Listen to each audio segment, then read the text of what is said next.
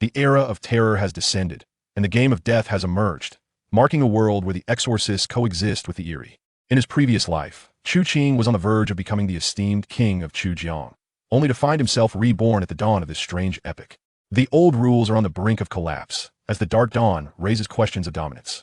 Awakened from the long night, Chu Qing returns from the depths of hell. In this era rife with the bizarre and fraught with uncertainty, he aims to establish a kingdom in a time of his own. My name is Chu Qing. You may refer to me as the King of Chu Jiang, or perhaps the Son of Darkness. Chapter 1. I am Chu Qing, return from hell. Young man, at this hour, what business do you have at the Dragon King Temple? Surely it must be closed by now. In Luocheng, on the evening of August 30th, a taxi traverses the highway. The taxi driver cast a curious glance at the passenger seated beside him. This individual was so strikingly handsome that even the taxi driver, once known as the Little White Wolf of Luocheng in his youth, felt overshadowed, unable to refrain from exclaiming how remarkably handsome the young man was. However, the primary reason the taxi driver found himself stealing glances was due to the young man's peculiar expression. After years in this profession, he had never encountered such an odd character. The young man sat silently, his gaze fixed intently ahead. That look seemed to be filled with nostalgia, as if he were staring into the darkness, seeking something unseen. It sent a chill down the driver's spine, prompting him to strike up a conversation. Fortunately, at that moment, the young man turned to the taxi driver and mused, "I came to admire the scenery. It has been ages since I visited Luocheng." The taxi driver regarded the youth. "You aren't a local, are you?" It was evident. Had he known, he would have taken a longer route. The young man replied, "I am a local, but I have been away for quite some time." He gazed into the inky darkness, illuminated by streetlights along the long street, reminiscing. In his previous life, during the era of terror, the source of Luocheng's demise lay right here, at the Dragon King Temple, which spawned the fearsome entity known as the Blood-Eyed Dragon Lord, instilling dread in countless exorcists across the Blue Star. Memories of this place flickered through his mind. Unfortunately, the driver, unable to perceive his nostalgic reverie, interrupted him. "Oh, you don't look very old. Have you been away at university?" "Haha, today's youth seem disinclined to return home, fixated on rushing to the big cities. In my opinion, Luocheng is truly the best." Upon hearing this, the young man nodded in genuine agreement. Indeed, it was truly remarkable. Luocheng had once faced the early annihilation of millions, with an extraordinary number of anomalies, ranking among the foremost in the world. Furthermore, it was home to one of the strongest of the fearsome entities. Few cities could rival Luocheng in its glory. By the way, how long has it been since you left Luocheng for university? The development here has been rapid. The driver, a chatty fellow, was thrilled to meet a returning native. The young man pondered for a moment. "It has been about 20 years. The taxi driver was taken aback, utterly baffled by the revelation of 2 decades. The youth appeared to be merely 22 or 23, likely just freshly graduated from university. Was he implying he was only 3 years old when he left Luocheng? What a ridiculous notion.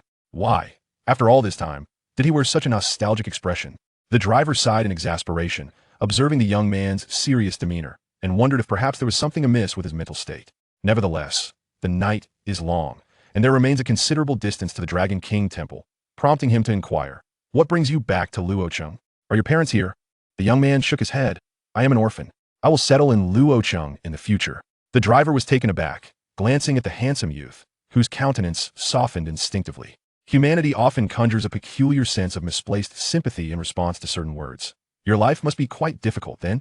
A trace of profound reminiscence flickered in the youth's eyes. Difficult does not even begin to describe it. 2 decades of precarious existence, 2 decades of treading on thin ice. He could scarcely recall how many times he narrowly escaped death, or how many betrayals, fatalities, and sacrifices led him ultimately to this juncture. That step that would soon lead him to the throne.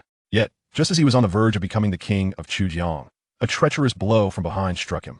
That blow rendered 2 decades of his hard work to naught. Yanqing's King Ding Xie, a cold glint flashed in the youth's eyes. Nevertheless, he merely smiled and gazed at the boundless night outside. It's all in the past. The future will be far more intriguing. Ah, youth is truly a blessing, so perpetually vibrant. Just like our girl at home, the taxi driver remarked. At this point, the taxi driver displayed a hint of blissful smile. With a loving wife and daughter, not excessively wealthy, but able to have enough to eat and drink, in such an era, happiness is certainly not an overly rare commodity. It is a pity that the taxi driver remains oblivious. 3 days hence, at midnight on September 3rd, Kyoto time, what events shall unfold? An array of peculiarities will descend, and the ledger of life and death will manifest beside all, judging the existence and demise of everyone. Humanity shall either perish beneath the bazaar or become the ghost tamers of the shadowy hierarchy, struggling to survive. Such an era has merely 3 days remaining. Perhaps changes have already begun to transpire, but as an ordinary taxi driver, he remains unaware. The youth chose not to speak further. The dim streetlights illuminated his tousled dark hair as he fell into a reverie. Rebirth, returning to the past, how unfathomable that is. Yet in such an era, even with a second chance, he harbors no absolute confidence in traversing further and steadier than in his previous life. Hence, he must gamble. And within all of Luocheng, there exists no place more suitable for this wager than where he is headed now. A bed of the human form to harness this possibly newly birthed, top-tier malevolent entity that could rank among the foremost in the Dragon Kingdom.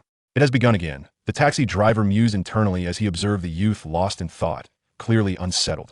Indeed, this lad's mental state is undoubtedly abnormal. Consequently, the taxi driver pressed the accelerator, and upon exiting the main urban area, the speed surged dramatically. The distant Dragon King temple seemed finally to be approaching. At this moment, the youth surprisingly expressed no urgency. Just drive slowly. It's late at night. Safety first. This statement caused the taxi driver to pause momentarily. Isn't that quite reasonable? Could it be that he had overthought? Perhaps the young man had merely indulged a bit too much? Yet, he bore no scent of alcohol. The taxi driver felt a twinge of doubt, uncertain of the youth's mental state.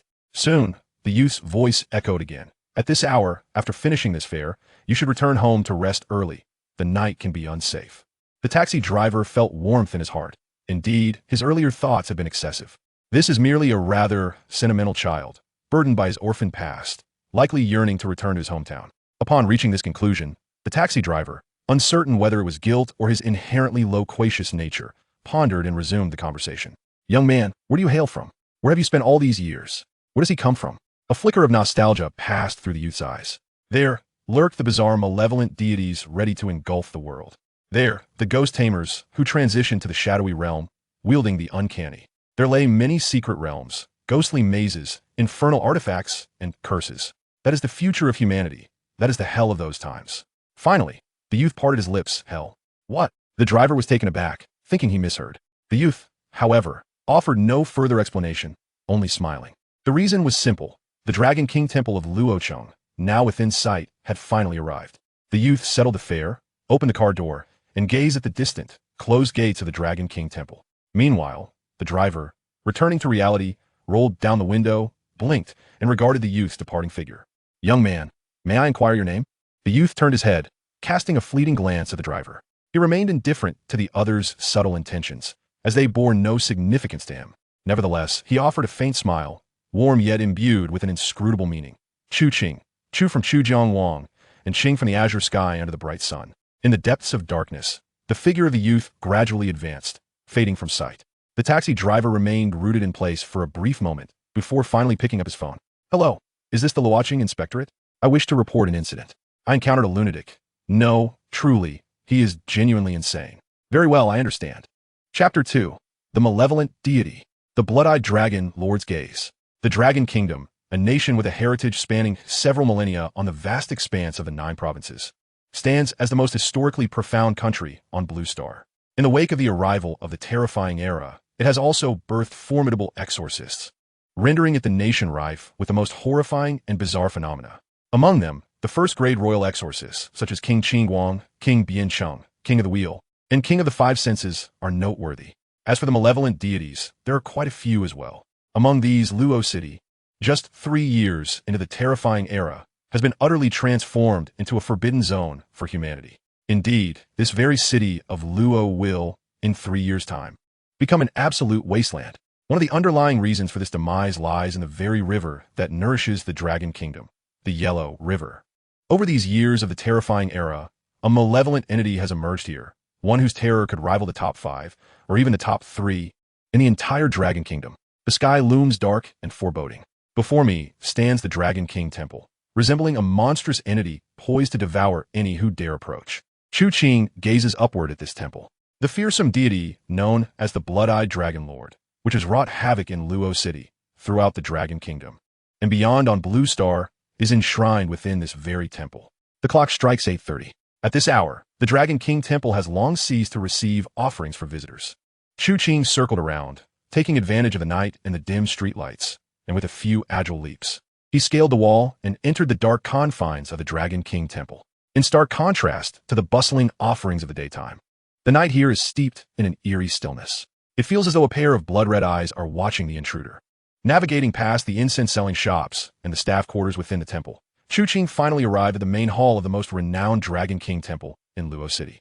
The lingering scent of incense still wafted in the air.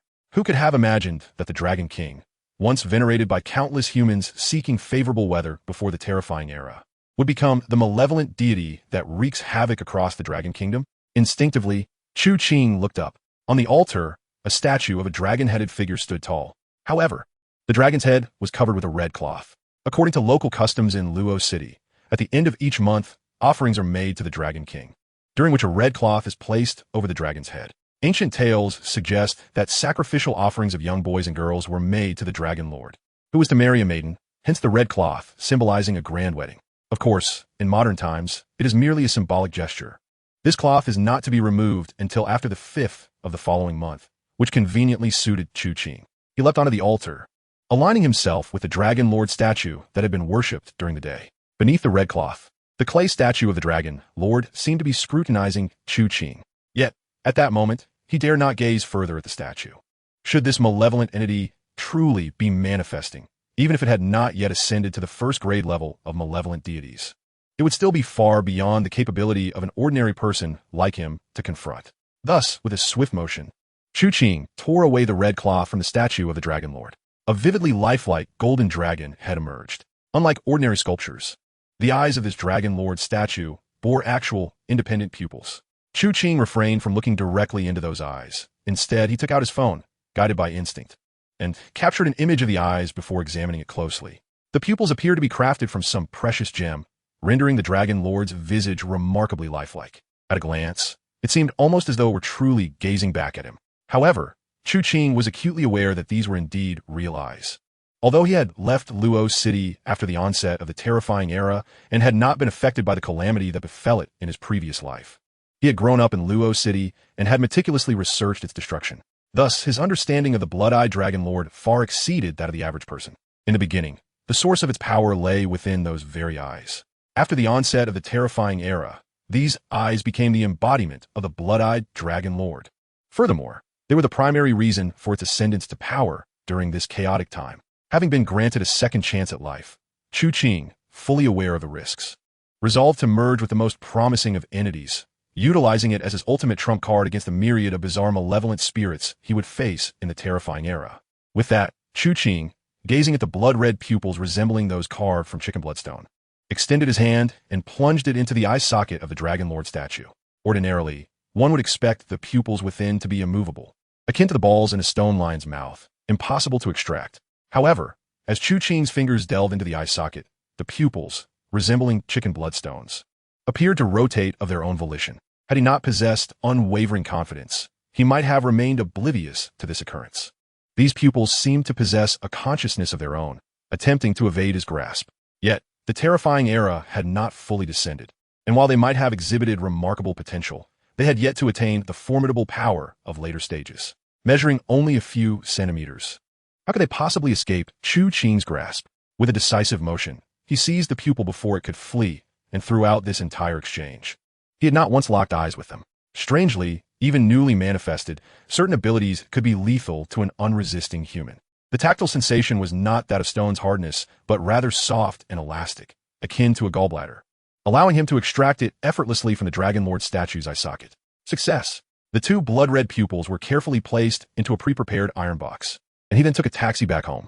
Once seated upon his bed, the clock indicated it was already 11 at night. The silvery moonlight illuminated Chu Qing's face, slightly flushed from his rapid sprint. Simultaneously, it assisted him in regaining his composure swiftly. Within the iron box, the two blood-red pupils seemed to radiate a faint, eerie crimson glow beneath the moonlight. Chu Qing took a deep breath, feeling his heart, which had been racing, begin to settle. He reached out to gently caress the blood-red pupils within the box. After about half a minute, the pupils gradually ceased their movement, and within the blood-red orbs, a pair of indistinct black slit pupils appeared to be fixated on him. Finally, a smile broke across Chu Qing's face, and without a second thought, he grabbed a nearby fruit knife and plunged it straight into his left eye socket. Splurt! Crimson splattered everywhere, Chapter 3. The Fusion of Blood Eyes. North Mountain Cemetery. Tick-tock, tick-tock. The sound was akin to a faucet left slightly ajar. Within the room, a heavy silence was pierced by an unsettlingly sharp noise. Viscous, scarlet liquid dripped from Chu Qing's fingers, which were pressed against his eye socket, falling into the iron box. As the crimson fluid soaked within, the two similarly blood-red pupils appeared to glimmer even more brightly. The pain was excruciating, enough to cause many to faint instantly. Yet, throughout it all, Chu Qing's expression remained unchanged, despite the clenched jaw and the veins bulging upon his forehead, which were sufficient to attest to his anguish. Even he found it necessary to endure such torment with great fortitude. However, this was merely the beginning. There was no dark entity seeking to dominate the bizarre. Instead, one must merge oneself with the spectral. Furthermore, the probability of success was dismally low. Should one fail, severe injury, permanent disability, or even a sudden death were all potential outcomes. Yet, Chu Qing proceeded without a moment's hesitation. The Blood-Eye Dragon Lord was one of the most formidable deities of his past life, and currently, it was the only manifestation of a malevolent spirit that Chu Qing could engage with. At this moment, this strange entity was merely a nascent source, with boundless potential, yet feeble power. If he dared not act now, what hope would there be for claiming the throne or achieving eternal strength? With a swift motion, Chu Qing seized the blood-red eyeball and forcefully implanted it into his left eye socket.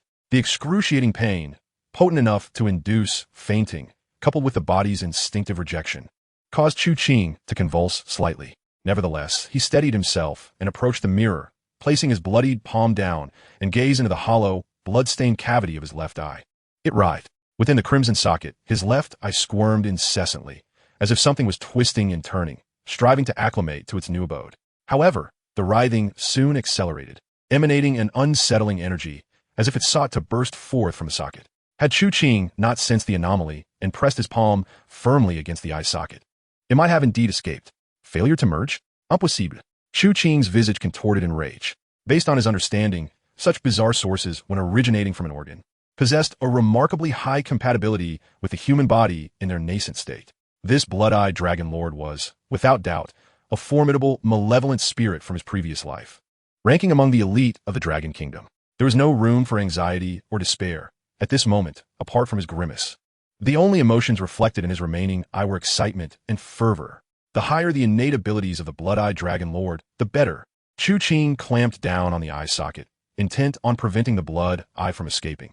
Yet it seemed to sense the peril, attempting to crash into the neural pathways behind the eye socket. Should the brain sustain damage, no matter how formidable Chu Qing's willpower, he would inevitably lose consciousness, or worse, succumb to death. However, if the blood-eye escaped without merging with his flesh, it would be impossible to truly command it again. What to do? A flicker of hesitation crossed Chu Qing's mind for the first time. His remaining right eye glanced toward the iron box, where the other blood-eye appeared to be in a frenzied state of turmoil. This blood-eye, as part of a pair, was evidently a unified entity. Was it possible that only through simultaneous merging could he succeed? Yet, should he fail, he would lose both eyes, and even with fragments of past memories, navigating the impending era of terror would be exceedingly troublesome, perhaps even leading to premature demise. To gamble or not to gamble?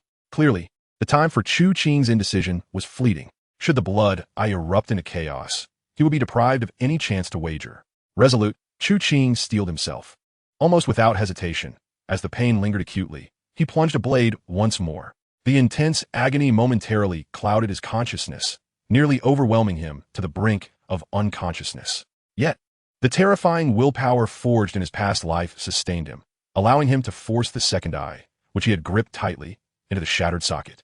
In that moment, Chu Qing had no other eye to witness the changes within those two orbs. He could only tightly close his eyes, using the feeble force of his eyelids in a desperate attempt to deter the eyes from fleeing once more. Ultimately, relying solely on his sense of touch, he discerned that the struggling blood-eye's attempts to escape grew weaker, and he finally exhaled a sigh of relief. Simultaneously, the excruciating pain seemed to transcend its own limits, triggering Chu Qing's already strained threshold of endurance, plunging him into unconsciousness upon the bed. The silvery moonlight illuminated the scene. Beneath Chu Qing's closed eyelids, something appeared to writhe frantically. If someone were to pry open his eye socket at that moment and gaze into the depths, they would witness the previously severed blood vessels and nerves within the blood-eye swiftly repairing and reconnecting. Even Chu Qing's formerly shattered eye was rapidly mending within the crimson hue, albeit the once black and white iris was gradually enveloping the blood eye within it. In the end, everything succumbed to silence. Under the cover of night, the entire city of Luo fell into an absolute stillness. Yet amidst this tranquility, numerous unknown secrets began to take root and flourish. In the northern suburbs at the Beishan Cemetery, it appeared desolate and dilapidated compared to several renowned cemeteries in Luo City. Were it not for the sign and the relatively orderly gravestones, one might easily mistake it for a mass grave. The reason was simple. It was rumored that in earlier years, besides the corresponding columbarium for storing urns, numerous coffins and deceased bodies were interred here. Moreover, the location of Beishan was remote and ominously dark, hence the persistent tales of hauntings. Tonight, it seemed particularly so. This ghastly place lacked even a semblance of streetlights. Cursing about the supposed beauty of the job, a man in his 40s, flashlight in hand, patrolled the mountain peak, as if this could slightly alleviate his trepidation.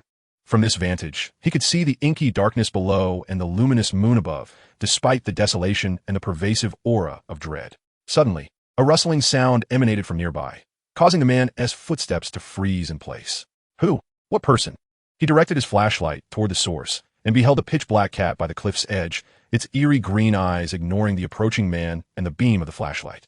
The cat stood upright like a human, its hind legs supporting its form while it raised its head, its front paws pressed together as if in prayer to something not far away, its entire body trembling. Damn, you scared the life out of me. Just a cat. The man wiped the cold sweat from his forehead and bent down to pick up a stone, preparing to throw it at the feline. However, in that moment, as he squatted, he instinctively glanced at his own pants, and a wave of icy dread washed over him, as if all the blood in his body had frozen. A disheveled human face loomed before him, no more than 10 centimeters away. What was even more terrifying was that the face bore no discernible features. Beneath the hair was merely a blank mass of flesh. The flesh suddenly split open, emitting a hollow voice. Did you see my face? A scream of sheer terror erupted from the depths of the dark Beishan, shattering the stillness.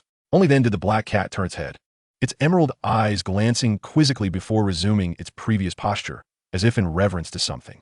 If someone stood behind, they would observe that the trembling black cat appeared to be paying homage to the entire Beishan. Chapter 4.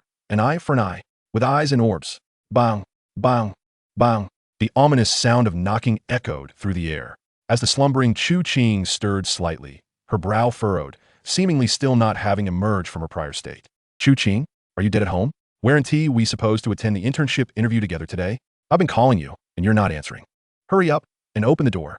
A voice thundered, powerful enough to shake the entire floor, accompanied by a relentless knocking. This caused Chu Qing, still seemingly enveloped in sleep, to frown even more deeply. Chu Qing, you're not really dead, are you? Just a moment, I'll call the landlady and ask her to bring the key. Seriously, it's just a breakup. It's been so many days. It hurts. An indescribable pain, akin to a searing brand imprinted in her brain, compelled Chu Qing to instinctively cover her eyes.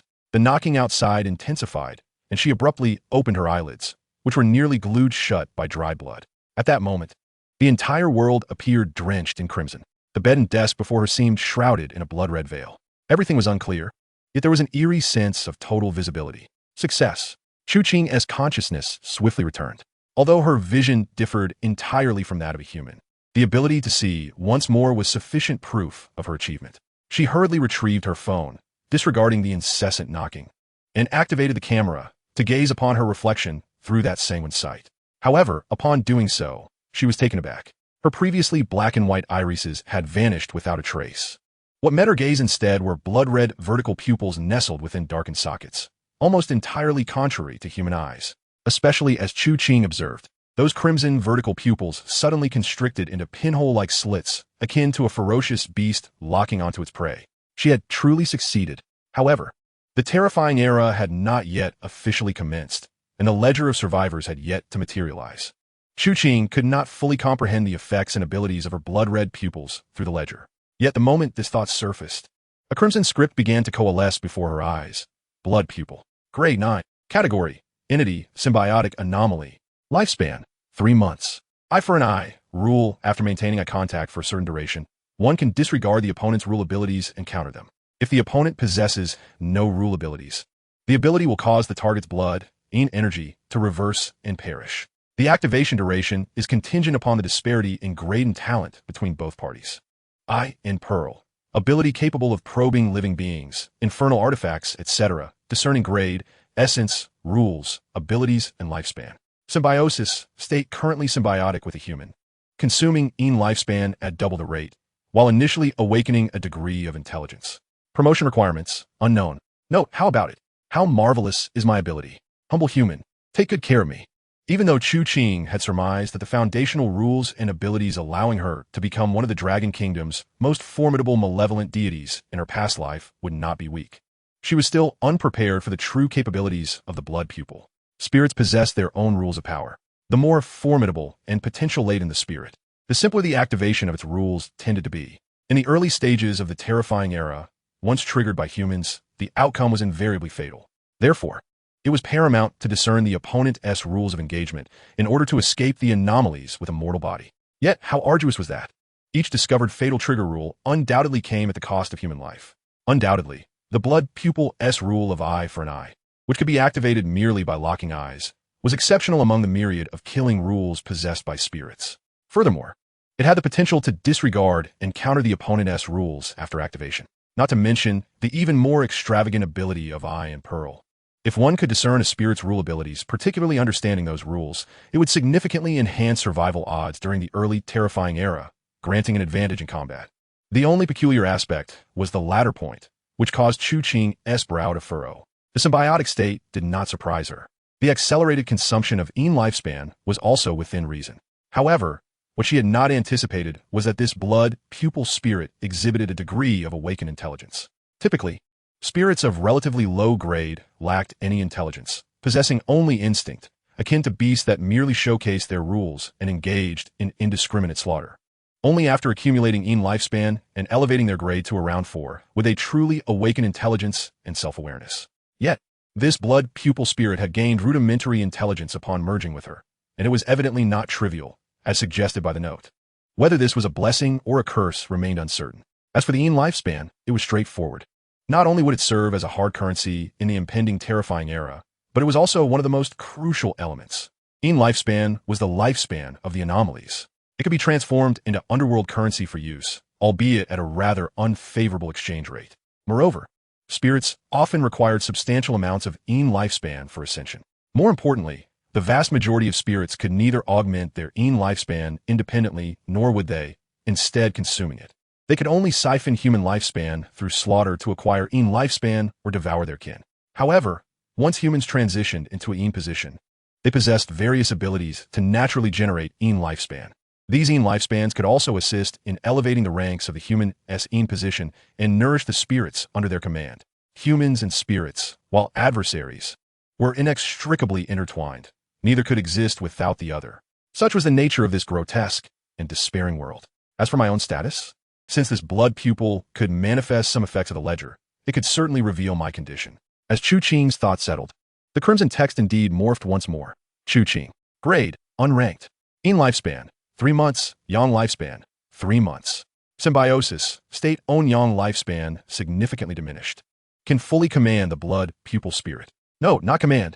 I merely allow you to borrow my power. However, human, do not die. Otherwise, I shall perish alongside you. Chu Qing's fist clenched tightly. In her previous life, her Yang lifespan recorded in the ledger had amounted to a staggering 60 years. Indeed, attempting to wield the anomalies with a mortal body, especially one as formidable as the blood pupil, was far from simple.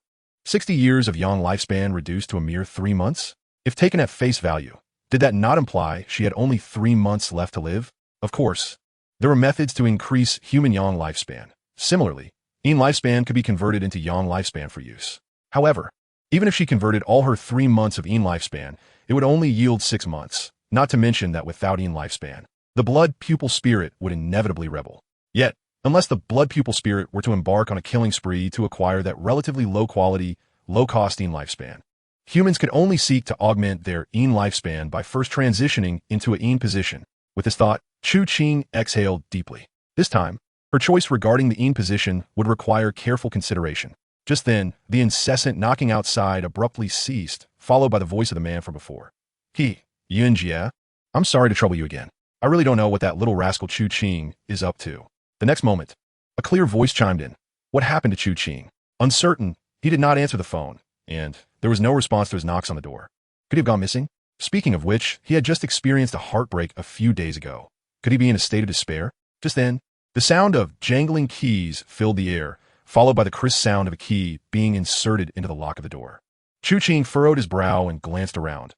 A blood-stained fruit knife, a metal box with dried blood crusted over, and the bedding marked with desiccated bloodstains. This was undoubtedly a crime scene. Although reborn into this life, he regarded the crumbling societal norms with indifference. Yet he did not wish to squander precious time on trivial matters before the impending horror descended upon him. Swiftly tidying up, he dashed into the bathroom. Chapter 5. Chu Qing's Job. The door swung open.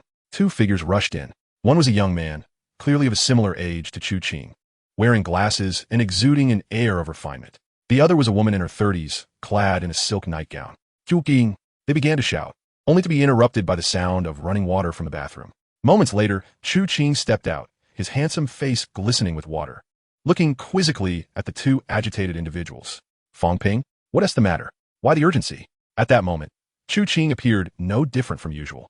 His eyes, black and white, held a mixture of surprise and confusion, as if he could not fathom the intentions of the intruders. What do you mean? What's wrong? You didn't answer your calls, and after knocking for so long, I thought you were still hung up on that in Ruoxue and contemplating something dire. And Ruoxue? Chu Qing blinked, taking a moment to recall who that was. He chuckled. I had a bit to drink and didn't hear you. My apologies. Upon hearing this, Fong Ping was even more taken aback. You really got issues. How long has it been since I heard you say sorry? Chu Qing ignored him and turned to the landlord, Su Suyun. Sister Yin, I'm sorry to have troubled you. Su Suyun shook her head. Chu Qing, are you truly all right? Yeah, me perfectly fine. All right then, I'll take my leave. I heard from Fong Ping that you have an interview today. Best of luck. She made a fist gesture, encouraging him. Thank you, let me see you out. Chu Qing wiped his face and led Su Suyun to the door, his gaze steady upon the charming and alluring landlord, who was in the prime of her life. Su Suyun's origins were shrouded in mystery. All that was known was that she was wealthy. However, in his previous life, at the onset of the horror resurgence and the arrival of the death game, this affluent landlord had perished in her own room. Not only her, but every woman in the entire building, and subsequently the whole neighborhood, had met a tragic end, their deaths horrifically gruesome. It was rumored that a strange girl dressed in red had been sighted on the balcony of the 16th floor, where Su Suyun resided. The red attire seemed crafted from blood and human skin. It was later heard that during a selection of brides in the now hellish city of Luocheng, the chosen one included that very red-clad specter now haunting the Happy Garden. Clearly, according to the natural progression of events, this stunning woman before him would soon become part of that haunting red figuresque garment. Contemplating this, a glimmer of interest flickered in Chu Qing's eyes. Sister Yun, if anything unusual occurs in the neighborhood, please feel free to call me. His expression was calm, yet his tone was profoundly earnest, causing Su Suyun to pause in surprise, her brow furrowing with suspicion. Unusual circumstances? What could possibly be so unusual? Chu Qing, are you like those smooth-talking boys online, shirking hard work? Huh. A young man should have his own ambitions. Nonetheless, I appreciate your kindness. But remember, rent is due next month. Chu Qing maintained his composure, responding placidly. Understood. Su Suyun's acquaintance with him was fleeting. Whether she lived or died was of little consequence to him. More importantly, Chu Qing was intrigued by the enigmatic red-clad specter, destined to become the consort of the blood-eyed dragon lord. Perhaps, through Su Suyun, he could draw the initial attention of that ghostly figure, making it easier to subdue her in her weakened state. Furthermore, if possible, he hoped to retain some semblance of his humanity. Even in his previous life, he had not succumbed entirely to the loss of his humanity, unlike many other ghost tamers. At that time, he had encountered a being who had ascended to the first rank of ghostly positions, known as the Wheel King. This entity had once conveyed to him, to be a ghost tamer is not merely to battle spirits. It is also a struggle within oneself. It's a conflict with inner madness, with one's own obsession, and the coldness of humanity. The most crucial aspect for a ghost tamer is to recognize oneself as human, to remember one is human, not a ghost. Otherwise, the ghostly position becomes a pathway to transformation into a spirit. The reason a king is that he can control everything, not just malevolent spirits, but himself as well. Chu Qing would forever remain a human commanding evil spirits, rather than allowing those spirits to dominate humanity. This was a truth he held dear. However, he was acutely aware that another force within him, one not yet fully mastered, was evidently displeased with Su Suyun's tone and words. Or rather, it could easily be discerned from Chu Qing's memories what the essence of the blood-eyed dragon lord truly was. In an instant, the black and white hues of his eyes lost their control, suddenly turning a vivid crimson. Within the darkened orbs, a blood-red vertical pupil appeared, locking onto Su Suyun before her. As she was about to turn away with a smile, Su Suyun's entire body became rigid. Her blood surged uncontrollably towards her brain, and her black and white eyes filled with blood. Her heart raced as if it would explode, nearly leading to a fatal hemorrhage. Yet in the blink of an eye, that terrifying blood-red vertical pupil vanished without a trace. Su Suyun's uncontrollable heartbeat gradualized. Confused, she gazed at the young man before her, who still wore a faint smile, his eyes warm and inviting, as if her earlier words of reproach had left no mark on him. At that moment, Su Suyun felt a disorienting dizziness coursing through her, compelling her to brace herself against the wall. Chu Qing extended his hand, supporting her shoulder without crossing any boundaries. "Sister Yun, are you all right?" Only then did Su Suyun regain her senses, quickly steadying herself. She continued to look at Chu Qing in bewilderment, as if she had just seen his eyes transform. Was that an illusion?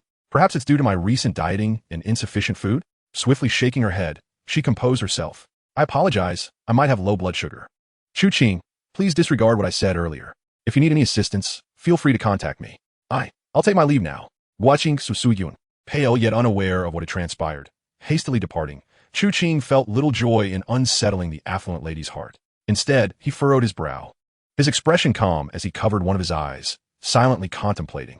"This is the first time, and I hope it will be the last. If it spirals out of control, I would willingly gouge out my own eyes, let alone yours. Moreover, do not forget that it is because of me that you possess any semblance of wisdom." In an instant, the orbs of black and white transformed once more into a vivid crimson, swiftly oscillating between the shades of black, white, and scarlet.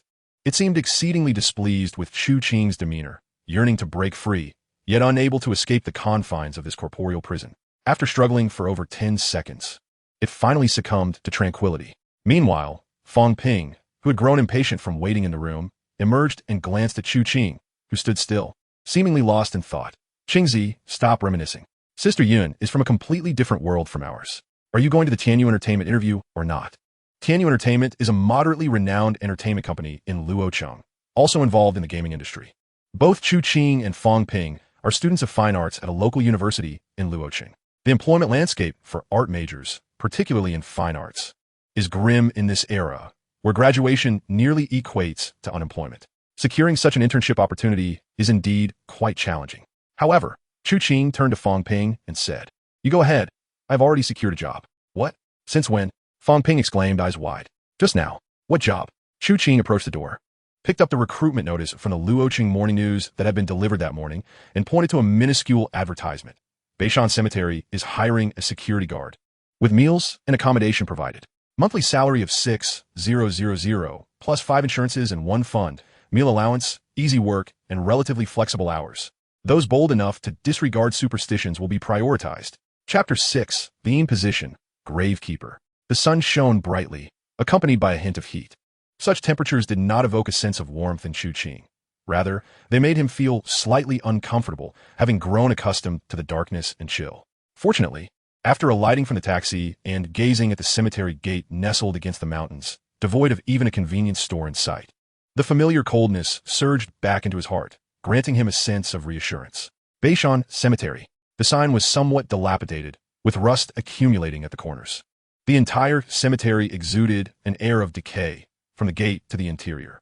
Beishan, in reality, refers to the outskirts of the Biming Mountain. This place is quite renowned throughout the Dragon Kingdom, as it is the final resting place of numerous nobles and dignitaries across the ages. Consequently, it once thrived in prosperity. Although Beishan Cemetery is a fair distance from the actual tombs of emperors and officials, which have since been designated as protected cultural relics, the allure of such proximity could potentially bestow fortune upon future generations. Yet, from the current state of affairs, one could readily discern the decline in business. Beyond the public nature of the cemetery, the lack of maintenance, coupled with haunting rumors, has rendered this vast expanse eerily desolate, seeming devoid of even a single staff member. However, shortly thereafter, a young man rushed over from a distant car parked by the roadside. "You must be Chu Qing, right? I'm Sui from our Beishan office." The young man appeared exceedingly anxious, and before Chu Qing could respond after nodding, he continued, "You've seen the benefits, right? Our work is relatively flexible. All you need to do is patrol once at 6 in the morning and once at 10:30 in the evening, take some photos to clock in, and you don't need to do anything else. If you wish to return home at night, that's fine. You can also stay here. If If there are no issues, please sign this form, and you can officially start today. Before Chu Qing could react, Su Wei thrust a form into his hands, his eagerness palpable. With such an appearance, who wouldn't he feel a sense of dread? There wasn't even a hint of willingness to accompany him inside. It seemed that merely standing at the entrance was already pushing the limits. Chu Qing observed everything keenly, but remained unfazed. He took the form and swiftly signed his name upon it. His reason for applying for the cemetery security position was not due to the so-called benefits. Rather, it was for an entirely different purpose. In his previous life, his position was that of a paper craftsman, a role that barely allowed him to utilize his meager artistic skills, and in the early stages, he managed to navigate it with relative ease. However, in this life, following his rebirth yesterday afternoon, Chu Qing had formulated new aspirations for his first position. There are numerous options for a 9th grade position. As far as Chu Qing is aware, there are no less than several dozen, each possessing distinct abilities and areas of expertise, particularly in the art of controlling spirits. However, as the grade of the position increases, the number of high-grade positions becomes increasingly scarce, and the difficulty of promotion is exponentially greater than that of ghostly entities. Furthermore, certain high-grade positions require corresponding low-grade ones for advancement. For instance, it is said that the king of Taishan among the 10 Yama kings can only ascend from the 2nd grade position of Taishan Mountain Lord, which in turn requires a 9th grade mountain dweller's path for promotion. The paths and advancements of positions are closely tied to future achievements and potential. When assessing the capabilities of position beyond combat prowess, the most crucial aspect is the acquisition of longevity. The paper craftsman possesses combat capabilities and spirit control that can be considered above average among positions, and the path toward promotion to an 8th grade position is still viable. However, it is certainly not the optimal choice for the 9th grade position he desires. This is solely due to the arduous process of acquiring longevity as a paper craftsman. To obtain longevity, one must fold a paper figure resembling oneself, inscribe their birth details, and then burn it. While it sounds straightforward, the folding process is exceedingly complex. If the likeness is not precise, all efforts are rendered futile. Not to mention the waste of materials, and it may even compromise one's longevity. Additionally, the path to advancement from a paper craftsman to a mid-grade position is already quite limited.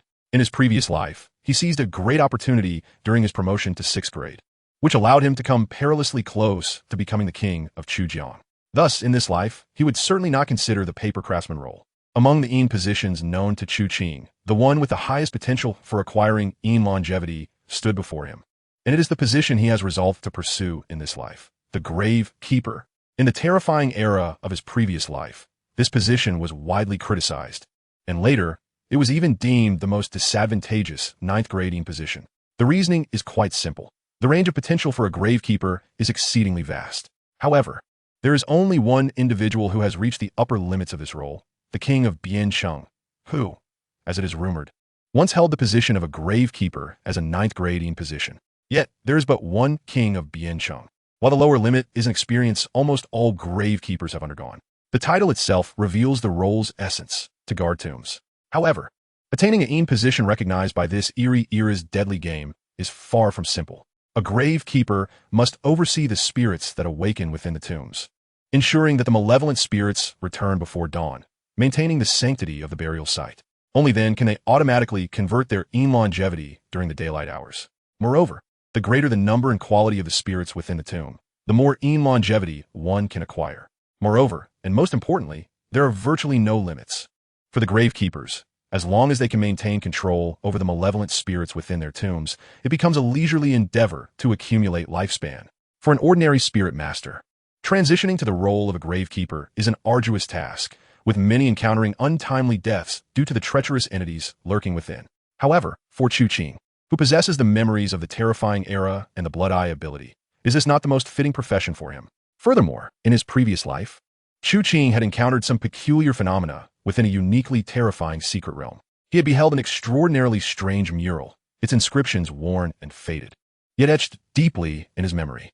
The origin of that secret realm was profoundly ominous, and it was rife with peril. Even second-tier spirit masters from the Dragon Kingdom had met their demise there. After enduring countless hardships, he had finally entered a grand hall, where aside from a single orb, only this mural remained. The mural was exceedingly intricate, its accounts rather chaotic. Yet, he distinctly remembered that several 9th-tier professions were emphasized among them. The most prominent was the gravekeeper, Coincidentally, this gravekeeper was the initial ninth-tier profession of Ding Xia, the king of Bian City, who had been his closest ally, yet delivered a fatal betrayal at the last moment. Chapter 7. The Faceless Ghost. The earthbound spirit of the Northern Mountain. Upon entering, to your left, that incense shop and guardroom is your designated area, equipped with a bed and some basic supplies. If you do not mind, you may either reside there directly or replace them with new items. Additionally, the incense shop contains phone numbers for flower wreaths, paper figures, and incense wholesalers. Should you wish to engage in a small business, feel free, though profits will be your own responsibility. Moreover, every first day of the month, at 8 in the morning, you shall head to the office 2 kilometers away to collect your salary. The youth named Su Wei rambled on these details before handing Chu Qing the key, then hastily departed in his vehicle, never having set foot within the cemetery. Chu Qing, however, remained unfazed as he took the key and unlocked the imposing iron gates of the Northern Mountain Cemetery, striding boldly inside. Yet, upon entering, Chu Qing hesitated slightly. He began to understand why that individual was so reluctant to step into the cemetery. The Northern Mountain Cemetery, true to its name, is situated within a desolate mountain range belonging to the Baima Mountain Range. Aside from a vacant cemetery at the foot of the mountain, there lies a small hill. Though the hill rises only 200 or 300 meters, the cemetery's description states that the higher the elevation, the more valuable the burial sites, thus commanding higher prices. Of course, with the cemetery's decay, many ancestors of once prominent families had long since relocated, having altered their feng shui. Presently, the Northern Mountain Cemetery is indeed quite desolate, with scarcely a few tombstones, and this emptiness evokes a sense of unease. In truth, the location of the Northern Mountain Cemetery is quite favorable. Not far from the Yellow River, beyond this desolate mountain, several others lie in its path, where the mighty Yellow River flows. The entrance connects to the suburban main road, and the surrounding area offers ample space for development. This cemetery is situated in such a locale. Chu Qing, unfamiliar with the intricacies of feng shui, nevertheless perceived a wisp of grayish aura upon entering the cemetery. This gray hue is invisible to the naked eye of ordinary individuals, yet under Chu Qing's gaze, it was distinctly apparent. It was none other than the legendary Yin energy or ghostly aura. Although the terrifying era would officially commence at dawn 2 days hence, there were already numerous peculiar signs, like that of the blood-eyed dragon lord, which had manifested prematurely. This northern mountain was likely among them. No wonder that individual had turned and fled. Moreover, observing the residual Yin energy so potent, it was likely that this place had already witnessed the consumption of lifespans, having tasted flesh. In other words, someone had perished here before. Contemplating this, a faint smile crept across his face. From the perspective of a gravekeeper, he found himself quite satisfied with this vast cemetery. Not only was it expansive, but its very terrain allowed for many tombs where Yin energy could accumulate, paving the way for future containment of even more peculiar entities, thus preventing the mindless slaughter among the initially violent spirits. Most importantly, he had been gifted a powerful ghost right from start, though he was uncertain of its potential or capabilities, and it would not become his tomb spirit. He had already contemplated the choice for that role. Yet the greatest advantage of being a gravekeeper compared to other spirit master professions was that having numerous powerful ghosts was always beneficial. Thus, what may seem like a mere malevolent entity to others was for him a living, breathing machine for printing lifespan. As for the tomb spirits, as the name suggests, they're the powerful ghosts fully under the gravekeeper's control, restricted to the confines of the tomb. This limitation is one of the more frustrating aspects of the gravekeeper's profession. Once outside the tomb, they were not much stronger than an ordinary person. Nevertheless, within the confines of the tomb, the combat prowess of the gravekeeper, alongside the tomb spirit, remained formidable. Thus, even with the blood-eyed ghost, the value and significance of this initial tomb spirit were paramount. With these thoughts in mind, Chu Qing moved forward, slowly approaching the area dense with Yin energy. Before he could summon the blood-eyed ghost to scrutinize the source of the energy, a peculiar sound emerged from beside him. Meow. Chu Qing turned to investigate. A black cat sat upright atop a dilapidated gravestone entwined with unknown vines, its orange-green eyes curiously observing Chu Qing. A wisp of Yin energy swirled around it. Was this a cat that had encountered the supernatural and partially awakened after consuming Yin energy? Chu Qing smirked, crouching down and extending his hand. Meow. The black cat looked at Chu Qing with some surprise, yet it showed no fear, leaping down from the gravestone to stand before him.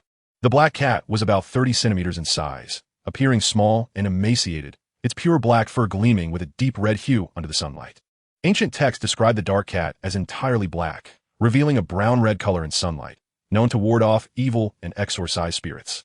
Upon stroking the black cat's body, It began to purr contentedly, its previously trembling form now relaxed. Chu Qing then inquired, "Little one, did someone die here previously?" Strangely, as he posed this question, the black cat, which had just settled comfortably in his hands, suddenly began to tremble violently again. It seemed to understand human speech. Chu Qing continued to smooth the somewhat disheveled fur of the black cat, smiling as he said, "Do not be afraid. I understand this is not your fault. You merely happened upon the remnants of a meal when that thing was feeding, correct?" Meow. At Chu Qing's words, the black cat's meow turned piercingly sorrowful. Its previously docile demeanor vanished entirely, its orange-green pupils narrowing into pinpricks as it gazed at Chu Qing, or rather, what lay behind him. An inexplicable chill emanated from behind. Even in daylight, Chu Qing narrowed his eyes slightly, but did not hastily turn around. The rules governing the supernatural can be capricious. Who knew what kind of abilities this ghost might possess? Thus, amidst the increasingly terrified gaze of the black cat, Chu Qing's previously black and white eyes suddenly transformed into a deep crimson. In the inky blackness of his eye sockets, the blood-red vertical pupils fixated firmly on the black cat. And only then did Chu Qing slowly turn around. There stood an ethereal figure, amidst the crimson shroud of observation. A figure clad in a tattered and decaying white dress emerged, its original form entirely obscured.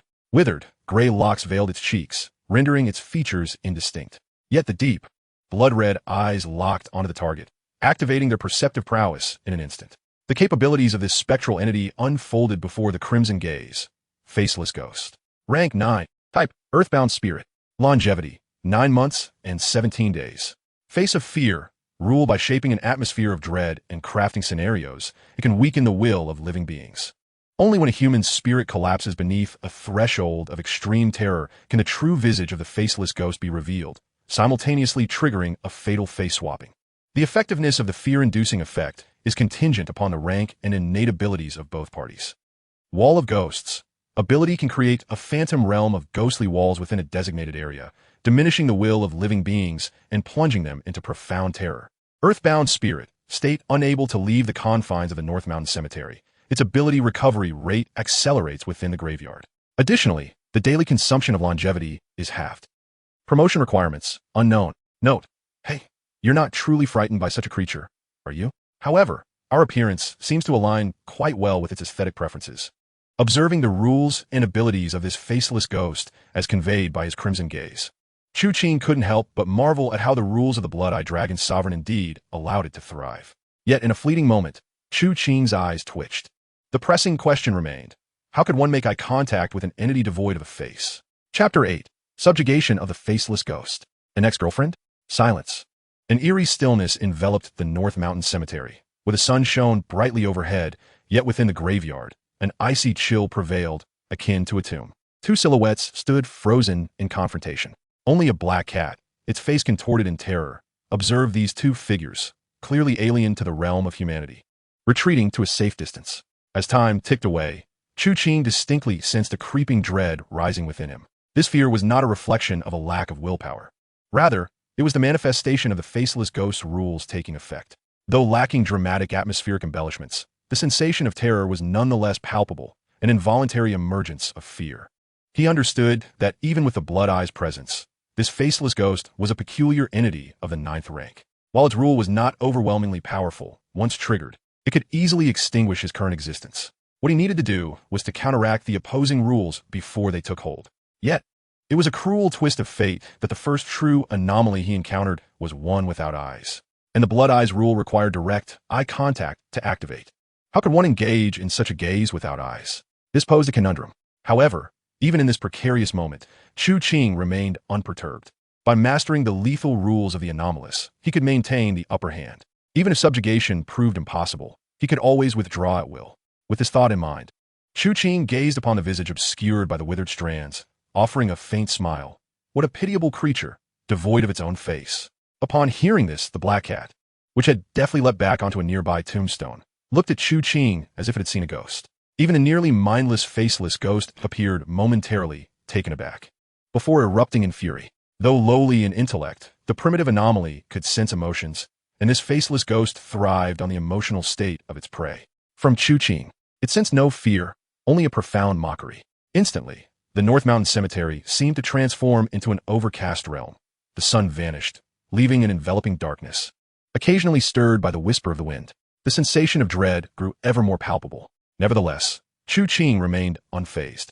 The blood-red orbs of his gaze remained steadfastly fixed on the faceless ghost, even extending a hand to probe its intangible form. Unfortunately, as an earthbound spirit, it lacked a corporeal body, and his palm met only a chilling void. Realizing this, Chu Qing withdrew his hand and continued, "What do you think of my face?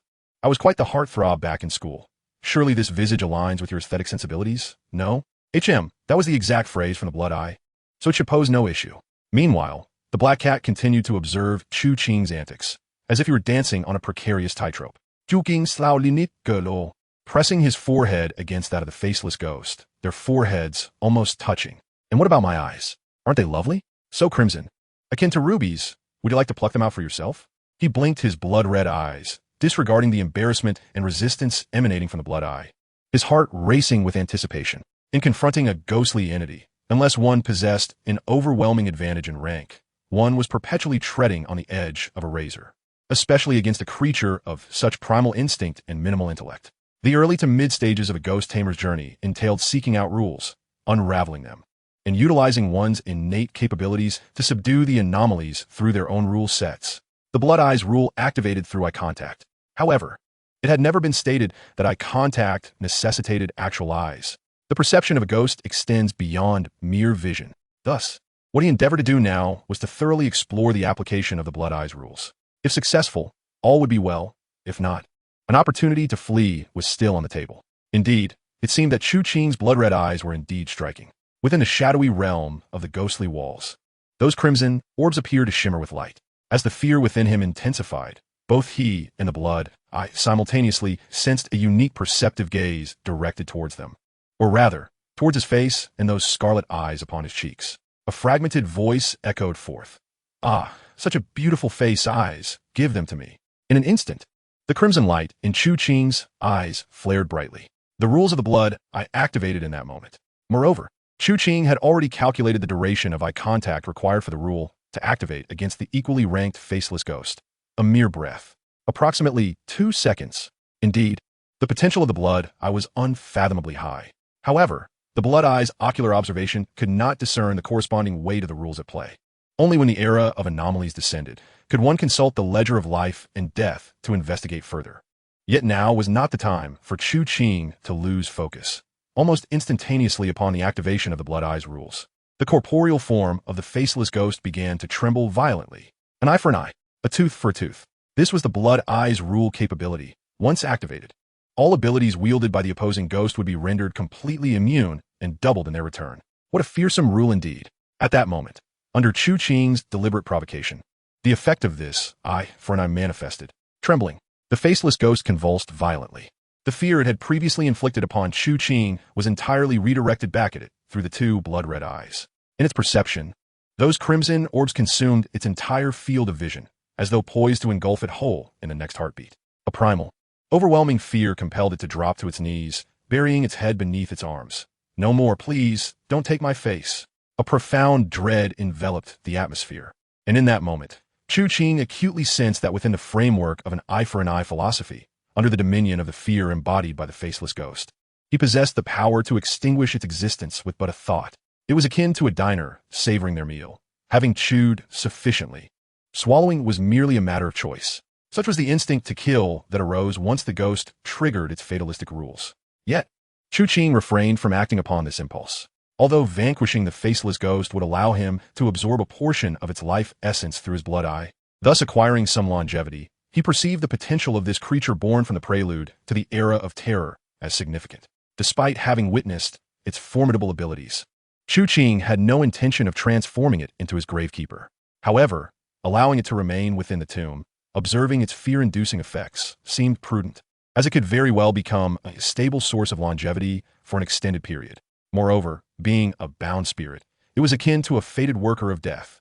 With a gentle smile, he lowered his gaze, and though he could not physically touch the faceless ghost, he reached out with his aura, speaking softly, "Rest assured, as long as you obey, I shall not strip your visage from you.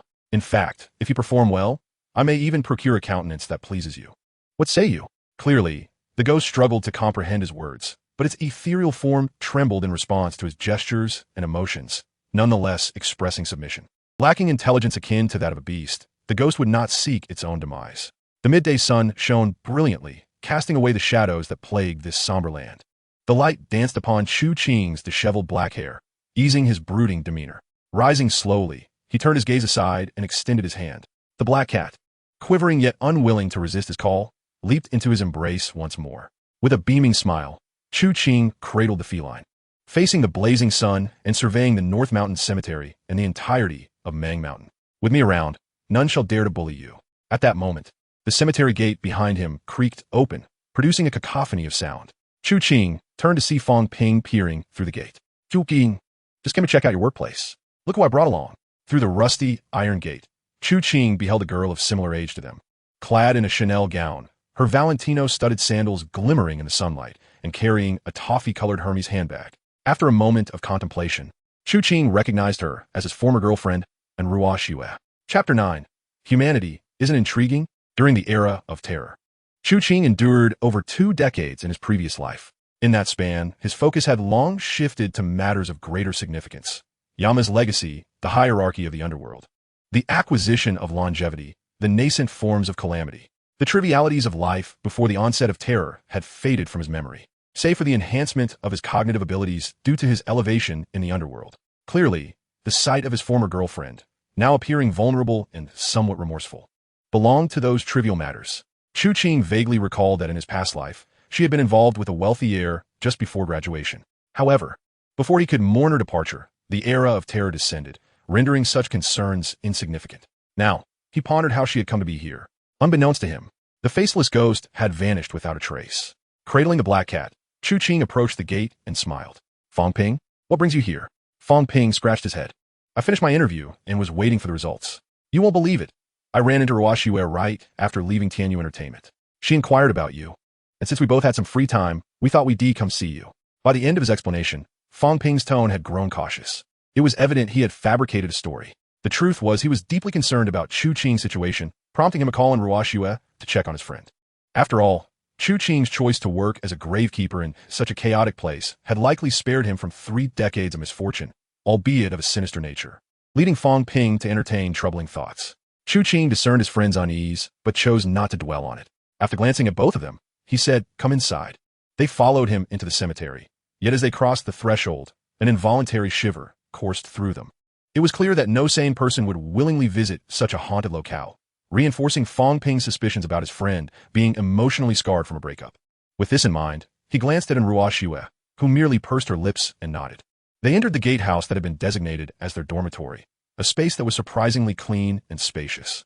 However, upon surveying their surroundings, Ruo Xue selected a seat and spoke with an expression of remorse. "Chu Qing, I'm sorry. I know I've hurt you, but you needn't."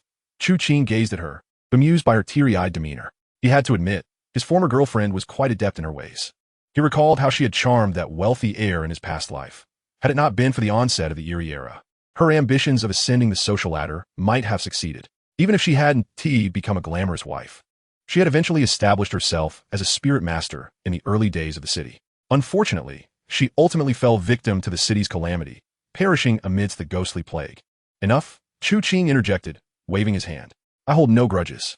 Breakups during graduation season are common. Your choices were entirely reasonable. Upon hearing this, Ruo Xue felt even more remorseful. I understand you're pretending to be unaffected, but you've come to this place to escape. I realize I've wronged you. Can you please add me back on WeChat? Ruo Xue gazed at him with a pleading look in her beautiful eyes. There was an indescribable quality about him, coupled with his status as the campus heartthrob at their university, which stirred her emotions. Yet, she understood that such sentiments would not sustain her after graduation. Thus, without a second thought, she had thrown herself into the arms of a wealthy local heir. Yet, upon seeing Chu Qing again today, that inexplicable charm and the mysterious thrill she felt reignited memories of their past. She extended her phone toward him, her eyes beseeching. Chu Qing furrowed his brow, reluctant to entangle himself with her further. To claim he could not let go would be a mere fabrication. After all, their relationship had been mutual, and he had enjoyed it as well. Many times, it was Ruo Xue who paid for their hotel stays. Therefore, feelings of anger or resentment were unfounded. Moreover, it was not as if the woman standing before him was merely a former girlfriend he struggled to recall after his rebirth. Even in his past life, when she had sabotaged his prospects, or even when the treacherous Wang Dingxie had betrayed him, he harbored such intense hatred that would drive him to seek vengeance. Such sentiments were reserved for enemies he was destined to eliminate in this life. Kings are never merely defined by their strength. They embody an indomitable spirit. The time for retribution is inevitable, and even Chu Qing has already conceived the first step of his plan. However, a heart troubled by vengeance cannot find tranquility. Such individuals, in this terrifying era, facing the corruption of the human spirit by malevolent beings, can never aspire to become a king-level demon master, bearing the weight of countless sins. One must forge an undying heart. Hatred pales in comparison to his lofty ideals and aspirations. His reluctance to engage in such matters stems purely from a desire to avoid complications. Yet, it is evident that his resistance has led to misunderstandings with Fang Ping and Ruo Shui. Fang Ping cleared his throat and said, "Well then, you two continue your conversation. I'll take a stroll outside." With that, he turned and left, completely oblivious to the potential dangers that awaited him outside. And Ruo Shui, on the other hand, failed to notice the exasperation on Chu Qing's face and instead looked at the black cat nestled in his arms with tenderness. "You still have such a fondness for cats. The dumpling we raised together is still with me." However, observing Chu Qing's indifference, she finally pressed on, "Chu Qing, we are both orphans and we understand that in this society, in this era, without money, one is hardly better than a dog. The only asset a woman possesses, apart from her youthful beauty, is the relentless endeavor to climb higher." Chu Qing smiled, realizing they were finally getting to the crux of the matter. He awaited the impending humiliation from his former girlfriend. Yet, even as the Chu Qing of his past life, who nearly ascended to the position of King of Chu Jiang, he could hardly anticipate that this ex-girlfriend would unexpectedly continue. "But Qing, I still love you. Add me as a friend.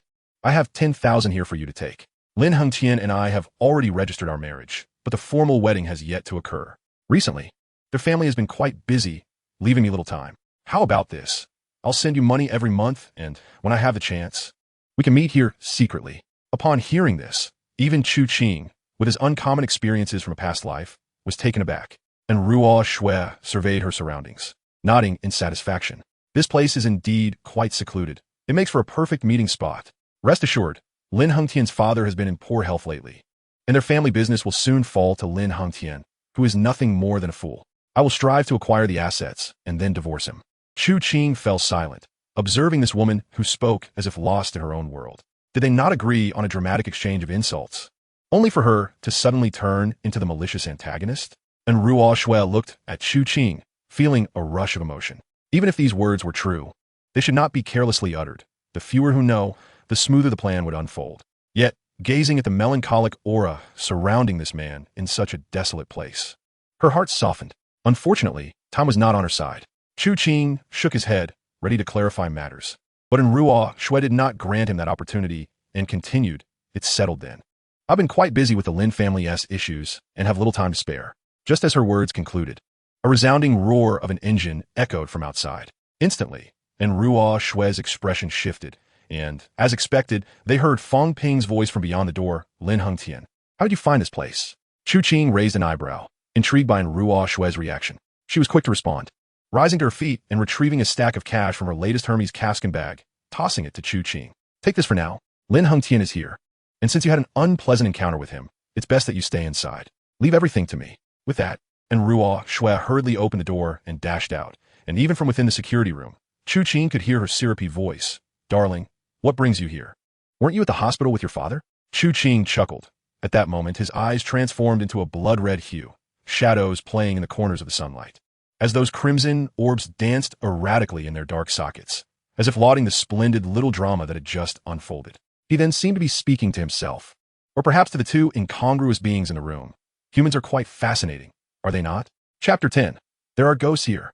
Xuya, didn't you say you had a lunch date with a friend? Yet here you are? A strange male voice questioned from outside, through the chipped glass. Chu Qing caught a glimpse of a vague figure beyond the door, clad in a white suit, barely managing to present a semblance of a respectable gentleman. It was evidently Lin Hengtian. After a brief glance, Chu Qing raised an eyebrow, intrigued. The three individuals outside seemed oblivious to the darkness of his gaze. As in Ruo Shui's voice followed, "Darling, please don't be angry. Fang Ping mentioned that Chu Qing was feeling down, and I came to encourage him and help him let go. Is that so? But tell me, what is that pretty boy doing in this ghostly place?" Lin Hengtian's voice echoed again. "He said he was here to be a guard. I felt sorry for him, so I gave him 10,000 as a parting gift, hoping he would cease his troublesome antics. You really don't trust me, do you? You gotta follow me here? Hearing a hint of annoyance in Ruo Shue's voice, Lin Hengtian's tone softened. Of course not. My mother came to switch shifts, so I didn't need to be at the hospital. My dad has been clamoring to leave. It's quite bothersome. I thought I'd join you for a meal and meet your friend, but who would have thought you'd end up in such a ghostly place? At this point, Lin Hengtian glanced around, seemingly catching sight of the shadow within the guardroom, peering in. What the hell is this idiot Chu Qing thinking? I told you, artists are all a bit unhinged, working as a guard in a place like this. Chu Qing, are you brave enough to come out? The guardroom door swung open, and in Ruo Shue's expression turned tense. Sure enough, Chu Qing emerged, a stack of cash in his hand. Is there something you need, young Master Lin? Oh, so the pretty boy dares to show himself? What did I say back then? You might as well go to KTV or nightclub for this kind of work. I guarantee you could easily make a few thousand a month. Lin Hengtian mocked, his disdainful gaze fixed on Chu Qing, particularly on the stack of cash he held. After a brief pause, he continued, if you run into a few wealthy women willing to spend, you could easily rake in tens of thousands a month. If you're in need, I can introduce you to some. My father knows several women who are financially well off but lack a man. Not to mention a few male bosses who are into that sort of thing. If you're interested, I could set you up. Who knows? Perhaps our Lin family's business might even benefit from your whispers in their ears. Ha ha. Chu Qing's smile remained unchanged, his enthusiasm undeterred as he surveyed Lin Hengtian, seemingly unfazed by the taunts. Fang Ping could no longer contain himself and stepped forward, positioning himself protectively in front of Chu Qing. Lin Hengtian, what the hell are you saying? Lin Hengtian shot a cold glare at Fang Ping. What? You think you can take me on? Look at you. I heard you went to Huan Yu Entertainment for an interview this morning. Let me tell you, Zhao Yu from Uncle Zhao's family of Huan Yu is my buddy. You think you can work there? Dream on. Observing Fang Ping's flushed countenance, Lin Hengtian chuckled softly. Zhao Yu and I have established an MCN company. Thus, if you wish to berate this pretty boy, I shall reserve a position for you as the HR manager, with an annual salary starting at 20,000, bonuses excluded. What do you say? He cast a haughty glance at Fang Ping. This was his most favored tactic. Beneath the allure of wealth, notions of love, friendship, and even familial bonds were rendered utterly insignificant. He was all too familiar with the sight of individuals groveling under the temptation of money, and thus, he eagerly awaited Fang Ping's response. Even Chu Qing, with a hint of interest, turned to observe his friend. Only in Ruo Shue furrowed her brow, genuinely displeased as she regarded Lin Hengtian for the first time. Fang Ping's complexion grew even more crimson, and he lunged forward, seizing the collar of the ladder. What gives you the right to act so arrogantly with your meager wealth? Without your father, you're nothing. With that, he swung his fist towards Lin Hengtian's face. This unexpected scene caught both Lin Hengtian and Chu Qing off guard. The former instinctively recoiled, while Chu Qing reached out a hand, finally managing to restrain Fang Ping. Maintaining his demeanor, he smiled at the somewhat flustered Lin Hengtian. Young Master Lin, your display of bravado has concluded, and you have found your quarry. Now, take your money and leave. As Lin Hengtian glanced at the stack of cash Chu Qing offered, he finally snapped back to reality, slapping the 10,000 yuan back into Chu Qing's hands. Just as he was about to continue his tirade, an inexplicable chill enveloped him. For reasons unknown, the cemetery before him seemed to dim significantly, and a nameless dread pervaded his heart. He forced himself to glare menacingly at Chu Qing and Fang Ping. I'm not short on cash. Don't bother in Ruo Shue again. My dear, let us go. With that, he deliberately linked arms with Ruo Shue and hurried toward the exit, boarding a flamboyant sports car. As he opened the car door, he instinctively glanced back at the cemetery. However, that single glance sent a shiver down his spine, as if he had plunged into an icy abyss. He quickly dove into the car and sped away, flooring the accelerator. Darling, what is wrong with you? And Ruo Shue inquired, observing Lin Hengtian's dazed expression. His body trembled, and he abruptly slammed on the brakes. Panic evident as he turned to Ruo Shue. Swear, there are ghosts in that place. A ghost next to Chu Qing, with an indistinguishable face, dressed entirely in white. Witnessing the terror in Lin Hengtian's eyes, a flicker of barely concealed disdain crossed in Ruo Shue's gaze. Nonetheless, she spoke gently. There are no such things as ghosts in this world. Besides, it's broad daylight. Have you been getting too anxious while helping Dad? No, Sua? I truly am not deceiving you. Lin Hengtian insisted anxiously. Just wait and see. That Chu Qing won't live much longer. How dare he work as a security guard in such a haunted place? But this is for the best. He won't pester you anymore. As Lin Hengtian rambled on, and Ruo Shue remained silent, her delicate hand gently patting his back, seemingly to soothe his fear. Yet, her eyes, which Lin Hongtian could not see, betrayed a profound, unyielding coldness and unabashed scorn. Chapter 11. The Paperman, the familiar stench of copper. Chu Qing stood at the entrance, still smiling as he watched the roar of the engine fade away. He had done nothing throughout, turning only to glance at the still fuming Fong Ping, and then chuckled. Is it really worth getting this worked up? Fong Ping paused, looking at Chu Qing. Chu Qing, how can you remain unperturbed by his words? That bastard thinks he can make me a dog for a pittance? Doesn't he realize there are plenty of ways to make a living nowadays? Am I really going to starve over his trifling amount? Chu Qing smiled, opening the door to the security booth. Fong Ping, despite his frustration, had no choice but to follow him inside. Instead of trailing behind, Chu Qing directed his attention to an empty spot nearby. Don't rush. He possesses something intriguing. When the opportunity arises, you'll have your fill. Back in the booth, Fong Ping eyed Chu Qing suspiciously. What is the rush? What opportunity? What are we eating? I'm already full of rage. Chu Qing did not respond, merely observing Fong Ping. To his surprise, he was rather pleased with Fong Ping's reaction. Although he seldom foolishly tested human nature, it appeared that this fellow was quite commendable. It was a pity that he had perished early during the outbreak of the supernatural calamity in his previous life. With this thought, Chu Qing tossed the 10,000 yuan onto the table, extracting a few notes before gazing at Fong Ping. Fong Ping, I shall teach you a craft. Hand me your identification. What? Fong Ping blinked in confusion, but complied obediently. He watched, dumbfounded, as Chu Qing skillfully folded the crimson banknote into a small paper figure, complete with arms, legs, and a head. Chu Qing even took out some watercolor pens to draw on it, leaving Fong Ping astonished. It seemed as if this origami figure was a reflection of himself, for he had noticed that Chu Qing inscribed his birth date upon the figure and handed it back to him. Keep this close. If you encounter danger, throw it away or ignite it for better effect, and then come find me. Stunned, Fong Ping accepted the paper figure, glancing around the shabby security booth that doubled as a shop for incense and paper figures, utterly bewildered. Good heavens, you truly wish to pursue this line of work? Chu Qing ignored him, picking up another banknote and addressing Fong Ping. Enough with the frivolous talk. Learn from me. My time is limited, and I must head out soon. Okay. But Chu Qing, can we use a different piece of paper? Isn't it too wasteful to fold money? Fong Ping lamented, his expression peculiar, already contemplating whether to call a mental health facility. Without lifting his head, Chu Qing replied, these things are not worth overthinking.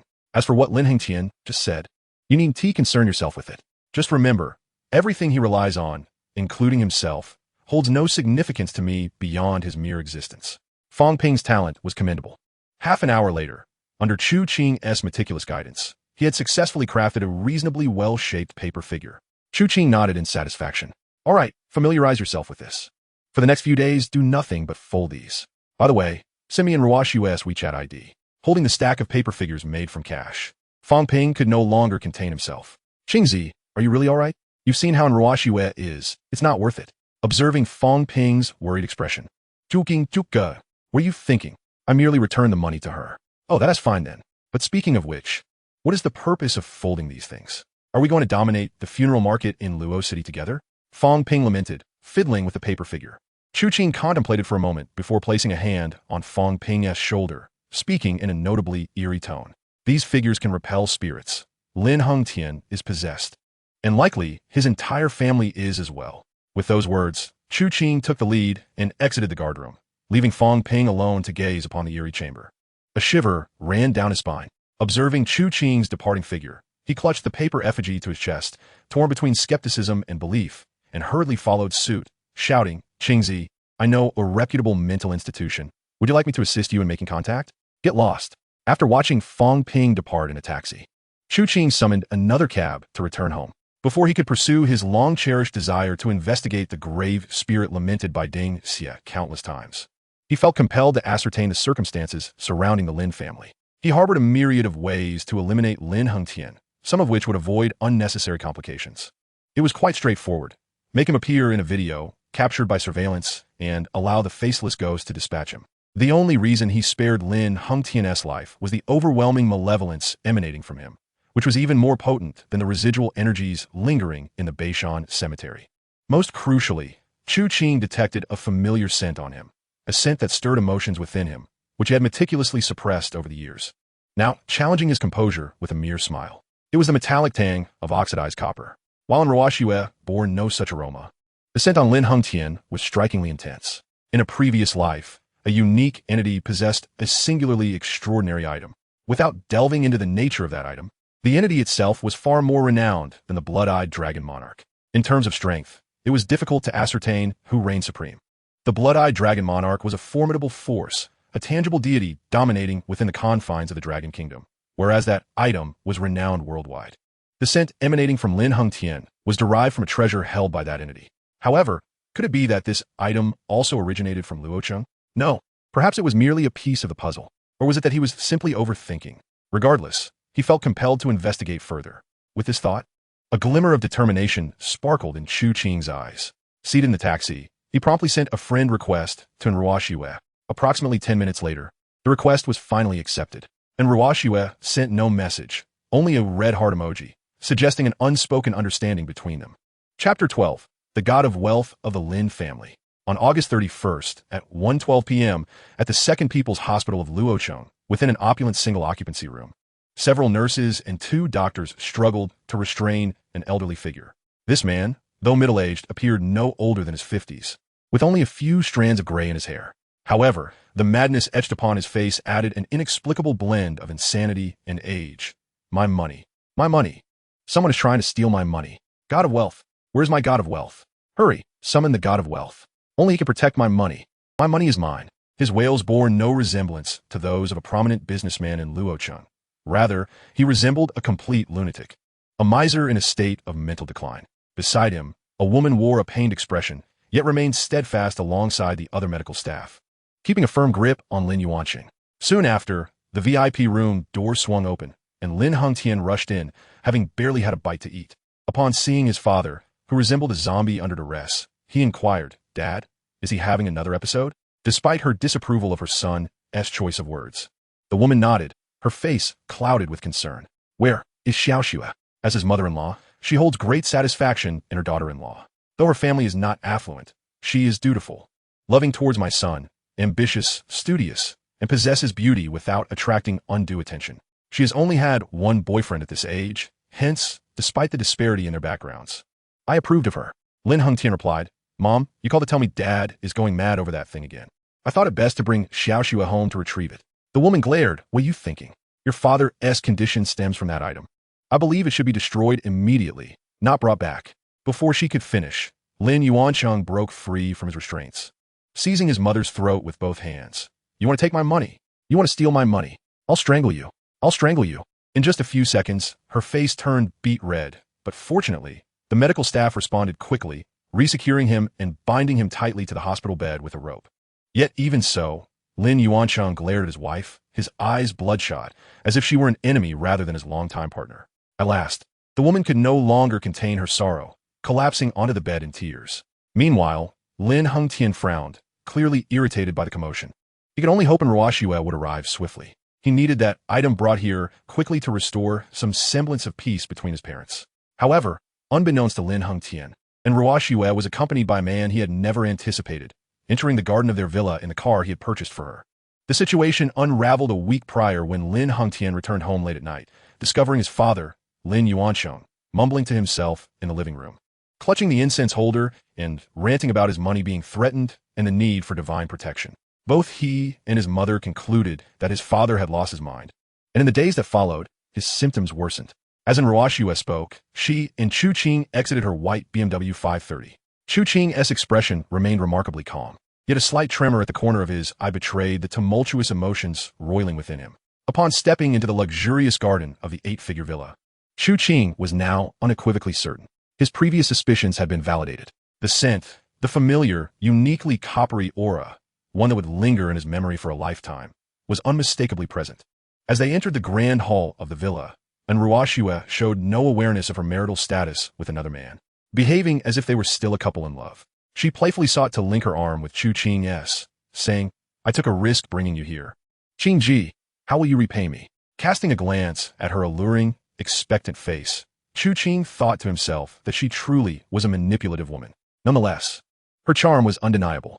Without her, it would have been far more challenging for him to gain entry and discern the truth without complications. He chose to ignore Enruashue's flirtations.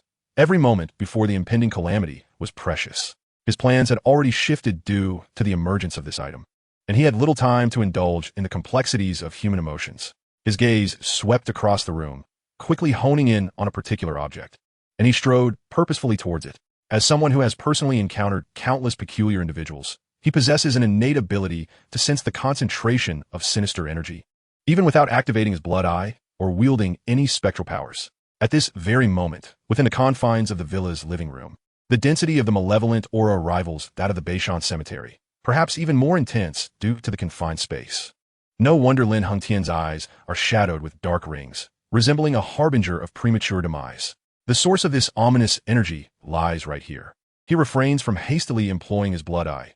Judging by Enruashue's reaction, this object has evidently been present for at least half a month, and yet, among the numerous members of the Lin family, only Lin Hengtian's father seems to have been affected. Moreover, according to Enruashue, there are no immediate indications of impending death, which undoubtedly suggests that the lethal rules governing this entity are not as horrifyingly instantaneous as one might fear. The object in question is a statue of the god of wealth, perhaps a head taller than an average person, seemingly crafted from copper. However, due to the passage of time, its originally lustrous surface has oxidized to a darkened hue, rendering it particularly eerie in the dimly lit living room, where curtains obscure the light. Notably, this copper effigy of the god of wealth clutches a small, dark copper coin in its hand, as if it were forged together in a singular mold, perfectly aligned. Chu Qing's gaze remains steadfastly fixed on the statue and the black copper coin it holds, unyielding in its intensity. Meanwhile, Enruashue continues her incessant chatter beside him. Brother Qing, you have no idea. After leaving the Beishan cemetery, that good-for-nothing Lin Hengtian claimed to have seen a ghost right beside you. He even suggested that you might die soon, while he himself is the one who should be worried. At his age, how can he still be afraid of ghosts? It's laughable, apart from having a good father. How can he compare to you, Brother Qing? At that moment, Chu Qing finally interjects. He is not mistaken. What? And Enruashue is momentarily taken aback by Chu Qing's interruption, his words leaving her momentarily speechless. Chu Qing's expression remains unchanged as he reiterates, he is not mistaken. And Enruashue opens her mouth, momentarily at a loss for words. Before finally stammering, Brother Qing, what are you saying? How could you possibly calmly? Chu Qing interrupts her again. I'm not referring to that. I mean, he is not mistaken. There are indeed ghosts in this world. What? At that moment, Enruashue finds the situation utterly absurd. The sunlight outside is obscured by clouds, plunging the already dim living room into an even deeper gloom. Yet, Chu Qing remains unfazed, slowly pointing upward as he speaks softly. Look there. And Enruashue lifts her gaze, the statue of the god of wealth, now shrouded in shadow, appearing ominous and uncanny from his perspective. For some inexplicable reason, as she gazes upon this figure, an intense chill envelopes her, and goosebumps erupt across her skin. Chu Qing's voice echoes in her ears. There lies one above us, watching us, this pair of foolish lovers. Chapter 13. The God of Wealth. Chu Qing, competing with ghosts for wealth. Silence.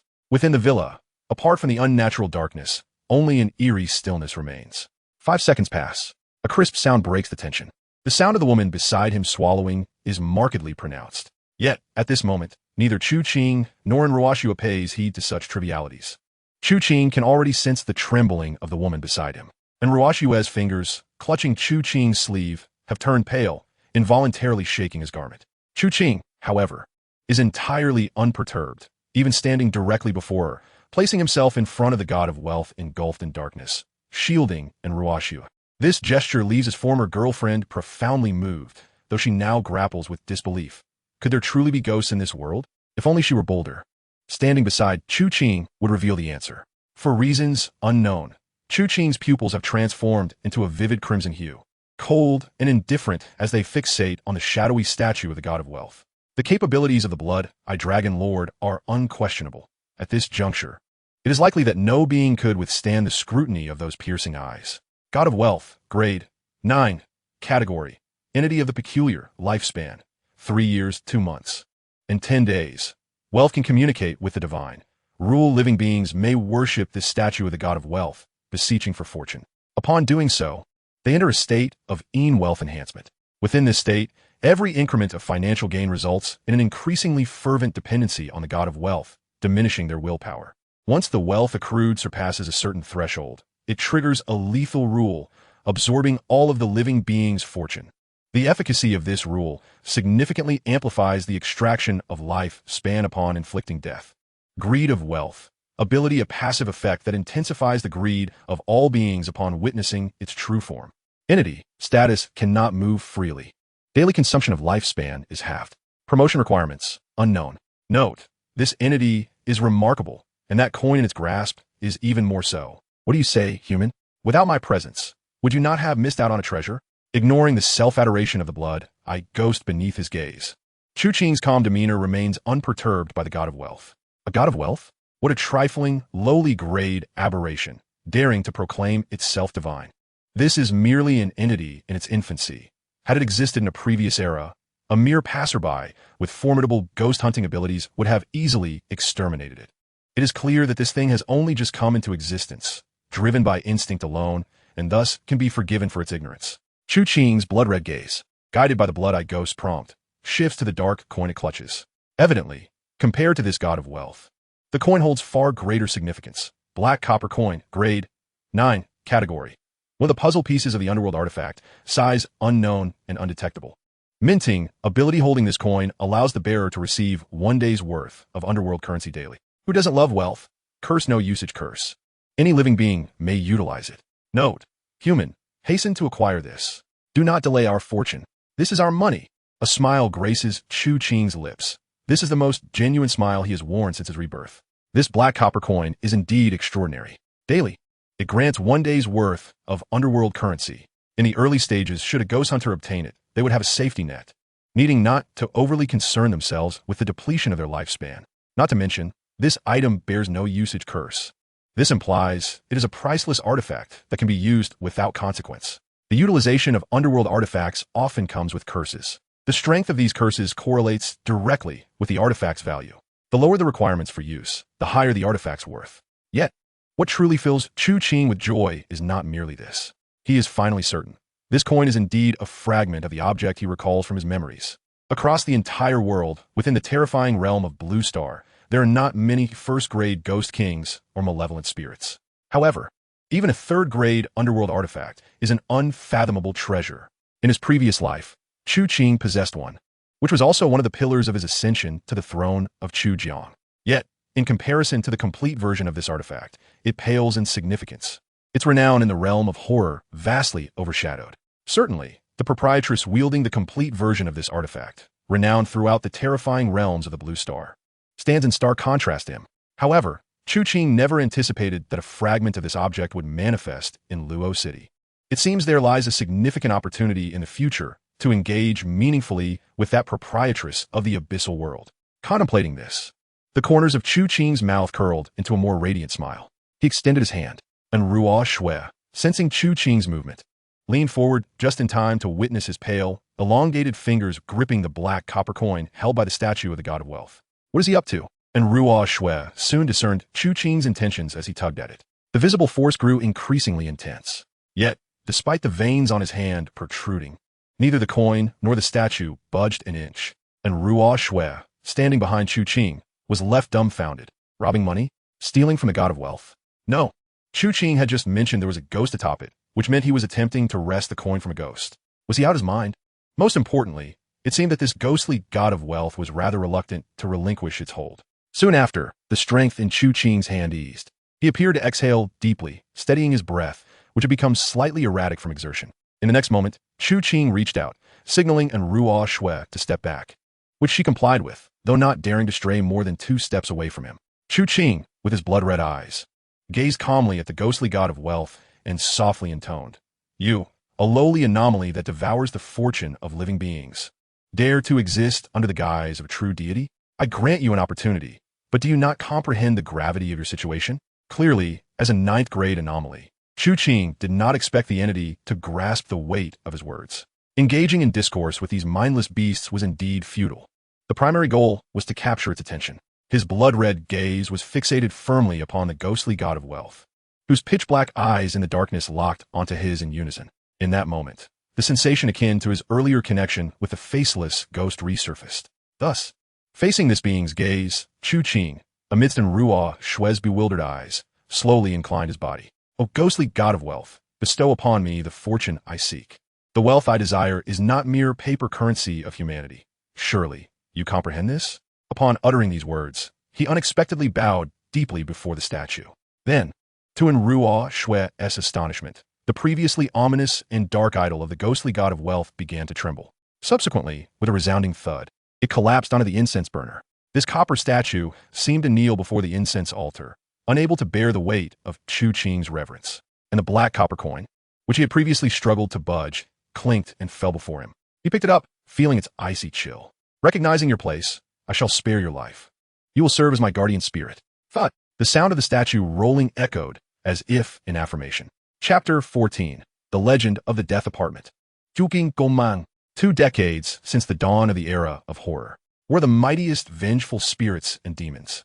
As Chu Qing sat alone in a taxi returning to the cemetery, this intriguing question crossed his mind once more.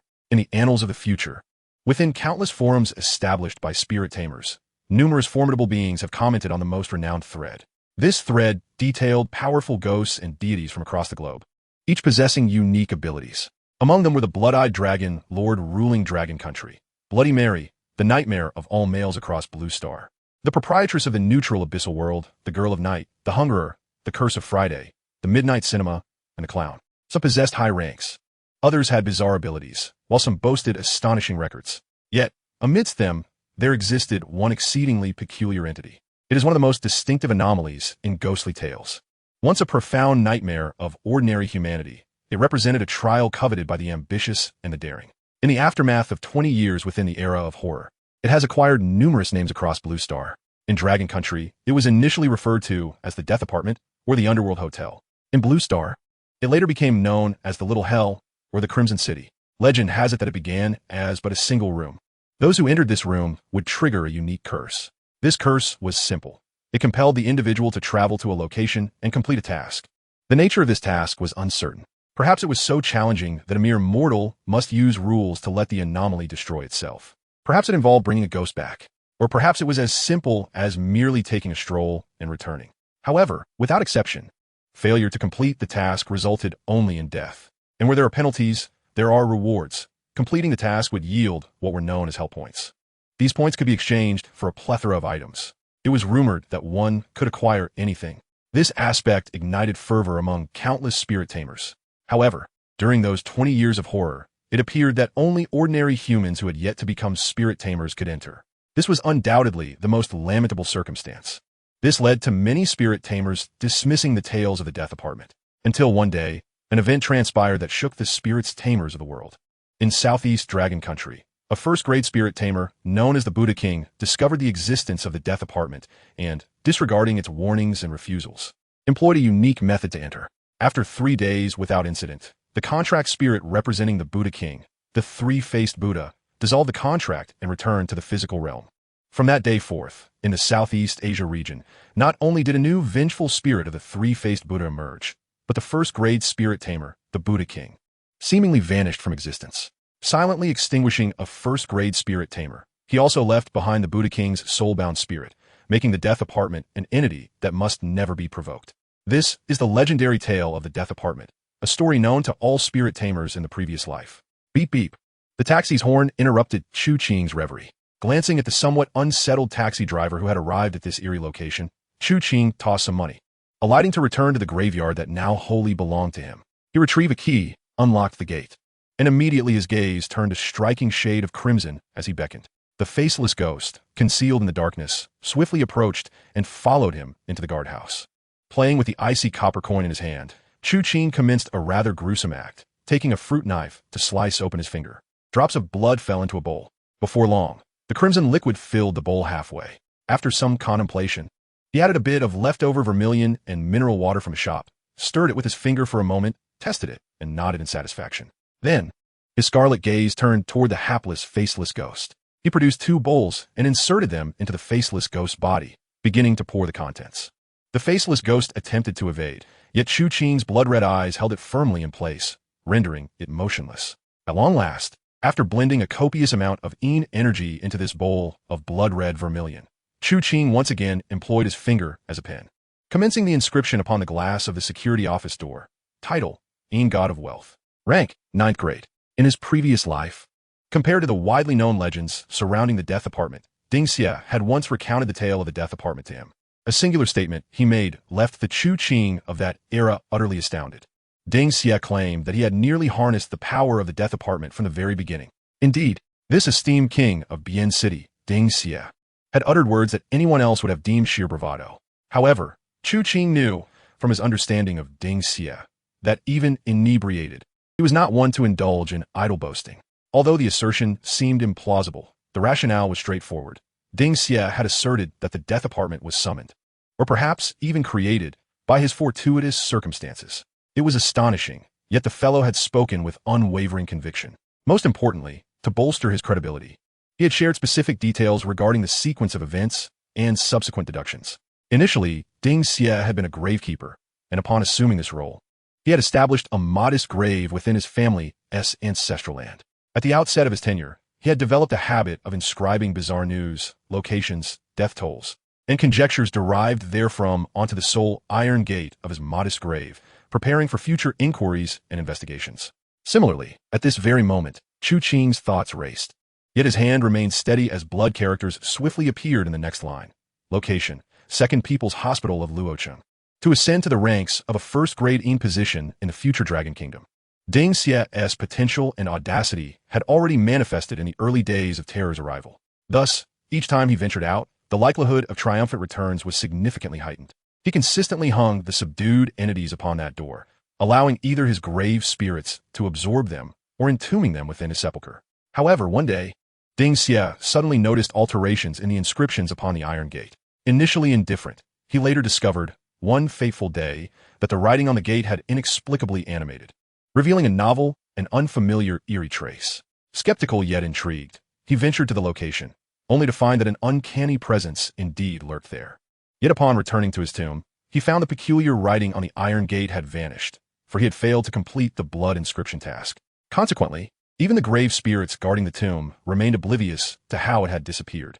Thereafter, the moniker of the death apartment began to gradually permeate both the Dragon Kingdom and the world. Ding Xie had recounted this tale to Chu Qing more than once, expressing his regret with palpable sentiment. Had it not been for the unforeseen circumstances and his already harnessed grave spirits, he would have sought to capture the death apartment at any cost, irrespective of the price. Chu Qing's penmanship briefly paused, a smile unfurling upon his lips. Objective: retrieve the corporeal form of the Yin God of Wealth from the Second People's Hospital of Luocheng, while ensuring the Lin family of three, tainted by the Yin God, perishes instantly. As one who ascended from the ignoble ninth-grade position of a gravekeeper to become the king of Bian City, even Ding Xie recognized that the initial form of the death apartment, that gateway to death, represented the epitome of grave spirit selection. He had often conversed with Chu Qing about how different his fate might have been had he commenced his journey as a grave spirit with the death apartment as his ninth-grade position. It can be said that Chu Qing's choice to embrace the role of gravekeeper in his rebirth was significantly influenced by this extraordinary grave spirit. As the closest companion of this erstwhile king of Bian City, how could Chu Qing not assist his dear friend in realizing this aspiration? With this thought, he dipped the final remnants of blood-red pigment from the bottom of the bowl onto the glass of the portal, leaving behind the concluding remark, commentary: wealth can transcend heaven and earth. Money can summon spirits as well as dispel deities. By decree of Chu Jiangwang Chu Qing. Chapter 15. The Tomb of Cash. The Arrival of the King of Hell. On August 31st, at 4:17 p.m., there remained 55 hours and 43 minutes until the full resurgence of terror. Luocheng, Second People's Hospital, and Ruo Shui had never been so cautious. In fact, when she had initially departed from the Lin family villa with Chu Qing, it was barely around 2 o'clock, yet this journey had stretched over 2 arduous hours. It was not due to traffic. Rather, it was the object placed in the back seat. If one had asked her before this afternoon, she would have staunchly denied the existence of ghosts in this world. However, after the events at the Lin family villa, she now recognized that the deity of wealth resting in the back seat was indeed an authentic anomaly. Who could possibly drive nonchalantly under such circumstances? Throughout the journey, she had accumulated countless tickets for traffic violations. The mere thought of a ghost watching her from the back seat sent chills down her spine. Little did she know how many times she had mentally berated Chu Qing during this drive. Were it not for the consideration of that entity's demeanor in the presence of Chu Qing earlier that afternoon, she might have shouted her frustrations aloud. Was this fellow even human? Well, upon reflection, it seemed that the answer was not necessarily affirmative. After successfully terrorizing her, he had simply hailed a taxi and left her, a young woman, to carry this ghostly object alone. Yet, As these thoughts swirled in her mind, she repeatedly reassured herself aloud. I am Chu Qing's woman. If you seek trouble with the Lin family, do not involve me. It must be said, while that man treated her like a mere tool at this moment, and Ruo Shui realized that he was the only one who could provide her with a sense of security, even if it was merely a name. Thus, when she finally entered the ward, cradling the deity of wealth, she discovered that the flicker of fear within her heart had, unbeknownst to her, vanished without a trace. Xuya, you have finally arrived. Why didn't you answer my call? Lin Hengtian hastily approached, accepting the approximately 30-centimeter tall black statue of the deity of wealth. He evidently failed to notice any changes in the figure, lamenting and Ruo Shui's tardiness, which had subjected him to the torment of two elderly men for over 2 hours. He quickly took the heavy bronze statue and made his way towards his father, Lin Yuanqing. Unsurprisingly, since in Ruo Shui's entrance, Lin Yuanqing's gaze had remained fixated on the statue. God of wealth, God of wealth, Mine, Father, the God of wealth has arrived. Rest assured, with the God of wealth here, our family's fortunes shall not diminish. Please cooperate and allow the doctor to treat you. Lin Hengtian hurriedly handed over the statue. Lin Yuanqing embraced the statue tightly, his bulging eyes finally closing slowly, prompting a collective sigh of relief from everyone present. Lin Hengtian then remarked, I told you, bringing this thing to Dad would suffice. Once he calms down, allowing the doctor to treat him is better than anything else. Observing her husband's tranquility, the woman exhaled a breath of relief, nodding in agreement. In that case, let your father rest for a while. Inform a medical staff that he hasn't eaten all day. Let's go out and grab something to eat. The three of them nodded in unison and exited the hospital. After hastily dining at a nearby eatery, they emerged to find the sky enveloped in darkness. Just as they returned to the entrance of the people's second hospital, a taxi rolled to a gentle stop before them. The trio exchanged glances, but two of them abruptly froze in place. Lin Hengtian's response was one of furrowed brows, while Ruo Shui displayed a mixture of surprise and a hint of anxiety. Yet, neither uttered a word, silently observing Chu Qing as he alighted from the taxi. Indeed, it was Chu Qing who had arrived. Chu Qing, what brings you here? Lin Hengtian coldly inquired, prompting Chu Qing to turn and regard the three at the entrance, his lips curling into that familiar, detestable smirk that Lin Hengtian loathed. In response to Lin Hengtian's query, Chu Qing replied straightforwardly, I've come to retrieve something of mine. Ah, young Master Lin is also here. You have something here? Lin Hengtian glanced at the hospital's entrance, momentarily taken aback. However, it was evident that after the events of that afternoon, Lin Hengtian was no longer inclined to engage in idle banter with Chu Qing, especially with family present. He strode into the hospital lobby, approaching the elevator doors. Yet, to his dismay, the irritating individual trailed behind him into the elevator. Lin Hengtian revealed no effort to conceal his disdain. The woman beside him noted her son's expression, casting a peculiar and scornful glance at the unassuming yet striking young man, whose presence exuded an extraordinary aura. As a genuine member of the upper echelons of Luo City, she was unclear about the relationship between Chu Qing and her son, but it was evident that he warranted no courtesy.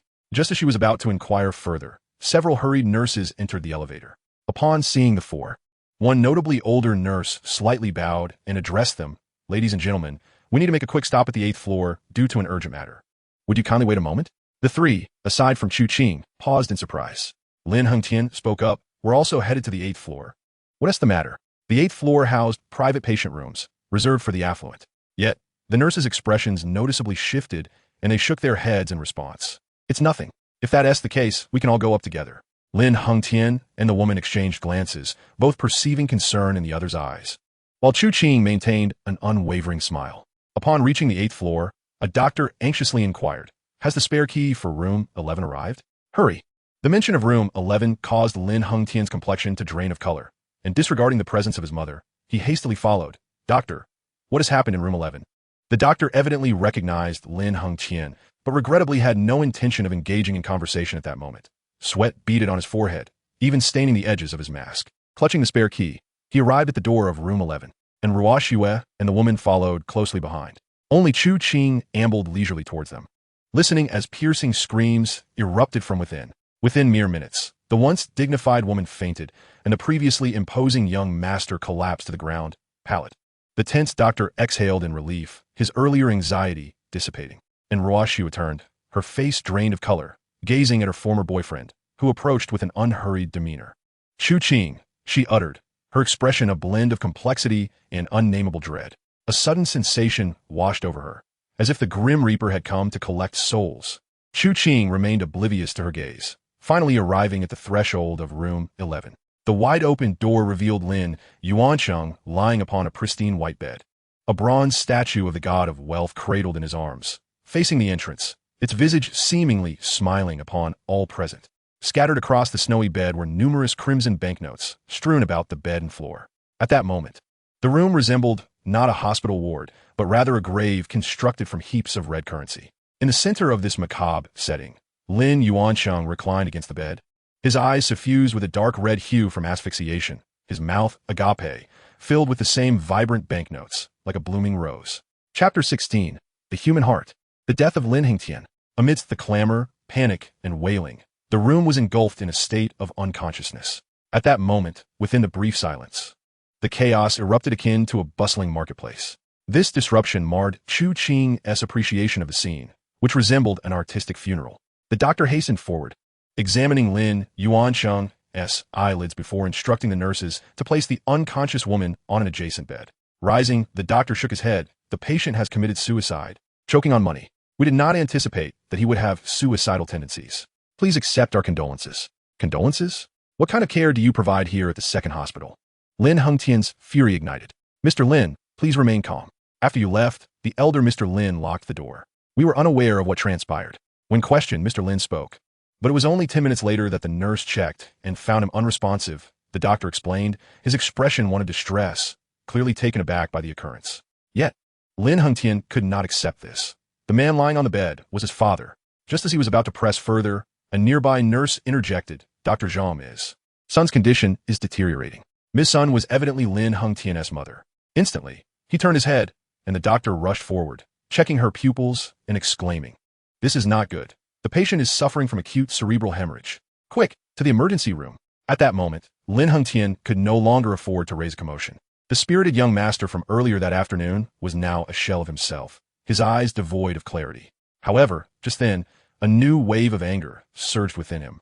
Outside the room, amidst the bustling nurses, the figure of his fiancée, who should have been present, had vanished, replaced by that insufferable individual as she turned to leave. What could she possibly be doing? Lin Hengtian felt a surge of inexplicable rage. Without a second thought, he stealthily followed them. With his father's sudden demise and his mother's uncertain fate, how could this woman be so casually engaging with that unknown man?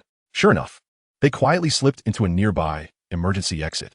Lin Hengtian could no longer contain himself. He pushed open the door to the emergency exit with a forceful shove and hurried after them. And Ruoxue, what are you doing? Yet, as he crossed the dimly lit corner, he discovered the two figures standing there.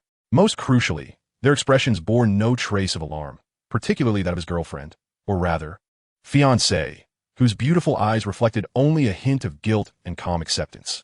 Chu Qing regarded the young master with palpable interest before speaking in the faint light of the emergency corridor. Young Master Lin, how does it feel to lose both father and mother in a single day?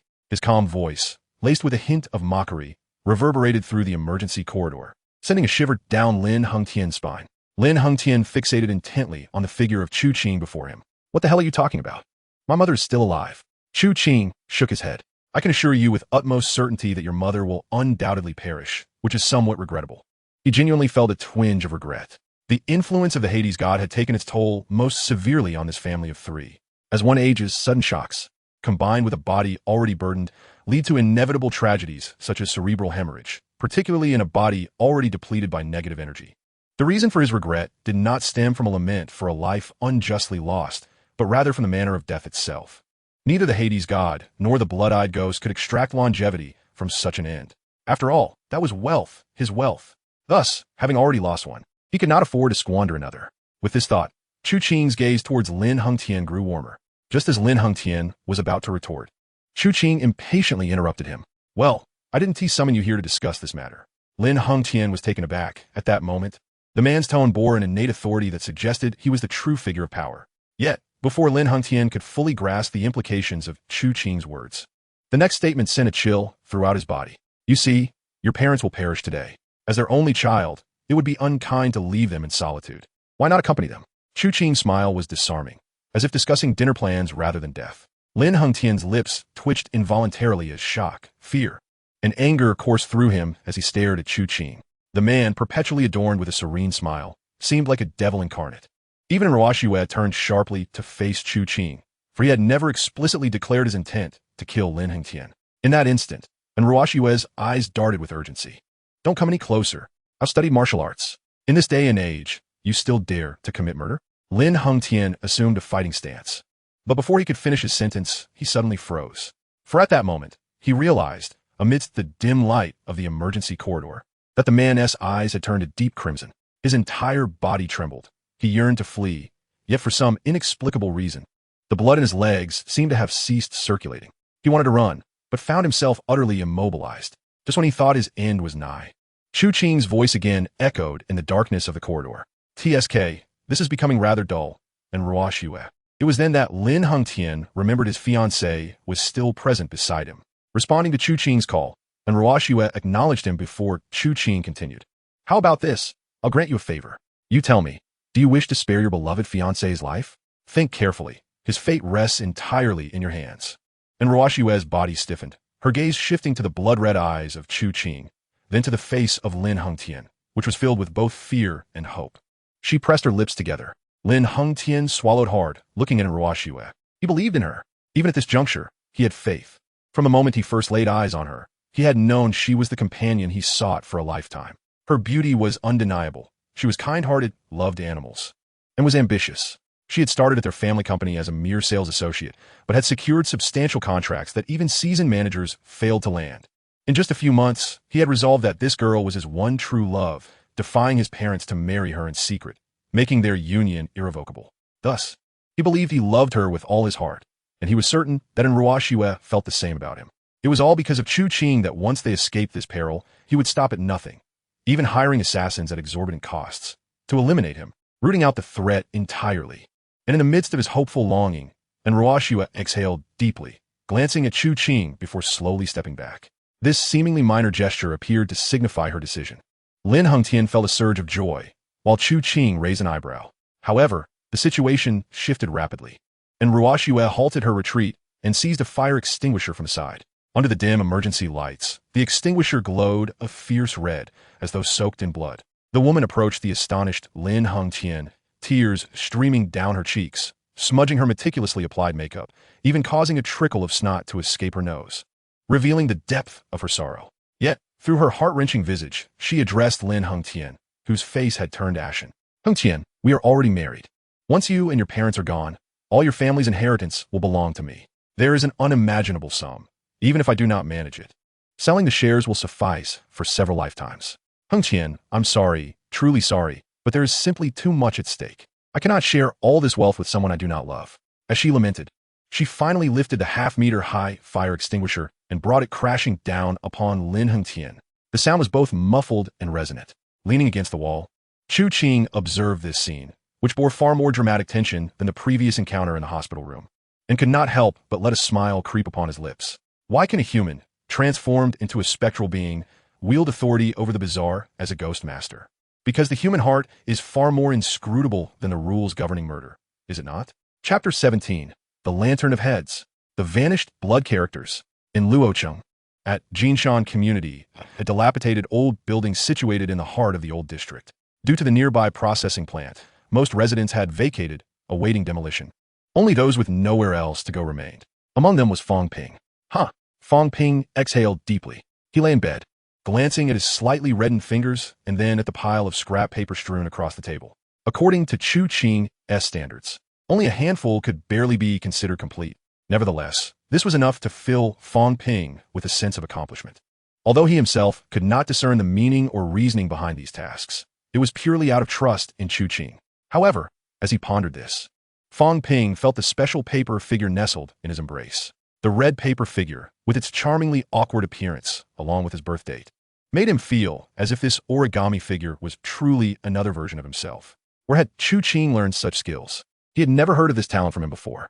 Placing the lifelike paper figure back into his pocket, Fong Ping grabbed his phone, which had been cast aside, and casually opened WeChat, only to be taken aback. After graduation, the bond with his classmates had dwindled. During this summer, they had all gone their separate ways, and the class group chat had seen little activity. However, today the numerous red notifications indicated something significant had transpired. With determination, Fong Ping clicked in and scrolled back to the beginning of the conversation. As the words before him registered, Fong Ping's eyes widened in disbelief.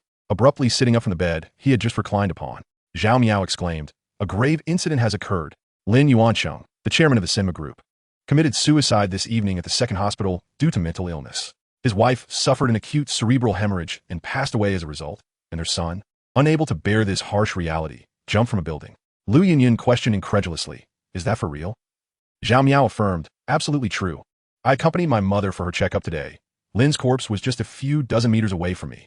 Having plummeted from the 8th floor, his head hit the ground with a sickening thud. It was a sight too horrific to behold." Wang Qing interjected, "What? I just applied for a position at Sinma Construction today. This can't possibly affect my 6,000 yuan salary, can it?" Mu Hong pondered, "Wait, the son of Sinma Group? His last name is Lin? Is he the one?" Li Qingyan confirmed, "Indeed, he is the new boyfriend of our university's belle, and Ruo Shui." Goodness. She never anticipated that before entering the affluent circles, her family would be annihilated. Lu Yinyin remarked, "In my opinion, Chu Qing and Ruo Shui were such a perfect match. Why do they have to part ways? Now look where we are." Wang Qing scoffed. "What does a perfect match matter? It should be a matter of talent and wealth. Yet, it's a pity, and Ruo Shui missed such an opportunity to ascend to greatness." Zhou Lingling chimed in, "While you all revel in this misfortune, you might not know that Ruo Shui has already registered her marriage with Lin Hengtian. With this incident, do you have any idea how much inheritance she stands to gain?" Wang Qing gasped, "What? Registered and then wiped out? Is there some conspiracy at play here?" The entire group of classmates was engulfed in animated discussions. However, Fong Ping could only mechanically scroll through the chat records, his mind entirely elsewhere after the initial lines. The notions of immense inheritance and conspiracy were of no concern to him. What preoccupied his thoughts was a single statement made by Chu Qing just before he returned from the Beishan cemetery earlier that day. "This object can exorcise spirits. Lin Hengtian is haunted, and likely his entire family is as well. Those who are haunted do not live long." He suddenly grasped the folded paper figure he had placed in his embrace. Just then, he noticed a faint red glow outside the window, appearing not far from his home. Residing on the first floor of the Jinshan community, an older building with only 6 stories and no elevator, the subtle red light seemed strikingly out of place. He raised his head to observe, and at first glance, Fong Ping was momentarily taken aback. It appeared to be a lantern. No, perhaps a balloon? He blinked, momentarily unable to discern the difference. However, it seemed like a glowing balloon, which might indeed be a lantern. But how had it come to be at his window? Uncertain, Fong Ping instinctively opened the window to examine this phenomenon closely. The gentle red light enveloped him entirely, instilling a peculiar sense of euphoria that coursed through his being. In this sensation, Fong Ping squinted slightly, feeling a disorienting sense of lightness wash over him. Yet, as soon as this feeling arrived, he seemed to awaken, looking up to see that the blood-red lantern had inexplicably appeared above him, and he finally discerned what glowed within: a human head. Fong Ping was seized by terror, but appeared to be too late. The lantern had somehow descended upon him, and through the open window, it snatched him into the sky. Meanwhile, at the entrance of Beishan Cemetery, a taxi remained parked, its driver, with a grim expression, hurriedly departing this eerie location after collecting his fare. Chu Qing paid no mind to the exhaust fumes as he clutched the statue of the god of death and made his way back into the cemetery. Lin Hengtian had perished. Their entire family had unexpectedly died. Chu Qing was quite pleased with this outcome, as his gains were visibly tangible. Chu Qing. Rank, none. Yang lifespan, 3 months. Yin lifespan, 4 months. Symbiosis, status, drastically reduced Yang lifespan, can fully command the blood-eyed ghost. Note, the essence of Yin lifespan is delightful. Only that inferior human, having been prematurely tainted by Yin energy, could yield this amount of Yin lifespan. I shall consume that object you hold. I have a premonition its essence surpasses that of the human by far. Indeed, in the end, Chu Qing could never allow and Ruo Shui to be the one to eliminate Lin Hengtian. Not only would it be too troublesome, but it would leave behind too many traces, and he was disinclined to trouble himself with the authorities. Fortunately, the capabilities of the blood-eyed dragon monarch offered ample potential for exploitation. After gauging in Ruo Shui's intentions, he directly utilized the blood-eye to compel Lin Hengtian to leap from the 8th floor before everyone's eyes. This maneuver entirely spared him from any complications while granting him an entire month of Yin lifespan. After resolving the matter, he instructed Ruo Shui to handle the aftermath at the hospital, while he returned to his true objective to reclaim what rightfully belonged to him. The door swung open once more. The nocturnal Yin energy was far denser than during the day, causing Chu Qing, still possessing an ordinary human form, to shiver slightly. with the blood I'm manifesting. His gaze quickly swept across the surroundings. The Beishan cemetery lay cloaked in darkness, devoid of even a flicker of light. Yet this did not impede his vision. Meow. Two emerald green eyes glimmered not far away. Chu Qing smiled faintly and extended his hand. You little one certainly know how to guard the place. Well done. Tomorrow, I shall bring you something delicious. Meow meow. The black cat seemed to understand Chu Qing's promise, leaping excitedly into his outstretched arms before perching on his shoulder. Chu Qing paid it no mind, instead exhaling deeply. Regardless of the god of death or any other entities, nothing was as crucial as the door he was about to step through. The death apartment was a peculiar construct, born from Ding Xia's insights and his own interpretations, designed for summoning in advance. It was the optimal choice for the gravekeeper and the grave ghost, an opportunity not to be missed. With this thought, Chu Qing approached the guardhouse and pushed open the door. The god of death slowly followed him inside. As the blood eye scanned the area, he had previously discarded the faceless ghost at the door. Now, that entrance had likely been thoroughly saturated with Yin energy, hadn't he? With the lights illuminating, he cast the faceless ghost aside, his gaze firmly fixed upon the blood-red inscriptions that had seemingly dried upon the door of the guardhouse. 3 minutes passed without any sign of change. He had mentally prepared for failure. After all, Ding Xia had repeated similar actions numerous times before managing to awaken the semblance of the death apartment. To expect success on his first attempt, despite having made additional preparations, was indeed a tall order. This anticipated failure did not dishearten him. However, just as Chu Qing was about to relinquish hope entirely, his blood eye suddenly sharpened its focus. The dried blood-red characters on the glass appeared as though freshly inscribed, beginning to flow slowly before ultimately vanishing from sight. As if something had drained the very essence of the words inscribed in blood. Chapter 18 unfolds. The prototype of the death apartment. Morning guests. How does the Eerie manifest? This question remains unanswered in its entirety. However, as a top-tier demon summoner who was but a step away from ascension in his previous life, Chu Qing possesses a modicum of understanding.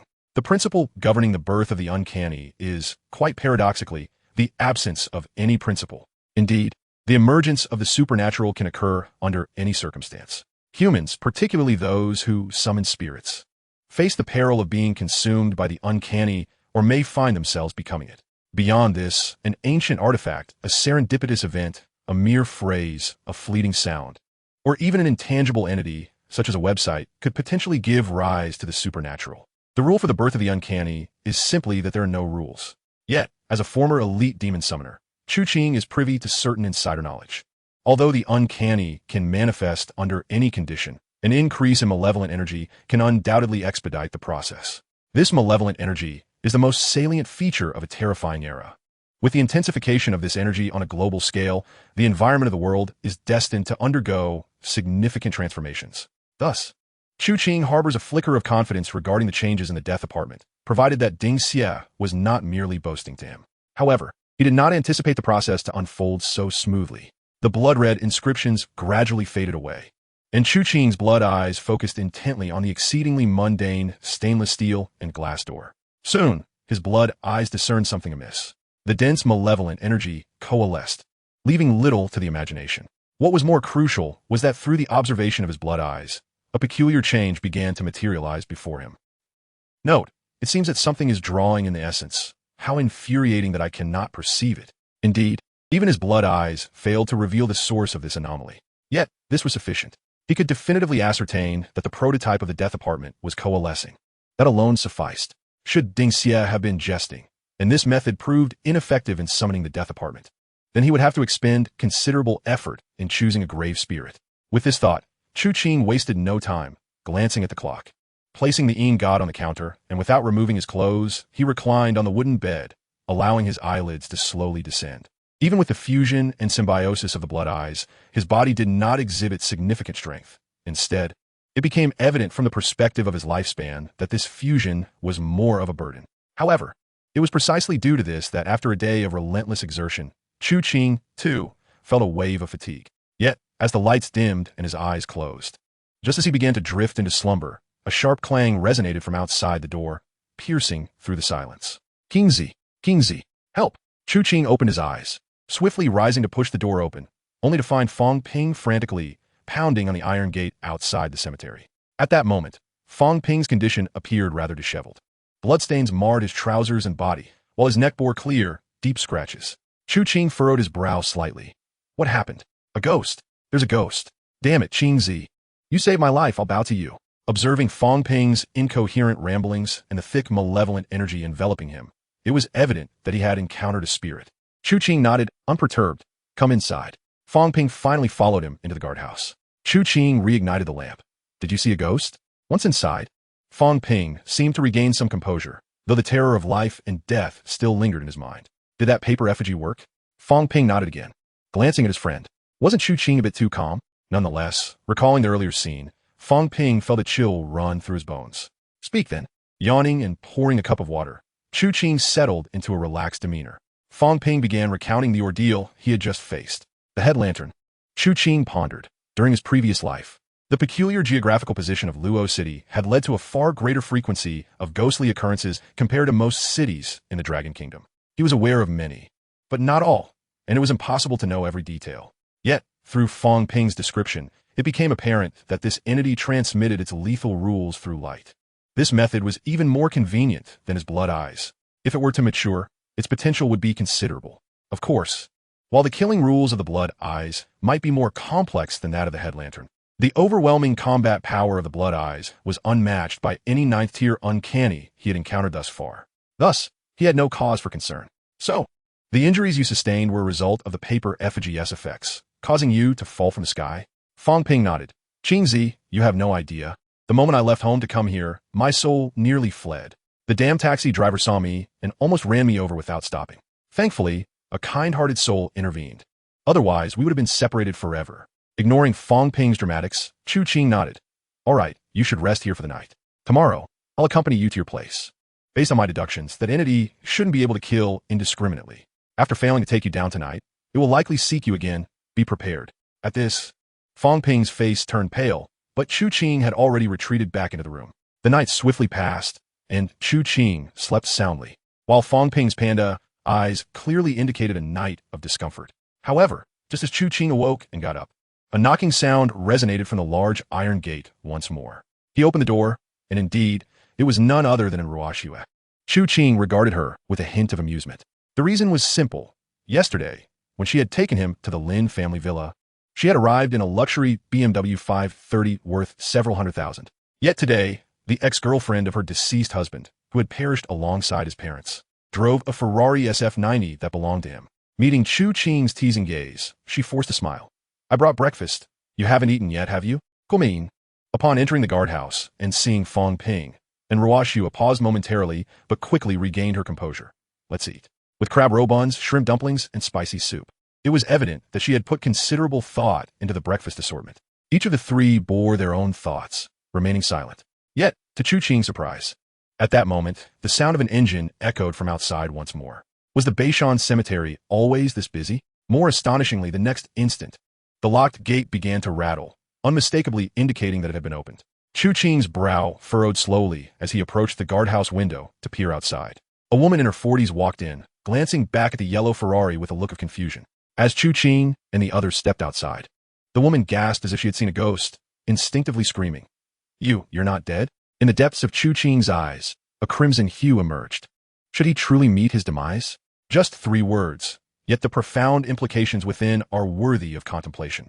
This early morning visitor is indeed intriguing. Chapter 19, Greetings. I wish to report a crime. It must be said that since his employment began yesterday, Chu Qing has sensed that the circumstances surrounding Beishan Cemetery are remarkably peculiar and rife with the uncanny.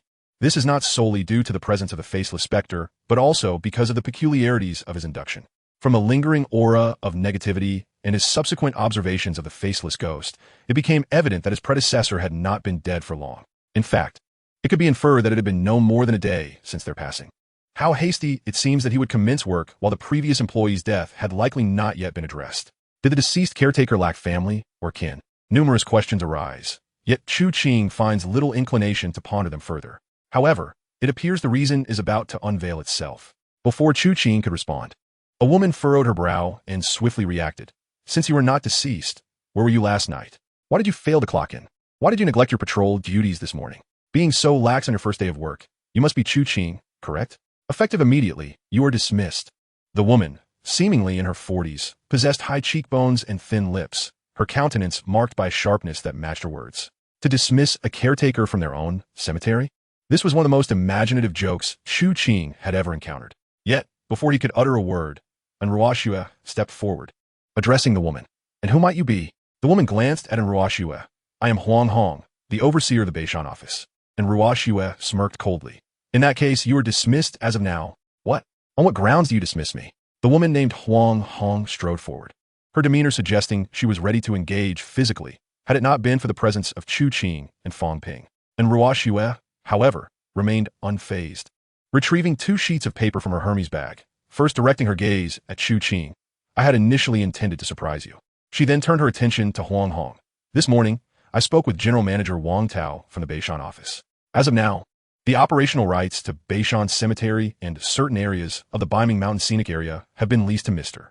Chu Qing and myself for a sum of 10 million over 20 years. Therefore, we hold complete authority over personnel matters in the Beishan office. My name is Enruashue. Do you have any questions?" Upon hearing this, Huang Hong's complexion paled slightly, yet upon seeing the black and white document complete with signatures and fingerprints, she was momentarily taken aback. So soon? Even Chu Qing found himself questioning the swift actions of Enruashue. How had she managed to finalize such matters in a single night? Furthermore, the Lin family's tragedy was still fresh, their remains not yet cold. Clearly, he had underestimated the decisiveness of his former girlfriend. Indeed, following the Lin family massacre, the Lin family villa was now a gathering place for shareholders of the Sema Group, business associates, and distant relatives. As the uniquely positioned heir to the Lin family's fortune, she was undoubtedly the focal point of attention. Having witnessed everything the previous day, Enruashue understood that even with her cunning, completely claiming this wealth would be difficult. Aside from overt maneuvers, there were also covert strategies at play. The only individual capable of providing her with protection in this endeavor was Chu Qing. Thus, throughout the night, she diligently assessed the liquid assets available from the Lin family, reached out to connections, and negotiated with General Manager Wang, accomplishing this contract privately within a few hours as a gift for Chu Qing and a talisman for her own survival. The acumen and decisiveness displayed by this woman were indeed unparalleled. Chu Qing discerned her intentions, but chose not to dwell on them. The contract held relevance only in the initial months following the onset of terror. As societal order crumbled, brute force would reign supreme. Yet, he focused on Huang Hong, sensing that the Beishan cemetery was imbued with mysteries he had yet to uncover. The key to these enigmas likely resided with this woman named Huang Hong. As he approached, Huang Hong instinctively took a few steps back, her expression darkening, whether from being dismissed or another reason entirely, as a flicker of malice flashed in her eyes. She regarded the remarkably handsome Chu Qing with apprehension. Finally, he halted 5 meters in front of her and spoke, his first words shocking her. "You reek of corpse energy." Huang Hong forced a smile. "What are you saying?" "It's just humidity. Perhaps I should use a cupping treatment." With that, she turned and hurriedly exited, driving away in a flurry. Chu Qing observed her retreating figure with calmness, while Fang Ping could no longer contain himself. "Brother Qing, something is off about her." "Isn't it?" Chu Qing nodded deep in thought. Meanwhile, Fang Ping's eyes lit up. The events of the previous night had made him realize that this world contained elements beyond comprehension, capable of dictating the fates and lives of others. His good friend was undoubtedly among the elite. A mere paper figure conjured in haste could rescue him from peril. Clearly, he was no ordinary person. At that moment, Fang Ping envisioned forming a paranormal investigation team, with Chu Qing and Enruashue akin to a narrative from a novel or anime. A sense of legendary purpose invigorated him, dispelling his earlier fatigue. "Brother Qing, when shall we set out?" Chu Qing looked at the exuberant Fang Ping with a perplexed expression, struggling to comprehend the source of his enthusiasm. "Set out for what?" Fang Ping pointed to the exhaust fumes left by Huang Hong. "To investigate that woman, of course. She's acting suspiciously, surely up to no good." Chu Qing regarded him with an even more bewildered gaze. "Fang Ping, haven't your teachers ever imparted a lesson to you?" Fang Ping blinked. "What lesson?" "When faced with danger or malevolence, one ought to report it to the authorities, to the inspector with the hat." "Huh?" Fang Ping was taken aback, having never considered that. Yet, Chu Qing paid him no further mind, pulling out his phone and dialing. "Hello, I wish to report crime." Chapter 20. Preparations for the Underworld Job. Sister of King Qing Guang. One of the fundamental rules for survival in the Age of Terror. Never underestimate the unknown when it comes to eerie information. For one can never predict which supernatural rule or ability may serve to counteract them. Countless self-proclaimed invincible ghost tamers have met their demise in the most unexpected ways. Even with the advantage of blood-eyed ghosts, Chu Qing has never been careless, especially when confronting a completely unfamiliar specter. Reporting a crime is an excellent means of gathering intelligence. At the headquarters of the Criminal Division of the Luocheng Inspectorate, the young officer who received the emergency call wore a troubled expression. Another report? How many have we had in the past fortnight? What are you standing there for? Hurry up and explain the situation. The captain interjected irritably. At the Beishan Cemetery, someone has reported that there were deaths previously unreported, and the office didn't handle it properly. They just appointed a new security guard today, and it was that guard who made the call, he continued. Why is this vague matter being transferred to our criminal department? Don't they know how busy we are lately? As the two conversed, two figures entered from outside. The captain turned to them. Xiao Lu, Xiao Tan. Have you unearthed any useful leads? Most of the attention was drawn to the female inspector named Lu Lian, whose identification badge bore her name. The reason was simple. Beneath her somewhat ill-fitting uniform lay a palpable energy. Yet, her face resembled that of a child still in the throes of youth, forced to wear a frigid expression that, instead of being intimidating, was rather endearing. In response to the captain, we visited the Shihua Villa area today. Captain Wong furrowed his brow. What business do we have there? Can a headless corpse from the old district suddenly appear in a villa area? The two exchanged glances and lowered their heads. It was Lu Lian who spoke first. Captain Wong. The situation is as follows. No new victims were found in the old district today, and the family interviews and evidence collection yielded no progress. Moreover, our senior colleagues have completed their tasks, so I felt we were unnecessary. Last night, I heard something peculiar and decided to investigate it today. What was it? Last night, at the Second People's Hospital, the Lin family of the Senmu group perished. Seeing Lu Lian's mysterious demeanor, Captain Wong sighed. He felt somewhat helpless. This young lady had an impressive background and insisted on joining the perilous criminal department, often stirring up irrelevant matters. He couldn't fathom what the chief was thinking. He was certainly aware of the news regarding the Lin family's demise. Lin Yuancheng was a prominent figure in Luocheng. However, what was there to discuss about the case? Everyone had witnessed Lin Yuancheng's mental instability. The surveillance had shown no one entering or leaving, and such a method of death could not have been executed by an outsider. His wife's acute cerebral hemorrhage was beyond question. The only point of contention was with the youngest son of the Lin family. But his suicide, by jumping from a building, had been witnessed by many nurses and doctors. It was unequivocally a case of self-inflicted demise. What connection did such a case have with their criminal department? Yet, considering the young lady's formidable background, Captain Wong could only nod and ask, have you discovered anything? Indeed, Lu Lian replied mysteriously. I found that the greatest beneficiary of the Lin family's death is Lin Hengtian's fiancée, a woman named in Ruoxue, and according to my investigation, they had only been married for less than half a month. Within that brief period, the Lin family perished, and all their inheritance transferred to her, an outsider. It could be said that in Ruoxue has the greatest motive for committing the crime. And then, Captain Wong spread his hands. Whereas the evidence. Everyone has already confirmed it was a suicide. Lu Lian scratched her head. I'm still looking for it. Moreover, I discovered something else during my visit. This morning, the Lin family villa was bustling, yet in Ruoxue was absent from the premises. I reviewed the traffic surveillance and found she seemed to have gone to meet her ex-boyfriend. Most crucially, when the Lin family died yesterday, her ex-boyfriend, Chu Qing, was also at the second hospital. Clearly, including Captain Wong. No one was paying heed to Lu Lian's so-called discovery. The reason was simple. While her deductions were indeed plausible, the evidence of the Lin family's deaths was irrefutably solid. Inspectors could not rely on intuition to solve cases. Even if it sounded as if Ruoxue had a motive, the principle remained. Cases must be substantiated by evidence. Just then, one of the inspectors suddenly spoke up. Wait a moment, Xiao Lu Lian. Did you just say that in Ruoxue his ex-boyfriend's name is? Chu Qing. He seems to have inexplicably gone to the Beishan Cemetery to work as a security guard. My intuition tells me that he and in Ruoxue must still be involved. Lu Lian said. Before she could finish, the inspector interjected. By the way, the call we just received was from that Chu Qing. Upon hearing this, Lu Lian immediately stood up. Observing her reaction, Captain Wong decisively stated, all right, since that's the case, Lu Lian, you need not assist with the headless corpse case in the old district for now. Take Tan Yu and go to the Beishan Cemetery to inquire. Understood. Even Chu Qing had to admit that this female inspector possessed distinct characteristics. Of course, these traits were not limited to her physique, but extended to her face, which bore a resemblance to someone from his memories. You are Chu Qing? Yes. You reported the case.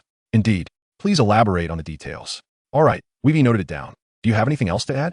The male inspector named Tan Yu continued to inquire. Chu Qing shook his head. At that moment, Lu Lian could no longer restrain herself and asked, I would like to know, what are your thoughts regarding the deaths of Lin Hengtian and the Lin family?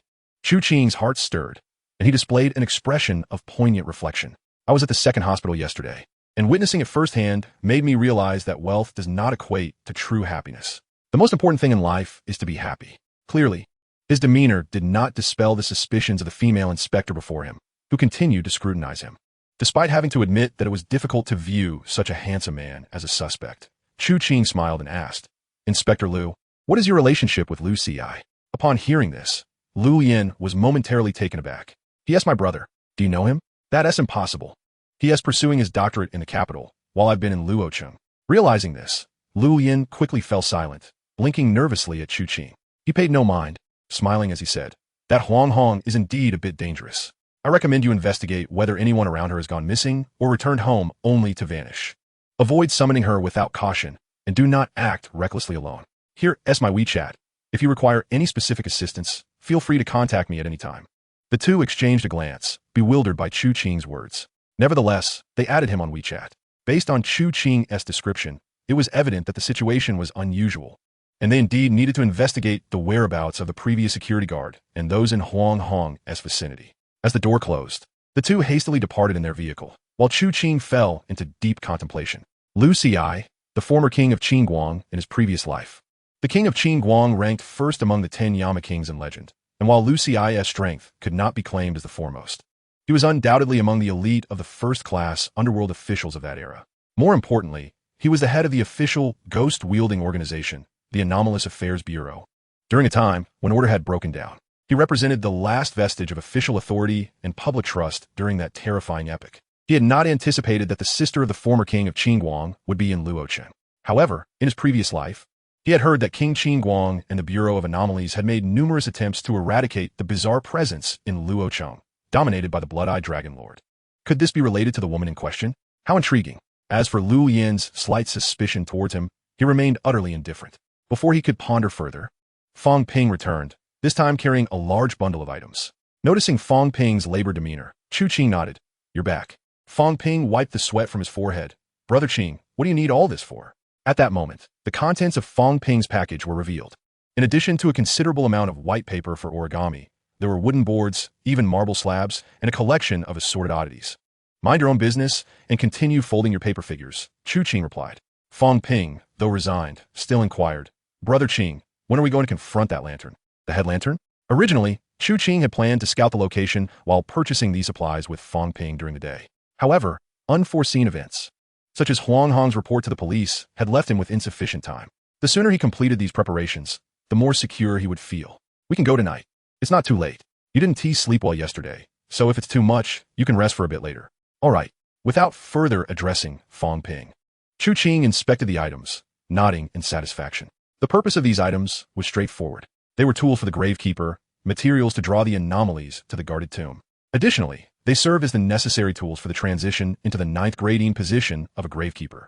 He had to prepare in advance to ensure that he could become the first 9th grade spirit master to assume the role of a gravekeeper after midnight tomorrow. If his memory served him right, being the first to attain the corresponding in position would bring considerable benefits.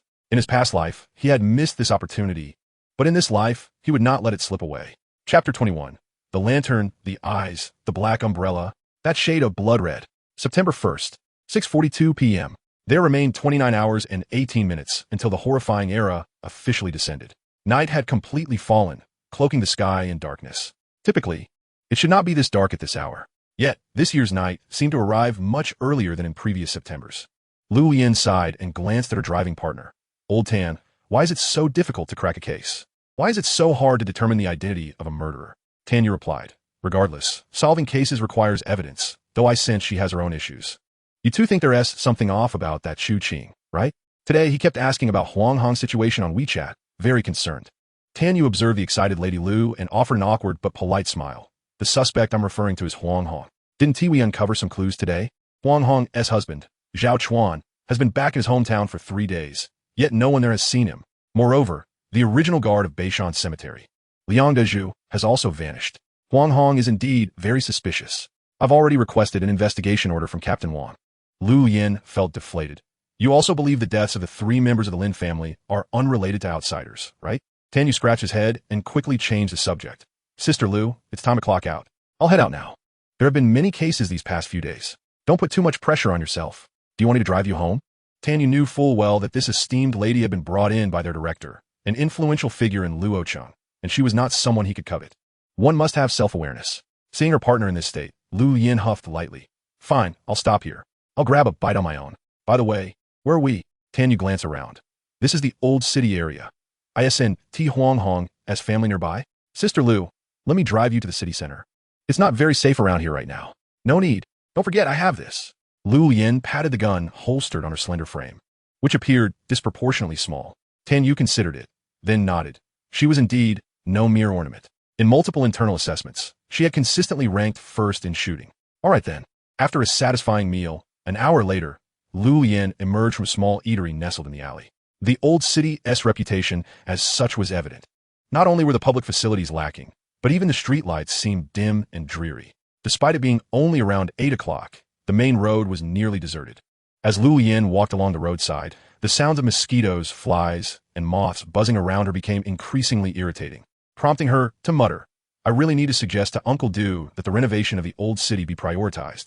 It's been half an hour and not a single taxi in sight. Yet soon, her spirits lifted as she spotted a taxi parked by a large gate. She hurried over and tapped on the driver's window. The window rolled down to reveal the face of a middle-aged man, pale even in the dim light.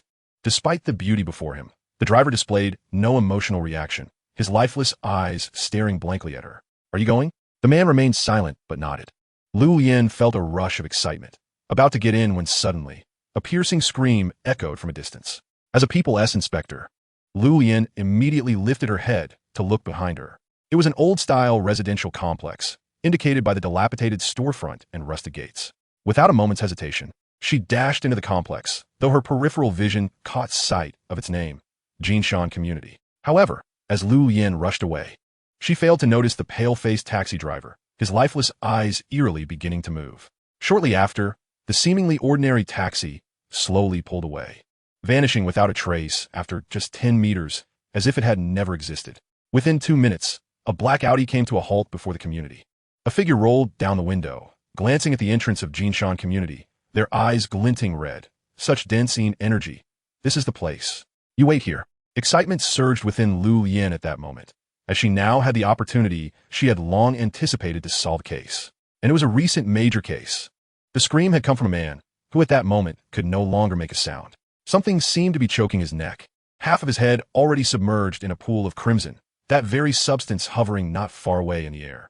Lu Yin refrained from rushing to investigate, instead taking cover behind a corner while retrieving 2 items. As her colleagues in the Criminal Investigation Bureau well knew, Lu Yin was certainly no mere decoration. Even at this moment, she did not act impulsively. She first sent a message to Captain Wang and Tan Yu on WeChat, calling for backup, before disengaging the safety on her handgun and chambering around. At that time, beneath that 10-meter-high entity, apart from the ominous crimson, there appeared to be no one else around. At least, she did not see anyone. So, what exactly was that crimson object? A drone? But can a drone truly achieve such feats? And who is it that manipulates this contraption to commit murder? How do they accomplish this? Lu Yin remained in the dark. All she knew was that if she did not intervene, that individual was destined for demise. Thus, even at the peril of alarming the perpetrator, she had no choice but to act. Step back. Release him, or I shall fire, she commanded, her voice echoing through the nearly deserted neighborhood. Yet silence ensued. The crimson glow seemed to sever all nearby awareness. Even the few homes with lights appeared oblivious to the unfolding drama. Lu Yin had no time to ponder this scene. Her weapon was aimed at the red light hovering less than 10 meters above. The impenetrable darkness of the night did not waver her steady grip on the gun. Bang! The muzzle expelled a fiery blaze. In the obscurity of night, the spark seemed to pierce that red light. The trajectory of the luminous beacon appeared to waver. Splash! The shot had indeed struck true. The man, originally suspended by a noose around his neck, plummeted from the sky. However, just as Lu Yin moved to aid the falling figure, she was taken aback to witness that the object began to float gently, not descending but instead hovering above her. In that instinctual moment of looking up, she finally discerned what it truly was amidst the night, a large red lantern. Its illumination was faint, yet the warmth emanating from it was ineffably soothing. It was akin to the refreshing relief of cool water on a sweltering summer day, or the blissful relaxation of soaking in a hot spring during the frigid winter. It evoked the comforting aroma of nicotine from a cigarette after a long, arduous night. This sensation compelled Lu Yin to involuntarily lower her weapon, her entire being feeling as though it had taken flight. Wait, taken flight? Lu Yin abruptly snapped back to reality, realizing that her body was indeed ascending. It felt as though something were drawing her upward, an allure devoid of pain, instead reminiscent of the earlier pleasure. She gazed skyward, the colossal red lantern now directly above her, as if poised to descend like a cap. Suddenly, her pupils constricted in alarm. In the fleeting moment she tilted her head back, she clearly saw, within the lantern's hollow, a human head, a face grinning eerily at her. She clamped her mouth shut, yearning to struggle wildly, but it was futile. Even the only source of security she had, her firearm, lay discarded on the ground. She was doomed. She could not comprehend the nature of this entity. All she knew was that her end was nigh. She did not wish to perish. Her wide eyes brimmed with tears of terror. She was merely in her 20s, yet to experience the sweetness of love, with countless unfulfilled aspirations ahead. Yet the ascendant body, the chilling ambience, and the encroaching lantern base incessantly informed her that she was on the brink of joining the myriad headless corpses previously discovered. However, as the lantern approached, all her resentment and unwillingness gradually dissipated. Regardless of the outcome, she was dying to save another. At the very least, her original intent had been fulfilled. With this thought, Lu Yin even managed a faint smile as she embraced her fate. Just then, a crisp sound of footsteps drew near from a distance. This neighborhood was so dilapidated that there were scarcely any streetlights. The faint sound of approaching footsteps jolted Lu Yin, who had almost succumbed to unconsciousness. She opened her mouth, uncertain whether to cry out for help or to urge the unexpected figure to flee. Yet, in her final moments of awareness, as she turned to see the approaching silhouette, she was momentarily taken aback. The figure held a pitch-black umbrella, appearing incongruous and bizarre beneath the moonlit sky. Their steps were steady, utterly unconcerned with the unusual occurrence above Lu Yin. As they reached her feet, the dark umbrella tilted, revealing their face. Lu Yin nearly fainted, yet she fought to maintain her composure and focused on the figure. In the next instant, she felt as if struck by lightning. In the darkness, the face obscured beneath the black umbrella remained indistinct. She could not see the person's features. However, amidst the enveloping shadows, she caught sight of a pair of blood-red eyes, deeper and more sinister than the lantern above. Chapter 22.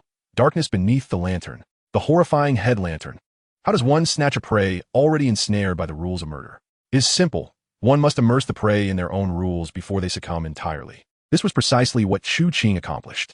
At the moment Lu Yin beheld those blood-red eyes, the grip of the head lantern in the sky seemed to vanish. As Lu Yin became engulfed in a relentless cycle of torment, she could no longer endure it. In the instant she fell from the sky, she fainted. In the darkness, the crimson hues from the ground and sky mirrored each other. As Chu Qing extended his hands to catch Lu Yin, discarding her carelessly to the side, he lifted his gaze once more. The blood-red eyes provided immediate feedback. Head lantern. Grade 9. Category: Spiritual entity. Lifespan: 7 months and 16 days. Severed head. Rule positioned directly beneath the head lantern will enter a dragging state.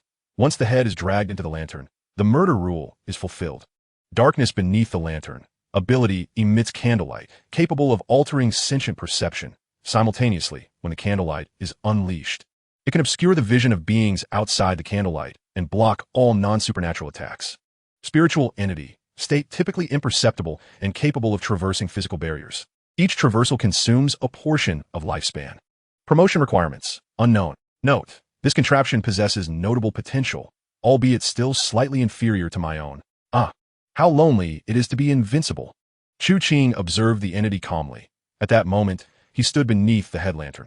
The escape of 2 consecutive prey seemed to ignite the previously tepid red lantern.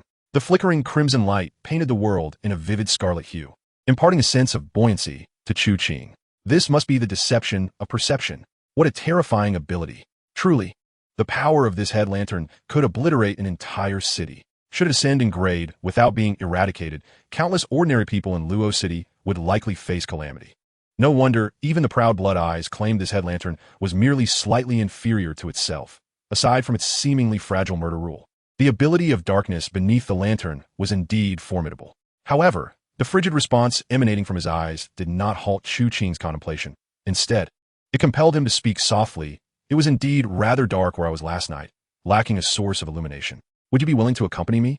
A tempest seemed to sweep through the Jinshan community, the wind howling around him, causing his dark overcoat to flutter ominously. The human lantern answered him. The massive lantern abruptly descended, as if tethered to his neck by an unseen force. Yet, the lantern's attempt to drag him upwards suddenly froze in place. Within its confines, a grotesque and fearsome visage turned its gaze upon Chu Qing. The blood-red pupils met his own, the noose around his neck loosened, and the great lantern gently settled onto the ground. Even though both entities were classified as ninth-grade anomalies, the human lantern had no choice but to yield under the overwhelming force of the blood-eyed dragon lord. An eye for an eye. In the instant their gazes locked, the human lantern's lethal rule was perfectly rebounded back to it by Chu Qing. Thus, what had begun as the lantern attempting to ensnare Chu Qing had now transformed into him seizing control over the lantern. If he so desired, he could merely reverse the celestial pole and plunge his head into the lantern, ensuring that it would be the lantern that perished, not himself. Realizing the shift in circumstance, the human lantern ceased its resistance. Chu Qing grasped it firmly, observing the waning crimson glow emanating from it with a smile. His curiosity piqued. Just how formidable was the rule weight of the blood-eyed? The weight is indicative of the power embedded within the anomalous rules. Frequently, especially after the advent of the terrifying era many years later, as anomalies ascend in rank, the might of their rules engenders a propensity for rule collisions. The outcome of such confrontations necessitates a comparison of the rule weights from both sides. In the terrifying era of the future, many demon tamers assess the potential of anomalies based on three primary criteria. Firstly, the simplicity of rule activation and the efficacy of its effects. Secondly, the weight of the rule's capabilities. The third aspect, which Chu Qing has yet to explore, pertains to the ascension of anomalies. These three elements serve as the principal standards for evaluating the nature of anomalies. Regrettably, due to the low grade, the blood-eye's rule weight remains elusive to him. Once the death ledger materializes, Chu Qing would finally ascertain the true nature of the blood-eye's weight. At present, he advanced slowly, lifting the blood-red lantern. Utilizing its glow, he was momentarily taken aback by a figure beside him. It was not Lu Yin, but rather the man whom Lu Yin had saved at the very beginning. To his astonishment, this individual turned out to be a familiar face. Indeed, since his rebirth, he had nearly forgotten many from his past. Yet this person, Su Wei, he had seen just yesterday morning, and the man's demeanor had left a lasting impression on him. How had he ended up here? Chu Qing's blood-red eyes narrowed slightly. Simultaneously, the blood-eyed offered its insight. Su Wei, grade, none, lifespan, 1 month, near-death coma, status unable to move or think. Note, a weak male human, tainted by corpse and yin energy, riddled with numerous sharp wounds. Even without encountering the human lantern, survival for him would be a daunting challenge. Human, I presume your intellect should lead you to some conclusions. Yes? To express my gratitude for my contribution. Why not let him serve as a snack for me? Chu Qing's gaze remained unfazed as he lifted the human lantern, reopening his pitch-black umbrella.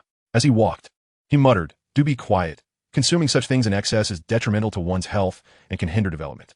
Moreover, how would you consume him? Shall I pry open his eyelids? That woman? No, she remains of use to me. Enough of this idle chatter." In the pitch-black night, time gradually approached 9 o'clock.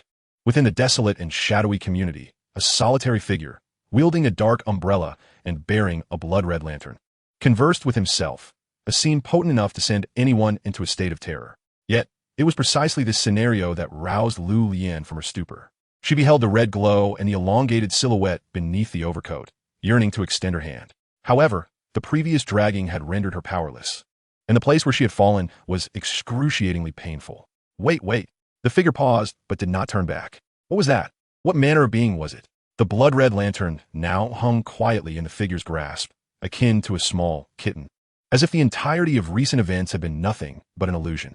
The voice echoed once more. "It's merely a famished little creature. My apologies for frightening you." Lu Yin gazed vacantly at the object, her vision blurring, the overwhelming weakness washing over her, rendering her unable to discern the details of the figure before her. Ultimately, she managed to ask, "Then who are you?" The figure remained silent, gradually retreating into the darkness. The effects of the lantern under dark power lay beyond the reach of the human lantern's glow, rendering it invisible to onlookers.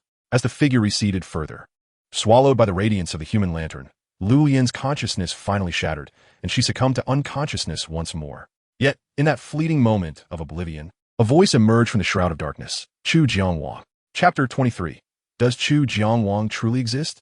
10 minutes later, the wail of police sirens pierced the night, resonating at the entrance of the Jinshan community. Armed figures hastened forth, soon discovering the unconscious Lu Yin and Su Wei upon the ground. The portly chief inspector, leading the charge, nearly lost his composure at the sight. Fortunately, upon rushing closer, he found signs of life, which allowed him to breathe a sigh of relief. As for Su Wei, he received not even a glance. "Little Lu, are you all right?" Lu Yin slowly opened her eyes, and upon spotting the familiar inspector's hat, relief washed over her as she mustered the strength to utter the three words most deeply etched in her memory. "Chu Jiangwang. Hurry, find Chu Jiangwang." Huh? The chief inspector and the accompanying Captain Wang, along with Tan Yu, exchanged bewildered glances. Who is Chu Jiangwang? A deity from the underworld? One of the legendary figures who governs countless vengeful spirits? But how could such a being exist? Had this girl gone mad after flirting with death?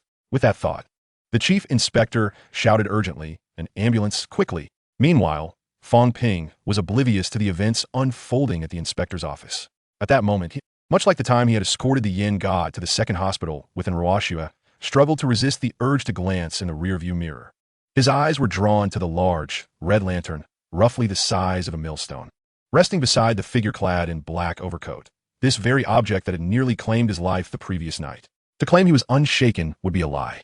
Fong Ping's slight movements did not escape Chu Qing's notice. Yet at that moment, Chu Qing was wholly absorbed in contemplating the recent events. Today, he tasked in Ruoxua with a particular assignment, investigating the foundational circumstances surrounding Huang Hong, coupled with the intelligence leaked by the sister of King Qing Wang. He had gathered sufficient knowledge. Huang Hong's residence was situated in the old district, conveniently near the Jinshan community. The condition of Su Wei was evidently orchestrated by Huang Hong.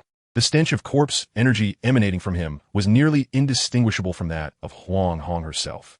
Thus, it raises the question, has this woman transformed her missing husband into a zombie? At first glance, this seems the most plausible explanation. However, upon contemplation, Chu Qing's brow furrowed slightly. This defied logic. At this stage, the emergence of a zombie was an absurdity. Such entities would baffle even a 7th or 8th grade Ghostmaster, let alone the 9th grade anomalies. Therefore, if a genuine zombie were indeed present, Su Wei would not have escaped. He would surely be dead beyond resurrection. Moreover, an essential question remained. If this were a bona fide zombie, what would compel it to heed Huang Hong's commands? Simply because it might have been her husband in life?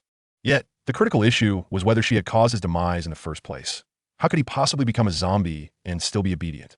If Huang Hong had not undergone a resurrection and could somehow become a 7th grade corpse driver before the onset of the horror era, Chu Qing would gladly walk into a wall. This was evidently improbable. Was it possible that? Chu Qing's brow arched slightly, a spark lighting in his eyes. At this stage, a true zombie could not exist. Otherwise, Luochen would likely fall within half a year, directly leading to its annihilation. Even in his previous life, Luocheng had endured for a full 3 years before its total collapse. However, having reached this conclusion, Chu Qing found himself unexpectedly calm. If such a creature required a substantial number of corpses to sustain itself, Huang Hong was no fool. She had dared to act against Su Wei, clearly sensing that he had already alerted the authorities and was prepared to take desperate measures to nourish that entity. The forthcoming period would likely be quite uncomfortable for her. Yet, after midnight tomorrow, with the arrival of the Book of Life and Death, the deadly game would commence, and the era of terror would officially awaken. The number of anomalies within the city would drastically surge, and those pursuing her would soon lack the time and energy to capture her. So be it. Chu Qing's flickering gaze closed once more. Let her entertain herself for a while longer. Brother Qing, are we returning to the cemetery? Indeed. Beneath the night sky, the Audi sent by Ruoxua sped through the darkness. However, atop a shadowy old building in the old district, a figure crouched, observing the ambulances and police cars racing below. Indeed, those accursed inspectors have caught wind of my activities. It's all that wretched boy's fault. The pair of sinister eyes harbored an indescribable resentment. The face belonged to none other than Huang Hong from earlier that day. But how had that boy survived? Had the anomaly at Beishan Cemetery vanished? Caw! Huang Hong quickly turned her head to glance at her shoulder. At that moment, a peculiar creature perched upon her shoulder. It was a raven, entirely black, yet considerably larger than an ordinary raven. Moreover, its eyes were not the typical black, but a haunting green, resembling a wolf hunting in the night. The raven's sharp claws dug into Huang Hong's shoulder, drawing forth droplets of blood. Yet, she paid no heed. Instead, whispering tenderly, "Don't worry, my dear. We shall continue our search. I am certain we will find you something to eat." With that, the raven seemed to comprehend her words, unfurling its wings and taking flight, while Huang Hong grasped its ankle. Although she appeared exceedingly emaciated, weighing perhaps around 50 kilograms, the raven effortlessly lifted her into the air. "Let us rest for now. Tomorrow night, we'll seek vengeance on that loathsome boy. Shall we? I'll carve out those delightful eyeballs you love so much, and we shall feast together on the rest. Caw! Little did Chu Qing know that the very eyeballs he relied upon were already being targeted. Under the cloak of night, holding the lantern shaped like a human head, Chu Qing slowly entered the guardhouse of Beishan's cemetery. As expected, on the glass of the guardhouse, a line of blood-written characters began to writhe rapidly once more. Chu Qing could distinctly sense that the entity within had grown even more powerful, and his summoning method was now far more intuitive than it had been with Ding Xie. Utilizing his own blood, a naturally heavy substance infused with Yin energy, combined with the Yin energy of the faceless ghost for nourishment, appeared to yield promising results. The blood characters continuously writhed, striving to coalesce, until they gradually transformed into a crimson hue. Subsequently, it seemed as if they were absorbed by the glass door, vanishing without a trace. This spectacle left Fang Ping utterly astonished. "Brother Qing, what on earth is this?" Chu Qing replied nonchalantly, "A new anomaly. You will grow accustomed to it in due time." How did today feel? Fang Ping wanted to express that he had felt nothing, as he had hardly participated in the events. However, the blood-red lantern, which had nearly cost him his life, radiated a faint glow beside him. He pursed his lips. "Brother Qing, what is going on here? What else could it be? As you can see, this world is inhabited by ghosts. But before was before. Now is now." Chu Qing extended his hand, and the black cat, which had been waiting at home, darted into his embrace. Suddenly, he recalled something.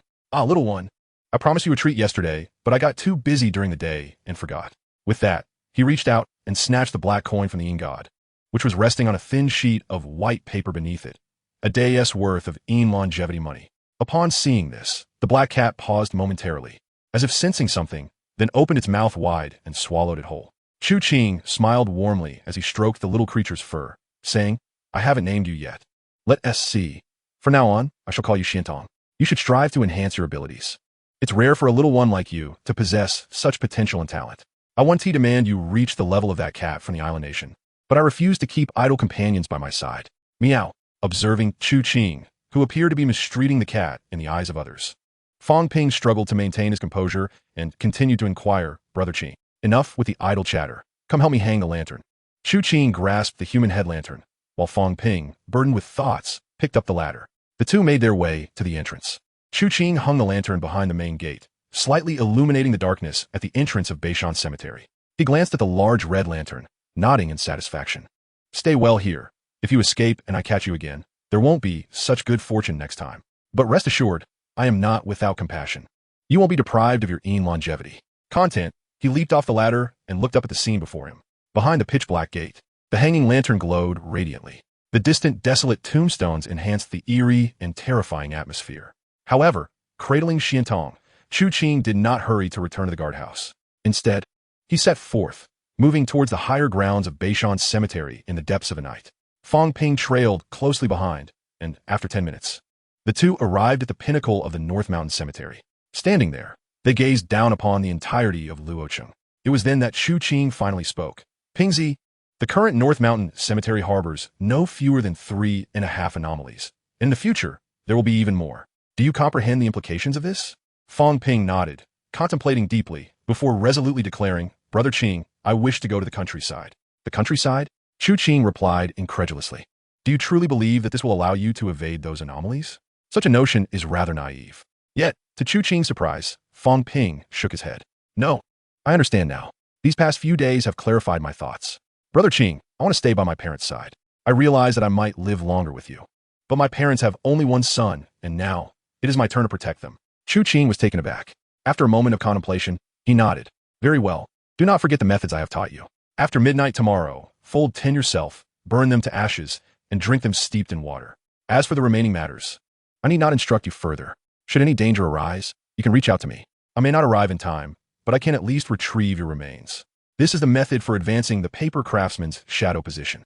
Fang Ping nodded excitedly, refraining from inquiring how Chu Qing possessed such extensive knowledge. For tonight, he had uncovered a truth. Ultimately, however, he could not help but gaze at Chu Qing, who overlooked the dark expanse of Luocheng, and asked, "Brother Qing, does the King of Chu Jiang truly exist?" Chapter 24. The House of Strange Tales. Points of 3,000 years of shadow longevity. At the break of dawn, before the sun had risen, Fang Ping departed. Chu Qing would not impede him. He had done more than enough. He had salvaged Fang Ping from an otherwise premature demise, and had even imparted the method for advancing the paper craftsman's shadow position. Its worth was incalculable.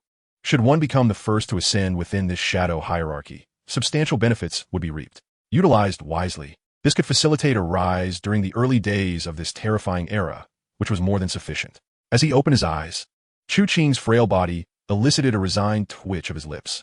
To merge with the Blood Eye, he had less than 3 months of remaining lifespan. Not to mention that in order to summon the eerie manifestation of the Death Apartment, he had bled 2 small bowls over the past 2 days. Should the Death Apartment fail to materialize, he truly might find himself unable to sustain this endeavor. Although he had some nourishing food, it would not yield immediate effects. Fortunately, today marked the final day. The glow of his phone illuminated the screen, clearly displaying the time, September 2nd, 7:12 a.m.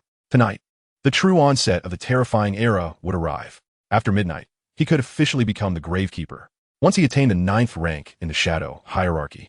While the enhancement of his physique would be contingent upon the Shadow position, it would not leave him in such a weakened state. Reflecting on this, Chu Qing did not rush. Less than 15 hours remained until the terrifying era's official arrival. In these hours, prudence was paramount. With this thought, he opened his luggage and retrieved his laptop. It was a rather worn device, reminiscent of the time he and Ruashua worked part-time jobs together to purchase it. He slowly powered it on and connected it to power source. After a moment's consideration, he opened the browser and rapidly typed in a website's domain, deftly circumventing restrictions. 10 seconds later, the website refreshed, revealing a pitch-black graphic before him. The entire forum, shrouded in darkness, bore 4 blood-red characters, the House of Strange Tales. A smile crept across Chu Qing's face. These individuals were remarkably efficient. The House of Strange Tales had been the largest forum for spirit tamers across the entire Blue Star in his previous life. Here, whether one was a high-ranking king of the first rank or a novice barely mastering their first eerie encounter, all could find a place. Moreover, not only humans frequented this forum, certain peculiar anomalies could also log in. Indeed, this website had initially been created by enthusiasts of the bizarre, but as eerie events proliferated across Blue Star, discussions of the anomalies flourished here. As the terrifying era descended, the truth of the world gradually unveiled itself to all, further enhancing the site's relevance. More astonishingly, as the House of Strange Tales evolved into a genuine site for the bizarre, its forum points underwent a transformation. Presently, at the onset of the terrifying era, points could be exchanged directly for currency, but once the forum became an authentic repository of the eerie, this rule ceased to apply. To exchange points for forum usage, one would need to barter with their shadow longevity. This explained the immense influence the House of Strange Tales would wield in the future. However, Chu Qing could not quite recall whether users' points from before this transformation would still be preserved. He vaguely remembered that in his previous life, some active spirit tamers had made a significant profit from this fact. With this in mind, he immediately dialed in Ruashua. "Deposit 1 million into my account." Understood. And Ruashua did not question his motives. 5 minutes later, a notification pinged on his phone. Without a second thought, Chu Qing registered an account, carelessly naming it Chu Jiangwang. Even though in this life he would not tread the path of the ferryman beneath the Chu Jiangwang shadow position. This title had accompanied him throughout his rise to fame in his past, and he still held a certain fondness for it. The entire 1 million was directly converted into points, yielding a staggering 100 million forum points. Even after the House of Strange Tales became a true repository of the eerie, this 100 million points equated to 100 million days of shadow longevity, approximately 2,700 to 3,000 years of lifespan. Undoubtedly, this was a considerable fortune. Consequently, after this 1 million infusion, Chu Qing refrained from further investment. Clearly, with the advent of the terrifying era, most existing currencies would become worthless. To exchange money for shadow longevity, even a mere 10-to-1 ratio would attract countless wealthy individuals to participate. Yet that was not the case. Shadow longevity represented significance and value beyond mere currency. It also held practical utility. This was already a substantial sum, and if one were to become greedy, it was likely the House of Strange Tales would come looking for trouble. The emergence of such phenomena bore no discernible pattern or warning signs, marking it as one of the most mysterious anomalies of his previous life. Unless absolutely necessary, it was prudent to avoid antagonizing it. Exiting the recharge page, Chu Qing directed his gaze towards the homepage of the House of Strange Tales, perusing the popular threads. In a land of the setting sun, an eerie pair of red dancing shoes emerges, which, once donned, leads one to dance to the brink of exhaustion and death. The Lighthouse Nation has been haunted by the souls of the Native Americans, a terrifying curse that looms over an entire race. Is it true that the horrors of the otherworld in Silent Hill truly exist? The chilling snow woman of Winter Snow Town. As expected, this House of Strange Tales has garnered a certain notoriety, Over time, the gradual onset of a terrifying era will expose some individuals to these horrors. Even if only 1 in 10 survives, it will lead them to ascertain the truth of this world. Such an influx of inquiries is only to be anticipated. Contemplating this, Chu Qing decided to append a section on the Dragon Kingdom to these posts. Just as he clicked to proceed, a knock resounded from outside the door. Chu Qing furrowed his brow, but nonetheless rose to open the gate of the North Mountain Cemetery, welcoming the first visitor of the morning. Alas, since his arrival at this cemetery, he had yet to encounter a genuinely earnest individual seeking to purchase a burial plot. Those who came were anything but ordinary. Clearly, this individual, Inspector Lu Yen, who had narrowly escaped being beheaded by a lantern last night and still bore the remnants of malevolence, could hardly be considered normal in Chu Qing's eyes. "Hello, we meet again, Mr. Chu," Lu Yen greeted. "Inspector Lu, what brings you here? What about the one from yesterday?" Chu Qing observed her solitary arrival, her complexion still pallid. He even discerned that beneath her shirt, she wore a hospital gown. It was evident that Lu Yen had likely fled from the hospital. She shook her head. "Some issues arose. Can you want to handle them? I came today to inform you of something." Chu Qing refrained from rushing to inquire and maintained a smile. "Let's discuss it inside." Following Chu Qing into the guard's room, Lu Yen cast a glance at the wooden plaques and small stone tablets strewn across the floor, her expression darkening. For reasons unbeknownst to her, she felt an unusual chill within the room, colder than outside the cemetery. This chill involuntarily reminded her of the brush with death she had experienced the previous night. Before that night, she had been an unwavering atheist. However, the events of last night had shattered her worldview completely. That terrifying lantern and the figure that had appeared in her near-death moment. Was it King Chu Jiang? She murmured. Despite her colleagues believing she was hallucinating due to the assault, she recalled that voice with perfect clarity. At that moment, a voice interrupted her reverie. "Inspector Lu, you may speak now. There is no tea or refreshments here. I hope you won't mind." As she instinctively thanked him for the water cup he offered, a momentary haze clouded her thoughts. The voice from last night. She lifted her gaze and was met by the strikingly handsome face of Chu Qing. His pallid features bore a hint of blush on his cheeks, and Lu Yen snapped back to reality. "Well, last night we conducted an overnight investigation and discovered that Su Wei from the North Mountain office was attacked, likely by Huang Hong. My colleagues followed the leads to Huang Hong's residence during the latter part of the night." As she spoke, Lu Yen appeared to recall something that made her already pale complexion grow even graver, and she involuntarily shivered. "In Huang Hong's refrigerator, we found remnants of skin and decaying flesh. After DNA analysis, it was determined that those remains belonged to at least 8 individuals, with the longest preserved remains being those of Huang Hong's partner and child." Chu Qing's brow furrowed slightly. Has this woman been affected to such an extent? The bizarre and horrifying era is indeed like this. Some struggle to survive, some rise against the tide, while others transform from human to ghost, or even into something more terrifying than the bizarre. The coroner's preliminary assessment indicates that 8 individuals have perished, and all deaths occurred within the last 7 days. Chu Qing not dead. It seems my conjecture was not mistaken. Have you apprehended them?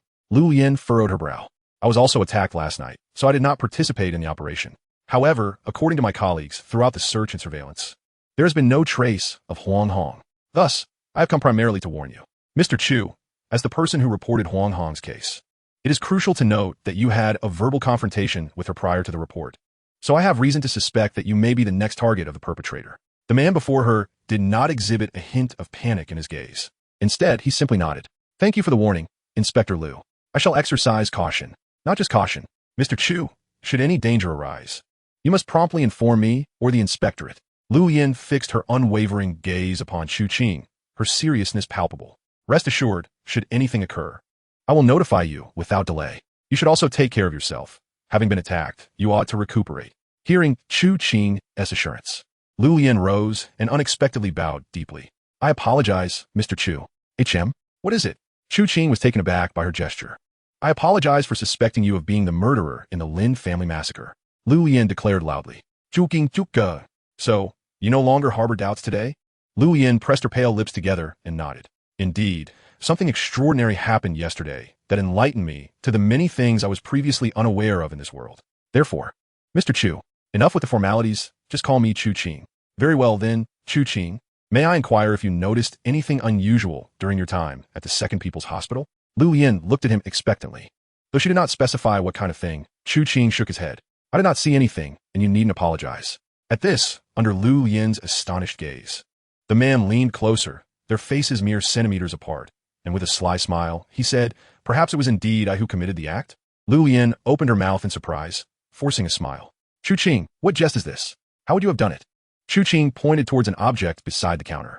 With that, Lu Yin turned her head, momentarily taken aback. It was a small, approximately 30 centimeter tall, copper statue of the god of wealth, which held a pitch-black coin in its hand. Upon that dark coin lay a sheet of pure, white paper money. Lu Yin chuckled. I never imagined such a handsome man as yourself would indulge in such dark humor. The Lin family's deaths were not due to injuries from heavy objects. Well, I have matters to attend to. I must take my leave. I'll see you off. Unlike their entrance, where they had walked in a staggered manner, the two exited side by side. As they walked, Lu Yin posed a question. Chu Qing, do you believe in ghosts? As her words settled, a breeze seemed to stir within the North Mountain Cemetery. Chu Qing, not that. Indeed there are. You wouldn't suggest that one is here, would you? Ah, you discovered it. There is one following you. But fear not. With me around, it will not harm you. A smile broke across Lu Yin's pallid face. You're insufferable, ha! However, just as her laughter trailed off, it abruptly halted, her expression stiffening. She tilted her head, staring blankly at the entrance of the North Mountain Cemetery. At the entrance, a tall mast bore a great crimson lantern, suspended high above. The howling mountain winds swept through, yet the lantern remained steadfast, unmoving, an ominous, inverted visage of a blood-red head, glaring down with malignant intent. In that moment, Lu Yin's complexion grew even more pallid, involuntarily trembling as her teeth chattered rapidly. Just then, a voice echoed in her ear. Isn't it beautiful? Chapter 26, The Eerie Survival Guide. This voice, carried by the chilling breeze, raised goosebumps across Lu Yin's skin, akin to a frigid reptile slithering along her spine. In terror, she glanced at Chu Qing, whose calm demeanor momentarily stunned her. Regaining her composure, she forced a smile and asked, when did you acquire this lantern? I bought it yesterday, otherwise it would be too dark at night. Is that so? It certainly warrants a purchase, but why not add a streetlight? Streetlights are expensive. The two fell into silence as they exited the gates of Beishan Cemetery. Upon stepping through the massive iron gate, Lu Yin inexplicably breathed a sigh of relief. She stood before the entrance, turning to glance at the still smiling Chu Qing, and finally couldn't resist asking, Chu Qing, do you know about King Chuangjiang? The moment the question left her lips, regret washed over her. Nevins, Chu Qing, without a moment's hesitation, nodded with a smile.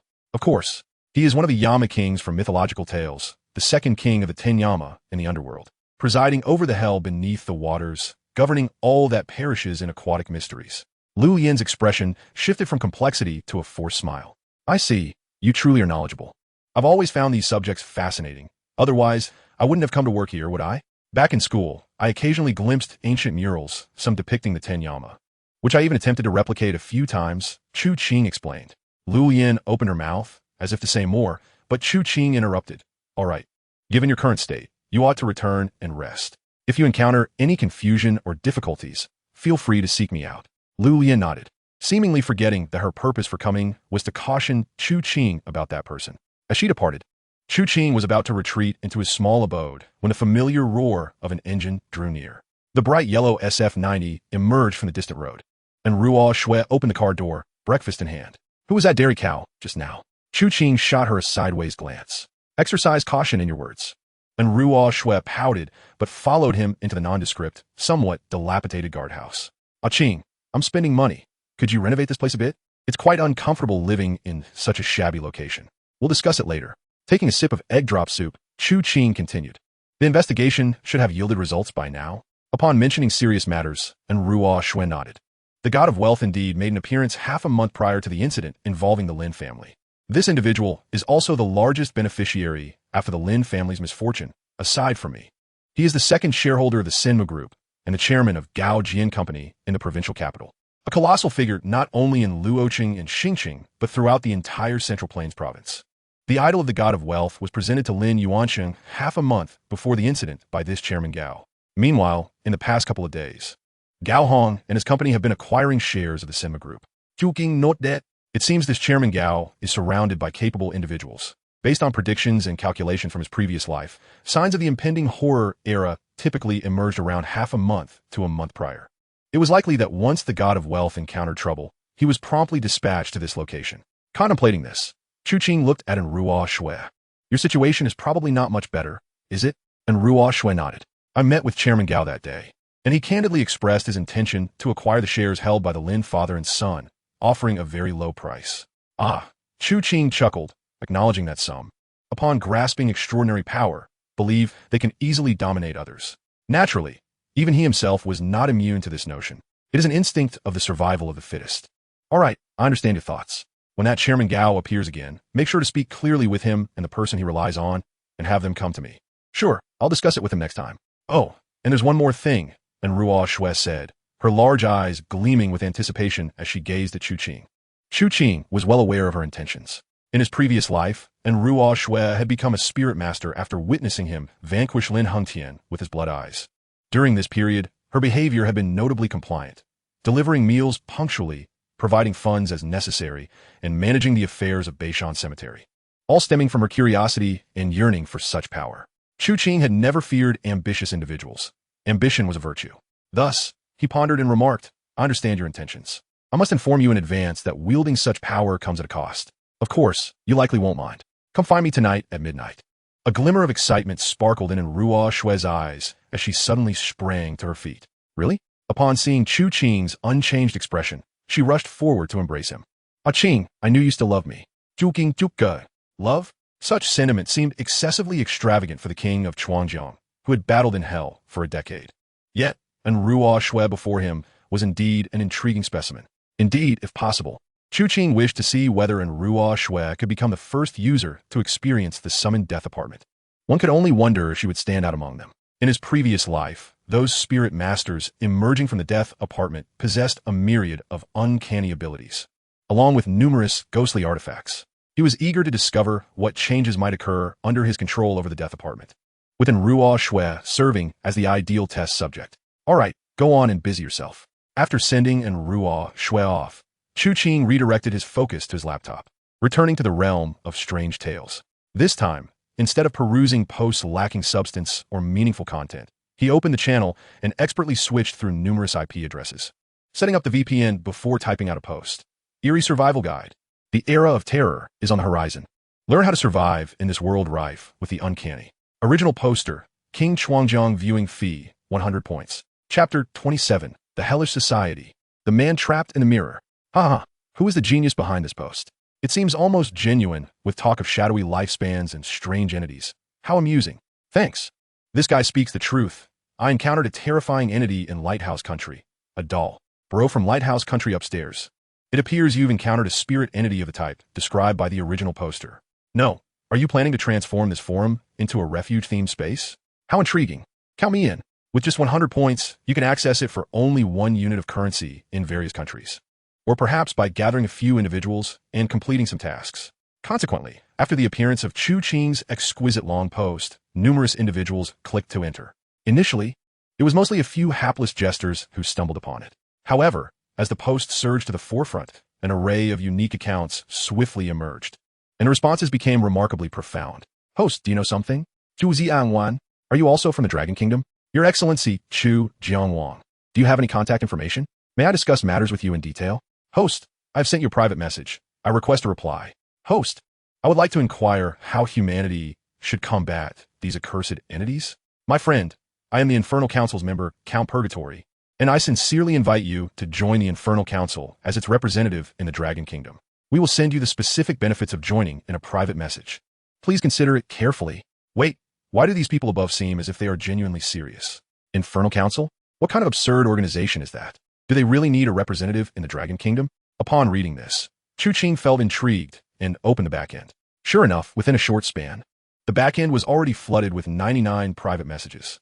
This indicated that the House of Strange Tales had indeed become quite popular worldwide. Perhaps it was for this very reason that the House of Strange Tales could eventually evolve into what is dubbed an official forum. The first private message he opened was from the so-called member of the Infernal Council. He was indeed familiar with this Infernal Council. Although he had never heard of this Count Purgatory, the name of the Infernal Council was quite formidable. Rumor had it that the founder of the House of Strange Tales had connections to the Infernal Council. Of course, once the House of Strange Tales fully transformed into a realm of the uncanny, the identity of the founder became inconsequential. The later iterations of the Infernal Council were a renowned organization of spirit tamers that could rival even some small nation-level spirit control forces. Who would have thought that these fellows had already attained such a scale before the advent of the Era of Terror? However, in his previous life, he had little interaction with these individuals, and the Dragon Kingdom had always remained an untouched territory for the Infernal Council. As for the so-called benefits proposed by them, they were hardly worth mentioning. Even now, while aware of the existence of the bizarre, these individuals still sought to entice him with worldly currency. This held no significance for him. Nevertheless, considering the vast influence of the Infernal Council in his previous life, even a typical first-tier spirit tamer was reluctant to offend them. So Chu Qing decided to respond. As for the rest, they primarily inquired about specific details regarding the peculiar entities. After glancing through a few, Chu Qing casually replied to several. Just as he was preparing to leave, his gaze suddenly sharpened. Within the thread that had already reached several hundred replies, a line of text in the Dragon Kingdom's language clearly caught his attention. Dear host, I am currently in Xingqing, Central Plains, and I have encountered a strange occurrence. After I exited the restroom, it seems as if I am the only person left in the entire city, and I am so frightened. Chu Qing, upon seeing this individual's message, promptly opened a private message. Please tell me about your current situation. Oh, dear host, help me. I am scared. Do not panic. Please elaborate on what transpired. I truly don't know. I usually enjoy these supernatural things, and last night, I came across a ritual to breach realms. After midnight, I set candles before the mirror in the restroom and lit incense, saying I could enter another world. However, I didn't discover another world, but it seems the entire world is left with just me. What will help? As he read the replies in the message box, Chu Qing's eyelids twitched. The ritual to breach realms was nothing but sheer nonsense. However, mirrors were undoubtedly among the most terrifying objects during the Era of Terror. In the 2 decades of the Era of Terror in his previous life, apart from secret realms, there were some unique, permanent, uncanny worlds, one of which was the mirror realm. Mirror spirits and various uncanny phenomena based on the principles of light refraction existed within mirrors, forming a world almost identical to the real one in its reflections. It was evident that this individual had unwittingly entered the mirror realm. Nonetheless, although the mirror realm was perilous, it possessed considerable value. Not to mention, a large fragment might be utilized as a trap for capturing mirror-related uncanny entities. Moreover, it seemed that certain puzzle pieces for spiritual instruments also required fragments from the mirror realm. Most importantly, it was not far from him. Luo City was merely 100 kilometers from Xingqing. Such a distance would not pose a challenge to traverse, even with the onset of the Era of Terror. With this in mind, Chu Qing hesitated no longer and directly inquired, "Please send me your name and exact address. I will pay a visit when time permits. However, my suggestion is to return to that mirror at midnight tonight and repeat the previous actions to see if you can exit." Okay, esteemed senior, my name is Zhang He, currently at Yulong Community in Xingqing. After noting this matter down, Chu Qing resumed browsing through the other posts in the House of Strange Tales. He had to admit that, with the increase in uncanny incidents over the past month, even in the Dragon Kingdom, many individuals had scaled walls to post in the House of Strange Tales. Upon inspection, he indeed discovered numerous uncanny events occurring within the Dragon Kingdom. However, most of these did not pique his interest. The potential seemed relatively ordinary, but this was to be expected. Entities like the blood-eyed dragon monarch were genuinely terrifying. Even in their embryonic form, the instant the rules were triggered, they would claim lives without granting much opportunity for escape. Naturally, the number of individuals posting online would be scarce among those who possessed formidable talents or abilities. With this thought, Chu Qing glanced outside at the sky, which had once again darkened, and finally stood up, exhaling a breath. Still, it was the same 2 white porcelain bowls. Chu Qing calmly lifted the knife once more. The third time, although it was merely half a bowl, consecutive bloodletting over 2 days was indeed quite taxing. However, it should suffice, right? According to Ding Xia, he ought to have fully summoned the blood characters of the Death Apartment in approximately 3 months into the Era of Terror. Using the method of blood characters, he had presumably captured 5 or 6 uncanny entities, a considerable number indeed. Ding Xia was certainly not an ordinary individual. Gravekeepers seeking to hunt uncanny entities danced on the edge of a blade, battling death itself. They could only subdue the uncanny by enraging them and luring them into their tombs, utilizing tomb spirits to strike. He did not possess Chu Qing's methods. Now, on his 3rd attempt, although the frequency was slightly lower, his preparations were far more thorough, utilizing his own blood mixed with Yin energy, thus making it easier to attract the arrival of the uncanny. Drip, drip, drip. A stream of deep red flowed once more into the bowl as Yin energy, water, and vermilion gradually blended together. This time, instead of using his fingers, Chu Qing picked up a nearby brush. Upon the glass door, new blood-red characters slowly imprinted themselves. Name, Huang Hong, half-spirit tamer. Grade, unclassified, 9th rank. Location, Luo City. Objective, to investigate the peculiarities surrounding Huang Hong, while simultaneously eliminating or reclaiming, and either killing or capturing Huang Hong. Commentary, Who says that demons disrupt the hearts of men? The malevolence of mankind surpasses that of any fiend. An edict from King Chu Qing. Having penned all this, Chu Qing gradually rose to his feet as dusk descended ever earlier. At 5 o'clock, even in winter, when the sun typically lingers, today it had inexplicably succumbed to darkness. This night was a battleground for hunter and prey. Chapter 28. A stage beneath the moonlight. Hunters and prey. Caw-caw. Beneath the inky sky, piercing caws of crows echoed. Like a hawk, a shadow circled low overhead. Below, atop a towering water tank, a figure crouched. Her emerald eyes fixated upon the children frolicking beneath.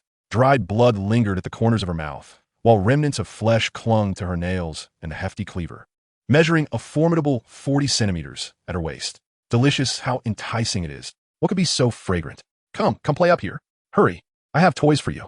Saliva dripped from her lips as her gaze remained locked on the children, clearly from a nearby school. Just as her restraint began to wane, the shadow, spiraling in the air, dove down beside her. Caw-caw. She sharply turned to the crow. Darling, are you saying that wretched creature has finally emerged from that accursed place? Caw. Splendid. But, my dear, do you not fancy these little ones? I recall how much you relished that little wildling when you devoured it. I know. You prefer your meals not to be alive. Fear not. I shall assist you, and we shall share the spoils, shall we not? Caw. What, do you still think that creature deserves death more? Indeed. That creature is the most deserving of demise. After all, it has finally emerged from shell. Kill. Slay that brat. Let's go now, kill that brat. Feast upon his eyes, and then return for these little ones. Caw. In the stillness of the night, an unnameable chill pervaded. Previously, Chu Qing had traversed this territory by car or taxi, never truly exploring the graveyard he now regarded as his own dominion. Yet, it was evident that accompanying facilities were nearly non-existent. Aside from a seemingly abandoned crematorium, there were no nearby shops. The closest supermarket lay nearly a kilometer away, with the nearest residence over 500 meters distant. The former office of the North Mountain District was a full 2 kilometers away. Here, should someone perish, it seemed unlikely that they would be discovered in a timely manner. Aside from the streetlights lining the main road, darkness enveloped the silent highway, save for the chill of a gentle breeze. The dim streetlights appeared incapable of dispelling the gloom of the night. Only the crescent moon shone from the horizon, casting an unrelenting brightness. Fortunately, Chu Qing was not without preparation. With his thought, he glanced down at the large red lantern he held. The head within seemed to sense his gaze, revealing a smile that, though terrifying to others, appeared almost endearing to Chu Qing. A smirk curled at the corners of his lips in response. He then produced a black umbrella, slowly unfurling it. However, the previous day, the umbrella had been meant to shield him from the shadows beneath the light. Today, it was for the sake of others. Instead of heading toward the city, he stepped out from the North Mountain Cemetery and ventured into the wilderness that lay between the cemetery and the urban area. A figure clad in a black trench coat, holding a black umbrella, ambled slowly under the moonlight, clutching a blood-red lantern. It was as if he was leisurely savoring the tranquility and solitude bestowed by the moonlight. The moonlight served as the spotlight on this stage, illuminating the sole protagonist. Or was it not so? For in the next moment, the clear moonlight above was obscured by a figure with outstretched wings, blocking its glow. Beneath those wings, a silhouette armed with claws emerged, raising the cleaver in one hand as it descended from the heavens, poised to strike at the figure concealed beneath the black umbrella, resembling a hawk diving down to seize its prey. Alas, this avian beast was not the invincible hawk it appeared to be, nor was the solitary figure traversing the boundless wilderness a mere bluster of a small venomous snake. He was a true malevolent spirit with a gaping maw, eagerly awaiting the attack of the hawk. Prey often remains oblivious to who the true hunter is. The razor-sharp cleaver, though marred with nicks and chips, still glimmered brilliantly beneath the moonlight. It reflected the scene of the figure below, who seemed entirely unaware of the unfolding drama. Unbeknownst to the onlookers, that figure had lifted its gaze. In the moonlight, illuminated by the cleaver's reflection, the two figures above could clearly discern the man's disdainful smile. Compared to the woman's frenzy, his gaze was unsettlingly calm. So serene was he that the woman, who had attempted this seemingly infallible tactic numerous times, found herself momentarily taken aback. It was as if the curtain of a film had been drawn back, and the concealed crimson light erupted forth. This light appeared to slow everything around it to a crawl. Then, astonishingly, the cleaver sliced right through this red luminescence. Even Chu Qing himself felt no hint of harm. Darkness beneath the light. This crimson radiance could disregard all forms of physical attack, save for the supernatural. Not even a knife could breach its barrier. Should someone fire a rocket launcher from afar, it would prove utterly futile. Technological weaponry, when faced with the supernatural, pose no threat whatsoever and might even serve as an advantage for the adversary. For instance, at this moment, Chu Qing could swiftly seize the cleaver and deliver a fatal blow to the creature before him. However, such a death seemed rather too lenient for this woman, or rather, this humanoid entity that transcended mere humanity. To live in this world, death is but a release. Chu Qing's gaze turned icy as he casually hurled the lantern skyward. A cascade of deep crimson enveloped the wilderness. The once frenzied woman plummeted from the sky, her eyes vacant as she stared at the lantern above. Faced with the latter's rule-based power, this woman, who had yet to fully transform into a ghost, exhibited no resistance whatsoever. Chu Qing paid her no heed. Instead, he slowly turned his gaze toward the sky, where the same bewildered black crows lingered. His eyes were like blood, cold as ice. Chapter 29, Ghouls. He is not human. In this terrifying era, the types of supernatural beings are varied and manifold. Previously, there were humanoid spirits like the Faceless Ghost, entities like the Shadow Wealth God that embodied their instruments, and the Death Apartment, which existed merely as a curse of rules devoid of a physical form. There is also the House of Strange Tales, which existed solely as a virtual entity. In a similar vein, there exists an uncanny phenomenon manifested through animal traits. The black cat, named Xian Tong by Chu Qing, possesses the potential to evolve into a peculiar and extraordinary entity. However, the creature before him, while also embodying an animalistic form and serving as an eerie prototype, is fundamentally different from Xian Tong. Black Crow. Grade unclassified. Category corpse devourer. Lifespan 20 days. In lifespan 19 days. Rules unclassified. Incapable of possessing rules. Night patrol. Ability enhanced vision in darkness, coupled with heightened danger perception. Corpse devourer. State capable of consuming biological remains to gain a portion of Yin lifespan. However, both Yin and Yang lifespans deplete simultaneously each day. Ascension requirements unknown. Note, such a feeble creature. Human, you make such a fuss over this weakling? I must question your abilities. Chu Qing chuckled, unfazed by the derision of Blood Eye.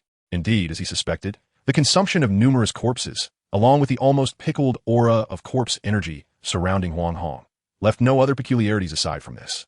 The corpse devourer, often referred to as a scavenger, represents a particularly unique subset within the realm of the uncanny. The abilities and rules of corpse devourers are oftentimes rather mundane, leading them to closely accompany more powerful anomalies, subsisting on the leftovers of the strong.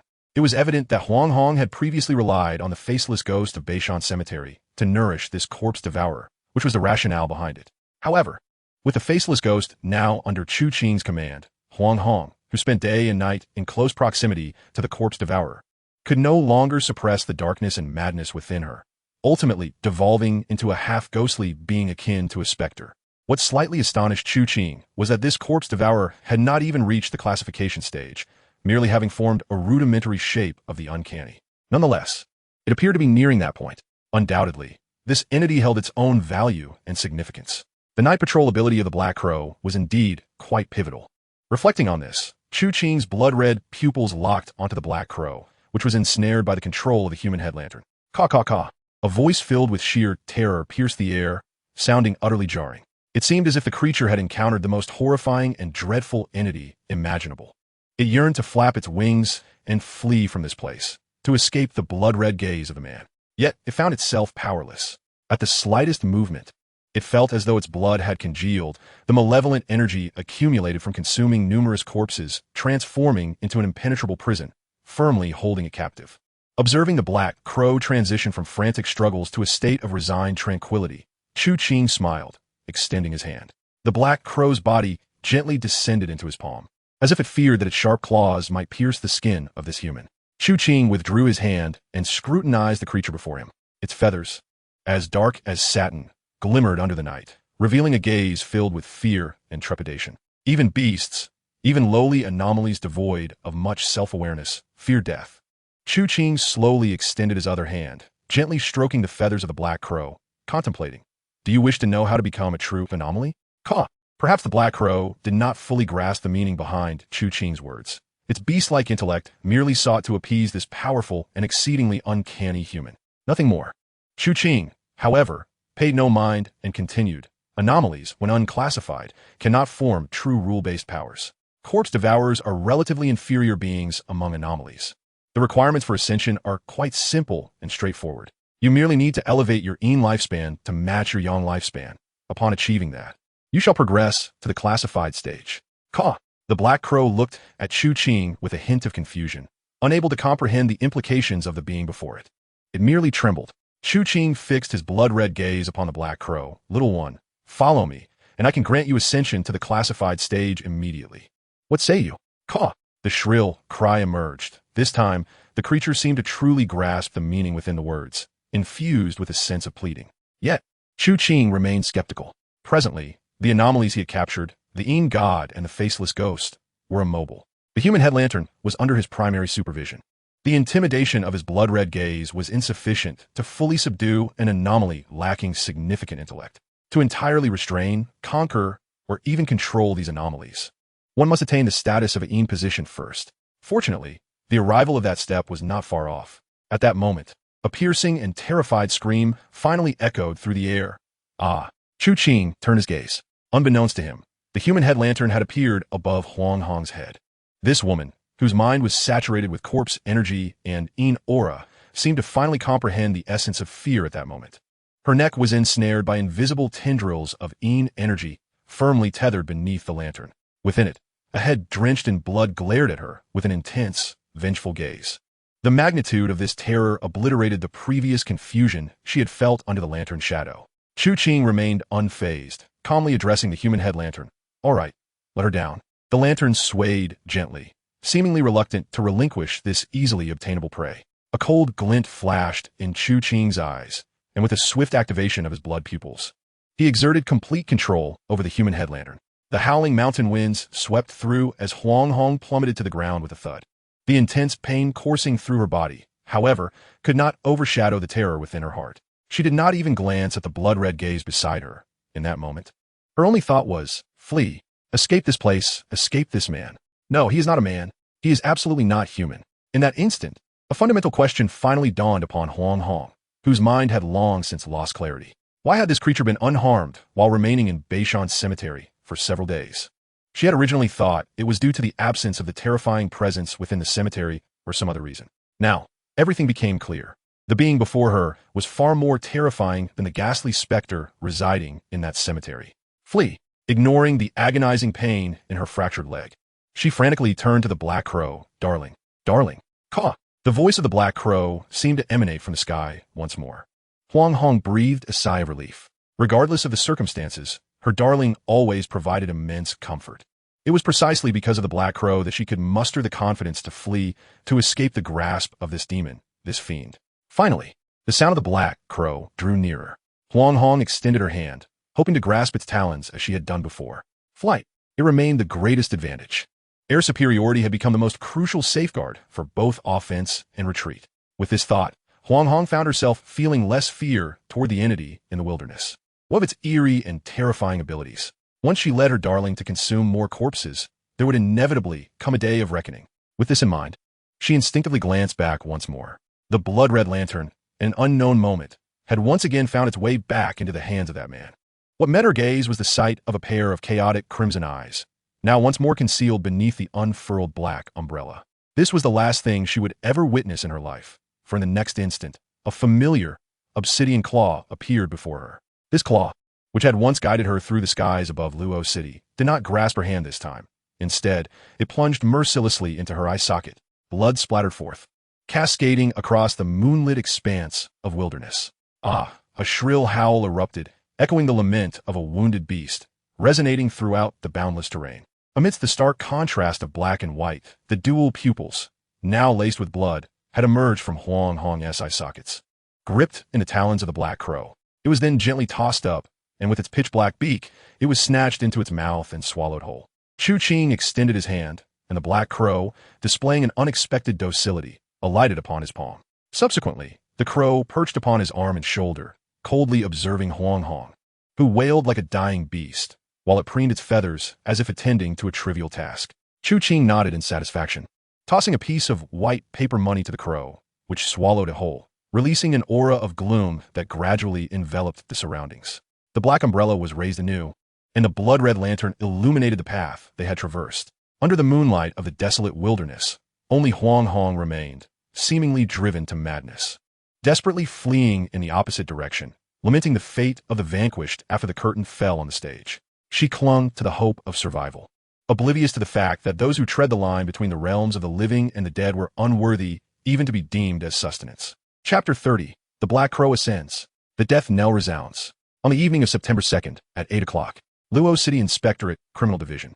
Despite the darkness that enveloped the sky, the atmosphere here was still ablaze with activity. Captain Wang bore a weary expression, not solely due to the incessant stream of cases plaguing Luo City, but also because of the presence of a certain niece who was both unmanageable and irksome.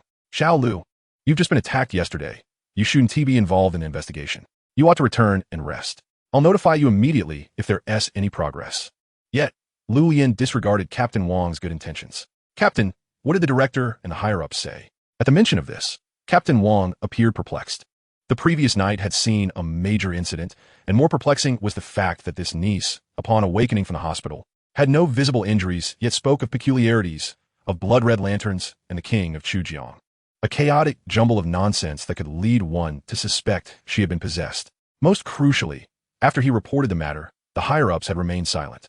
In the face of such a significant case, which had claimed countless lives, a report was essential. However, after submission, the response had been merely an instruction. A specialist from the capital would arrive the following day to assist in unraveling the mystery of the lanterns and other cases in Luo City. Consequently, today's focus shifted primarily to Huang Hong, whose 2 corpses were discovered on the outskirts of the city that very morning alongside the vehicle belonging to the deceased. According to the dashcam and some surveillance footage, it appeared that Huang Hong had feigned a traffic stop, boarding the vehicle only to murder the 2 individuals. Yet the crux of the matter lay in the fact that no one had seen her traversing the monitored routes.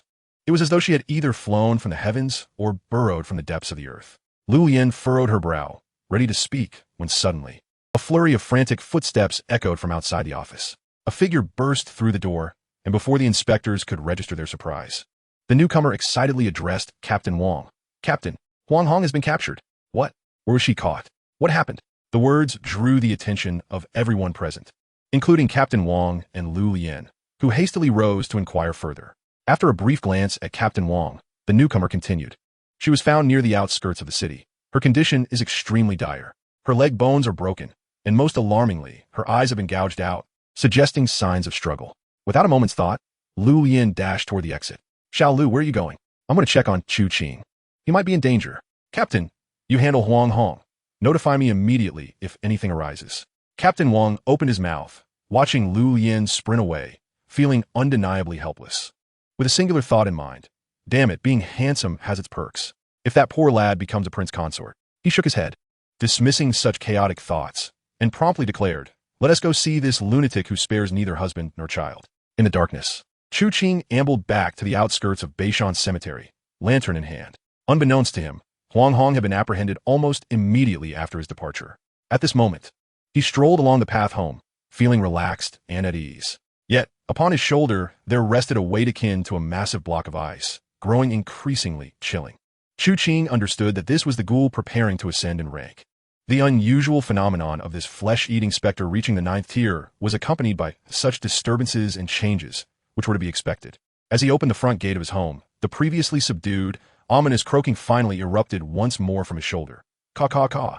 The sound, akin to nails scraping against a chalkboard, conveyed an unsettling significance. Chu Qing instinctively covered his ears, his blood-red eyes fixed intently on the black crow before him. No, it wasn't merely a black crow. After Chu Qing bestowed upon it a piece of ghostly currency, its life force had reached a delicate equilibrium, initiating its ascent. The black crow, now transformed, bore little resemblance to its former self. Its form remained similar, perhaps even a tad smaller than before, only marginally larger than an ordinary crow. However, what was once a pair of pitch-black eyes now glimmered an eerie green, shimmering in the night. Its feathers, originally of the deepest black, now bore streaks of dark crimson, and most strikingly, its sharp beak appeared drenched in blood, an alarming shade of red. This ghoul was a far cry from the black crow it had once been. Yet, what surprised Chu Qing even more was the newfound power and rules accompanying its ascension. Corvid ghoul. Rank, 9th tier. Type, flesh-eating specter. Lifespan, 30 days living. 30 days, undead. Death knell resounds. Rule its call can mark living beings, significantly increasing the area of influence for nearby anomalies. It can sense the position and state of marked beings at any time, with the capacity to mark up to 3 simultaneously. Night Vigil. Ability: enhanced vision in darkness. Heightened perception of danger, and a substantial increase in flight speed and stamina. Flesh-eating Spectre. State capable of consuming the corpses of living beings to gain additional undead life. However, both lifespans will diminish daily. Ascension requirements. Unknown. Note: an exceedingly practical ability. Human, it seems you have indeed found such a potential ghoul under my guidance. Ignoring the ghoul's self-adulation and claim to glory, Chu Qing's blood-red eyes remained fixed on the now-transformed corvid ghoul, his satisfaction palpable. The ghoul, an entity governed by peculiar and often bizarre rules of murder, is seldom direct in its approach. The vast majority of ghouls operate under a more subtle set of guidelines, each possessing distinct abilities. Undoubtedly, the black crow before him, with its ominous tolling of death and its capacity to patrol the night, stands out among its kind. This realization buoyed his spirits immensely. Upon returning to the cemetery, he glanced at the time, the hands barely grazing 8:30. The success of his endeavor had far exceeded his expectations.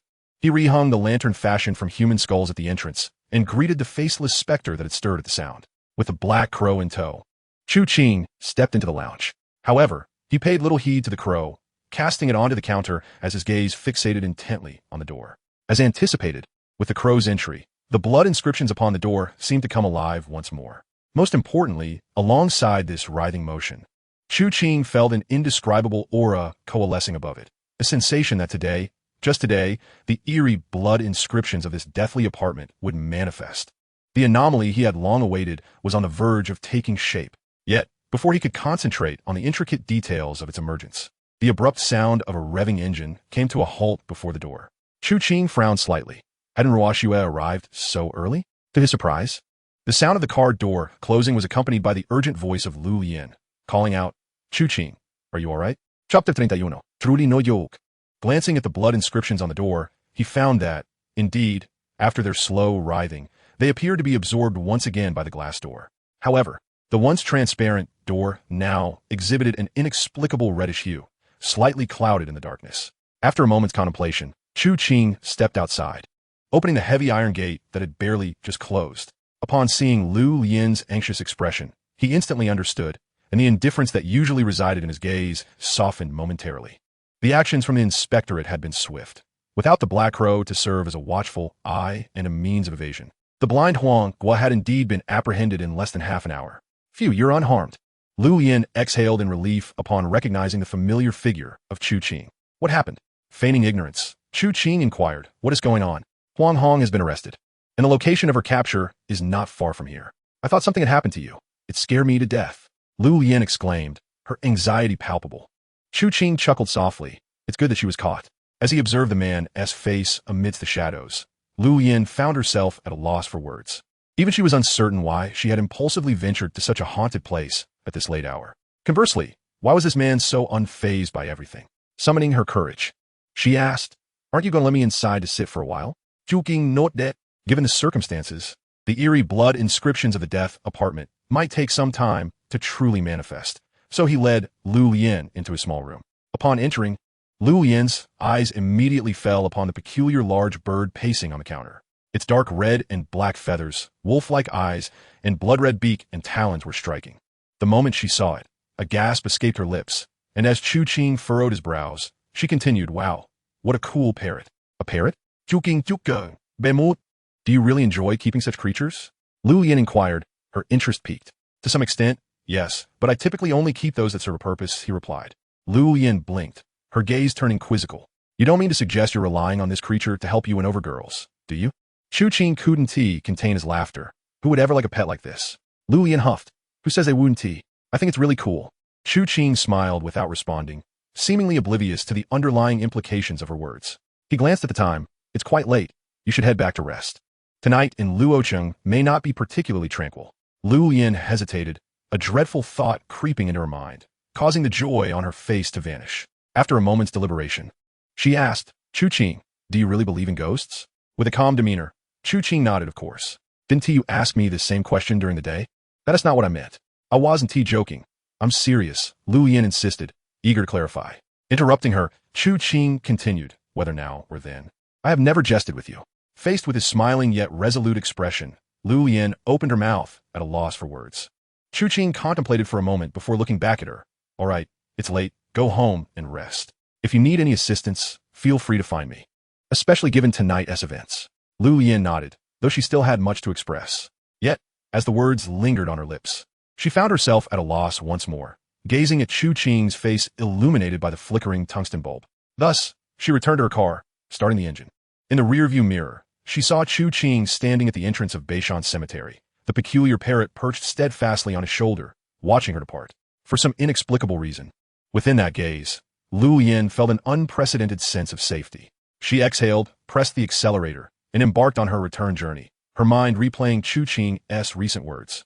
With a smile on her lips, she felt her spirits lift, and she even picked up her phone to play a song. I come rushing towards you. You are the stars and the sea. Unfortunately, such a delightful mood lasted only a few minutes before it was abruptly interrupted by the shrill ring of her phone. Lu Yin furrowed her brows, but upon seeing it was a call from Team Leader Wang, she pressed the button to answer. Hello, Team Leader. What is the update? Huang Hong confessed. This deranged woman has personally killed 6 people, including her unfortunate husband and child in a tragic accident. She is truly a demon. Upon hearing the grim news, Lu Yin gasped. 6 lives? In this era, such a heinous act would send shockwaves across the nation. However, we cannot fully ascertain the need for evidence. This woman seems to have lost her mind, and after a preliminary interrogation, she was sent to the hospital, Wang continued. Lu Yin's concern for the case was palpable. Team Leader, how was she apprehended? Don't even get me started. When I asked about it, she appeared completely unhinged. She rambled about being judged and punished by ghosts, repeating phrases about not being human and the like. Wang's voice carried a hint of frustration, clearly finding it a torment to interrogate a madwoman who had committed such a shocking crime. She previously claimed there were ghosts in Beishan Cemetery, and she had lured many homeless vagabonds and drifters to that site, using their bodies to nourish whatever treasure she had.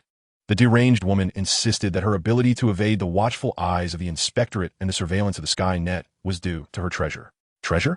Lu Yin was taken aback. What could a lunatic who had so ruthlessly slaughtered her own husband and child possibly refer to as a treasure? Even a tiger refrains from devouring its cubs. What could this madwoman possibly cherish? At this juncture, Team Leader Wang seemed to have finally found a target for his scorn. Indeed, just consider the extent of her insanity. The treasure she speaks of is a large crow. Yes, a crow, that black, glistening bird.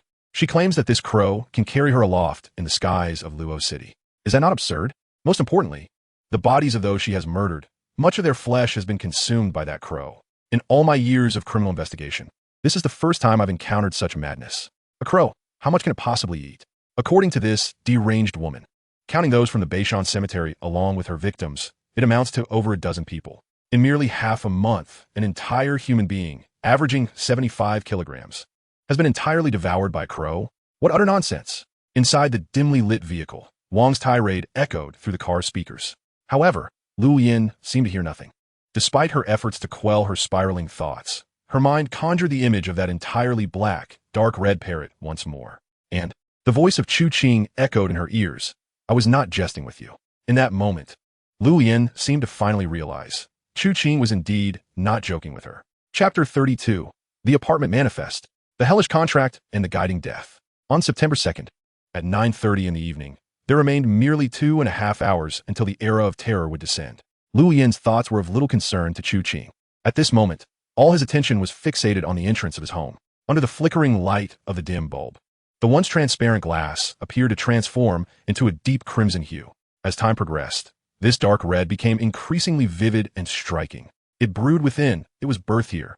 Moreover, as Chu Qing's gaze lingered, it seemed that threads of blood began to materialize in the air, thin, scarlet serpents, akin to strands of hair, coiling and undulating through the atmosphere. Bian Cheng Wang Ding Xia, promoted to the role of a cemetery guardian, hailed it as the finest choice for a tomb ghost. The Death Apartment, a peculiar legend from the previous life on the Blue Star. At this very moment, before the eerie era had formally commenced, it was finally poised to manifest within his grasp. Countless crimson streams swirled around. The tungsten filament bulb above seemed incapable of suppressing the sanguine glow emanating from the door. Time ticked away. A hint of tension involuntarily crept upon Chu Qing's pallid countenance. Even his blood-red pupils seemed to involuntarily emerge at that instant. Drip, drip. It sounded reminiscent of flowing water. Finally, the exceedingly ordinary door began to transform. Blood surged forth from the once clear glass, cascading down like a waterfall. The Crimson Torrent appeared to possess an inexplicable connection to Chu Qing.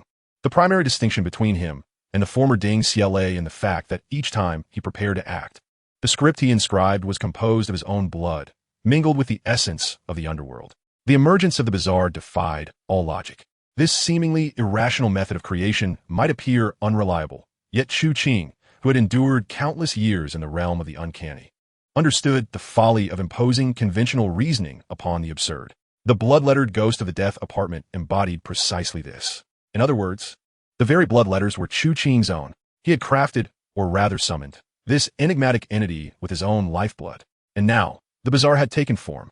After the cascading blood flowed, it detached from the glass door, floating gracefully down to rest in Chu Qing's hands.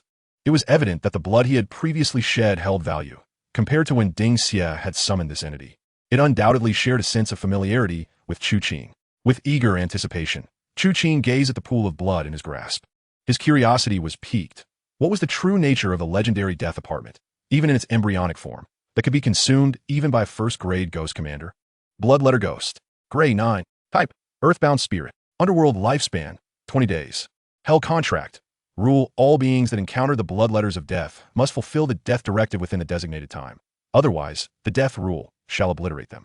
Death Directive. Ability: the bloodletter ghost can sense the uncanny within fate and issue death tasks by fulfilling the corresponding death directive. It can receive death feedback and gain underworld lifespan.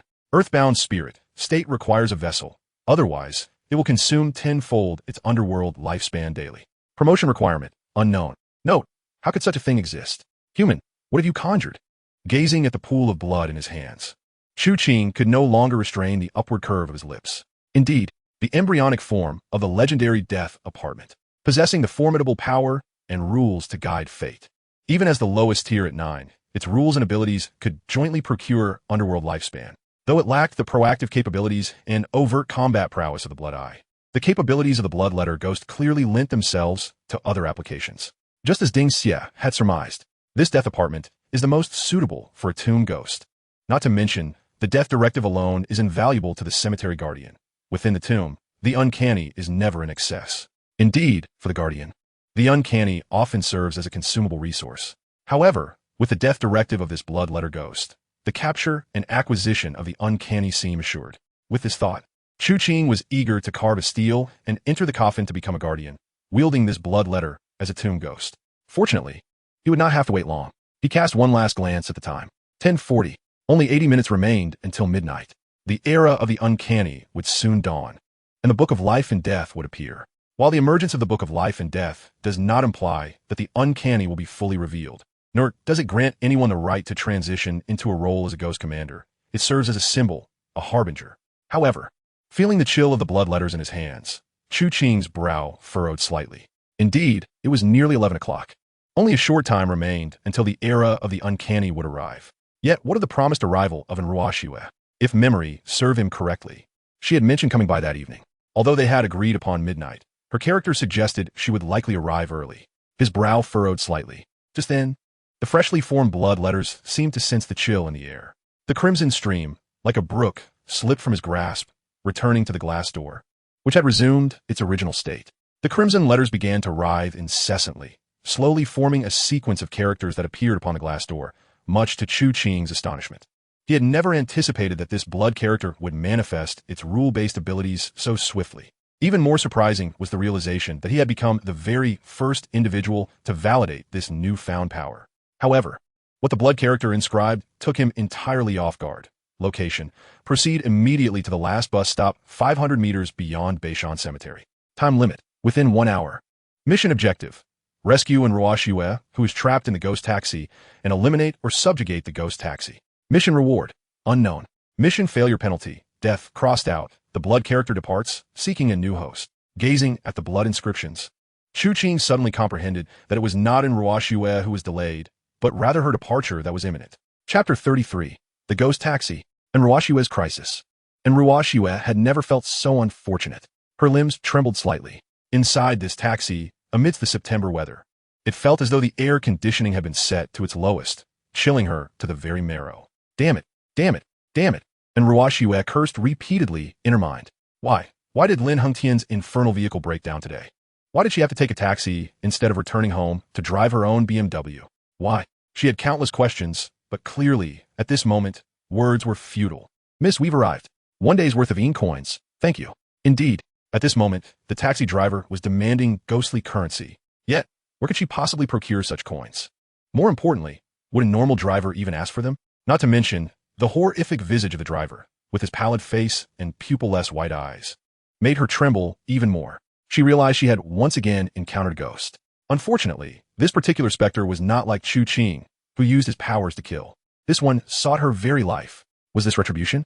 She had stood by, even encouraged the Lin family's downfall. And now, just days later, the specter had come knocking at her door. She desperately attempted to call Chu Qing, but within this taxi, it seemed all signals and electronic devices were severed. She was utterly unable to seek his aid. Fortunately, Enruashue was far from ordinary. Chu Qing had informed her that the bizarre acts of murder adhered to certain rules. While she was unaware of the ghost taxi's specific killing rules, she was certain that failing to produce payment would be the most definitive path to death. Taking a deep breath, she declared, "Driver, you haven't taken me to my destination yet. How can I pay you if we haven't arrived? We're already here." The cold, stiff, and sluggish voice sent her trembling even more, yet she understood that she couldn't panic. She couldn't allow herself to lose composure. If she did, it would truly be the end. "I'm going to go to Beishan Cemetery. You've merely brought me to this bus stop. You're not a bus, you're a taxi. If you haven't taken me to my destination, how can I pay you?" Taxi bus. Clearly, her words had an effect, plunging the taxi driver into silence. And Ruashue held her breath, recalling Chu Qing's advice. While the bizarre beings lacked intelligence, they required complete compliance with their killing rules to avoid death. Some of these rules could be manipulated. For instance, in this very moment, and Ruashue was almost certain that if she failed to produce the fare, she would inevitably trigger the killing rule. There would be no escape. Even though hope seemed slim, she resolved to buy time with all her might. No, that's not the destination. I can only get out here." After a moment's contemplation, the driver, with a voice as cold as a corpse, uttered words that made Ruashue's heart sink. "Why should I give you money? You haven't taken me to my destination. Why should I pay you?" Gathering her courage, and Ruashue replied, "I never imagined I'd be haggling over taxi fare with a ghost." But at this juncture, she had no choice but to press on. Then, half a day's worth of coins. "Thank you." To her astonishment, the ghost taxi actually offered her a discount. But what good was that? Where could she possibly find such coins? The difference between a day and half a day was meaningless. If she couldn't pay, wasn't he at all just a death sentence? Yet, unbeknownst to Ruashue, there was no such unit as half a day in the realm of longevity. Thus, the ghost taxi's pricing and this so-called discount were utterly meaningless. "No, you haven't taken me to my destination. Why should I pay you? It must be free." And Ruashue threw a fit, despite having never done so in her life. More importantly, her tantrum held no real conviction. "Free, free." The taxi driver repeated these words, as if finally grasping something, turning his head suddenly, nearly causing Ruashue to leap from her seat. His eyes, devoid of pupils, fixated on her, and his face, pale as a corpse, twisted into a terrifying grimace. A voice, as if forced through clenched teeth, emerged. "No payment, you die." This proclamation plunged Ruashue into despair. The temperature within the taxi seemed to drop another 10 degrees, causing her teeth to chatter uncontrollably. Steeling herself, she managed to stammer, "I'll pay." The atmosphere warmed slightly with her response, but feigning composure, and Ruashue rummaged through her beloved Hermes bag, pretending to search. As the chilling aura returned, she suppressed her panic and produced 3 thick stacks of crimson currency, amounting to 30,000 yuan, far more than the cost of the ride. Enough even to purchase a cheap second-hand taxi. Regrettably, these bills were as worthless as scrap paper to the figure in front of her. This was evident from the temperature in the car, plummeting back to frigid depths. "I want money. This is not money, it's ghost money. No payment, you die." At last, and Ruashue was about to grasp the taste of death. Even with her extraordinary mental fortitude, as the inescapable specter of death loomed, tears welled in her large eyes. She did not wish to die, especially not at this pivotal moment when she aspired to rise above others and dictate the fates of those around her. Yet, the encroaching cold enveloped her, as if encased in ice, rendering her unable to perceive her own existence. Even escape, even struggle, seemed beyond her capabilities. Was this the power of the bizarre? Her thoughts and consciousness felt as though they were freezing. However, just as death was about to descend, a dull thud resounded from outside the front window. It resonated like a celestial melody, rekindling her fading awareness. As the window of the vehicle slid down, teetering on the precipice between life and death, and Ruashue heard a profoundly familiar voice utter, "Master, shall we depart?" struggling to focus. She gazed towards the driver's side where the window had been opened, and in the darkness of the night, she beheld a pair of familiar blood-red eyes. Chapter 34. The Maternal Ghost. Chu Qing's Feeding. This was an unremarkable taxi, a classic blue and white one from Luo City, complete with the green license plate of a new energy vehicle. However, the only discernibly unusual aspect was its license plate, EN 40004. It was evident that such a plate could not possibly belong to a legitimate taxi. Yet, in the dimness of the evening, few would take the time to scrutinize the taxi's registration. Chu Qing calmly lowered his head, observing the open window and the middle-aged man seated within. A ghostly taxi. He was unaware of the peculiarities of this situation. After years of fierce battles in his previous life, he could only recall the renowned anomalies, which were at least of third rank in horror. The common fare at the roadside clearly did not capture his attention. Nevertheless, as the saying goes, even a lion exerts its full strength when hunting a rabbit. The blood-red eyes, at the moment he spoke, meticulously recorded every detail of the man before him. Ghost taxi. Rank 9th. Category, child ghost. In lifespan, 3 days. Dead of life. Rule: clients who fail to pay with their lifespan after the mission is accomplished will face death. Mission accomplished. Ability: can appear at any bus station in Luo City to pick up clients and reach all marked destinations at great speed. Child ghost. Status: subject to the control of the ghost mother. Upon exhausting its lifespan, it will not perish, but will instead consume the ghost mother's lifespan. However, should the ghost mother die, the child ghost will also meet its end. Promotion requirements. Unknown. Note: clearly, humans are insignificant, yet there appears to be something intriguing behind it. Chu Qing's eyelids fluttered slightly. A child ghost of the maternal ghost? His earlier assumptions and disdain had been thoroughly dispelled. Even after the outbreak of anomalies in his previous life, the maternal ghost remained a particularly troublesome and rare existence. Most crucially, locating the ghost mother was exceedingly difficult. Once provoked, it often led to an unending cycle of vengeance. If possible, Chu Qing would prefer not to entangle himself with such an unknown entity in the early stages. However, he could not shirk the first task assigned by the blood character. Otherwise, the embryonic form of the death apartment he had summoned would, like Ding Xie before, flee after failing to complete its inaugural blood task, seeking refuge elsewhere. This was utterly unacceptable. As a child ghost among the maternal ghosts, Chu Qing understood that unless he could subdue the ghost mother, controlling this entity would be impossible. Thus, only one outcome remained. "Come, get in the car," the ghostly taxi manifested as the middle-aged man croaked. This did not imply that he possessed any intellect. In reality, some anomalies, governed by their murderous rules, necessitated contact with humans and, when not demonstrating their abilities, appeared indistinguishable from ordinary individuals. This was among the most terrifying types of anomalies. Had it not been for the blood-red eyes, Chu Qing might not have discerned the truth immediately. However, once he perceived the underlying truth, this entity posed no threat or significance to him. The middle-aged man's ghostly taxi regarded Chu Qing, eager to entice the prey into the vehicle before quietly consuming its previous victim. Yet, at that moment, his previously lifeless, fish-like eyes became vacantly fixated on Chu Qing's gaze. Those red eyes were so enchanting, so uncanny, that they rendered his already limited thinking completely rigid, staring blankly at those mesmerizing orbs. This was precisely the conclusion Chu Qing desired to witness. A peculiar smile flickered in his eyes. In the back seat, and Ruoxue was oblivious to the passage of time. If she could, she would wish to fling open the door and flee at once. Yet, she understood that this was not the moment for impulsive actions. Trembling, she could only gaze at the driver's seat, forcing herself not to look at those blood-red eyes, for she had previously witnessed their terror. She knew that it was a realm beyond human reach. In fact, that was indeed the case. A bizarre sound emanated from the front seat.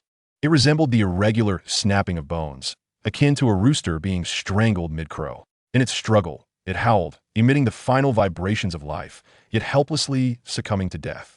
The ghostly taxi's once anthropomorphic, lifeless eyes gradually turned pale, devoid of expression, fear, or surprise.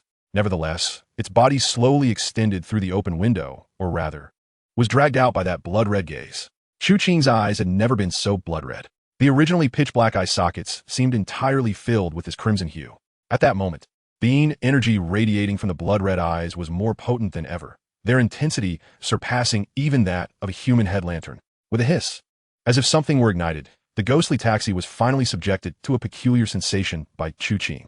Other than Lin Hengtian, this marked the first occasion the blood-red eyes tasted sustenance. Yet, even Lin Hengtian's demise had not allowed Chu Qing to indulge freely. Previously, Whether it was the faceless ghost, the crow ghost, or the human head lantern, their states were locked in a reciprocal rule of eye for an eye, akin to being poised on the brink of consumption, yet never fully ingested.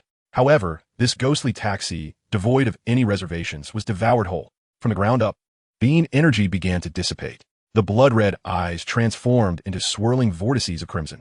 The emanating energy was wholly consumed by these whirlpools. Everything was drawn into those blood-red eyes until, at last, the ghostly taxi that had stood before him was utterly annihilated. Chu Qing closed his eyes. Unbeknownst to him, crimson tears began to trickle from the corners of his eyes. It seemed as though a blood-red, eerie eyeshadow had materialized there. The chill and warmth converged within his gaze, imparting a sensation of indescribable satisfaction and delight. Still within the taxi, and Ruoxue instinctively covered her mouth, not out of fear, disgust, or revulsion. The glimmer in her eyes, post-rescue, testified. She was exhilarated. She was yearning. She was in awe. Chapter 35, The Underworld Artifact, Taxi number 40004. Chu Qing. Rank none. In lifespan, 6 months and 21 days. Yang lifespan, 3 months. Symbiosis status significantly reduced. Yang lifespan, can fully command the Blood-Eye Ghost. Note, although merely a child ghost, its flavor is delightful. We celebrate our first encounter with consumable food. Of course, the entity behind this will likely not let us off easily, but with this Lord present, we shall endure. The ghostly taxi had provided him with nearly 3 months of spectral longevity. This enhancement was indeed quite remarkable. However, if given the choice, he would prefer not to collect longevity in such a manner. Such spectral vitality could exert a certain influence over one's thoughts and self-awareness. Consuming it periodically was manageable. But if he were to indulge in this daily, it wouldn't be long before even Chu Qing's willpower might wane, resembling that of the inhuman, ghost-like Huang Hong. Moreover, although spectral longevity was important, he had numerous methods to acquire it, and it was unnecessary to barter his clarity of mind and future for it. Chu Qing opened his eyes. The blood-red pupils did not vanish. He paid no heed to Ruoxue in the taxi, nor did he inquire about the triviality of her presence here. Instead, his gaze was fixed intently upon the vehicle. From the moment he had dragged the ghostly driver from the car, he sensed that this taxi was no ordinary one. His blood-red eyes locked onto the object before him. And indeed, it was as he suspected. Taxi number 40004. Grade, 9th rank. Category, Nether Tool. Death Frenzy, ability while driving. It can ignore and traverse through all pedestrians, vehicles, and certain obstacles on the road, doubling the speed. Expensive driving curse every 100 kilometers driven consumes 1 day of spectral longevity. Note, such a piece of trash, while not quite fitting as this Lord's steed, will suffice. Human, let's take a joyride. Clearly, this was akin to the black coin Chu Qing had encountered previously. However, while the black coin was a 9th grade nether tool and part of a higher grade nether artifact, this taxi number 40004 was evidently more singular in nature. Thus, compared to the black coin, this nether tool bore an insignificant curse. Consuming a day of spectral longevity for every 100 kilometers driven was indeed extravagant. Nevertheless, regular cars required fuel. For a vehicle that needed no concern for speed limits or pedestrians, such a cost was worthwhile. Nether tools held immense value. It was evident that, in the early stages of this bizarre phenomenon, good items were still relatively easy to come by. In the future, knowing the worth of such things would make acquiring them significantly more challenging. With this thought, Chu Qing chose not to summon Ruoxue from the taxi, but instead opened the door and took the driver's seat. Chu Qing, buckle up, he commanded. The reason for wearing a seatbelt in the back seat soon became clear to Ruoxue. With a single press of the pedal, there was no thunderous roar of the engine, only the sharp rush of wind as speed surged to an exhilarating height. At that moment, Chu Qing finally understood what true, deathly speed felt like. He glanced at the time, 20 minutes past 11. There was still ample time to fully explore the capabilities of this nether tool. After all, this taxi no. 40004 was the first nether tool he had utilized in this life.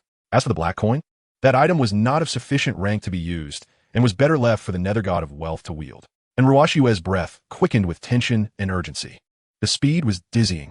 In a mere 5 seconds, they accelerated not from 0 to 100, but from 0 to 300. Indeed, within that brief span, this taxi, which appeared no different from a dilapidated vehicle, had reached a staggering speed of 300 kilometers per hour. It was madness. Chu Qing had lost his mind, and Ruoxue was 100% certain.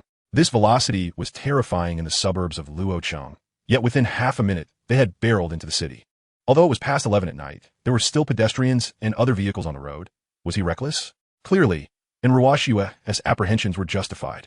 Just then, a large truck came into view, idling before a traffic light. But could they stop at this speed? A series of frantic screams erupted as Ruoxue felt death looming once more. Yet at that moment, Chu Qing showed no intention of braking. Instead, he accelerated even further. What did a velocity of 400 kilometers per hour signify? Even high-speed trains typically ran between 200 and 350 kilometers per hour, and planes usually took off at speeds exceeding 300 kilometers. Yet here was this rickety taxi, achieving such an alarming pace. Before the echoes of her screams had faded, the rear of the truck was already in contact with Chu Qing's vehicle. However, when Ruoxue closed her eyes, she felt no terrifying crash or pain. When she opened her eyes in confusion, the car was still racing at high speed.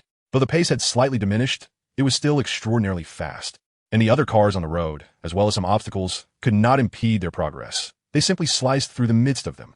Miraculously, she remained unharmed. What was happening? This was astonishing. She had no comprehension of what transpired. All she knew was that she had once again escaped death. The exhilarating thrill of narrowly avoiding demise surged within her. All of this was brought forth by the man before her. Regrettably, Chu Qing paid her no mind. Such a spectacle was merely a trivial experience for him, a mere trifle compared to his past life.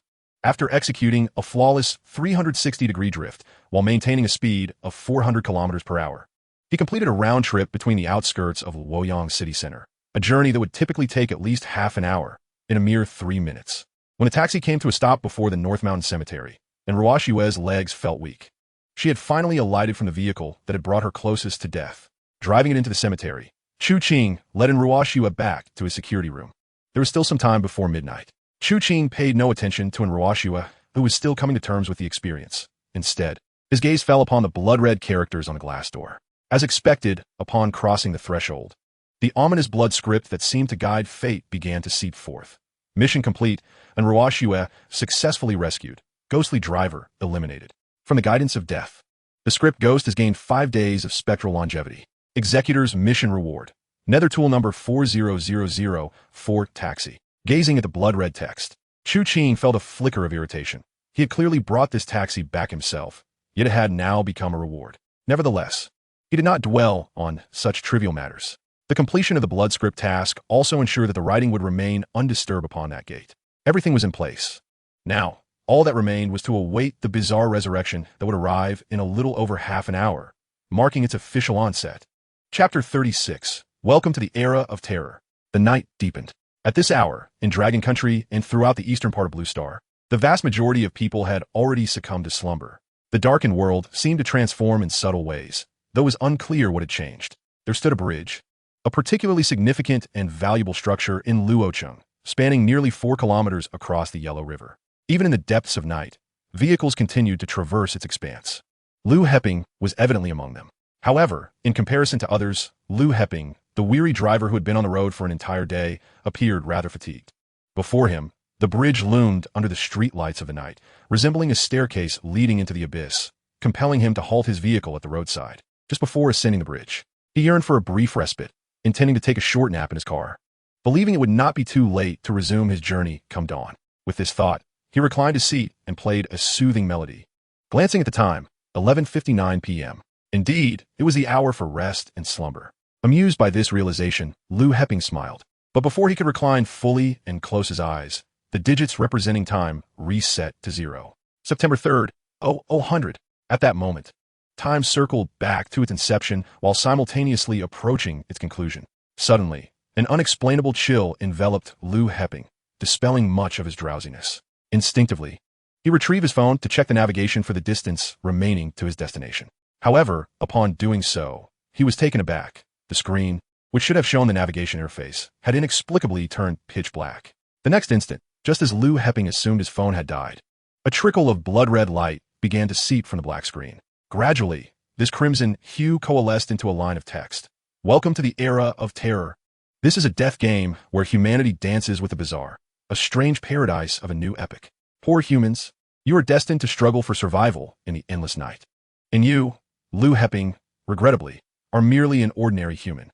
You know not what it is to have a shadow life, nor do you comprehend the bizarre, let alone how to resist or master them. Thus, regrettably, barring any unforeseen events, you shall soon meet your demise. To hell with you. You are the one who is going to die. Lu Heping thought. His confusion mingled with a tinge of anger. In this day and age, was there still such a thing as a phone virus? Resolutely, he chose to power off his device. Yet to his astonishment, even in shutdown, the ominous text showed no signs of disappearing. Instead, new words materialized. Foolish humans, since you refuse to accept reality, you shall languish in eternal death. Don't fret, it awaits you just ahead. Damn it. Lu Heping flung the phone aside. Casting a glance at the darkness beyond the car and the desolate highway leading to the Yellow River Bridge in Luocheng, the remnants of fatigue and drowsiness evaporated without a trace. He promptly reignited the engine, eager to return home. Yet, the discarded phone on the passenger seat bore yet another blood-red message. Humans can never escape death. And the countless causes of death stem from the folly of the human species. Go on, embrace its embrace. The vehicle resumed its journey across the Yellow River Bridge, appearing from above like a small boat adrift on a vast sea, vulnerable to being swallowed by the slightest turbulence. The night was thickening. On the surface of the Luocheng Yellow River Bridge, mist had inexplicably begun to rise. Within an apartment in Luocheng, devoid of the usual girlhood toys or pastel embellishments, lay Lu Lian, who tossed and turned in bed, unable to find sleep. The events of the past 2 days had been overwhelming, with sights too numerous to count. The impact on her was profound. Even as she lay there for what seemed like an eternity, slumber eluded her. Her mind was inundated with flashes of memories. The life and death struggle with the lantern-headed figure. The countless corpses in Huang Hong's home, the woman driven to madness, the black-red parrot, and most persistently, the man with a faint smile, Chu Qing. He seemed to possess an endless allure, drawing Lu Lian into a desire for exploration. This prompted her to recall their first encounter. Thus, Lu Lian pondered and sent a voice message to a friend from her contacts. Soon, a slightly fatigued voice answered on the other end. Hello, little sister, are you all right? The question left Lu Lian perplexed. I'm fine, brother. Aren't you asleep? On the other end, Lu Ci smiled faintly, his family doting upon Lu Lian. If you're awake, how could I sleep? What is the matter? Missing your big brother? Nothing much. Just wanted to ask if you know someone, she replied. Who? Chu Qing. Yes, about my age, Lu Yin said. There was a moment of silence, as if he were contemplating. Chu Qing, there's indeed a Chu family in Kyoto, but I haven't heard of anyone by that name. Lu Yin furrowed her brow, nodding slightly. Oh, perhaps I made a mistake. All right then, brother, get some rest. Yet at that moment, Lu Ci did not hasten to end the call. Wait a moment. Little sister, I've heard strange occurrences have been happening in Luocheng recently. You're supposed to return to your ancestral home for some inspection. You should be aware of this. What do you mean? Lu Yin asked, but Lu Ci's voice turned somber. Little Yin, you should really consider returning to Kyoto. It's too dangerous out there. Let's wait and see. All right, I'm going to sleep now. Lu Yin realized that with her brother's capabilities and family stature, he might indeed know something. Perhaps returning to Kyoto was indeed a safer option. Yet at that moment, she found herself once more contemplating that figure. Chu Qing, what secrets did he harbor? As the call ended, Lu Yin glanced at the time, 11:59 p.m. It was indeed late, and she wondered what her brother was still doing awake at this hour. However, since she could not sleep, she decided to read a book. Just as she picked up a random volume, the book began to twist eerily. A blood-red page appeared before her. Before Lu Yin could react, dark letters emerged on the crimson page. Welcome to the era of terror. This is a death game where humanity dances with the bizarre. A strange paradise of a new epic. Poor humans, you're destined to struggle for survival in the endless night. And you, Lu Yin, regrettably, are merely an ordinary human. You may have escaped death at the hands of the bizarre once, but that is insufficient for you to live safely in this era. Gazing at the dark letters, although Lu Yin was alarmed, her response was markedly more composed than Lu Heping's. Perhaps her recent experiences had enlightened her to the reality that this world seemed to diverge significantly from the one she had known. Just as she was engulfed in confusion and astonishment, a new dark message began to flow from the blood-red page. However, you are fortunate.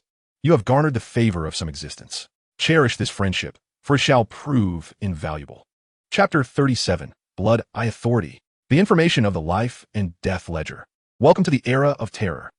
This is a death game where humanity dances with the bizarre, a strange paradise of a new epic. Poor those lowly humans, destined to struggle for survival in the endless night. Certainly, this matter bears no relation to you, esteemed sir. You merely need to occasionally display your benevolence and compassion to embody the power of a formidable being. Esteemed sir, you are an enigmatic amalgam, a witness to transformation, and a pioneer of the era. It is my honor to serve you, Lord Chu Qing. Gazing at the watch in his hand, a smile graced the corners of Chu Qing's lips. The death ledger remained as haughty as ever.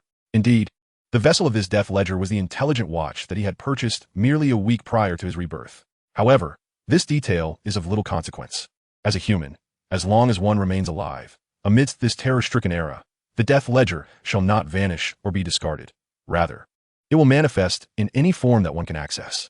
Ignoring the dazed and ruashue, Chu Qing began to interact with the death ledger on his watch. Contemplating, let me examine the information pertaining to my enigmatic dominion. The reason the era of terror is termed a death game is largely due to the death ledger. This device allows one to probe into their own information, somewhat akin to the blood-eye ghost's ability to observe through its eye, albeit limited to oneself and the enigmas fully under one's control. As expected, upon inspecting the blood-eye ghost's information through the death ledger, there was little distinction from the blood-eye ghost's observational capability. The only slight variation was a minuscule detail beneath the eye for an eye and the eye of the beholder abilities. Weight level, 10. A smirk played upon Chu Qing's lips. The weight limitation of the 9th grade power level likely ranged between 1 and 10. Under the oppressive rules, those with higher weight levels would have an advantage in activating their powers. Although in his previous life, Chu Qing had encountered entities whose weight levels surpassed these limits, the manifestation of the Blood Eye's abilities was already sufficient. He glanced once more, and seemingly sensing Chu Qing's good mood, a new note appeared at the bottom of the death ledger. Esteemed sir, it is truly astonishing that you can wield such enigmas with an unrefined human body that has yet to attain a grade. Your strength is indeed remarkable. However, to survive in this world with such a frail form is evidently insufficient. Only by attaining a grade and becoming a 9th grade entity can you use your own strength to combat the enigmas. Would you like to know how to attain a grade? Hee, though it may be somewhat embarrassing to mention, for someone as great as you, simply sacrificing 5 years of your lifespan will grant you access to this secret known solely to me. Friendly reminder, if you lack a lifespan to sacrifice, you may convert your remaining lifespan into it.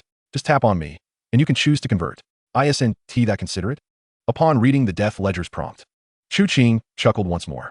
In his previous life, countless ordinary individuals, either naive or desperate in life-threatening situations, had fallen victim to this deception, trading precious years, sometimes even decades, of their lifespan for this so-called secret. The secret was quite simple, a transition to a shadow occupation. Indeed, that was all.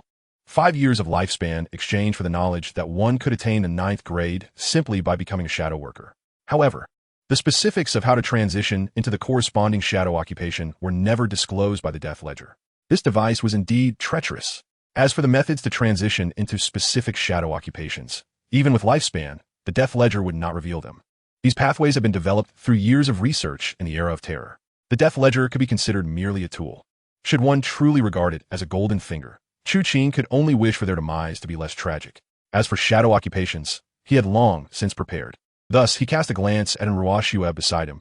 Do not trust anything that appears on that device, especially the part about exchanging lifespan.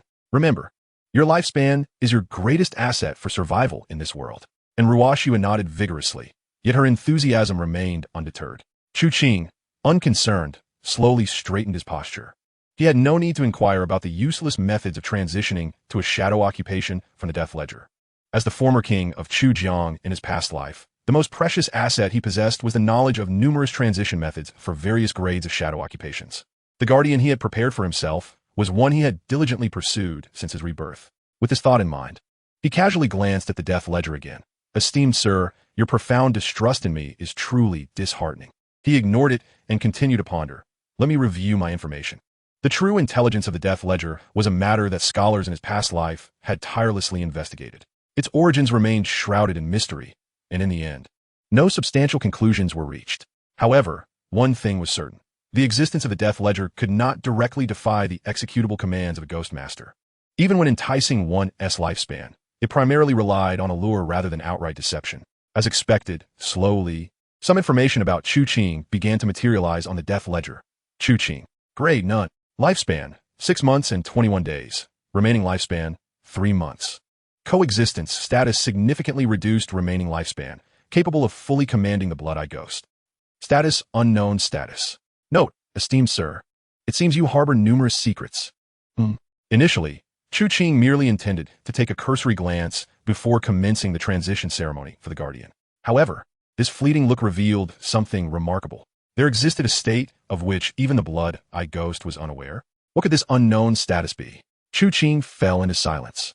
Having already contemplated the implications, his rebirth, while surpassing his comprehension, would inevitably bring about peculiar changes and distinctions within himself. Therefore, what was the true reason behind his rebirth? Was it that orb he encountered alongside the peculiar mural in that bizarre secret realm? Chu Qing was uncertain. He shook his head, disinterested in further contemplation. Regardless, the opportunity to be reborn and start anew was already a significant advantage over everyone else. Such an opportunity must not be squandered. Only by continuously enhancing his strength could he face any challenge head-on. With this resolution, he no longer hesitated. The transition to the shadow occupation of Guardian commenced. The legendary special reward of the first Guardian was also something he sought to claim. Chapter 38. The Transition Ceremony. The Guardian and the Life Buyer. Chu Qing. Date of birth, July 15, 2003, at midnight. Time of death, September 3, 2025, at midnight. Upon a colossal stone tablet, these lines of text were inscribed with remarkable clarity. Moreover, above the tablet, there was indeed a black-and-white photograph of Chu Qing, lifelike and strikingly realistic. This grand stone tablet was placed at the very center of the North Mountain Cemetery. The desolation of the North Mountain Cemetery had long rendered it devoid of many tombstones and urns. Even if some remained, Chu Qing had already tended to them in the past few days. Now, within this vast cemetery, only this one enormous stone tablet stood. Behind it, on a plot of land yet to be excavated, lay a large, dark, ominous wooden coffin. The coffin was opened, neatly arranged, awaiting its master's arrival. Chu Qing's gaze remained tranquil as he cast a final glance at the stone tablet, before allowing a drop of his blood to fall upon the photograph, ensuring it was evenly spread and then slowly crossed over the stone monument. The methodology for transitioning into the role of a gravekeeper, a position of the lowest rank within the realm of occupations, is quite straightforward.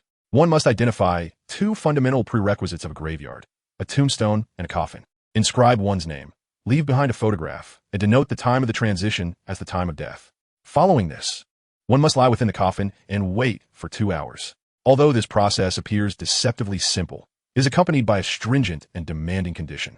This requirement has led to a delay in the establishment of the transition method for the gravekeeper role. Specifically, the tombstone and coffin must lie within the domain of wild and bizarre occurrences. Consequently, the 2-hour duration is not merely a time for slumber within the coffin. One must also confront potential supernatural threats that may arise. It is precisely for this reason that the position of gravekeeper, with its meager rewards, arduous transition, and average combat capability, was largely overlooked by countless spirit manipulators in the Dragon Kingdom during his previous life. Only in dire circumstances would one consider becoming a gravekeeper. Nevertheless, Chu Qing was acutely aware that the gravekeeper's future held great promise. Advancement could lead to becoming the ruler of Bianqing, a legacy of the 10 Kings. This was in stark contrast to his prior experience, where he had ascended to a 9th-tier occupation as a paper artisan, necessitating a channel switch to proceed from the 7th to the 6th tier, ultimately transitioning to the lineage of Chu Jiangwang through sheer fortune and serendipity. Had he not squandered so much time during that phase, he would have undoubtedly been among the first batch of spirit manipulators to ascend to the 1st tier. This is why, after his rebirth, he had not entertained the notion of pursuing the paper artisan path. While it is true that the transition method for the paper artisan was unimaginably simpler than that of the gravekeeper, with a formidable combat capability and bolstered by his previous life experiences, Chu Qing recognized that he need not tread the same path. Moreover, his connection with Deng Xie endowed him with insights into numerous secrets and details regarding the gravekeeper lineage leading to the Bianqing King. With this thought in mind, Chu Qing glanced at the time, exhaled softly, and approached the edge of the coffin, casting a look at the somewhat bewildered and uncertain Enruashua.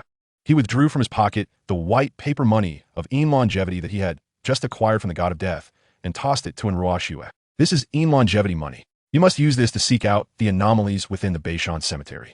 Find one of them and persuade it to protect you or to spare your life when you're on the brink of death. I will awaken only after 2 hours. Of course, should your longevity prove insufficient, you must have observed the implications of the previous life and death ledger. In that case, you may have to expend your yang longevity, though you are well aware of its rarity and value. The less longevity you expend this time, the greater your potential and future limits will be. Should you perish, do not blame anyone else. I require 2 hours within the coffin, and as it is currently 12, I shall not awaken until at least 2:10. Take care of yourself. And Ruashue was momentarily stunned, gazing at the floating longevity in her hand.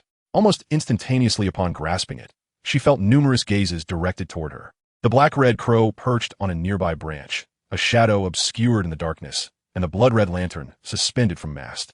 Even the god of death placed within the room, along with the blood-red characters she had glimpsed fleetingly above the door, all bore witness to her realization. She came to understand that these entities were precisely the anomalies referenced in the life and death ledger. What surprised her further was the sheer abundance of these bizarre occurrences in Chu Qing's vicinity. How, then, would she communicate with these anomalies to ensure her safety? And Ruoxue was uncertain. But recalling her harrowing experience in the haunted rental, she recognized that she had no choice. Should she forfeit this opportunity, she could potentially face countless similar scenarios in the future. To speak of the distant past would be unnecessary. Merely recalling the chairman of Gao Jian Company, Gao Hong, who had delivered the god of death to the Lin family, was already enough to instill a sense of foreboding. Fate must be wrested and contended with. From a certain perspective, both Chu Qing and Ruoxue had always been of the same ilk. In an instant, she resolved to act, looking at Chu Qing with a firm nod. Chu Qing, having done all he could, paid her no further mind.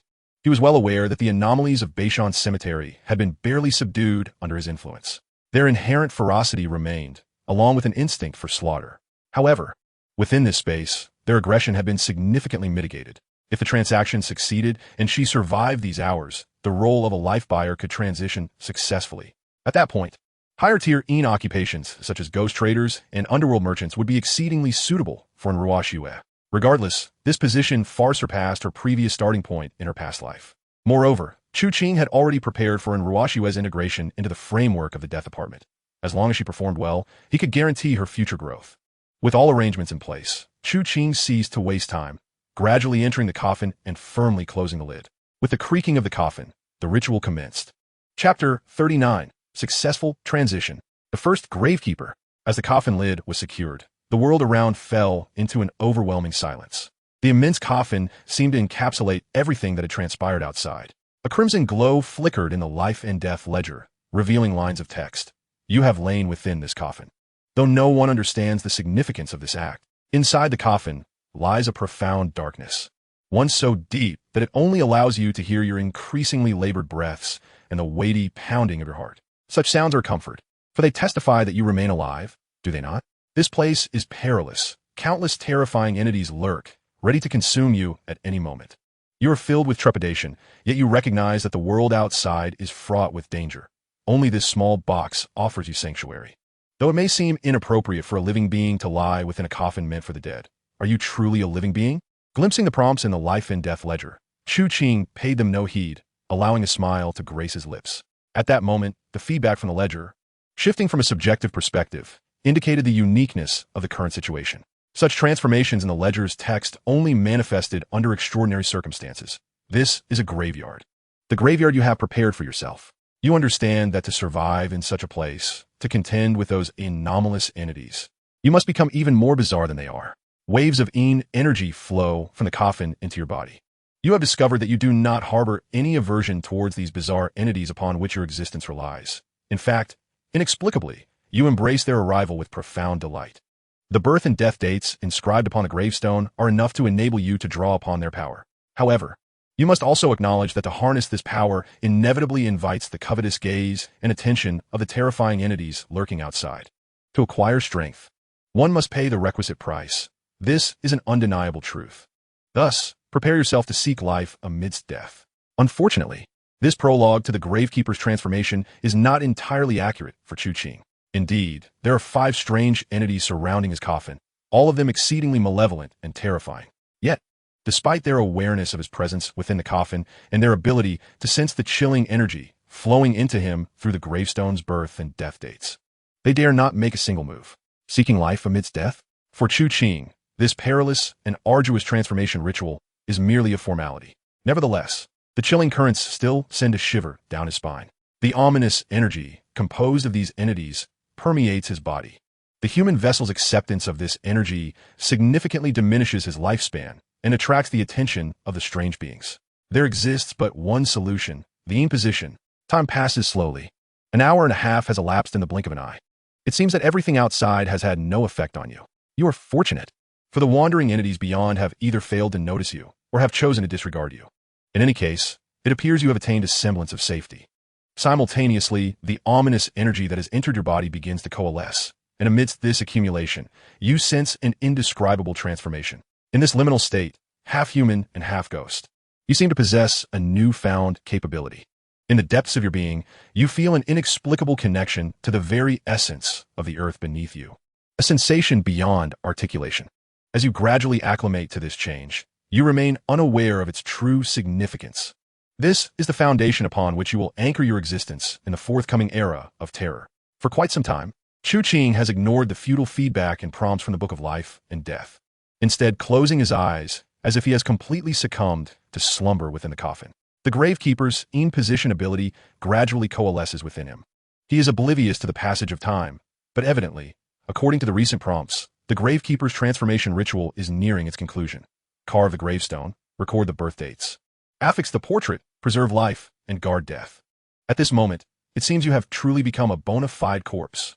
However, as time flows on, you feel a unique ability awakening within you, emerging from your very body and soul. This ability is so wondrous, so intoxicating, that it captivates you utterly. This power is known as the Yin position. The mastery you now wield in this Yin position is that of the Gravekeeper. The Gravekeeper not only safeguards the tombs, but also protects death and all that it entails. You know what this entails? Do not fear, do not panic. You understand the greatness and secrecy of your vocation, and thus your unwavering resolve in choosing this path is worthy of the power it bestows upon you, is it not? In your mind, accompanied by the subtitles of the Book of Life and Death, a series of unique abilities manifest instinctively. Gravekeeper. Chu Qing instinctively clenches his fist. Yet, the prompts from the Book of Life and Death persist, continuously flooding his mind with knowledge pertinent to the Gravekeeper's imposition. Gravekeeper. The tomb ghosts that thrive alongside the graves are your greatest allies. Gravekeeper. Within the confines of the cemetery, you possess extraordinary enhancement and restoration. Gravekeeper. Your boundless vitality renders you independent of mortal slumber. Gravekeeper, at the fleeting dawn where night meets day, you must fulfill your duties to reap your rewards. Gravekeeper, when your name is inscribed upon your gravestone, your life has already reached its end. Your continued existence in this world is a gift from death. Gravekeeper, you are the first of your kind to emerge in this world. In gratitude for your existence, the countless inhabitants of death and slumber, wishing to express their appreciation, have bestowed upon you a special gift as a Gravekeeper from the depths of darkness. May you be worthy of their admiration and gratitude. Gravekeeper, it is time for you to awaken. Within the dark confines of the coffin, a crimson gaze slowly opens, accompanied by a faint smile. Chapter 40. The Power of the Gravekeeper. A corner of the underworld. Within the pitch-black coffin, Chu Qing lies still, utterly motionless. He senses the Yin position power, vastly different from that of the paper artisan. In this moment, he feels as though he can grasp the entire expanse of the North Mountain Cemetery, as if it were his own palm, meticulous and extraordinarily clear. This ability, akin to that of a bound spirit, elucidates the essence of the Gravekeeper's powers. Nevertheless, he raises his arm, and the Book of Life and Death, in alignment with his thoughts and intentions, provides him with the most direct and detailed feedback and introduction. Chu Qing. Rank 9. In lifespan, 1 year. Young lifespan, none. Gravekeeper. In position preserves life, watches over death, the guardian of the tombs. Young lifespan consumed and vanished, entirely converted to in lifespan consumption. With a daily drain of 1 day's in lifespan. Preserve life, ability within the designated cemetery. All attributes of your body are enhanced, and your need for sleep is significantly reduced, with all states recovering at an accelerated pace. Watch over death, duty at dawn. Ensure that all entities within the graves are accounted for to gain in lifespan. For every 9 ranked entity, you gain 1 day's in lifespan at the break of dawn. You can actively suppress the weight and rank of entities within the graves. Current cemetery range, 400 acres. Tomb ghost control, ghost manipulation. You can inscribe an entity with discernible killing rules beneath your gravestone to control and command it. Current rank allows control of only 1. However, the tomb ghost can only operate within the cemetery's confines while benefiting from the Gravekeeper's preserve life ability, thus allowing its rule-based power rank to increase. Current tomb ghost, none. Symbiosis, state your young lifespan is greatly diminished, allowing complete control over the blood-eye ghost. State unknown. Promotion requirements, unknown. Note, esteemed sir, you have taken the first step on a magnificent journey, and it is my utmost honor to serve you. These constitute all of Chu Qing's abilities under normal circumstances. The Yin position of the Gravekeeper operates in such a manner that it can only manifest its characteristics and enhancements within the cemetery's confines. The tomb ghosts are similarly constrained, which is why the Gravekeeper's profession can be quite a burden, not to mention the duty of overseeing death. A single day of time, a 9-ranked entity, can only provide a mere day's worth of lifespan. Who could find such a meager return of use? In most cases, a 9th-tier anomaly consumes an entire day's worth of life within a single day.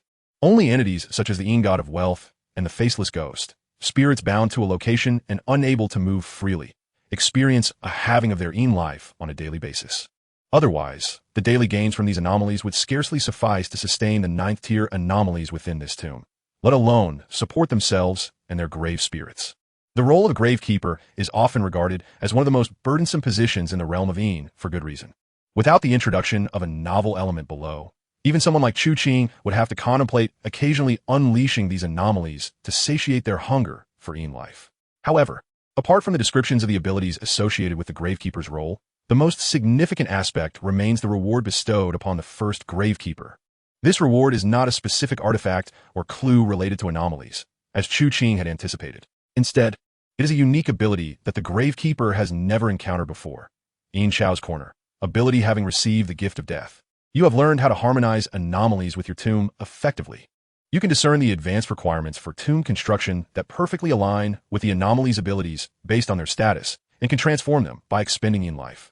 Anomalies residing within will see a substantial increase in the life they can obtain daily, while also enhancing their chances of promotion. Once an anomaly achieves complete integration, the gravekeeper can command it without any loss of energy.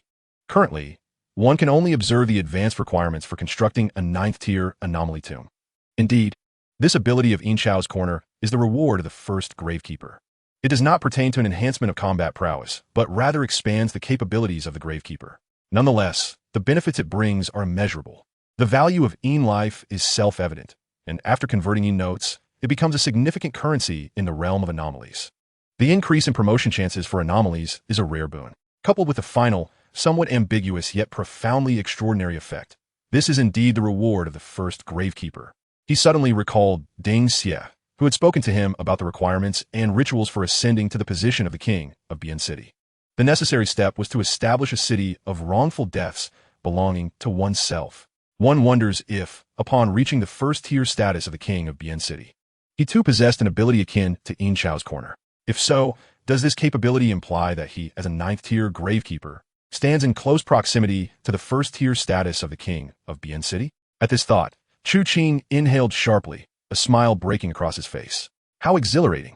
However, anticipation is a matter for the future. The pressing task at hand is to swiftly transform the embryonic form of the death apartment into his own grave spirit. With this in mind, Chu Qing lifted the coffin lid, and Ruo Shui's complexion turned ashen. She had never felt so helpless. She finally comprehended just how exaggerated Chu Qing's terror truly was.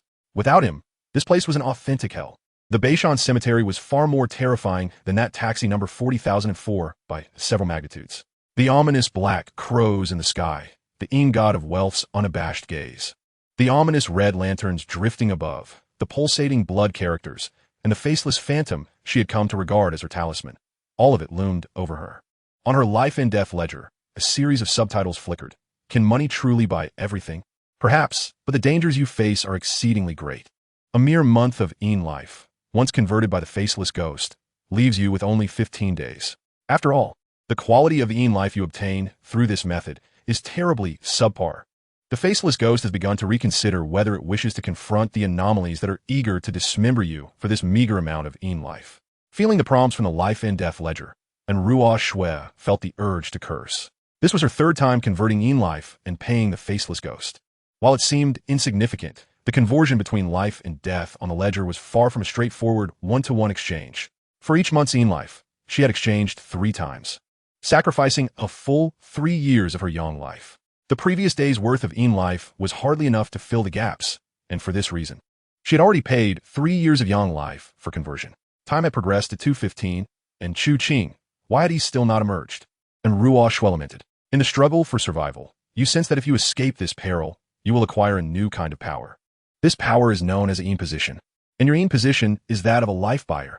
A life buyer exchanges money for life, facilitating transactions to secure existence. You must communicate with countless anomalies with will and cunning, even though some may not wish to converse. They simply crave feasting. Finally, amidst such prompts, just as Ruo Shui was about to activate the life and death ledger once more to exchange another year of young life, A voice akin to celestial music resonated. Crack. The ledger, which had just fallen silent, seemed to spring to life as subtitles began to flash rapidly. Life buyer. The grinding spirit you command through money is your assurance of life. Life buyer. You possess an affinity unmatched by others. They regard you as one of their own. Life buyer. Remember that money is everything. It can compel ghosts to grind, while a lack of it makes you the grinding ghost. Life buyer. Through trade with both humans and anomalies, you shall receive the rewards you deserve. Life buyer. You're the first of your kind to emerge in this world. The very essence of money and the eager multitude of traders, in appreciation of you, have gifted you a unique token as a life buyer amidst the profound darkness. May you be worthy of their admiration and gratitude. Life buyer. The awakening of an existence shall obliterate all the predicaments and dangers before you. Go. Express your gratitude to him. As a life buyer, it is not shameful to submit to the strong. The chilling eeriness dissipated entirely, and Ruo Shui fell to her knees, gasping for breath. In the next moment, a figure slowly emerged from the midnight dark coffin. Chapter 41, Grave Spirit. The Ascension Method of Blood Characters. Emerging from the shadows. Chu Qing returned. All anomalies fell into an uncanny silence at that moment. The owner of the blood-red eyes had grown even stronger, and with that, the deathly threat they posed was heightened. Unresistible, inescapable. Chu Qing cast a casual glance at the drenched-in-sweat and Ruo Shui, his blood-red gaze locking onto her, instantly revealing all her amassed abilities. And Ruo Shui. Tier 9. In life. None. Yang life. None. In notes. 10 years. Life buyer. In position, a life buyer exchanges money for life, facilitating transactions to secure existence. Yang life consumption ceases. In life consumption ceases. Physical condition and appearance remain unchanged by the passage of time. Every 5 days. 1 day of in life is automatically consumed to buy life. Death follows once in notes are exhausted. Money for in. Ability enhanced recognition by anomalies. Diminished hostility from anomalies. Partial insight into their intent and rules, allowing for initial comfort and communication. The conversion ratio of in life to in notes increases to 3:1. Mutual exchange. Position. Each time a bizarre transaction is completed, a portion of the profit will be rebated, augmenting one's own lifespan. Wealth can move mountains. Spirit manipulation. One may expend half of their own lifespan in exchange for the ability to command a selected spirit. Currently, one can only control a single spirit, with a present spirit being none. Abundant financial flow. Ability. All the spirit currency one possesses will experience an enhancement in interest rate, yielding a monthly gain of 0.05 of the current total spirit currency. Additionally, one can temporarily control a single bizarre entity using spirit currency, with the duration of control dependent upon the amount of spirit currency expended. Physical contact is required for control.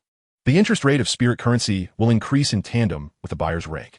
Status. Survived a calamity, mentally and physically exhausted. Promotion requirements. Unknown. Note. Human.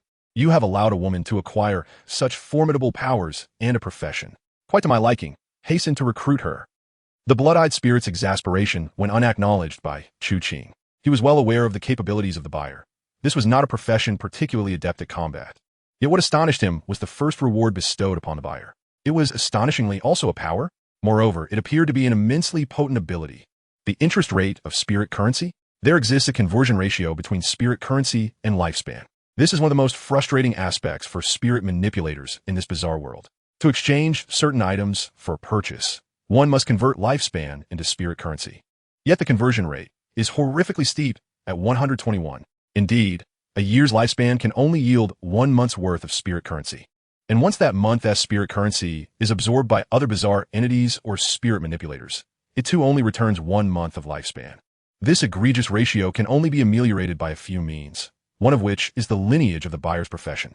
Another is the ultimate version of the black copper coin puzzle, a terrifying treasure held by the proprietress of the narrow world.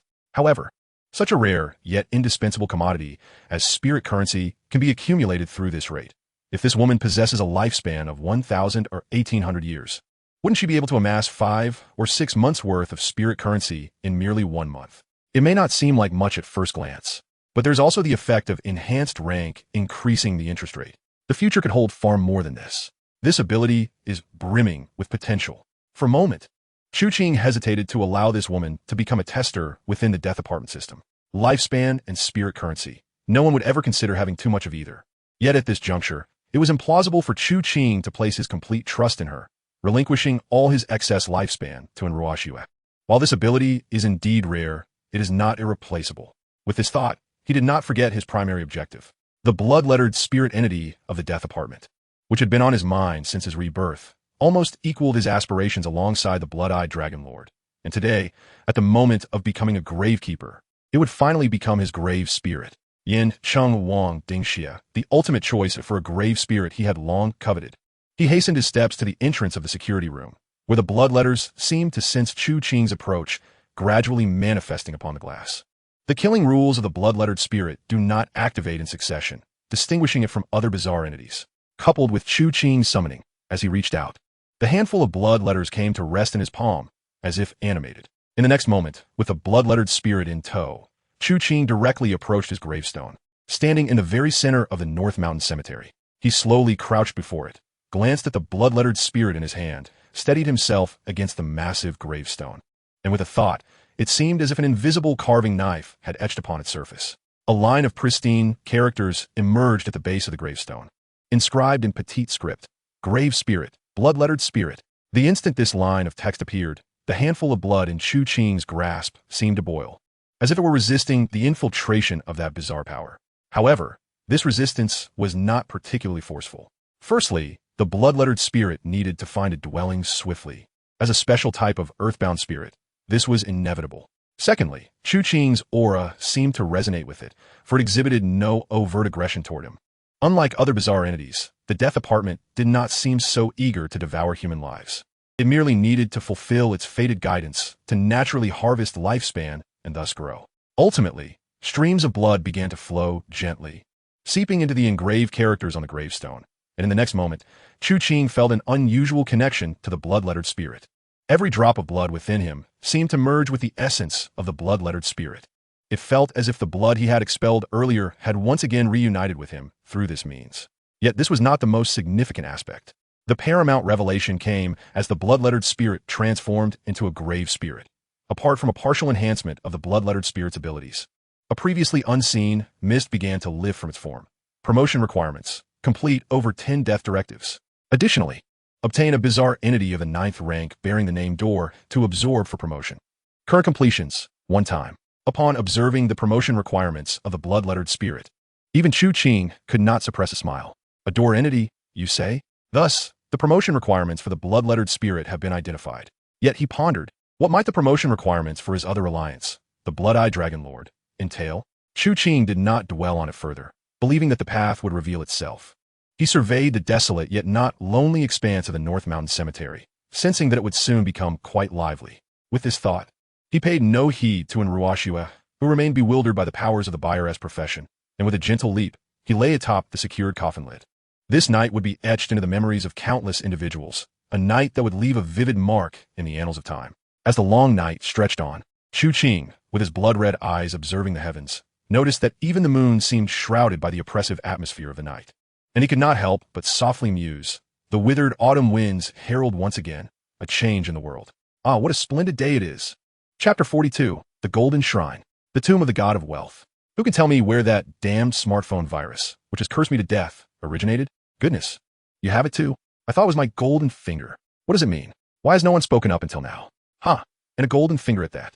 Humanity is on the brink of destruction, and I couldn't care less. Before I die, I must revel in life. What on earth has happened to this world?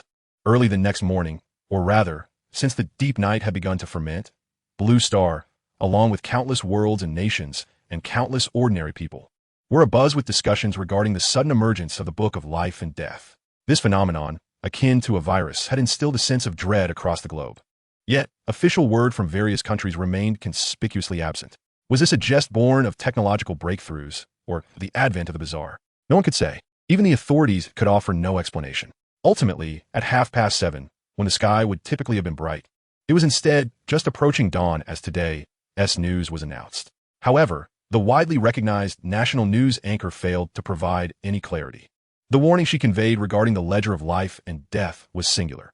Under no circumstances should one exchange their own lifespan. One must not succumb to the seduction of such an entity. Clearly, between midnight and 7 in the morning. It is likely that numerous individuals have tested this ominous result with their very lives. The entire world buzzed with such discussions. However, this was merely the inception. The global populace would take over half a month to fully accept this reality, confront the bizarre occurrences, and implement corresponding measures. It would be unjust to criticize the official response for its sluggishness. Even in a nation as populous as Longwa, it was among the swiftest in action across the entire Blue Star. Therefore, after a night of relentless activity, Chu Qing glanced at the morning news and various online platforms, such as forums, group chats, and Weibo, before turning his attention elsewhere. In his previous life, he might have been among those individuals. And as the new world's order and rules emerged, those who reacted swiftly and took action first would likely secure a dominant position in this new realm. Naturally, the risk of death would also increase correspondingly, and Ruo Shui had already departed. This was not a sanctuary. She had her own matters to attend to. She too understood that the pressing priority was to find an appropriate anomaly to serve as her grinding spirit.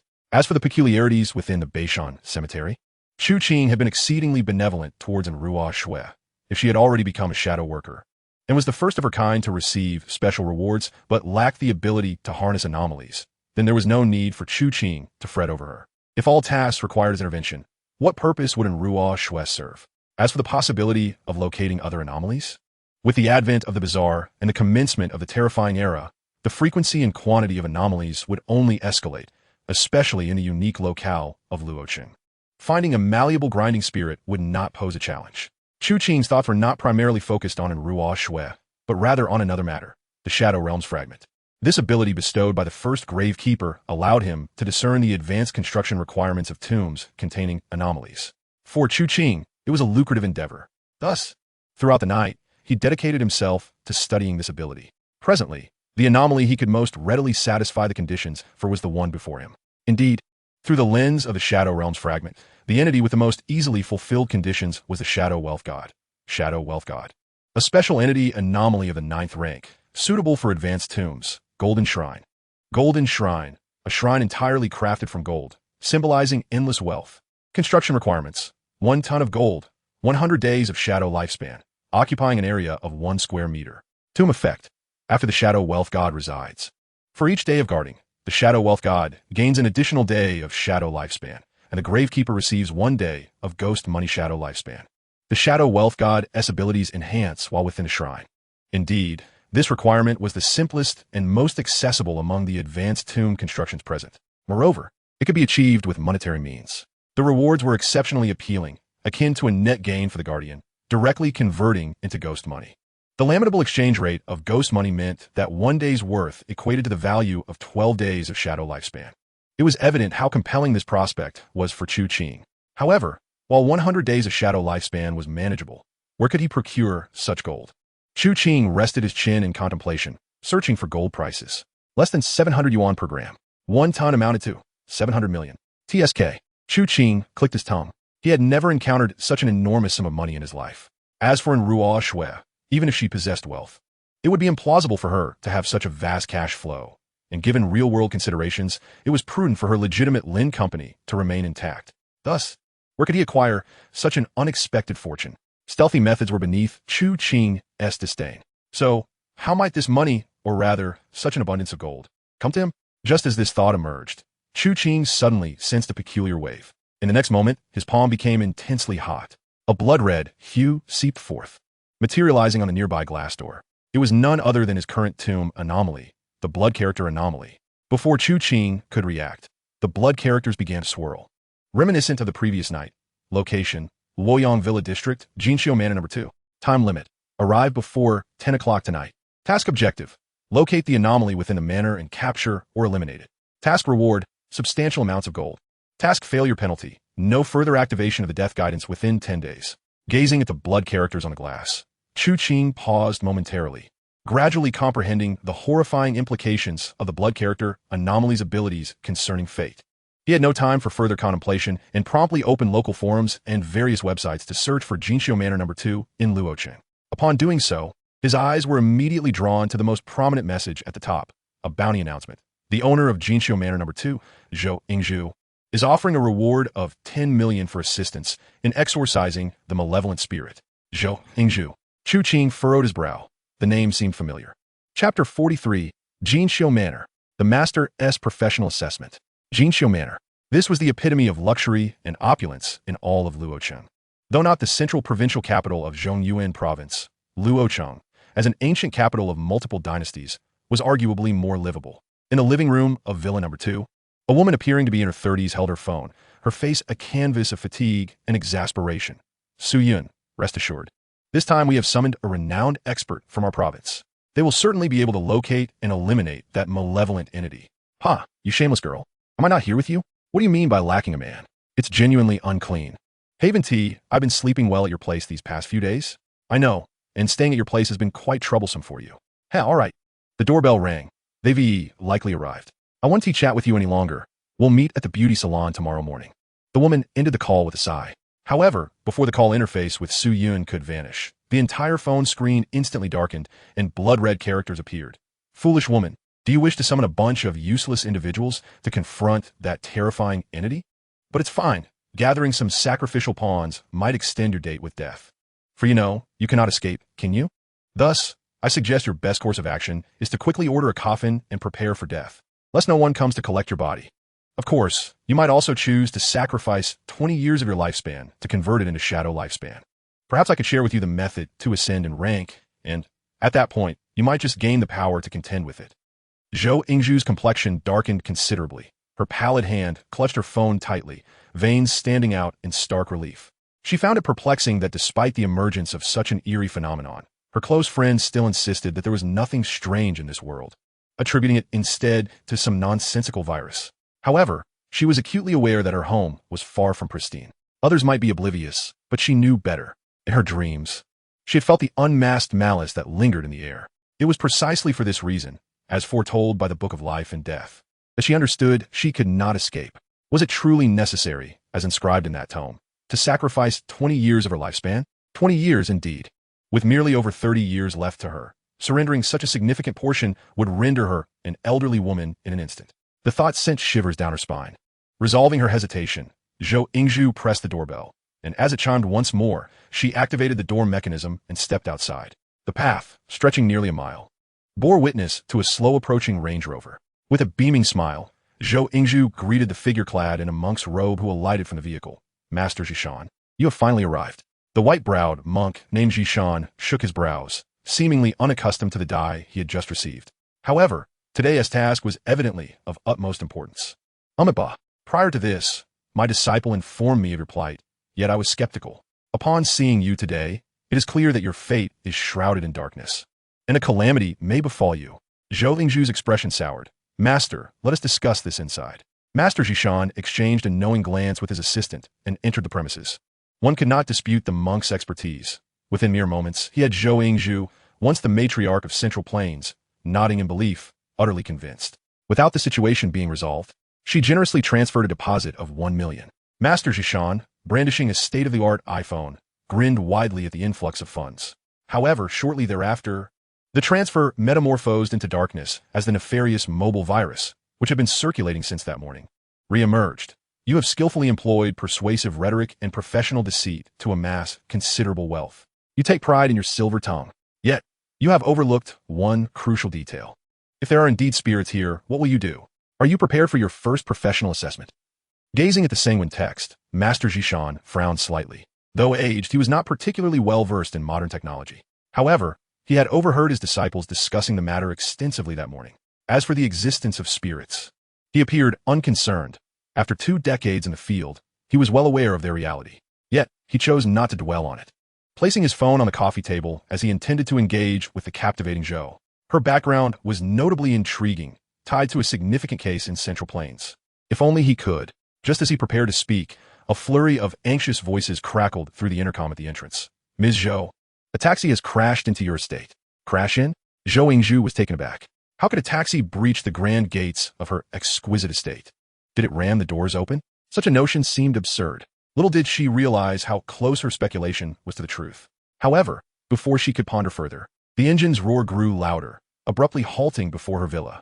Through the expansive floor-to-ceiling windows, she discerned a taxi, distinctive in its blue and white hues, from which emerged a young man clad in a black trench coat. Strangely, he clutched an unusual item resembling a statue of the god of wealth. He strode into the villa unperturbed. Zhou Yingzhu furrowed her brow slightly, then relaxed somewhat, for she could not deny the young man's striking handsomeness. Nevertheless, she maintained her composure and inquired coldly, "Who are you, and how did you enter?" The visitor was none other than Chu Qing. He regarded Zhou Yingzhu calmly, already aware of the situation, and replied, "I am Chu Qing. Sister Yin mentioned that you require assistance in dispelling malevolent forces. I have some expertise in this area and have come to offer my services." Dispel? Zhou Yingzhu's guard lowered significantly upon hearing Sister Yin. However, Master Zhishan, seated on the nearby sofa, could no longer remain passive. "Young benefactor, there is no need for you to intervene. I am here to handle this matter. And it is not a task you, as a novice, can manage." As his words fell, Chu Qing paid no heed, merely casting a cheerful glance at the old monk. Unperturbed, the monk returned the gaze, but at that moment his phone on the table flickered once more, irresistibly drawing his attention. "You are fortunate. Your first professional assessment seems to be turning in your favor. Of course, this requires you to retract your previous statement. Alternatively, you could kneel and beg for forgiveness from the individual you just offended." Staring at his phone, Master Zhishan was momentarily taken aback, his mind racing. Zhou Yingzhu interjected. "Master, this young man was introduced by my dear friend. Please grant me this favor." Master Zhishan feigned dissatisfaction as he turned to Chu Qing, saying, "Very well then. Step outside for a moment. I need to discuss Ms. Zhou's situation with you." Chu Qing, perplexed by the monk's intentions, followed him outside. The monk bypassed the disciples and assistants preparing for a ritual and ventured into the open grounds of the estate. Noticing that Zhou Yingzhu had not emerged, he leaned in closer to Chu Qing, whispering, "Young brother, let us strike a deal. We shall split the earnings 50-50, sound good?" His demeanor had shifted dramatically from the solemn figure he had presented earlier. Chu Qing, intrigued, asked what kind of deal. The monk produced his phone, revealing the crimson text from the Book of Life and Death. "This thing, the moment you arrived, it began indicating this. Previously, I had to employ persuasion. Now, with this high-tech advancement, words are unnecessary. Teach me how you accomplish this, and we can agree on a 70-30 split. What do you say?" Seeing the monk's newfound determination, Chu Qing could no longer contain his laughter. He relished the prospect of having such an amusing ally. He hoped that the little companion who had accompanied him would also enjoy this. With that thought, he chose not to respond, instead tilting his head upward. At some point, a pitch-black crow had perched upon the eaves of the estate, meeting Chu Qing's gaze while emitting a series of harsh caws. Caw-caw. Its voice raspy like the tolling of a funeral bell. Chapter 44. The Black Widow? To leave or not to leave? The Book of Life and Death's prompt. Chu Qing found himself at a loss. This matter was beyond his control for now. The Book of Life and Death, a peculiar artifact, allows one to perceive the enigmatic quantity and aura surrounding Chu Qing. Thus, a general assessment of one's strength can be made. Unless an individual surpasses the owner of the book by 2 ranks or more, the exploration of the book can be obstructed once one reaches the 3rd rank, entering the 6th rank thereafter. Otherwise, certain anomalies capable of cloaking perception may exist. Nevertheless, even in such instances, the book retains the ability to detect these causes and thus provides the original owner with a prompt, an inevitability of its nature. It is precisely due to the book that many, like Master Zhishan, who were initially skeptical, were swiftly eliminated. Following the advent of the terrifying era, many ordinary individuals relied on the book to gauge the situation and successfully evaded numerous life-threatening crises. In other words, the book significantly enhanced the survival rate of countless ordinary humans in the early stages. As for whether this artifact reveals its own nature, Chu Qing felt no particular concern. He had no need to feign ignorance nor to showcase his prowess. Beyond the grand aspiration of immortality, what Chu Qing sought at present was merely the throne of kingship. "Little benefactor, what does your smile signify? Speak up, will you agree or not?" Chu Qing gazed calmly at him, meeting Master Zhishan's eyes, who felt an unsettling chill. "Master, over the years, you must have accrued quite a fortune with this. Haven't you?" "Not much, not much. I merely take others' wealth to avert their disasters. And there are costs involved." Master Zhishan replied, "I've only made a few thousand, you know. Have you seen my vehicle? A Range Rover, worth over 2 million. If you teach me this trick, and if you're willing, learn from me for 2 years, I guarantee that within that time, you too can acquire one." The master boasted with pride. Chu Qing smiled once more. "Is that so? You've certainly earned quite a bit, Master. Your fortune seems prosperous." Seeing Chu Qing's demeanor, Master Zhishan beamed, realizing that the young lad was quite astute. He eagerly began sharing his experiences, hoping to forge a connection and gain access to Chu Qing's advanced technology. It must be said, the old monk was remarkable in this regard, akin to those instructors who preached the wisdom of gambling from the podium. After their agreement, the grand monk followed his disciple into the living room, where they enacted various rituals, and surprisingly, their commotion bore a semblance of authenticity. Meanwhile, Zhou Yingzhu seemed particularly intrigued by the ever-smiling Chu Qing, who observed everyone in the room. "Little Chu, what is your relationship with Su Yan?" Yin Jie is my landlord. Oh, is it truly that simple? If so, why would she mention me to you? Zhou Yingzhu was evidently skeptical. Chu Qing chuckled. In fact, I have no connection with Yin Jie. I came here because I saw your recruitment notice on the local website. As for knowing your relationship with Yin Jie, I had previously seen you both together at the Happy Garden. Zhou Yingzhu was taken aback, not expecting the young man to divulge so readily. She raised her brows. Little Chu, I want to press you further. Just be cautious not to offend Master Jishan. After lunch, for Su Yun's sake, you may leave. She appeared amiable. It was clear that she was fundamentally different from the genuinely gentle and serene Su Yun. Her eyes harbored an unmistakable warning and an air of superiority. Chu Qing was aware that this woman was not jesting. Nonetheless, he was unconcerned. Sister Zhou, do you have a considerable amount of gold here? Upon his inquiry, Zhou Yingzhu's expression remained unchanged. Yet in Chu Qing's gaze, he distinctly noticed her pupils constrict slightly, and in the next instant, a glimmer of murderous intent flashed in her dark irises. Indeed, it was murderous intent. This woman had taken lives, and certainly not just one. So, she was a Black Widow. How intriguing. Yet, it made sense. Even without knowing Zhou Yingzhu's background, it was clear that an ordinary woman could not oversee such wealth. Not to mention, the value of this exquisite estate alone was in the tens of millions. But what did that matter to Chu Qing? He was entirely indifferent, even redirecting his gaze from the grand monk performing rituals to survey the entirety of the villa. A chilling, grayish-white aura swirled in his eyes. Strangely, since his entry into this villa estate, he had not perceived any leaking sinister energy. What was that anomaly? Chu Qing glanced at the Yin Wealth God he had placed down upon entering. The Yin Wealth God possessed the highest longevity among all his anomalies. Although its killing rule was not as immediate as that of the Head Lantern or Blood Eye anomaly, it was certainly not inferior. In that brief moment, the monks and disciples, including Master Jishan, had already cast their gazes upon the Yin Wealth God, evidently captivated by greed. Most importantly, the killing rule of the Yin Wealth God became increasingly potent in the presence of those who were greedy for wealth. And it was clear that Master Jishan and his team did not disappoint in that regard. Not to mention the Mark of the Crow anomaly. Of course, the arrival of the Yin Wealth God was not for this purpose. It was acutely sensitive to wealth, and as gold represented wealth in the mortal realm, Chu Qing wished to see if the Yin Wealth God could locate it. According to the death guidance from the previous blood task, the rewards for this task were evidently not bestowed without reason. As Chu Qing continued to observe, Zhou Yingzhu, who had remained silent, finally spoke. How did you know? Her voice was low and somber. Chu Qing's brow furrowed slightly, a fleeting red glimmer flashing in his eyes before he exhaled softly. In that instant, he genuinely believed that Zhou Yingzhu herself was the peculiar entity masquerading within this villa. However, his patience was evidently wearing thin. He held no interest in the nature of the anomalies here. If possible, he intended to take the gold and leave the rest to their fates.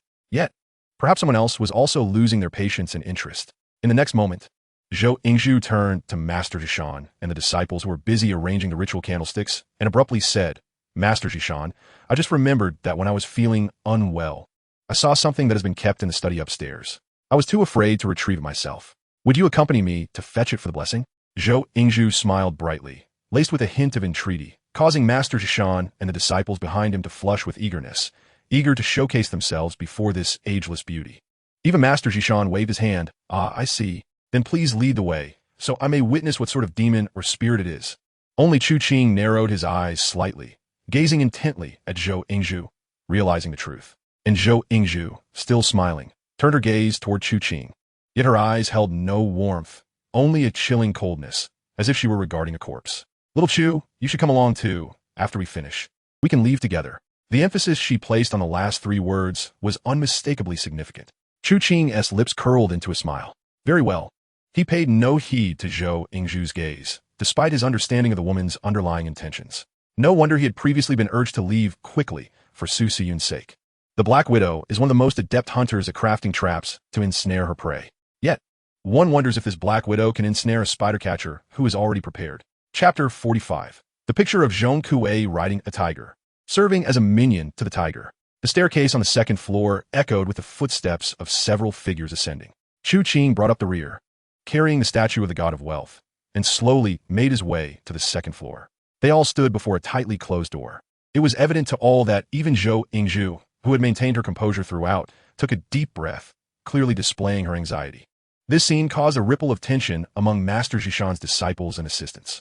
Although they had followed their master for many years, often dismissing the existence of the bizarre and eschewing superstitions. The peculiar object that had appeared that morning was indeed unsettling.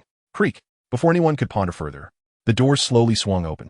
At some point, Chu Qing's eyes had narrowed to slits. He did not rush inside. In fact, he didn't even face the study door directly. After all, as the saying goes, even when hunting a rabbit, one must use full strength.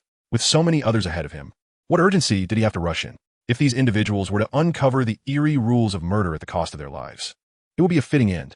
However, he was met with no abnormalities. In fact, after stepping into the room, Master Zhishan surveyed the area before inquiring, "Zhou, where's the sinister object you mentioned?" To his surprise, Zhou Yingzhu ignored Master Zhishan and instead smiled at the still-standing Chu Qing, saying, "Little Chu, one cannot be so timid in your line of work." Chu Qing chuckled in response. One must exercise caution to navigate the treacherous waters. Nevertheless, he chose not to remain hidden any longer and followed Zhou Yingzhu into a study that was even more expansive than the average living room. Instantly, his gaze swept around the room and landed on a specific object. A chilling aura began to permeate the air. As expected, this woman was already aware of the sinister presence. It was a painting, a vertical scroll, depicting the legendary image of Zhong Kuei riding a tiger. It was evident that this was an old piece and rather overt. Perhaps its blatant nature was the reason for its unsettling effect. The figure of Zhong Kuei appeared frail, but the fierce tiger beneath him seemed so lifelike that it appeared ready to leap from the canvas and devour the viewer whole. Chu Qing's mind raced. "Zhou, what exactly is this evil entity?" True to form, Zhou Yingzhu pointed to the painting above, confirming it was indeed the image of Zhong Kuei riding a tiger. Master Zhishan took a step closer, and to his astonishment, as soon as his gaze fixated on the painting, the tiger within seemed to leap forth, startling him into retreat. He blinked, cold sweat forming on his brow. Was it an illusion? Or something more? He glanced at the others, noticing that Chu Qing had seated himself at a nearby tea table, while Zhou Yingzhu stood at the doorway. His disciples and assistants looked on curiously. Evidently, they had missed the extraordinary event that had just transpired. So, was it truly just an illusion? Clearing his throat, Master Zhishan turned to his two companions, Shiming, Xiwan. "Come here and take this painting down from the wall." "Yes." The two young monks promptly replied, stepping forward to approach the painting. Just as they reached out, however, their movements suddenly froze, as if immobilized by some unseen force. At that moment, even Master Zhishan and the remaining assistants sensed something was amiss. "Shiming, Xiwan, what are you doing? Move with purpose." Yet, before his words could fully escape, a terrifying roar erupted within the enclosed study. Roar! The sound pierced the air like a tiger descending from the mountain, sharp and resounding. The scene turned gruesome as, in the horrified gaze of Master Zhishan and the remaining assistants, Shiming and Xiwan appeared to snap out of their stupor. One clutched his abdomen, while the other grasped his throat. In an instant, a horrifying spray of crimson erupted. One had sustained a massive penetrating wound to his belly, while the other had suffered a tragic fate, his once bald head, now a mere memory. The blood splattered across the painting of Zhong Kuei riding a tiger, while the rest of the surroundings remained untainted. Then, as if pulled by some unseen force, the lifeless bodies began to twitch. A piercing scream shattered the air, but it did not come from Zhou Yingzhu, the only woman present. Instead, it was Master Zhishan who cried out in terror. Without a moment's hesitation, the white-browed master dashed toward the study door where Zhou Yingzhu stood. However, he abruptly halted, raising both hands and slowly retreating. Zhou Yingzhu's expression remained impassive, and in her hand was a pitch-black pistol, coldly aimed at the trembling Master Zhishan. "Zhou, what are you doing? What is happening in this room? There are ghosts. The painting holds a malevolent spirit." Zhou Yingzhu replied coolly, "I am well aware, which is precisely why I sought you out, Master, to help me exorcise this ghost. You have already accepted the deposit. I trust you do not intend to flee?" "Deposit? Yes, the deposit," Master Zhishan hurriedly stammered. "Zhou, I will return the deposit. You can find someone else for this task. By the way, isn't Chu Qing still here? I will give him the money. You can go to him instead." His response came in the form of a sharp gunshot. Bang! Even Chu Qing was taken aback that Zhou Yingzhu had actually fired. The scream that followed was akin to that of a slaughtered pig, accompanied by the sight of blood blooming from Master Zhishan's shoulder, illustrating the bullet's trajectory. Master Zhishan, in Luochang, and even in Central Plains Province, has no one ever told you that my money, Zhou Yingzhu's, is not something to be taken lightly? She then turned her gaze to the two terrified men, her marksmanship evident, and the confined space of the study left them no room to retaliate. "And you too. Now, go and take that painting down." However, having witnessed the fate of Shiming and Xiwan, no one dared to move. Master Zhishan, quick to react, Noticed the calm figure of Chu Qing, who was casually pouring himself a cup of water. If there truly were ghosts in this world, could that cursed phone's alerts have been accurate? Did this seemingly sinister young man possess some genuine capabilities? Thus, he crawled over, pleading, "Little benefactor, save me, and I shall give you my Range Rover." Chu Qing glanced down at the white-browed monk tugging at his pants, nearly bursting into laughter. The influence of the god of wealth was evidently effective. In this life-and-death moment, this man was still offering him a mere car. He chuckled and nodded, "Rest assured, master." He set down his cup and took a sip before speaking. "Sister Zhou, shall we discuss a matter?" Zhou Yingzhu furrowed her brow, the dark barrel of her gun already aimed at Chu Qing. "Little Chu, I had initially said that, for Su Yun's sake, I would allow you to leave first. Why must you seek your own demise?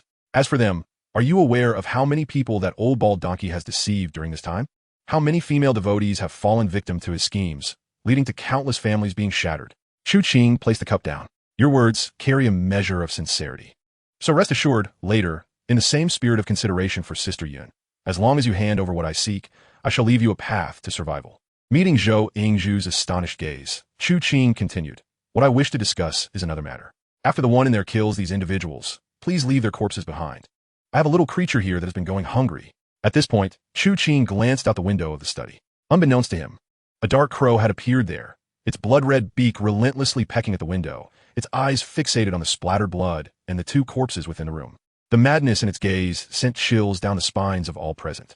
Chu Qing approached the window, opened it, and allowed the crow to enter before turning back to continue. "Of course, if you, as the accomplice of the tiger, are unable to take charge of the situation, I shall take matters into my own hands and have a proper conversation with this little kitty myself." Chapter 46. Is evil human or deceptive?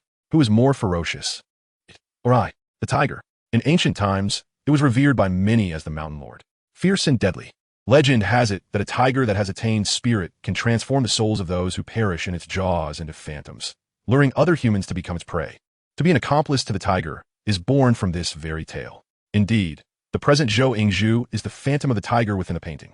However, compared to the legendary phantoms, Zhou Yingzhu remains a living human at this moment.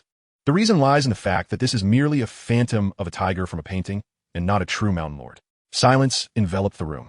Zhou Yingzhu, holding the black pistol, found herself momentarily at a loss. She did not comprehend who Chu Qing truly was, nor did she understand what gave him such confidence. Within the room, apart from the incessant howls of Master Zhishan, there was naught else.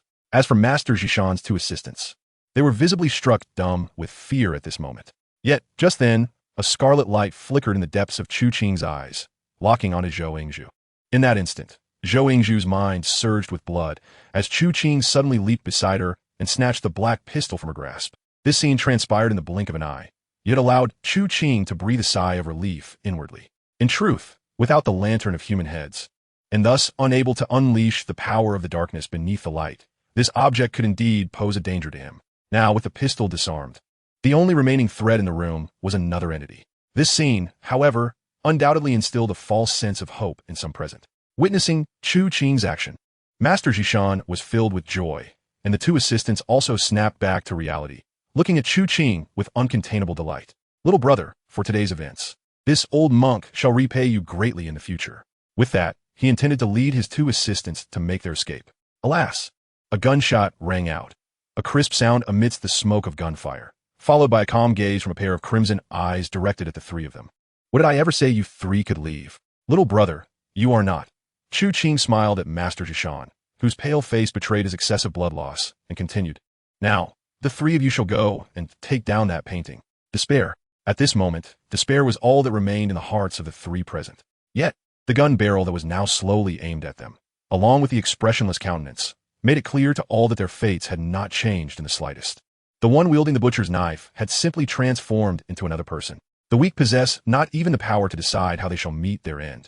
Therefore, even when Master Zhishan feigned unconsciousness on the ground, the outcome remained the same. Chu Qing aimed at his thigh, and with a bang, the gun fired. As the barrel was aimed at the two assistants, they could no longer contain themselves and desperately rushed towards the painting, striving to remove it from the wall. However, the final result remained unchanged. They faced the same grotesque fate, the same terrifyingly large wounds. Subsequently, Chu Qing, observing Master Zhishan writhing in pain on the floor, could no longer restrain himself. He grabbed him and threw him before the painting. The old monk's eyes seethed with resentment and confusion. He could not comprehend why there truly existed such phantoms in this world.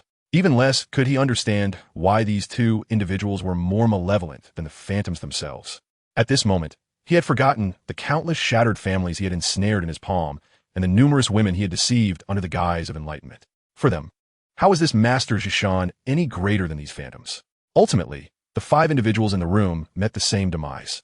They were all attacked by a ferocious beast, falling victim to its sharp fangs and claws, losing their lives. Just then, the presence lurking behind seemed exceedingly satisfied with the bounty of its prey, letting out a roar of contentment within the study now occupied solely by Chu Qing and Zhou Yingzhu. The sound resonated like a tiger descending from the mountain. In that vividly painted scene of Zhong Kuei riding the tiger, the figure of the tiger became ever more lifelike. While the image of Zhong Kuei appeared to grow increasingly frail, it was as if the phantom of this martial judge could no longer contain the mighty tiger on the verge of emerging. Chu Qing paid this no mind. He merely patted the raven, which was on the brink of launching itself, and calmly gazed at the painting of the tiger descending. Even though Chu Qing had gleaned some of the murderous rules of this painting's phantom from the deaths of the previous 5, the blood-red eyes remained unperturbed as they regarded the entity, the tiger riding phantom painting. Grade, 9th rank. Category, painting phantom. Lifespan, 3 years, 7 months, 3 days. Heart-pulling black tiger. Rule: those who approach within 1 meter of the painting's body shall encounter the true form of the tiger demon and engage in an illusory battle. If they fail to defeat the tiger, they shall perish. If they manage to overpower the tiger, they will gain an opportunity to flee. Accomplice to the tiger. Ability allows one human who enters the range of the heart-pulling black tiger to become an accomplice to the tiger. Painting phantom. State cannot detach from the painting's body, but consumes half of its lifespan daily. The painting cannot be destroyed by physical means. Promotion requirement. Unknown. Note. A curious creature, yet ultimately just a beast. Indeed, the murderous rules of this painting's tiger phantom were remarkably straightforward and comprehensible, and it was, at least, formidable. In comparison to the god of wealth, it was far more direct, not to mention that it could control accomplices, unless there were unforeseen circumstances. If the promotion difficulty was not excessively harsh, this entity had a substantial chance of ascending into the ranks of the mid-3rd tier phantoms. Indeed, though it had indulged a bit, Chu Qing nodded in satisfaction. Such a promising anomaly was certainly not something he would refuse. Indeed, within the confines of his own chamber, there was a palpable absence of art and calligraphy, which he intended to remedy by finding an appropriate place to hang them. However, at the very moment when Chu Qing began to stroll forward, Zhou Yingzhu finally regained her composure. She turned her gaze towards him and exclaimed, "Little Chu, that creature is exceedingly fierce. Now that it has sated its hunger, you should refrain from approaching it." Chu Qing, undeterred, noted that this woman had yet to grasp the reality of the situation. Yet it was understandable, as a spirit controlled by the malevolent tiger. Zhou Yingzhu was all too familiar with its terrifying nature. Conversely, she had little understanding of her own predicament. Thus, with a subtle smile, Chu Qing continued, unimpeded in his stride, "How do you know whether it is more ferocious than I?" As he spoke, he halted, lifting his gaze. A man and a tiger stood opposed to one another. The human's blood-red eyes mirrored the tiger's fierce glare. The beast brandished its formidable claws. A black tiger poised to strike. Chapter 47. Has it begun? It has already concluded. A thunderous roar erupted from the tiger, reverberating through Chu Qing's ears, leaving them momentarily numb. Suddenly, the image of the tiger from the painting seemed to leap forth from the canvas. What a magnificent yet malevolent creature! Just as described in the classics, a bloodied, stripped body, sinewy legs, and fiery tufts of fur around its head. Its formidable brows stood erect, showcasing a mouthful of gleaming steel-like teeth and radiant golden eyes. The tiger's powerful bellow echoed, a resounding challenge. This fierce beast, appearing so abruptly, was no wonder the 5 individuals had faltered within mere seconds. Even though Chu Qing understood that this manifestation was but a concentration of the tiger spirit's ominous energy within his consciousness, he instinctively took a half-step back. It was an innate reverence for the apex predator etched deep within human genetics. Yet soon, the pair of crimson eyes met the golden ones in a fierce confrontation. The air seemingly frozen at that moment. He sensed that this depiction of Zhong Kuei riding a tiger was likely stronger than the previous eerie manifestations. How many lives had Zhou Yingzhu sacrificed to this painting to enable it to evolve so rapidly? Feeling the weight of this clash of forces, it seemed on the verge of breaking through to the 8th rank. After a fleeting heartbeat, the tiger lunged once more, and although Chu Qing was taken aback, he remained unfazed. He swiftly retreated, not in an attempt to evade, but rather with his red eyes fixed intently upon the adversary. He even extended his hand, pressing it above the gaping maw of the beast, drawing closer as its momentum waned. The tiger's coppery, glimmering eye in the dark, sinister dual pupils were a mere 3 centimeters apart. In that instant, the ferocity emanating from Chu Qing was truly more intimidating than that of the vivid and malevolent tiger.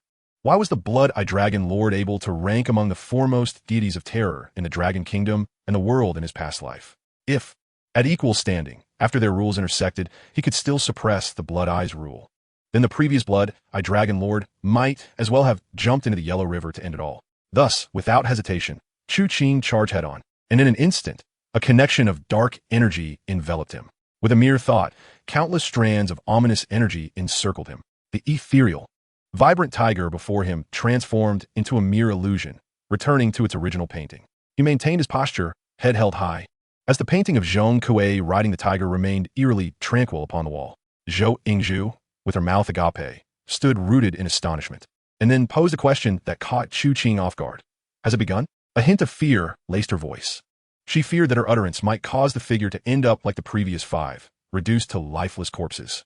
She was apprehensive that, regardless of her actions, her fate would remain unchanged. Then, she watched as Chu Qing slowly extended his hand to remove the painting that had become her nightmare from the wall, gently rolling it up in his grasp. Following this, a soft voice emerged. Has it begun? It has already concluded. Zhou Yingzhu blinked, and at that moment, she suddenly felt the chilling aura that had enveloped her dissipate entirely.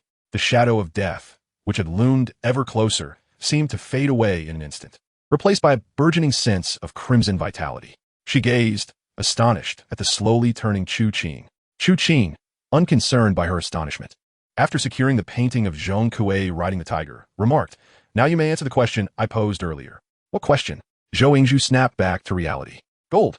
Chu Qing furrowed his brow, then extended his hand, tossing the black raven into the midst of several corpses. It was evident that the painting could draw the deceased into it to be devoured, but since he had already seized the opportunity, he would not hesitate to allow the raven to partake. After all, this creature thrived on such offerings. "Oh, I have it. I have a great deal of gold." Zhou Yingzhu was indeed truthful. She possessed a substantial amount of gold. Or rather, the embryonic form of a death apartment had devolved into the blood-written fate brought forth by her ghostly harbinger, not deceiving him. In her opulent estate's number 2 villa, within the basement, lay 2 small storage boxes filled with gold bars, valued conservatively at over $1 billion. The reason for such a wealth to reside in Zhou Yingzhu's basement was of little concern to Chu Qing. He was solely focused on the nearly 2 tons of gold itself. As for the aftermath, given that Zhou Yingzhu had the audacity to summon Master Tishan and was not new to such dealings, she had clearly devised means for managing the consequences. Moreover, even the remnants had been consumed by the raven in a brief span of time, leaving little to address. 2 tons of gold appeared to be a substantial quantity, yet in reality, even a moderately sized suitcase could accommodate it. The density of gold is immense. It is compact in volume, yet substantial in weight. Thus, it was time for the well-fed raven to exert its strength. This bird, which appeared merely slightly larger than a common crow, effortlessly lifted over a ton of gold and deposited it onto Chu Qing's taxi. Such formidable power left Zhou Yingzhu utterly astonished. Satisfied, Chu Qing climbed into the vehicle with the ominous deity. "Mr. Chu, could you provide me with a contact number?" Finally, Zhou Yingzhu, who had been bewildered throughout, shedding her earlier demeanor, could no longer contain herself. Chu Qing pondered briefly and ultimately acquiesced. This woman had numerous connections, and firearms, for instance, were not easily acquired in the Dragon Kingdom. In the future, such contacts might prove beneficial. After exchanging contact information, Chu Qing gradually ignited the engine. The now astute Zhou Yingzhu promptly declared, "I will go call someone to assist you in opening the gate." "No need. Chu Qing does it." And in the blink of an eye, he drove the taxi numbered 40004 directly towards the gate, leaving Zhou Yingzhu in a state of disbelief. Then, contrary to expectations of a violent collision, there was only the sight of the blue and white taxi speeding through the entrance, disappearing into the distance. The taxi numbered 40004 surged forward, reaching a speed of 400 kilometers per hour within mere seconds. Now that he has acquired ample gold, he is eager to behold the exquisite golden shrine of the Yin god of wealth, sculpted within the depths of the netherworld. Meanwhile, Zhou Yingzhu stands in a daze, and only after the figure has completely vanished does she cast a glance at the added contact, Chu Qing, on her messaging app, whose profile picture is starkly simple, a deep shade of black. The account name, however, catches Zhou Yingzhu's attention, etching itself into her memory. The Guardian of the Tomb. Chapter 48. The shrine emerges. The god of wealth returns. Golden radiance. Although the resplendent hue of gold may not align with contemporary aesthetic sensibilities, it cannot be denied that a staggering weight of over a ton of gold, laid before one's eyes, is undeniably striking. Seated in the security room of his own establishment, Chu Qing pays no heed to the pile of gold on the floor. Instead, his gaze is drawn to the ominous dark red glass of the entrance door, which retains its eerie hue even in daylight. Upon stepping through the doorway, his blood script has already responded. Task completed. Locate the peculiar tiger riding image within the Jinsei Manor and successfully secure it within the tomb. From the guidance of death, the blood script ghost has gained 20 days of longevity. Executor's task reward, a substantial amount of gold. As he gazes upon this blood script notification, a slight smile graces Chu Qing's lips. The blood script ghost proves to be an optimal choice for a tomb ghost. At this moment, his own longevity has also increased by 20 days. Indeed, upon becoming a tomb ghost, the peculiarities of his symbiotic state have multiplied. Although his longevity consumption has risen, it is reasonable to expect that the longevity acquired by the blood script ghost becomes one with him. This is also why he can confidently assert that the 100 days of longevity consumed by the Golden Shrine is trivial in comparison. More importantly, the quality of longevity gained through the tasks completed by the blood script ghost is comparable to that obtained through official impositions. Of course, the quality of longevity from the official position refers to what Chu Qing acquired in his previous life through the origami figures. As for the quality of the Guardian of the Tomb's longevity, he has yet to experience it firsthand, leaving its quality uncertain. With less than a day since the onset of the terrifying era, he has only recently become a half-day Guardian of the Tomb, and he must wait until dawn tomorrow to receive his first longevity. One wonders how long it will take to accumulate enough longevity for the elevation to the 8th rank. The 8th rank position of the Guardian of the Tomb affords several choices, yet regardless of which 8th ranking position he opts for, he is bound by two unyielding conditions that cannot be altered. First, he must possess a full 20 years of longevity. Second, there must be at least 5 tombs within the mausoleum. These two are foundational prerequisites. However, fulfilling them does not guarantee a seamless ascension to the 8th rank. In fact, if it were that simple, the previous era of terror would not have witnessed such a drastic decline in population. Rapid ascension fails to fully assimilate the power of positions. Should one hastily kill to seize 20 years of longevity and then immediately seek the promotion ritual, the only outcome would be, upon ascending to the 8th rank, one risks being corrupted by the position, becoming a wretched being, neither human nor ghost, ultimately devolving into true aberration. To ascend without worry, the acquisition of longevity must not overly rely on the bloodshed, but rather, it is imperative to meticulously embody and experience the responsibilities and capabilities of the position. Only through this can one ascend without trepidation after fully digesting the power of the position. However, this understanding was only gleaned years after the advent of the terrifying era. There are always those ambitious individuals who, upon meeting certain conditions and discovering the method for ascending to a higher position, hastily attempt to break through, ultimately resulting in a collective of beings that are neither human nor ghost. With this thought, Chu Qing returns to the present, finally turning his gaze toward the gold he has brought back. The corner, a skill that propels the Guardian of the Tomb's profession into deeper realms, ensuring that the Guardian's potential and future extend far beyond the mere 9th rank. Not only does it facilitate a swifter acquisition of longevity in the early stages, but more importantly, it enhances the potential for the peculiarities within the tomb to ascend. Just this singular aspect of the corner's ability is comparable in might to the powers gained from ascending to the upper 3 ranks of positions. With this in mind, Chu Qing slowly closes his eyes, tapping into that strand of power. He once again feels his entire consciousness merging with the expansive North Mountain Cemetery. While he cannot claim to have mastery over every detail within, this perception far surpasses that of mere sight. In the next moment, a box of gold that was once resting on the ground seems to be lifted by an invisible gust, soaring toward the god of wealth positioned beside the counter. Clang! A crisp sound resonates as countless pieces of gold collide with the god of wealth. Subsequently, these once unyielding gold bricks, enveloped by the energy, are transmuted into liquid gold. It is as though an unseen brush is delicately crafting before Chu Qing's eyes, slowly sculpting a shrine that is the epitome of opulence and brilliance. The shrine, entirely golden, stands approximately 1.71, 8 meters tall. Its central hollow is adorned with intricate engravings resembling various shapes of copper coins. Beneath this shrine are two small compartments that can be opened, exquisitely carved on the outside. Unlike typical depictions of the god of wealth, where a wealth-bringing child holds treasures beside the statue, this golden shrine features 5 small spirits kneeling, cradling golden ingots in their hands. Before Chu Qing can take a closer look, the moment the shrine stabilizes, the suspended god of wealth seems to respond to a summons, directly moving toward the very center of the golden shrine. With a thud, it settles firmly at the shrine's heart.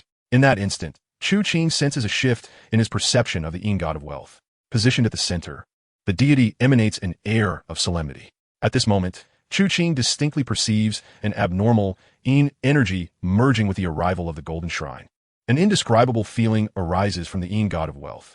While others may not comprehend its significance, Chu Qing understands that it signifies the opening of an upward path for the peculiarities, allowing the god of wealth to explore its own method of ascension.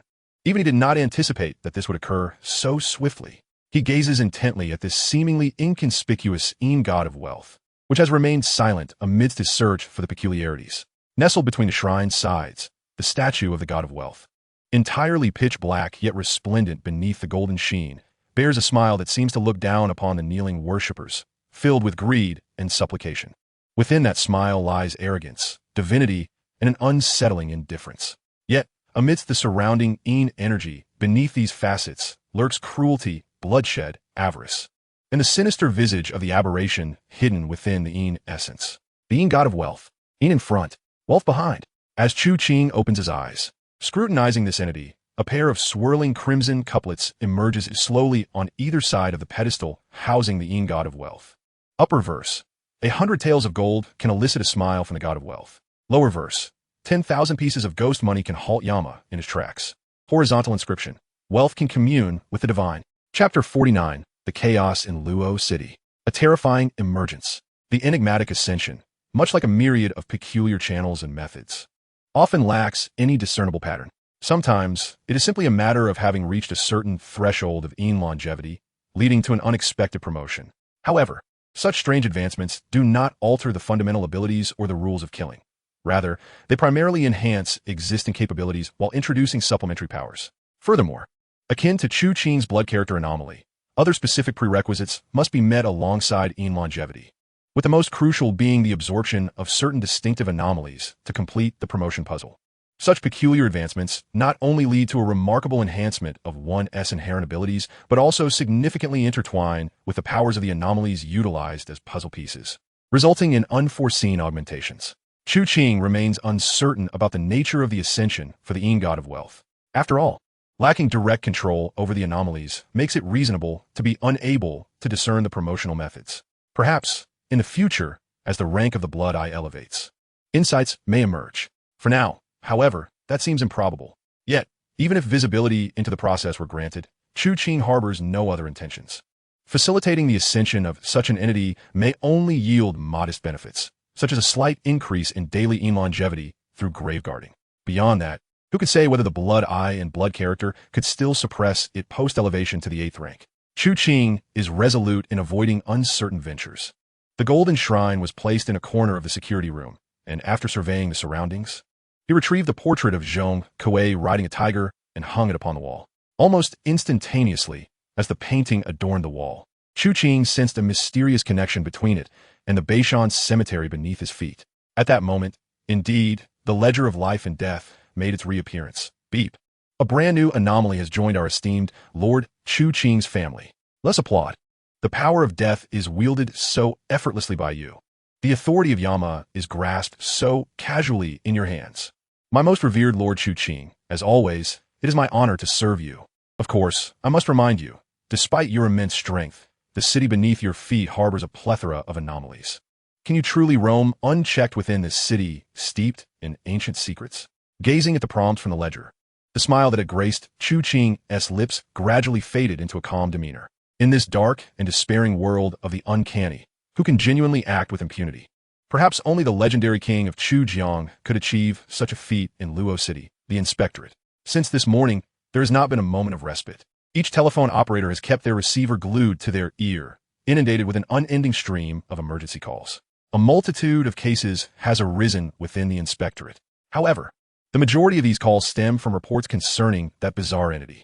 At this juncture, the ordinary inspectorate remains oblivious to the true nature of that thing, and thus dare not disclose anything. Yet, amidst these calls, there are also accounts of horrifying occurrences. Almost every one of these cases is swiftly dispatched to the Criminal Investigation Department. Within the Criminal Investigation Department, in stark contrast to the previously bustling police headquarters, an eerie silence pervades. Aside from a few receptionists, the entire office is devoid of personnel, save for two figures. Captain Wong, gazing at the small blackboard, which has recorded innumerable calls made within just 6 hours of the workday, finds himself utterly dazed. A veteran detective with over a decade of experience, he is a hero who has tirelessly fought on the front lines. Yet, never before has he encountered such a scene. He stares blankly at the densely packed blackboard, repetitively recounting the day's cases. Sun Ping and Zhao Chuan are investigating the series of mysterious falls at Hongxi Building. Li Hongwei and Ding Lulu are probing the incident of the Buddha head falling from the Linai Cave, which resulted in 3 tourist demise. Zhao Yuan and Su Bufan are looking into the murder case involving Tang Dynasty armor at the museum. Zhang Qing and Tan Yu are investigating the strange sounds at Kaiyuan Lake. Qian Yuping and Guan Su are delving into the disappearance of vehicles at the Yellow River Bridge. As he continues, Captain Wong's visage grows increasingly grim, to the point of exhibiting signs of bewilderment. Texts on his phone further plunge this seasoned detective into a state of existential confusion. Are you shocked? Are you terrified? Do not fret. This is merely the beginning. They are reveling in the thrill of the hunt. They are savoring the rare delicacies. They are releasing the joy of creation. And you, Wangwei, the guardian of the people, feel the weight of duty and mission bestowed upon you by your uniform. But what can you truly do? In this new era, what can you accomplish? Perhaps you're even less capable than the young lady beside you. Are you not? Captain Wong gazes blankly at the young princess nearby. At this moment, her identity fails to stir the slightest emotion within him. It has been merely a morning, just a morning of reports. The death toll exceeds 50, with the missing surpassing 100. Such astonishing cases emerging in succession, and yet, after being reported, receive no response? Is this the plight of Luo City alone? Or is it a reflection of the situation nationwide, or even globally? Captain Wong is uncertain. However, seated across from Wang Wei is the once lively and cheerful female inspector, now equally silent and numbed. She too is fixated on her ledger of life and death. Unlike others, her ledger resembles a book. It is precisely this book that has made everyone in the Criminal Investigation Department acutely aware that this is no mere mobile virus. Are you panicking? Are you afraid? Do not worry. Such games will not fall upon you for the time being, as long as you remain docile and do not seek your own demise. But you know you cannot remain idle, because Lu Yin embodies justice. She embodies compassion, just as your name suggests. Yet, only deities can truly show mercy to mankind. Only deities are worthy of such grace. Perhaps your family, in a bygone era, truly resembled deities. But in this age, can you emulate the divine and shield others? Indeed, you cannot, nor can your family. What you can do now is merely to witness. Witness the demise of those you vowed to protect in your uniform. Witness the loss of those around you. You wish to act, but are at a loss for how to proceed. However, unlike those who stand helplessly awaiting slaughter, like the man before you, Lu Yin, you possess another path. Seek him out. Inquire how you, mere ants, ought to confront such entities. You know who he is, do you not? Lu Yin raised her head in confusion, instinctively closing her eyes. A scarlet hue, reminiscent of the previous several nights, materialized before her. Startled, Lu Yin opened her eyes wide, gazing at the now silent ledger of life and death, and slowly exhaled a single word. Chu. The remaining words lingered on her lips, yet she could not voice them again. Thus, no one would ever know whether she referred to Chu Qing or the King of Chu River. Chapter 50. The Skeleton Tree. A new grave of human heads. The Hongxi building has witnessed a series of fatal falls, resulting in 4 casualties. Authorities have been dispatched. Citizens are urged to exercise caution, as this serves as a grave reminder of our fire safety. The Yeek grottos, long neglected, have caused a Buddha head to tumble. Relevant personnel have been detained by inspectors.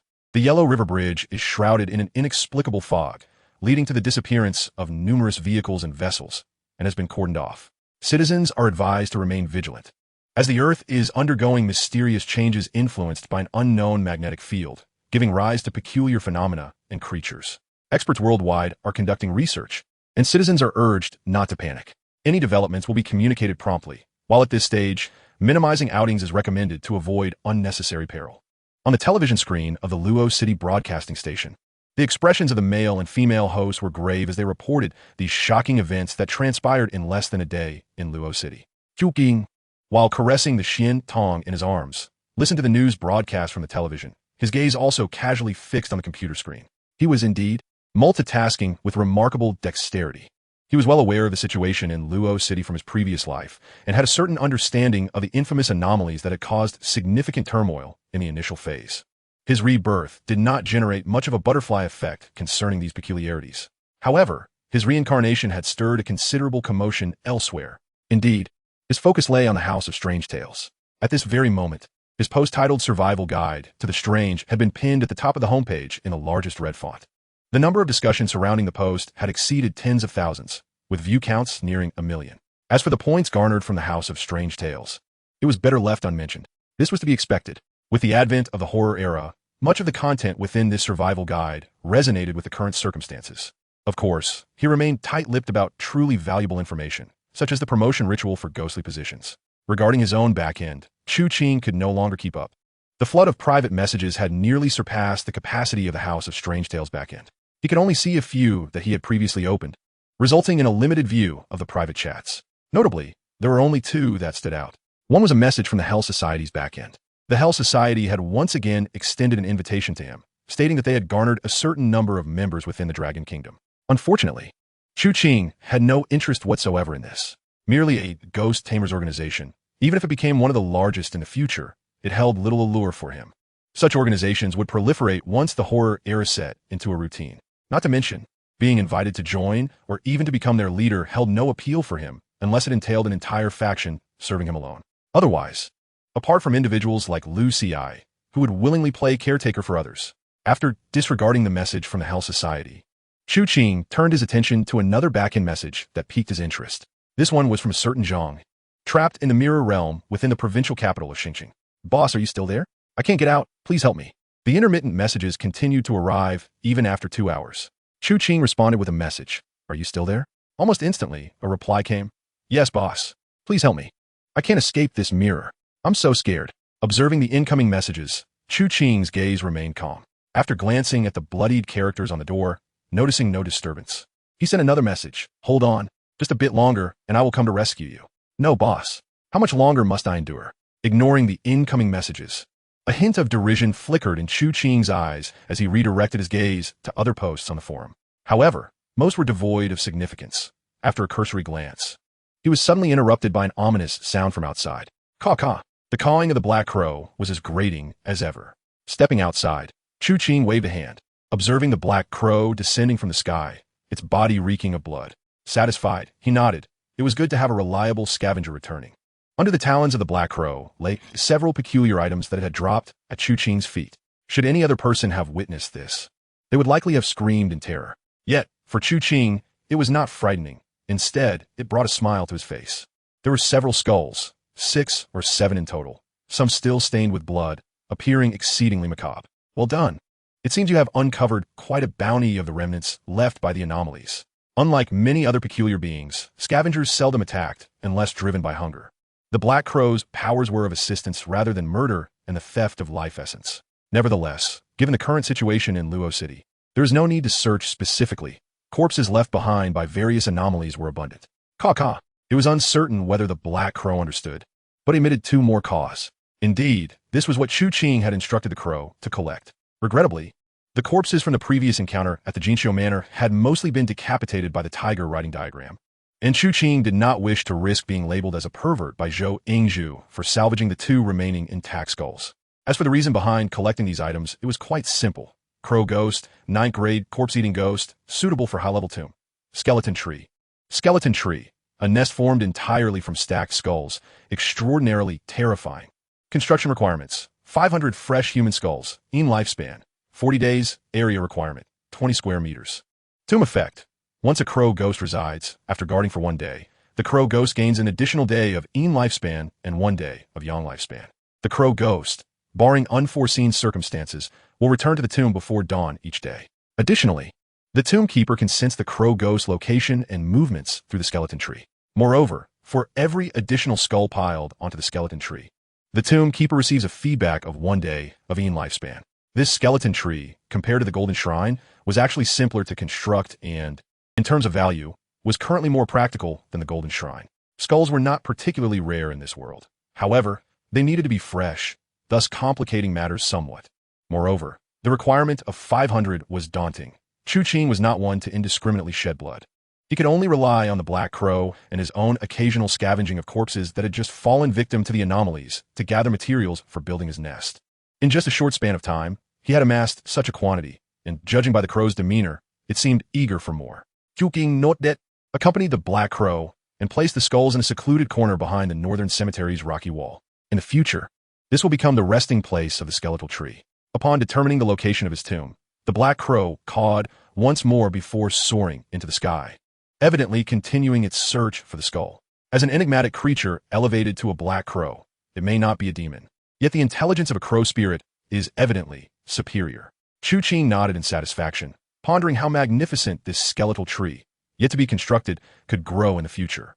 Within the graveyard at present, aside from the Black Crow and the god of the underworld, there were also the human lantern, the faceless ghost, and the newly acquired tiger writing scroll. While he had yet to scrutinize the tiger writing scroll, the thought of the former two left even Chu Qing feeling somewhat helpless. This corner of the underworld, though powerful, posed significant challenges for an ordinary gravekeeper to navigate entirely. However, it is precisely this difficulty that adds intrigue, yielding richer rewards.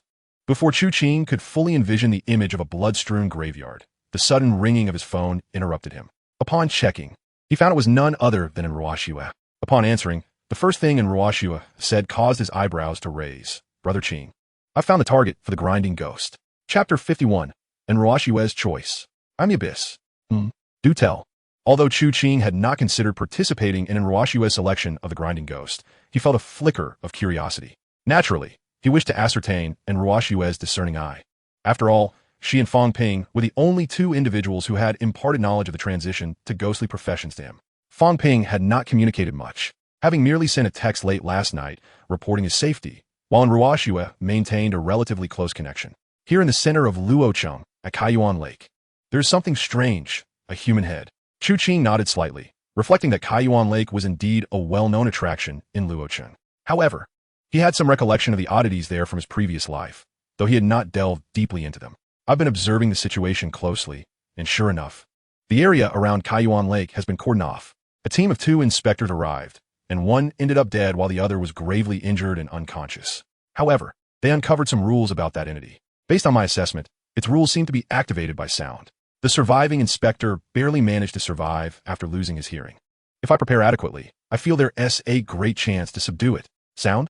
Previously, Chu Qing had shared some insights with Enruashua, and upon becoming a ghostly professional, she would naturally have gained some understanding of such matters. The simpler the rules governing an entity, the greater its potential often is.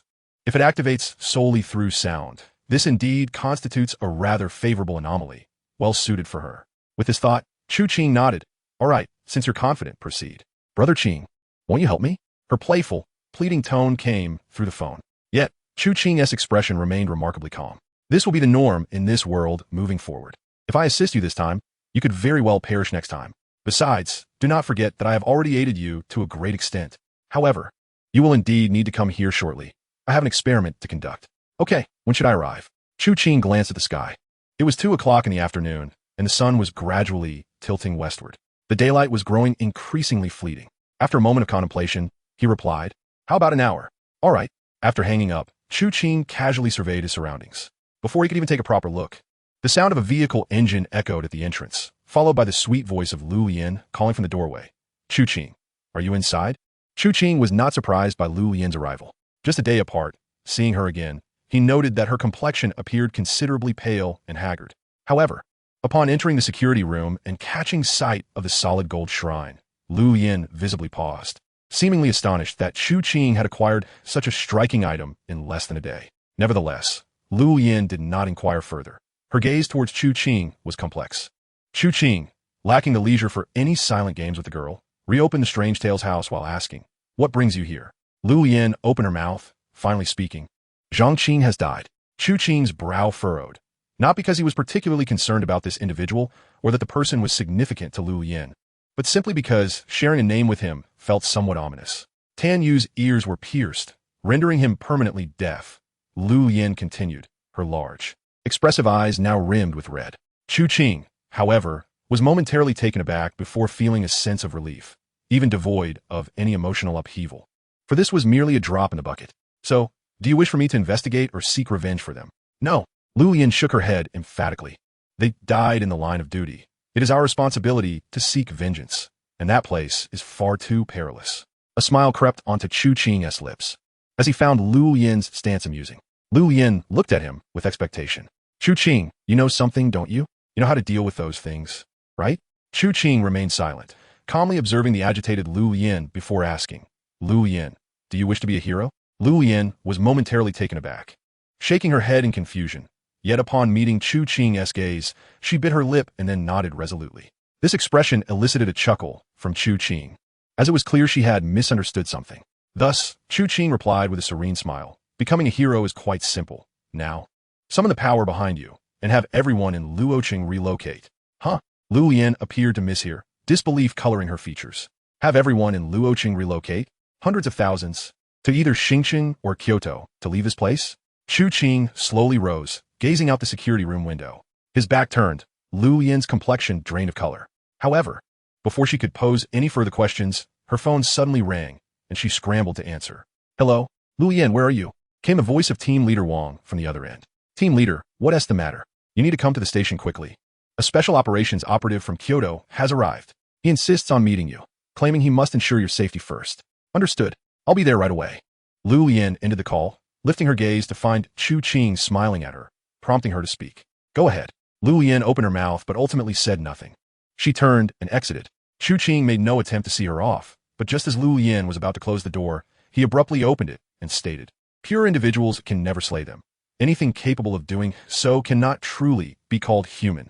Thus, do not chase after such things excessively. Live well and depart from Luoqing. Remember, when you gaze into the abyss also gazes back at you. Lu Yin froze, her body stiffening. Standing behind the open glass door, she watched the slowly closing glass door and instinctively inquired, what is the abyss? As the door gradually shut, the dark red glass slowly separated the two. Chu Qing's final words echoed from behind the crimson barrier. Before the dark red glass door, the shadow within the room grew increasingly indistinct. Justice is the most extravagant and costly element in this world. It is often deemed inconsequential. To combat it, to subdue it, to obliterate it, one must embrace a greater madness, a deeper malevolence, a crueler cruelty, one that strays far from humanity. Thus, when you gaze into the abyss gazes back into you. In a previous life, Chu Qing lingered at the edge of a precipice for an extended time. In this life, as the King of Chu River, he leaps into the void, for I am the abyss. Chapter 52, The Contractor, The Choice of Destiny, and Ruo Shui, possessing the key to the North Mountain Cemetery, sought permission from Chu Qing to proceed. Upon entering the security room, she observed Chu Qing standing by the wall, entranced by an object, and Ruo Shui paused momentarily, astonished by the significant transformation that had occurred in that single day. How had the room changed so drastically? The image of the Ing god, now adorned with a dazzling golden shrine? She recalled that Chu Qing had previously expressed disdain for such ostentatious aesthetics. Had he undergone a change of heart? Moreover, what was that painting? And Ruo Shui was no longer the naive individual she once was. The experiences she had encountered in merely a few days surpassed what others might endure in a lifetime. Not to mention, she was now a bona fide 9th rank official and a ghost master, the first of her kind in this terrifying era. Another anomaly? Even without turning around, Chu Qing sensed her presence, his gaze still fixed on the painting of Zhong Kuei riding a tiger. He spoke directly, You've arrived, I see, and Ruo Shui nodded yes. Chu Qing did not rush to discuss matters of importance. Instead, he continued to regard the unveiled painting of Zhong Kuei riding the tiger. What do you think of this piece? Though in Ruo Shui felt an inexplicable thrill merely standing at the entrance, she dared not refuse his invitation. As she approached for a closer look, she remarked, It appears to be a tiger? Chu Qing shot her a sideways glance, feeling as though he were speaking to an unappreciative audience. Yet, it was understandable. She had not studied art during her school days, and to her, it was merely a painting, an ancient one at that. His fingers gently caressed the surface of the scroll, and the image of the fierce tiger grew increasingly vivid, while the figure of Zhong Kuei, who should have been the focal point atop the beast, appeared feeble, as if the ink was on the verge of vanishing entirely. After a brief pause, he remarked. Once the figure of Zhong Kuei completely disappears from his painting, it should ascend to an 8th rank anomaly. 8th rank. And Ruo Shue's breath quickened. As a contract worker, she had come to understand the vast differences in the ranks of anomalies. Among the various Yin officials, several specialized in paintings. And if this painting of Zhong Kuei riding the tiger were to become their anomaly, it would be akin to adding wings to a tiger. After a moment of contemplation, Chu Qing withdrew his gaze. Enough of this. Turn your attention to the anomaly you have identified and describe its circumstances. How did you discover it? What transpired thereafter? Please elaborate. He turned to sit down, yet his focus was not entirely on Ruo Shue's words. Instead, his senses and gaze gradually drifted towards the blood-red glass door. His eyes darkened. As Ruo Shue began to speak, Chu Qing felt a series of breaths coalescing on that door. However, the anticipated blood characters did not materialize, causing him to furrow his brow slightly. Seeing this, Ruo Shue assumed she had misspoken and hastily paused. Chu Qing glanced at her. "It's fine, continue." He then closed his eyes, and Ruo Shue's words continued to echo in his ears. The power of destiny is both wondrous and elusive. This is destiny. The blood characters signify the strange power of fate. However, even if he were to command it as a grave ghost, Chu Qing could never wield it with the precision of the blood eye. After all, the blood eye had fully merged with his body, intertwining their souls and nerves. Though it possessed a modicum of its own consciousness, it rarely interfered significantly. In contrast, the blood characters, although driven by his unofficial status, remained distanced. Thus, he needed to engage in repeated trials to grasp the rules governing the blood characters, ensuring a smoother mastery over the power of destiny. Most crucially, he needed to comprehend the conditions under which the death guidance of the blood characters manifested. Yet, he could distinctly sense the connection between himself and the blood characters through the grand tomb beneath him.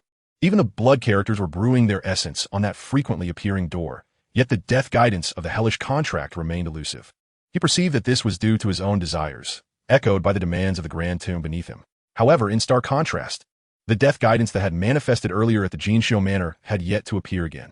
In an instant, Chu Qing deduced the reason. The death guidance operates with a temporal interval. It can only manifest once per day, considering it had appeared last night and again this morning.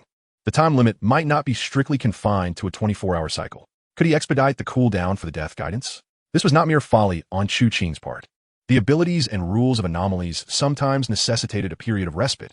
For example, the head lantern shadow could not remain activated indefinitely. Conversely, some anomalies could operate continuously, such as the blood eye. Yet, even the blood eye could not perpetually retaliate with an eye for an eye. In his previous life, Chu Qing understood this principle well. And it was precisely because he grasped this concept that he knew how to push the boundaries of the anomaly's powers within limitations. With his eyes closed, he began to draw upon the remaining year of his Yin lifespan. In the next moment, blood seeped slowly from the glass door, manifesting on its surface. Chu Qing suddenly opened his eyes, and Ruo Shue, sensing his movement, turned curiously to look as well. On glass door, crimson characters began to emerge. Location: within Kaiyuan Lake, Luo City. Time limit: before dawn tomorrow. Task objective: locate the anomaly within Kaiyuan Lake and capture it. Task special limitation: must be completed solely by Ruo Shue. Task reward: Ruo Shue, the Ghost Master, will gain a contract connection and become one of the signatories of the blood character's hellish contract. Task failure penalty: Ruo Shue's death. This time, the blood character's task bore an additional special limitation compared to the previous two instances. It was this very stipulation, along with the final penalty for failure, that rendered Ruo Shue's complexion pale. At that moment, her ledger of life and death suddenly illuminated. The fate of death, the death of fate. That existence guides you once more to the crossroads of choice. You should be grateful. It is currently too weak, thus allowing you a measure of choice. However, do you truly believe you possess the freedom to choose? Do not be disheartened. Do not give up. This is not necessarily a bad thing. For within the guidance of fate, each trial may yield some boon of destiny. Of course, do not forget that each gift from fate comes with its own price tag. Oh, buyer of lives, make the choice you deem correct. Chapter 53. Lu Yin's Decision. Another Chu Jiangwang? In the inspectorate, a middle-aged man, whose physique bore the faintest traces of past vigor, now succumbed to the indulgence of middle age, frequently wiped the perspiration from his brow. He found himself perplexed, despite his stature as a prominent figure in Luo City. Having encountered numerous influential personalities, including those who graced the news from the capital, none exerted the same palpable pressure as the man before him, who appeared to be in his 30s. It was not merely the aura of his elevated position, but rather an indescribable sensation, Particularly striking was the man's gaze, an inscrutable, almost ethereal look that rendered the entire inspectorate inconsequential in his eyes. His sole focus rested upon one individual. Finally, after countless wipes of sweat, a footstep echoed from outside the office. The esteemed lady, who had waited a full half-hour, had returned at last. Xiaolian, you're back. This is Captain Qin from the capital. The director, quite oblivious to the true nature of this captain, noted only the prominently displayed emblem representing the Dragon Kingdom, accompanied by the words, top secret. With that thought, he exchanged pleasantries and exited the office, thoughtfully closing the door behind him. Evidently, Lu Yen was already acquainted with Captain Qin. Brother Qin, what brings you here in person? The previously stoic man finally relaxed upon seeing Lu Yen, allowing a smile to grace his features. Xiaolian, I'm relieved to see you safe. Prepare yourself. We must return to the capital immediately. Return to the capital? Lu Yen was taken aback, not expecting Captain Qin's first words to be such. Is this your father's decision or my grandfather's? Captain Qin cast a glance at her. It's also your brother's decision. My brother? Lu Yen was momentarily stunned. When had her brother's opinion ever held sway in their household? Yet she dismissed the thought, biting her lip. What will happen to the ordinary citizens of Luo City? Captain Qin's brow furrowed as he exhaled deeply. Xiaolian, you don't grasp the current situation. Although Luo City is not insignificant in scale, circumstances have changed. Besides, what can you do here? You are merely an ordinary person, unaware of the challenges that lie ahead. Before he could continue, Lu Yen interjected resolutely. I am well aware of the situation, and that is precisely why I refuse to leave. ISNT at those strange entities? Aren't they the ones committing random acts of murder? I fear them not. When I donned this uniform, I swore beneath the badge to sacrifice everything for the people. Now, with 2 comrades lost and several gravely injured in a single day, and over 100 casualties in Luo City, how can you expect me to return to the capital? What will others think of me? What will they think of my grandfather and father? How is this any different from fleeing the battlefield like a coward? Captain Qin opened his mouth to speak, but soon smiled gently. When you trained with me in marksmanship, I could see it clearly. You are indeed the daughter of a formidable father. The old leaders and your grandfather's speculation were not unfounded. Lu Yen blinked in surprise. What do you mean? The 3 individuals who spoke to me before I arrived indicated that if you were aware of the truth, you would undoubtedly be unwilling to return to the capital. Lu Yen fell silent. She understood that had she returned before today, it would have been inconsequential. However, given the events of the day, if she were to leave now, she would likely live in unease for the rest of her life. In life, there are indeed matters of profound significance that cannot be disregarded. Captain Qin regarded Lu Yen calmly, then spoke slowly. Xiaolian, while the old leaders and your grandfather did not elaborate, Lucy I left a message for you before my arrival, after you made your decision. Do whatever you wish to do. This is a calamity that all of humanity must face, and no one can escape it. If you are unfortunate enough to sacrifice yourself in Luo City, your brother will bear the same fate. If not, one day, he will ensure that no strange entity remains in Luo City. Brother, Lu Yen whispered softly. Very well. Let us proceed.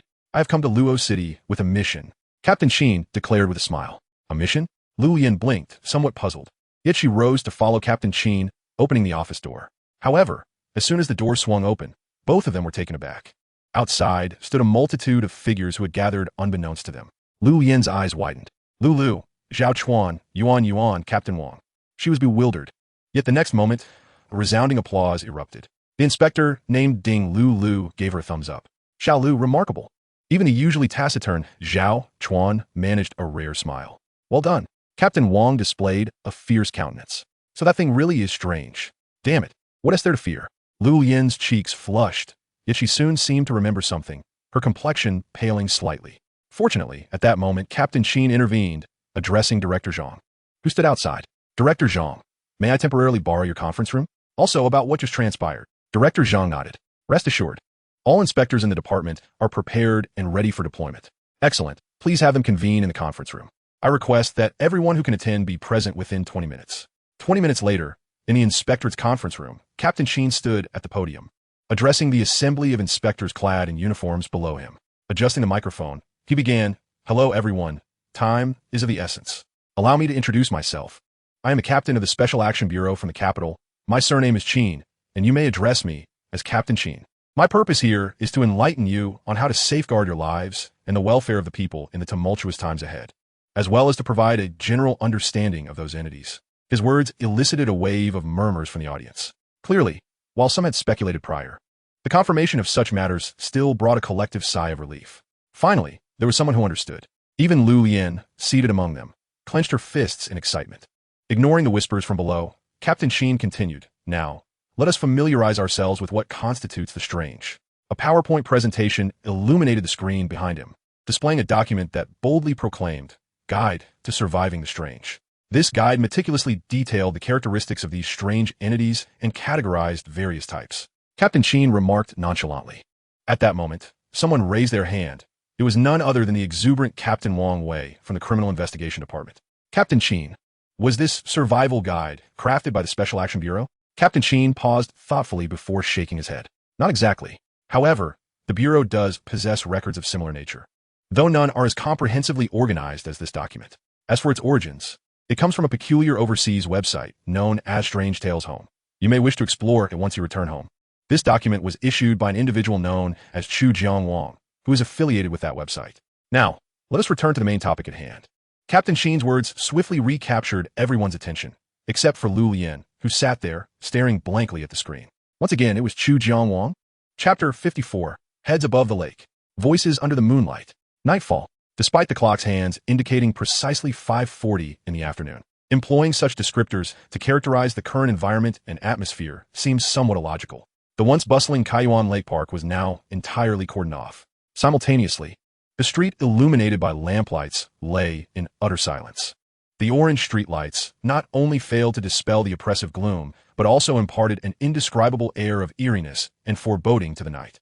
At this moment, in this bizarre world shrouded by darkness, a figure slowly approached the scene. Ignoring the warning tapes marked "No Entry," she gazed intently at the distant Kaiyuan Lake. In truth, although referred to as a lake, one could hardly expect it to be vast, especially located in the heart of Luo City. On a clear day, one could even see individuals waving from the opposite shore. Yet, here stood this seemingly small lake, and the figure at its edge took several deep breaths before finally summoning her courage to step forward. Indeed, the approaching figure was none other than Ruoxue. She double-checked the earplugs nestled in her ears. All the sounds of the world were effectively barred from reaching her, rendering everything around her profoundly quiet. Although Ruoxue felt somewhat disoriented, the events of that day lingered vividly in her memory. Those two inspectors, under the influence of a haunting melody, seemed entranced as they walked toward the lake, one completely submerged, while the other, gravely injured and deafened, was left on the brink of death. Even at a distance, she had felt the effects of that dreadful scene. However, Ruoxue understood that her ability to hear that dreadful sound clearly without being affected was primarily due to her transformation. She was no longer an ordinary person, but a bearer of the dark arts, a buyer of lives. She was destined to confront this day, and she had prepared herself meticulously for it. Ruoxue cast a glance at the small wooden boat anchored nearby, then leaped lightly aboard, rowing while glancing at her phone's ledger of life and death. Buyer of lives, you have made an impeccable choice. The favor of fate is not something you can simply reject. Accepting its blessing is your only chance at dignity. Most importantly, your discernment has earned you the endorsement of that individual, thus granting you the privilege of this transaction. Though the price you paid was steep, 6 months' worth of underworld currency, for merely a fleeting opportunity to manipulate the uncanny. Yet, dear buyer, as a competent trader, you must comprehend that while money is undeniably one of the most crucial assets, life itself is singular and irreplaceable. Indeed, life is singular. Those 6 months of underworld currency carries significant weight, and Ruoxue recognized that only by mastering her own spectral entity could she truly possess the means of self-preservation. With this thought, she tightened her grip on the scroll nestled against her chest. She vividly recalled Chu Qing's warning, affirming the path she was to take. For Chu Qing had told her that any misstep in controlling this entity could lead to an existence far more terrifying than the peculiarities of Kaiyuan Lake. The boat glided slowly across the water, a chilling breeze enveloping her, as if it penetrated her beige Chanel coat and seeped into her very bones. And Ruoxue instinctively pulled her coat tighter, but at that moment, she suddenly sensed an indescribable sound. It was as if a lover was whispering sweet nothings in her ear, prompting an involuntary smile, intoxicating her senses. Yet, it also resembled the insistent buzzing of insects, provoking an urge to swat at the unseen source. Yet she could find no point of contact, and Ruoxue's expression shifted. She felt an inexplicable agitation filling her heart as the sound manifested. This anomaly was unlike any she had encountered before. Yet, the more peculiar it became, the more composed she resolved to remain. Fortunately, The cold emanating from the scroll in her embrace alleviated some of her unease, allowing her to muster the courage to confront the source of the sound. Unbeknownst to her, she had already reached the very center of Kaiyuan Lake. At last, she beheld the true culprit gradually surfacing. A head emerged from the water, slowly revealing its iron-blue lips, aligning with the frantic pounding of Enruashua's heart. 3,000 feet of resentment, a vengeful spirit bound in anguish. Pity my youth, lost to fate's cruel hand, clenching my teeth in bitter hatred. Restless souls linger in sorrow, endlessly calling for their beloved. Beneath the red plum blossoms, I shall never forget. By the great lake, I pour forth my heart's lament. Lament, oh lament, and Ruashua instinctively reached to cover her ears, desperate to block out the ghostly melodrama from infiltrating her senses. However, she quickly regained her composure. In this desolate expanse of water, the haunting song seemed to echo from the depths of the underworld, causing her teeth to chatter, a chilling reminder of that day in the taxi. At that moment, the ledger of life and death glowed once more. It has appeared. You attempt to communicate with it, but alas, its power surpasses your imagination. An elephant will not heed the words of an ant. You must demonstrate your prowess, or perhaps your wealth. Fortunately, you have rented it, and you are well acquainted with its rules. Indeed, this is fate's generous offering, is it not? Finally, you understand that to subdue this entity, you must utilize that very tool. Beneath the cold, desolate moonlight, the clear waters of the lake mirrored the brilliance of the moon above. In this tranquil realm where moon and lake converged, a sudden roar pierced the night, echoing throughout. The luminous moon illuminated not only the lake, but also the distant side of Luo City. Meow meow. In the North Mountain Cemetery, Chu Qing had remarkably placed a rocking chair within the graveyard, reclining comfortably as he gazed contentedly into the distance. The sleek black cat, Xian Tong, darted swiftly through the night, pursuing a faceless specter. Its movements were both agile and precise, catching the faceless entity off guard, unable to evade. Of course, the primary reason for this was the constant watch of Xian Tong's blood-red eyes, rendering the specter incapable of swift escape. The Yao Gui was a particularly rare and unique anomaly in this era of terror. Xian Tong possessed the potential to evolve into a Yao Gui, but unlike other anomalies, it required careful nurturing and gradual growth. Although Xian Tong had spent considerable time with him and other anomalies, qualifying it for the initiation rite of feline anomalies, Chu Qing was reluctant to hastily promote it and squander such a remarkable talent. As the faceless specter grew agitated by Xian Tong's pursuit, it suddenly released a wave of dark energy, instilling fear that left Xian Tong frozen in place, before it swiftly scampered back into Chu Qing's embrace with a flurry of meows. Chu Qing chuckled softly, then once again tossed the alarmed Xian Tong away. Whether human or supernatural, extensive training was essential. Chapter 55, The Favor of Fate. Trembling and icy. And Ruo Shui never anticipated that the lake water in September could be so frigid. Perhaps it was not the water beneath her feet that was cold, but rather the object she held in her hands. At this moment, she raised the scroll high, positioning it in front of herself, shielding it from that cursed head. She sensed that her arms felt as though they were on the verge of freezing. The life buyer had not significantly enhanced her physical strength, causing her outstretched arm to tremble slightly. Nonetheless, Ruo Shui showed no inclination to lower the scroll. Although the life buyer was not a combat-type supernatural being, she possessed a certain degree of perception, granting her insight into the peculiar rules of the head. Thus, she could clearly discern the states of both parties amidst their conflicting rules. Evidently, she had kept Chu Qing's earlier admonition in mind. The Zhong Kui riding a tiger painting could be displayed for no more than 3 minutes, after which it must be completely retracted. Simultaneously, she sensed a wisp of energy beginning to leak from the illusion emanating from the tiger painting. Over the course of the day, she had become exceedingly adept at utilizing the life buyer's supernatural powers. Suddenly sensing something, she instinctively rolled up the painting she had just displayed, twisting it back into a scroll. Roar! A tiger's roar echoed, tinged with reluctance. However, the supernatural, capable of killing through rules, was also bound by them. Although the Zhong Kui riding a tiger painting was undeniably fierce, it had a fatal flaw, which was the primary reason Chu Qing could rent it to Ruo Shui for a single use with half a year's worth of ghostly currency. As long as one did not face the painting directly, they would be immune to the effects of its heart-extracting power. Thus, despite the painting's unwillingness, Ruo Shui, having rehearsed this many times, managed to roll it back up with ease. After securing it, she turned her gaze back to the eerie head. She felt as though the head was continuously transmitting an indescribable message through its gaze.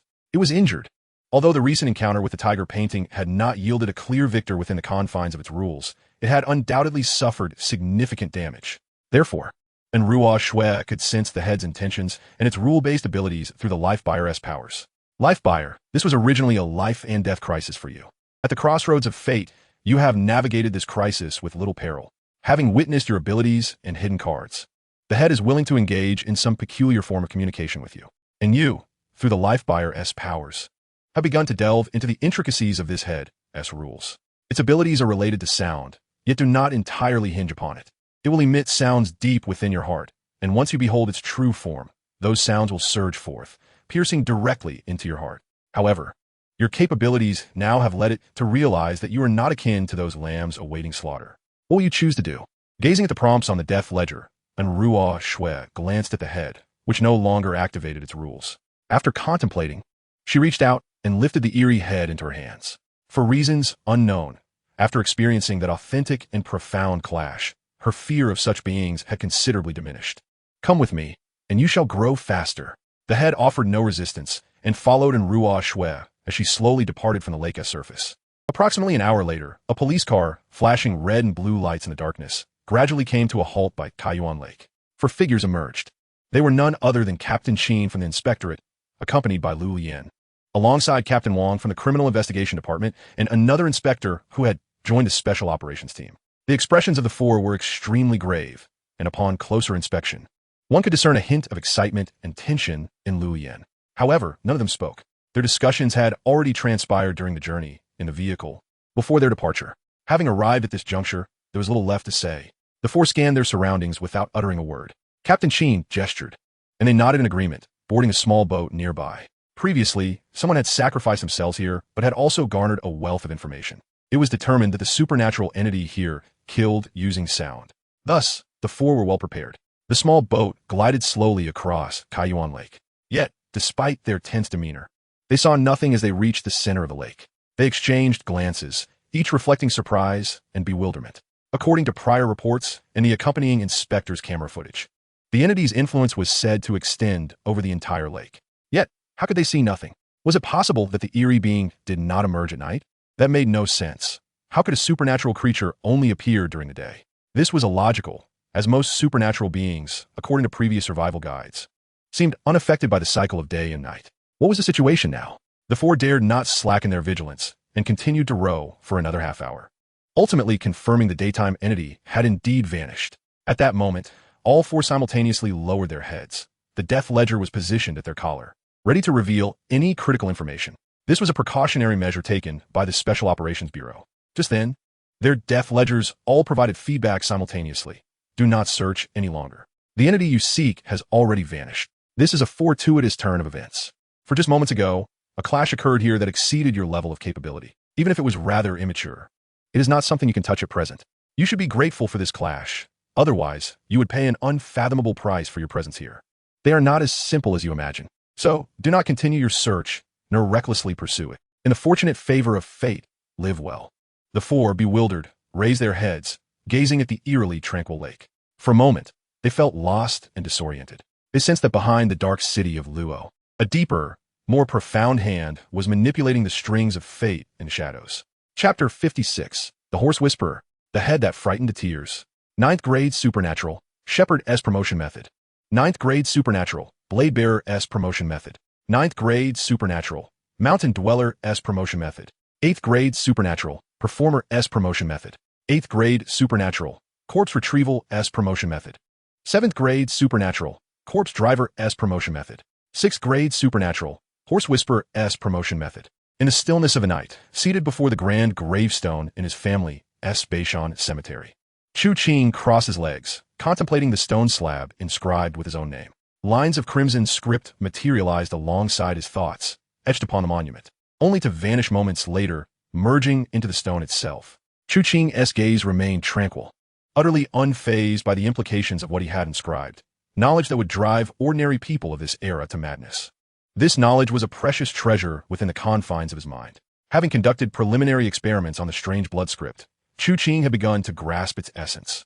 The blood script was akin to the embryonic forms of the Death Apartment, Hell Hotel, and Scarlet City, all validated in his previous life. From the initial ascent of the blood script, it was evident that further advancements would likely require the completion of numerous death guidance tasks. He found it arduous to manage everything alone and deemed it unnecessary. Thus, in the future, individuals like in Ruashua, driven by the blood script, would proliferate just as they had in his past life. Those who were secretly controlled by the blood script, the spirit wielders, could similarly form a points-based exchange system through the completion of death guidance tasks. Naturally, certain peculiarities and ghostly artifacts would rightfully belong to him.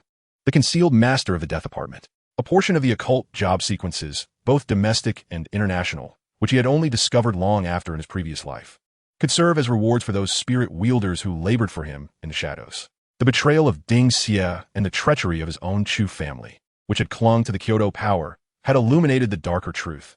Human hearts were far more terrifying than the bizarre. Only by fully possessing the life and death contracts could he truly tighten the reins around their necks. However, this vision remained distant. The reasoning was simple. Currently, the blood script was housed within Beishan Cemetery, inaccessible to outsiders. It was uncertain whether his ascension and that of the blood script would alter this state of affairs. Nonetheless, there was no immediate urgency. The blood script had yet to ascend, and under normal circumstances, it would issue death guidance tasks only once a day at most. His collaboration with Ruashua would suffice. Reflecting on this, Chu Qing glanced at the occult job sequence he had just inscribed. 6th rank occult job, Outbound Immortal. This was one of the superior sequences to the previously inscribed 9th rank occult job, Shepherd. The primary abilities of the Outbound Immortal, apart from the dual deities of spirit control, included the acceleration of the birth and growth of supernatural entities. His interest was piqued, primarily due to a recollection of the peculiarities associated with the previous Xiantong. In his previous life, he had a relatively favorable relationship with a 3rd-rank spirit wielder, renowned as the Qingqiu Nether Marshal, who had risen from an Outbound Immortal, though his rank was modest.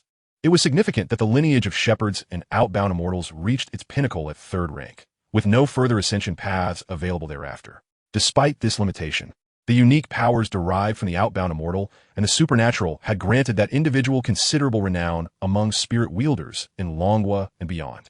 Before ascending to the position of Chu Jiangwang, he had heard whispers that this individual had discovered a path to further elevate his occult job abroad. Beyond the confines of Longhua, it remained uncertain whether that path had led him to success. This individual possessed remarkable talent. Should the blood script achieve ascension and be able to issue death guidance tasks externally, he could potentially usher this person into the ranks of spirit wielders ahead of time. As these thoughts crossed his mind, Chu Qing felt a peculiar sensation and turned his gaze toward the entrance. In the dark realm, the peculiar human head he had grasped slowly opened its eyes, surveying its surroundings. It found itself in an unfamiliar place, yet the dense aura of Yin energy was to its liking. Clearly, it was not unlike most bizarre entities, lacking in higher intelligence. Its instincts were akin to that of a beast, driven by a primal urge to hunt and an inherent malice towards other living beings. This was the essence of the bizarre. Thus, as an entity of the bizarre, its instinctual drive to hunt and kill was essential for survival. It opened its mouth, and a sound began to emerge. However, just as the sound took shape, a crimson light descended. An indescribable sense of oddity washed over it, and the sensation of rules colliding returned. The head raised its eyes, glancing at the large red lantern hanging above. Instinctively, it closed its mouth for it understood, despite its lack of wisdom, that unleashing its powers in the domain of other bizarre entities was tantamount to provocation. In truth, this was indeed the case. As it was held aloft, the lantern abruptly descended, allowing it to glimpse the grotesque head within, the light instilling a sense of dread. Fortunately, a human voice broke the silence. "I have returned." At this utterance, the lantern ceased its movements, and the surrounding crimson glow diminished considerably, though it continued to stare intently at the head. Feeling this, the head of the bizarre, devoid of wisdom, shed its apprehensions and opened its mouth once more. This time, the sound seemed to attract something's attention. The head suddenly perceived a faceless figure nearby, glaring fiercely at it. The absence of visible features only intensified the malice, and a profound fear began to envelop it. An indescribable chill and overwhelming terror cascaded over the head. The power of the rules loomed large, and this time, the rules did not even stir. Its own abilities appeared utterly ineffective against this entity. Yet the sensation of fear compelled the head to instinctively close its mouth. It possessed a sliver of common sense, leading it to realize that this was neither scientific nor aligned with the studies of the bizarre. It merely wished to sing, yet found it exceedingly difficult. Fortunately, the human seemed accustomed to the surroundings, casting a glance at the now darkened security room before making its way toward the cluster of tombs. At last, it spotted a human, a source of nourishment. This particular human exuded power, but devoid of intelligence. The head instinctively opened its mouth upon seeing the man squatting beside the grand gravestone, Iya. It then observed the human lean forward, their eyes transforming into a deep crimson, the dark depths framing blood-red pupils that fixated upon it unblinkingly. This instilled an even greater terror, far surpassing that of the previous two bizarre entities combined. The head quickly closed its mouth once more. Tears began to flow from the human-like visage, two streams trickling down its cheeks. Whether it was from fright or the frustration of being unable to unleash its powers remained uncertain. The head of the bazaar suddenly glanced toward Enruashua. This time, Enruashua, utilizing the powers of the life-buyer occult job, effortlessly sensed the head's intent. It's too dangerous outside. It wants to return to Kaiyuan Lake to blow bubbles. Chapter 57. The Beautiful Head. An unexpected assault. Observing the head of the bazaar in such a pitiful state, even Chu Qing paused, blinking in disbelief before regaining his composure. Is this the bazaar from Kaiyuan Lake? It appears rather unimpressive.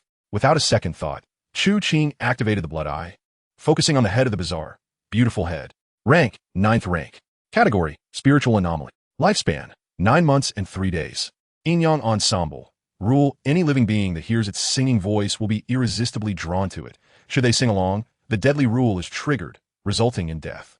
Voice of the mind. Ability, the emitted sound can manifest in the hearts of others to a certain degree, with enhanced effects upon visual contact. Spirit. State typically imperceptible. Capable of traversing physical barriers. Each traversal consumes a portion of its lifespan. Promotion requirements. Unknown. Note. A beautiful head? This entity possesses considerable potential with evolution. It may become even more aesthetically pleasing. Humans, why not entrust this to me for proper indulgence? In an instant, Chu Qing reverted the state of his blood-red eyes.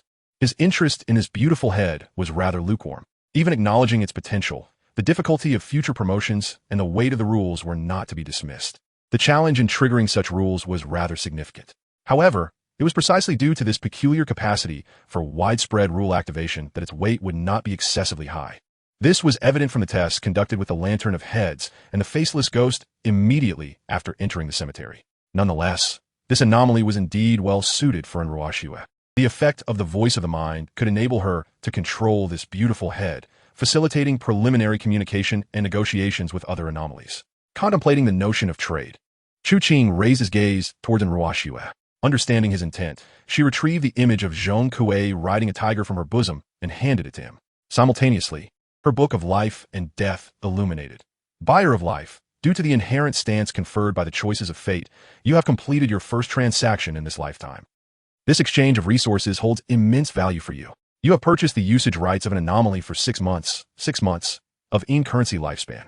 Your transaction is now complete. The scales of wealth are evaluating the gains and losses of this exchange to determine your rewards. You have expended half a year's in-currency lifespan. However, the anomaly you rented has saved your life while granting you insight into all of its rules. You may acquire this anomaly as a grinding ghost. After evaluation, it is determined that you have profited substantially from this transaction, receiving a 50 rebate on the in-currency expended, granting you an additional 3 months of lifespan. What an exhilarating exchange. Your understanding of the role of the buyer of life has deepened.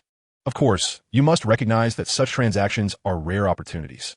A benefactor as generous as this must be cherished. Feeling the subtitles of the Book of Life and Death, a subtle smile graced Enruashua's lips. Mirrored by Chu Qing, the value of 6 months' in-currency lifespan was indeed considerable. As for the profit from this woman's transaction, Chu Qing felt no envy. Firstly, such lucrative exchanges were rarely encountered, and he had granted this rental opportunity owing to Enruashua's signing of the Hell contract, becoming a contractor bound by blood. Secondly, this profit was in the form of lifespan, which for the buyer of life held little practical utility. She would need to convert it into in-currency. Although the conversion rate was more favorable than the ordinary 121 ratio faced by typical ghost tamers and common folk, the actual amount received would still be significantly diminished. It was also worth noting that the buyer of life did not profit from every transaction. Losses were a possibility. However, for this tomb keeper, the following day would yield 6 days of in lifespan, and when combined with the black coins and golden shrine, there would be an additional 2 days of in-currency lifespan. While it may not seem substantial, this was a guaranteed income, and it was merely the beginning. Furthermore, the earnings of the tomb keeper were base income, and he had another crucial source of revenue. He slowly rose from behind the dark tombstone and declared, "All right, let's take this back inside." The dark red glass door swung open, and Ruashua, carrying the beautiful head, stepped into the room. The door closed behind her, and she clearly understood Chu Qing's intent as the tungsten bulb illuminated, both gazing at the dark red glass door.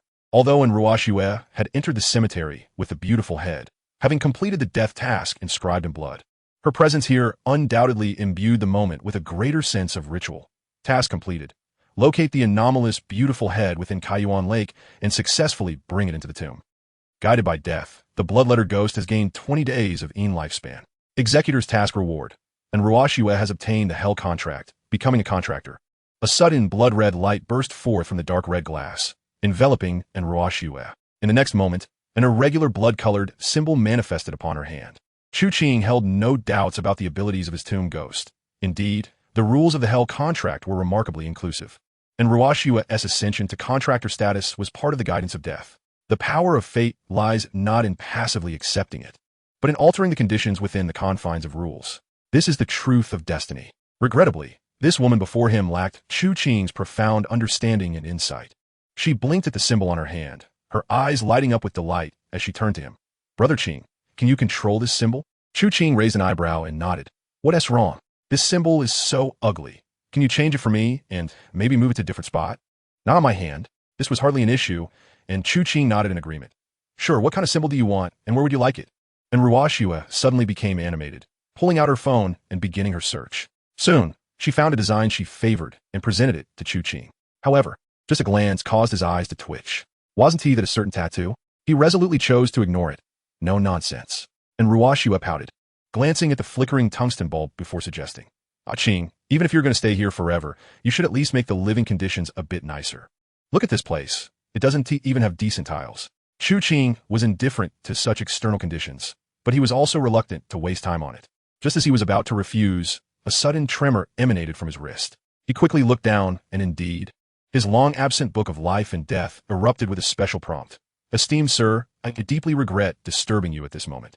However, I must implore you not to forget that some things are always lurking in the shadows, watching you. They represent the true threat to you in this city.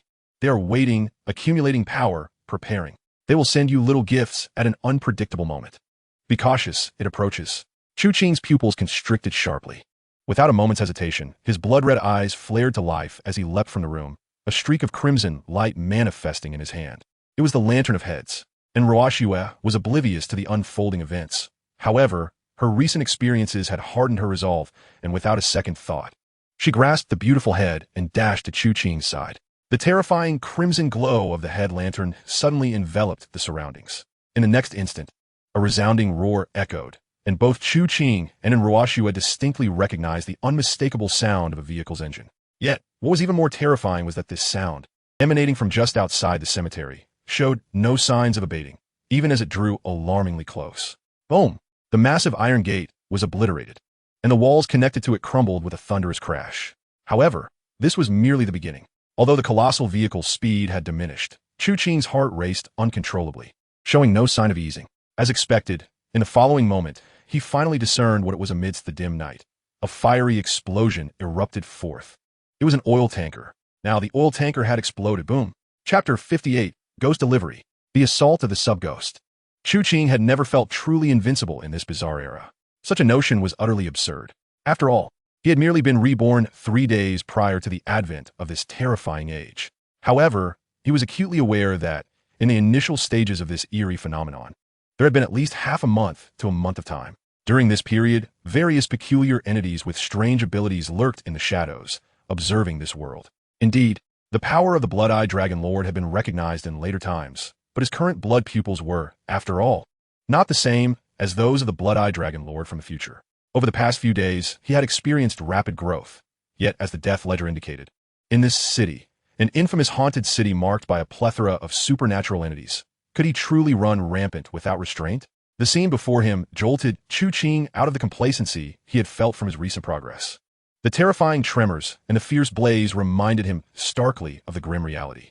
Had it not been for the abilities conferred by the head lantern and the enhanced physique of the Gravekeeper, he would likely have met his demise in an instant, given how close he was to the explosion. Nonetheless, even under such circumstances, he witnessed, aside from the complete destruction of the North Mountain Cemetery's gate, His modest abode, previously criticized by Enruashue, collapsed as if it had shed its protective talisman. Fortunately, the area, shrouded in shadow, remained considerable. Such a collapse, from the looks of it, should not adversely affect the Ing god residing within the house. However, there was no doubt that the residence was no longer habitable. He had no time to dwell on Enruashue's ominous words. His blood pupils remained fixed on the exploding and burning oil tanker. Amidst the flames, a figure staggered down from the shattered vehicle. It seemed oblivious to Chu Qing, its body consumed by fire, quickly honing in on something. Upon seeing that object, Chu Qing's mind cleared. Indeed, the swaying figure was heading toward the abandoned taxi, number 40004, not far away. Chu Qing's crimson gaze darkened. So, this entity had come looking for him? If it had sought him out, then it would not be allowed to leave. In an instant, Chu Qing's pupils locked on, activating his power without hesitation. He gazed at the apparition, and as expected, the details emerged. Ghost delivery, grade 9, type, sub-ghost, lifespan, 3 days, pickup rules, must follow commands. Upon reaching a designated location, it is required to retrieve a specified item. Failure to do so triggers a killing rule. Time is of the essence. Ability can drive any vehicle to the location. Restrictions on abilities are significantly reduced. Its speed remains unaffected under any circumstances. Sub-ghost, status a subordinate of the ghost mother. When its lifespan is exhausted, it does not die, but instead consumes the ghost mother's life. However, if the ghost mother dies, all sub-ghosts perish as well. Promotion requirements, unknown. Note, this entity again, human, I am becoming increasingly intrigued by what lies behind it. Indeed, without a moment's thought, Chu Qing rushed to the side of taxi number 40004, facing this being engulfed in flames, which still appeared to be an ordinary human. Its gaze seemed solely fixated on the taxi. Chu Qing delivered a swift kick. This ghost delivery was evidently not an ethereal entity. The force of his kick sent it stumbling and crashing to the ground nearby. The ghost courier slowly lifted its head, its fire-scorched visage fixated on Chu Qing. With its exposed eyeball glaring at him, "Delivery mine, if you don't give it to me, you die." Ignoring the rules invoked by this entity, Chu Qing's blood pupils firmly locked onto it, and without a moment's hesitation, he activated the eye for an eye. A terrifying aura surged forth, accompanied by his scarlet gaze, as a chilling wind swept past, stirring the flames and his raven hair. In that moment, amidst the backdrop of the inferno, Chu Qing appeared more akin to a fearsome demon rising from the depths of hell than the ghost courier itself. His blood-red pupils shimmered in the darkness, weaving a crimson thread that swayed subtly with his gaze. The fate of the ghost courier mirrored that of the previous ghost taxi, engulfed by a maelstrom of turbulent aura. Its form was mercilessly torn apart, and Ruashue stood not far away, although it was not her first encounter with such a scene. The sight still sent chills down her spine. Moreover, the beautiful head she held firmly in her grasp trembled, as it too sensed the fury and malice emanating from that figure. The body, torn asunder by the dark energy, was once again drawn into Chu Qing's scarlet vortex.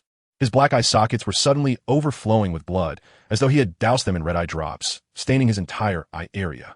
Chu Qing closed his eyes, a trickle of blood seeping from the corner, covering his eye socket like a blood-red shadow. 3 seconds later, he reopened his eyes, now filled with a chilling madness and bloodlust that Enruashue had never witnessed before. Fortunately, after a brief moment, Chu Qing's expression returned to its usual indifference. He regarded the inferno at the entrance, where the flames from the oil tanker had not lasted long. In places thick with dark energy, such ordinary flames would not burn for an extended period. However, the explosion had completely obliterated his modest abode. He turned to Enruashue. The Lin family's company is in charge of real estate development, correct? Please arrange for the gate to be rebuilt in the coming days. Remember, only the gate and the front area can be touched. No one is to enter the graves at the back. Understood. He calmly walked toward the remnants of the collapsed room. Items such as his notebook and television were in ruins, but as he had suspected, the Ing god remained unharmed due to its position in the corner, coupled with the presence of the golden shrine. Since it had not been affected, he felt no inclination to intervene further. As for the blood character entity, it was of little concern. The glass door was merely its habitual attachment, while its true dwelling was the entire North Mountain Cemetery. Standing before the half-collapsed door of his small abode, Chu Qing suppressed the unsettling thoughts that threatened to consume him and focused his mind on the ghost courier and the ghost taxi. Clearly, the ghost mother had set her sights on him, or rather, was eager to reclaim taxi number 40004. Since the other party has taken the initiative, passively waiting is not in Chu Qing's nature. Regardless of whether he can capture this ghostly mother at this stage, he must ascertain what kind of entity he is dealing with. The collision of formidable anomalies necessitates a keen awareness of information gaps. This is also the reason behind the overwhelming power of the blood-eyed ghost. As his thoughts slowly unfurled, Chu Qing's brow furrowed from this peculiar delivery. He recalled the strange taxi service from earlier, and soon a pivotal piece of information came to mind. With this realization, Chu Qing retrieved his phone from his pocket, glanced at two numbers that might provide a solution, and, after a moment's hesitation, he ultimately chose to open the WeChat account of Zhou Yingzhu, whom he had recently added. Lucy I had warned him in a past life that the Chu family's intentions in their association with him were not entirely pure. Although he owed her a small favor, given the ghostly mother's strength far exceeded his expectations, it would be unwise to involve Lu Lian in dangerous pursuits. Thus, under the cloak of night, Chu Qing swiftly typed a message. Investigate if there are any abandoned bus stations, passenger terminals, or train stations in Luocheng where tangible anomalies have manifested. Should you excel in this endeavor, I may offer you an opportunity. Chapter 59. The Ghostly Mother. Its Realm. In Villa Number 2 of the Jingxuan, Zhou Yingzhu lay upon her custom-made hastened bed, exhaling deeply. It had been ages since she had experienced such quality slumber. Her thoughts drifted back to the events of the morning, particularly that man. How had he acquired such power? A glimmer of yearning flashed in Zhou Yingzhu's eyes. Her arduous journey to success had cultivated an insatiable desire for strength and authority. The scene of the day had made it abundantly clear that the rules of the world had shifted. If one could not seize the initial phase and ascend with the tide, the future consequences would likely be even more dire than those of previous eras. Death might very well become the most favorable outcome. Zhou Yingzhu recalled the 5 monks she had unwittingly sent into the jaws of danger and sighed. She had contemplated reaching out to her dear sister for guidance, but she hesitated, uncertain of Chu Qing's temperament. If he discovered her covert inquiries, would it incite his wrath? Based on their brief encounters, that man displayed a detachment from human nature far more profound than her own. He truly viewed human lives as inconsequential. Perhaps only someone of such demeanor could amass such power in such a short span. At that moment, her phone, which lay beside her, suddenly emitted a crimson glow. Zhou Yingzhu, fate has favored you. In this tide of transformation, your wealth has granted you a chance to touch the truth of the world. That existence requires your assistance. You should feel honored. Seize it firmly. This may be the most significant opportunity of your life. Zhou Yingzhu stared at the flickering red light of the death ledger in astonishment, and scarcely a second later, a WeChat message arrived from a restored phone. Upon reading its contents, Zhou Yingzhu sprang upright from her bed, entirely disregarding the divine light that accompanied it. A bus station, a passenger terminal, even a train station? She could not fathom why that man would make such bizarre requests, but as the death ledger indicated, she did not need to understand the reasoning. She simply had to comply. Promptly, she replied, and then dialed a number. Hello, Chung, instruct your men to carry out a task for me tonight. Chu Qing lay within his coffin, devoid of drowsiness. The shadowy powers of the gravekeeper alleviated his need for sleep, and Ruo Shui had departed. She had not fully mastered the Senmu group prior, but now she had finally paid the price and successfully commanded a grinding ghost, equating to the silent and decisive power over life and death. Thus, to aid Chu Qing in repairing the shattered walls, gates, and structures of the Beishan Cemetery, and Ruo Shui needed to return and swiftly regain control of the Senmu group. Chu Qing felt no anger. The damage was merely superficial and of little consequence. As long as the collected anomalies remained intact, all was well. Moreover, he found himself increasingly intrigued by the ghostly mother behind this childlike ghost. What entity could conjure such a plethora of strange anomalies? The ability of this peculiar delivery service was impressive. Not to mention, it had previously produced a ghostly taxi and a cab numbered 40004. Therefore, why harbor anger or resentment towards such a powerful anomaly? Such emotions would only belong to a fool. On the contrary, the strength of the other party piqued Chu Qing's curiosity even further. Furthermore, this assault presented unforeseen benefits for him. Within the shadowy pages of the death ledger, blood-red characters emerged. The anomalous attack caught you unawares. However, as a gravekeeper, you upheld your duty, safeguarding the resters within the tomb and remained largely unperturbed by the assailant's intrusion. You have gained a deeper understanding of your role as a shadowy gravekeeper. Indeed, while there was no feedback in terms of lifespan, the further integration into his role was the best reward. This would expedite his ascension to the 8th rank in the future. With this in mind, Chu Qing closed his eyes. He had exerted himself excessively throughout the day, and, coupled with the consumption of lifespan from the Golden Shrine, he felt a sense of fatigue. Connecting with the vast cemetery beneath him, his state began to rejuvenate rapidly. At an indeterminate moment, he abruptly opened his eyes, sensing a peculiar disturbance. He slowly rose from the coffin and gazed toward the east. At 8 o'clock, the sun finally broke the horizon, revealing a pallid glow. Chu Qing knew it was time for the gravekeeper's first duty of the day. He scanned the surroundings, all anomalies, including the black crow that had returned with more than 10 human skeletons in the dead of night, were present. As he patrolled, feedback appeared in the death ledger. You are patrolling your cemetery. In the twilight between darkness and dawn, all the departed are at peace. However, daylight does not shackle them. Rather, it honors the gravekeeper. Through this patrol, you have felt the weight of your responsibilities, gaining a deeper understanding of your role. You have earned 6 days of lifespan, and due to the uniqueness of the high-grade golden shrine, you have received an additional day of ghostly currency. Within the tomb, all residents are present. You have perfectly fulfilled your duty, thus all the anomalies resting within also gain an extra day of lifespan. At this moment, you can allocate the 6 days of lifespan you have acquired to the other anomalies through your gravekeeper's monument without needing to convert them into ghostly currency. Feeling the feedback from the death ledger, Chu Qing chose not to distribute the high-quality lifespan, but absorbed it entirely into his being.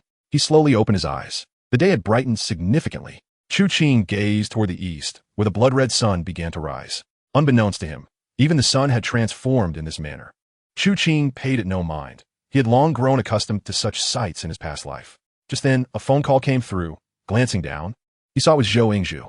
Chu Qing was taken aback. He had indeed underestimated Zhou Yingzhu's capabilities.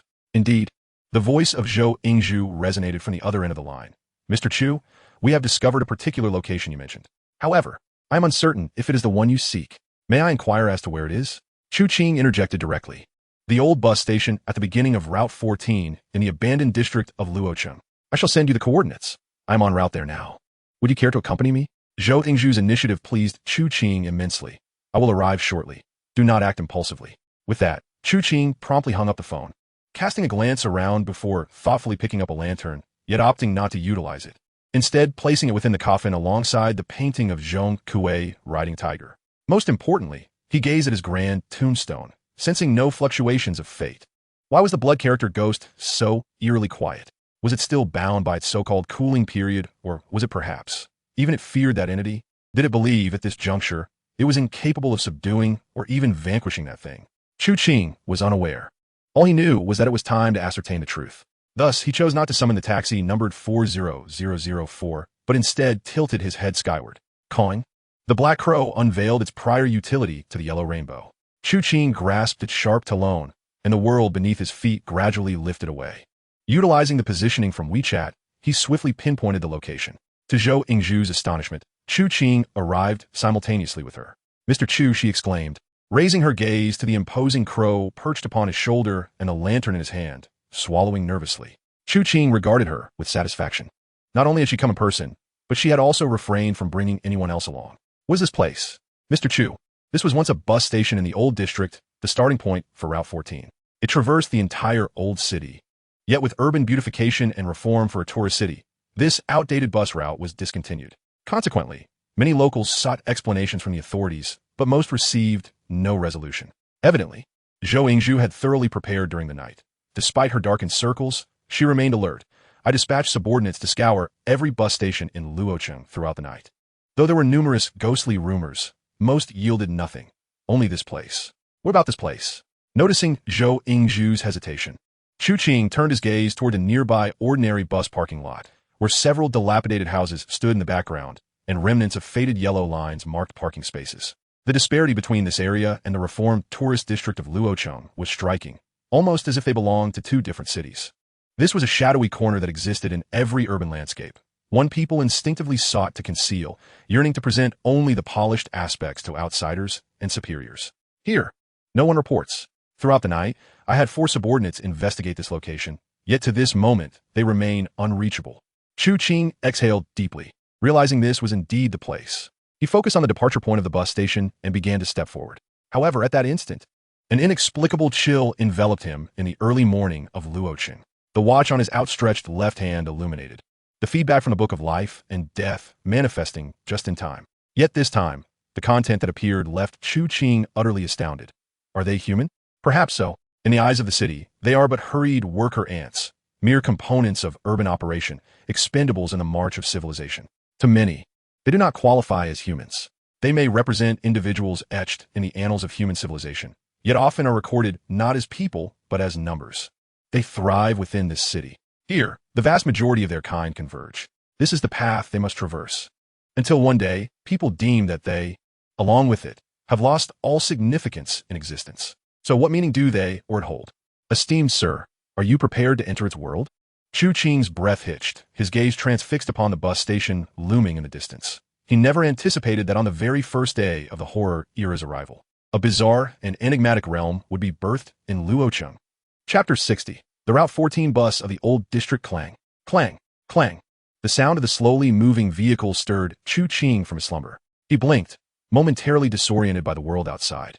The dilapidated streets, the shadowy throngs of people, the incessant chattering around him. What was he doing here? All right. He had finished work early today. He was a courier. Today, it was said that the road between the old district and the high-tech zone was under construction, hence his early departure. Although he was puzzled as to how roadwork there could possibly affect logistics in the old district. But why dwell on such matters? An early end to the workday was a comfort in itself. With this thought, he yawned, leaning back in his seat to catch a few more moments of rest.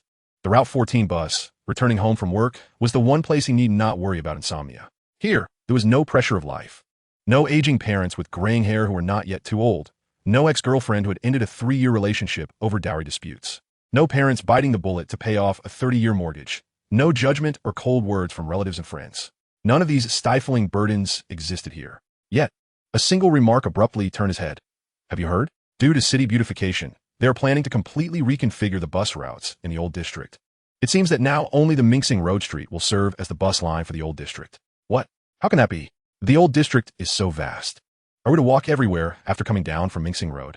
There is no alternative. They say it's to create a beautiful tourist city with a comprehensive bus tour, ensuring that outside visitors do not perceive any issues with Luocheng's environment. Previously, the subway didn't even include our area. All right, let us refrain from discussing it further. Clang, clang, clang. The heavy rumble of the Route 14 bus's tires rendered sleep impossible. He gazed vacantly at the world outside. A native of Luocheng, yet the city felt alien to him. This old district encapsulated his most profound impressions of Luocheng. This Route 14 bus was the very vehicle he had ridden since his school days. Now, would even this place cease to exist? Would he like this bus, this route, and this old district vanish into oblivion? Indeed, it was inevitable. He understood this all too well, for he knew that perhaps this city had no need for him. A sense of unwillingness washed over him. He yearned to become one of those inherently exalted individuals who could garner genuine regard from others, rather than being relegated to the mere identity of a courier, a label that encompassed his entire existence and the worth of his life. He envied those endowed with talents in various pursuits. Perhaps he too possessed a unique gift, yet regrettably, he had failed to uncover it thus far.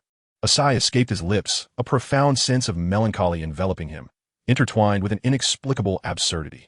Uncertain of the source of this feeling, he gazed out at the world beyond, watching as vehicles glided by. His home had long since arrived. In fact, it had passed him by. The number 14 bus meandered through the old town, and if the earlier lady's words held any truth, he wished to take a closer look at the visage of this ancient district to observe the lives of its inhabitants. Perhaps one day, he would no longer have the opportunity to do so. At the 1401 stop, he found himself before a primary school, situated in the old town, which had not always held such a designation. Once it too had flourished. The school had thrived in days gone by. However, education is a realm that will never lack funding. After all, no matter how impoverished one might be, one cannot afford to neglect education, nor allow children to suffer. The weathered walls were adorned with creeping ivy. His own childhood was spent within those very confines. Alas, just as he wished to linger a moment longer, or perhaps to reminisce about the name of the little girl at his desk with 2 braided pigtails, the bus jolted back to life. Clank, clank, clank. Before long, the bus came to a halt once more. This stop revealed a street in disarray, a bustling morning market. Though chaotic, it bore an essence of life. Despite the disdainful glances cast by locals towards relatives from afar who expressed their discomfort, the market was vibrant. In his youth, he adored visiting this place, particularly the fish stall, not for the fish itself, but for the little cat that often lingered there. He had a fondness for cats. Often, he would ponder what it would be like to become a sprightly feline. If there were a next life, he wished to forsake humanity and embrace the existence of a cat. Being human was exhausting, burdened with thoughts. It would be far simpler to be a stray, with only the need to consider how to fill one's belly. Clank, clank, clank. The bus resumed its journey. The next stop was by a riverside, where a tributary of the Luo River once flourished. Regrettably, this spot had devolved into a fetid drain. In the past, a wealthy investor had poured substantial funds into the area, promising prosperity for the locals and purportedly enhancing some measure of GDP, whatever that entailed, which he did not comprehend. All he knew was that the investor had reaped great rewards and departed, leaving behind a factory that had shuttered. The riverside he had once frequented for bathing and play had become desolate. Clank, clank, clank. The bus lurched forward again. Passengers boarded and alighted, but he paid them no heed. His gaze remained fixed on the swiftly passing world outside, his mind drifting through the myriad memories of his 20-plus years in this city, trivial moments, inconsequential in the grand narrative of Luo City's development. Yet to him, these were all he possessed. It is often said that growing up entails losing certain things while gaining others. Seated on this number 14 bus, Chu Qing sat in silent contemplation, acutely aware that he had indeed lost much, yet had seemingly gained little. Now, it appeared that even the last vestiges of what he held dear were slipping away. Finally, the sound of a horn broke through, signaling the impending arrival at the old bus stop, battered by the elements for over 20 years. Unbeknownst to him, he suddenly realized that he was the sole remaining passenger on the bus. For reasons unclear, as he stared at the approaching terminal, a wave of inexplicable fear washed over him. The orange-red sun dipped below the horizon as the bus continued its journey along the road. Unbeknownst to him, his gaze seemed to drift, as if he were observing himself from an omniscient perspective, seated on that bus, the scene warm and artistically composed. The events he had just experienced unfolded before him.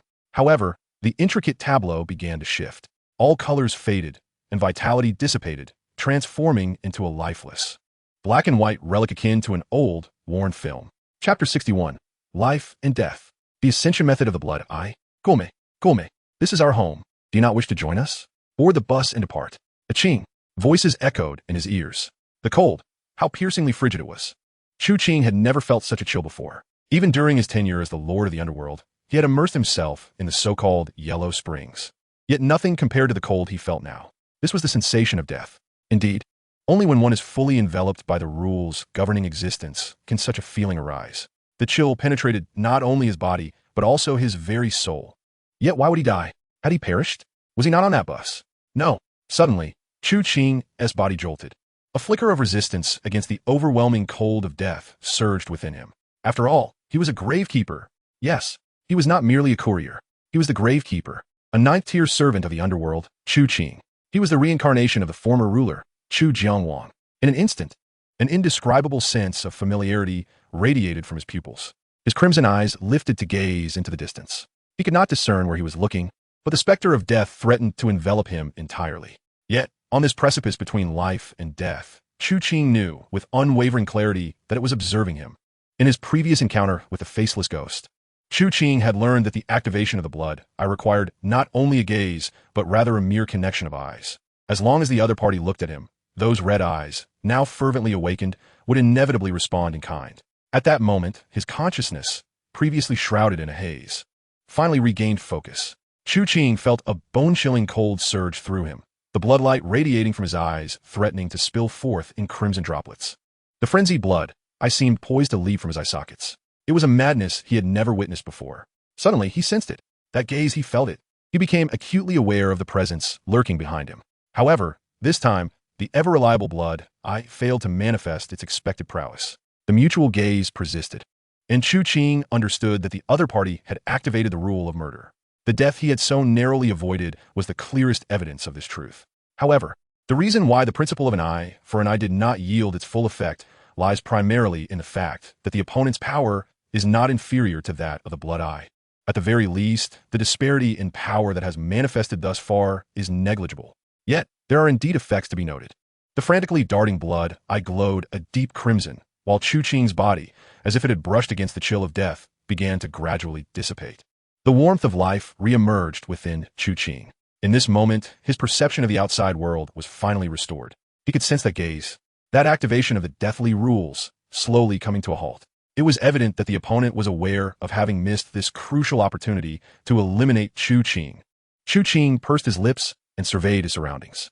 However, he could hardly have anticipated that, at this moment, he was still merely standing there. In the distance lay the abandoned, dilapidated bus stop. His palm was even outstretched, maintaining the posture of observing the life and death ledger on his left wrist. Yet, Even without having entered the secret realm, Chu Qing comprehended that he had indeed traversed the threshold of death. Mr. Zhu, Mr. Zhu.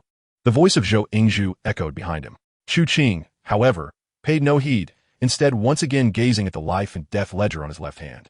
As his consciousness returned, alongside the withdrawal of that unknown, ghostly mother-esque gaze, characters began to pulsate anew on the ledger. Esteemed sir, you have been deceived? Have you not? Of course, this is not necessarily a negative outcome. Trust me, it truly is not a bad thing. It has made you realize that its possessions are not so easily acquired, and you have made it understand that your existence is not something it can manipulate at will, even with cunning calculations. The memory journey of that ghostly courier is so humble, so trivial, yet for one as grand as you, it provides a peculiar amusement, does it not? Perhaps both of you should comprehend that, in the current situation, it seems neither can truly harm the other. Thus, perhaps a temporary cessation of hostilities would be a prudent choice for both parties. Would you not agree? Of course, I reiterate, esteemed Sir Chu Qing, this is not a detrimental situation for you. Chu Qing regarded the feedback from the life and death ledger and understood the meaning of the recent events. So it was the ghostly courier, slain by his hand, upon arriving here allowed the ghostly mother to activate its memories, even before he had entered the secret realm, to launch a lethal curse against him. No wonder. Chu Qing's eyes betrayed no visible disturbance, just as the ledger had indicated in the current scenario. Having successfully neutralized the ghost mother's initial lethal strike, it would be challenging for the opponent to mount another attack, unless he willingly entered the secret realm. Moreover, from the recent confrontation, he had discerned the terrifying nature of this ghostly mother. Recklessly entering her domain would be tantamount to courting death. Fortunately, time was on his side. With this thought, Chu Qing exhaled deeply before stating, "All right." Zhou Yingzhu dared not make another sound. It must be said, this ghostly mother had imparted a valuable lesson to Chu Qing, who had been riding high of late. After all, he had only been reborn for less than a week. However, the ominous signs of his resurgence had been manifesting for at least half a month, or even a month. Luocheng was one of the cities most plagued by ghosts in his previous life. The existence of this ghostly mother undoubtedly indicated that it was one of the earliest formidable anomalies. Otherwise, the secret realm could not have come into being. Strength. In such a terrifying era, strength is the most reliable asset. With this in mind, Chu Qing chose not to linger and turned to leave. Zhou Yingzhu was perplexed until Chu Qing's voice soon followed.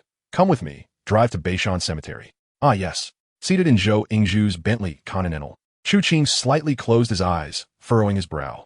A familiar stinging sensation resurfaced in his gaze, reminiscent of the initial moments of their fusion. In an instant, crimson once again flooded his vision. However, the reappearance of the blood-red characters caused Chu Qing to momentarily freeze, finally comprehending the implications of the life and death ledger's prompt. Indeed, this life-threatening crisis was not an adverse circumstance for him, for in this very moment, beneath the influence of the blood-eye ghost, the long-awaited method of ascension had finally emerged clearly amidst this deathly crisis.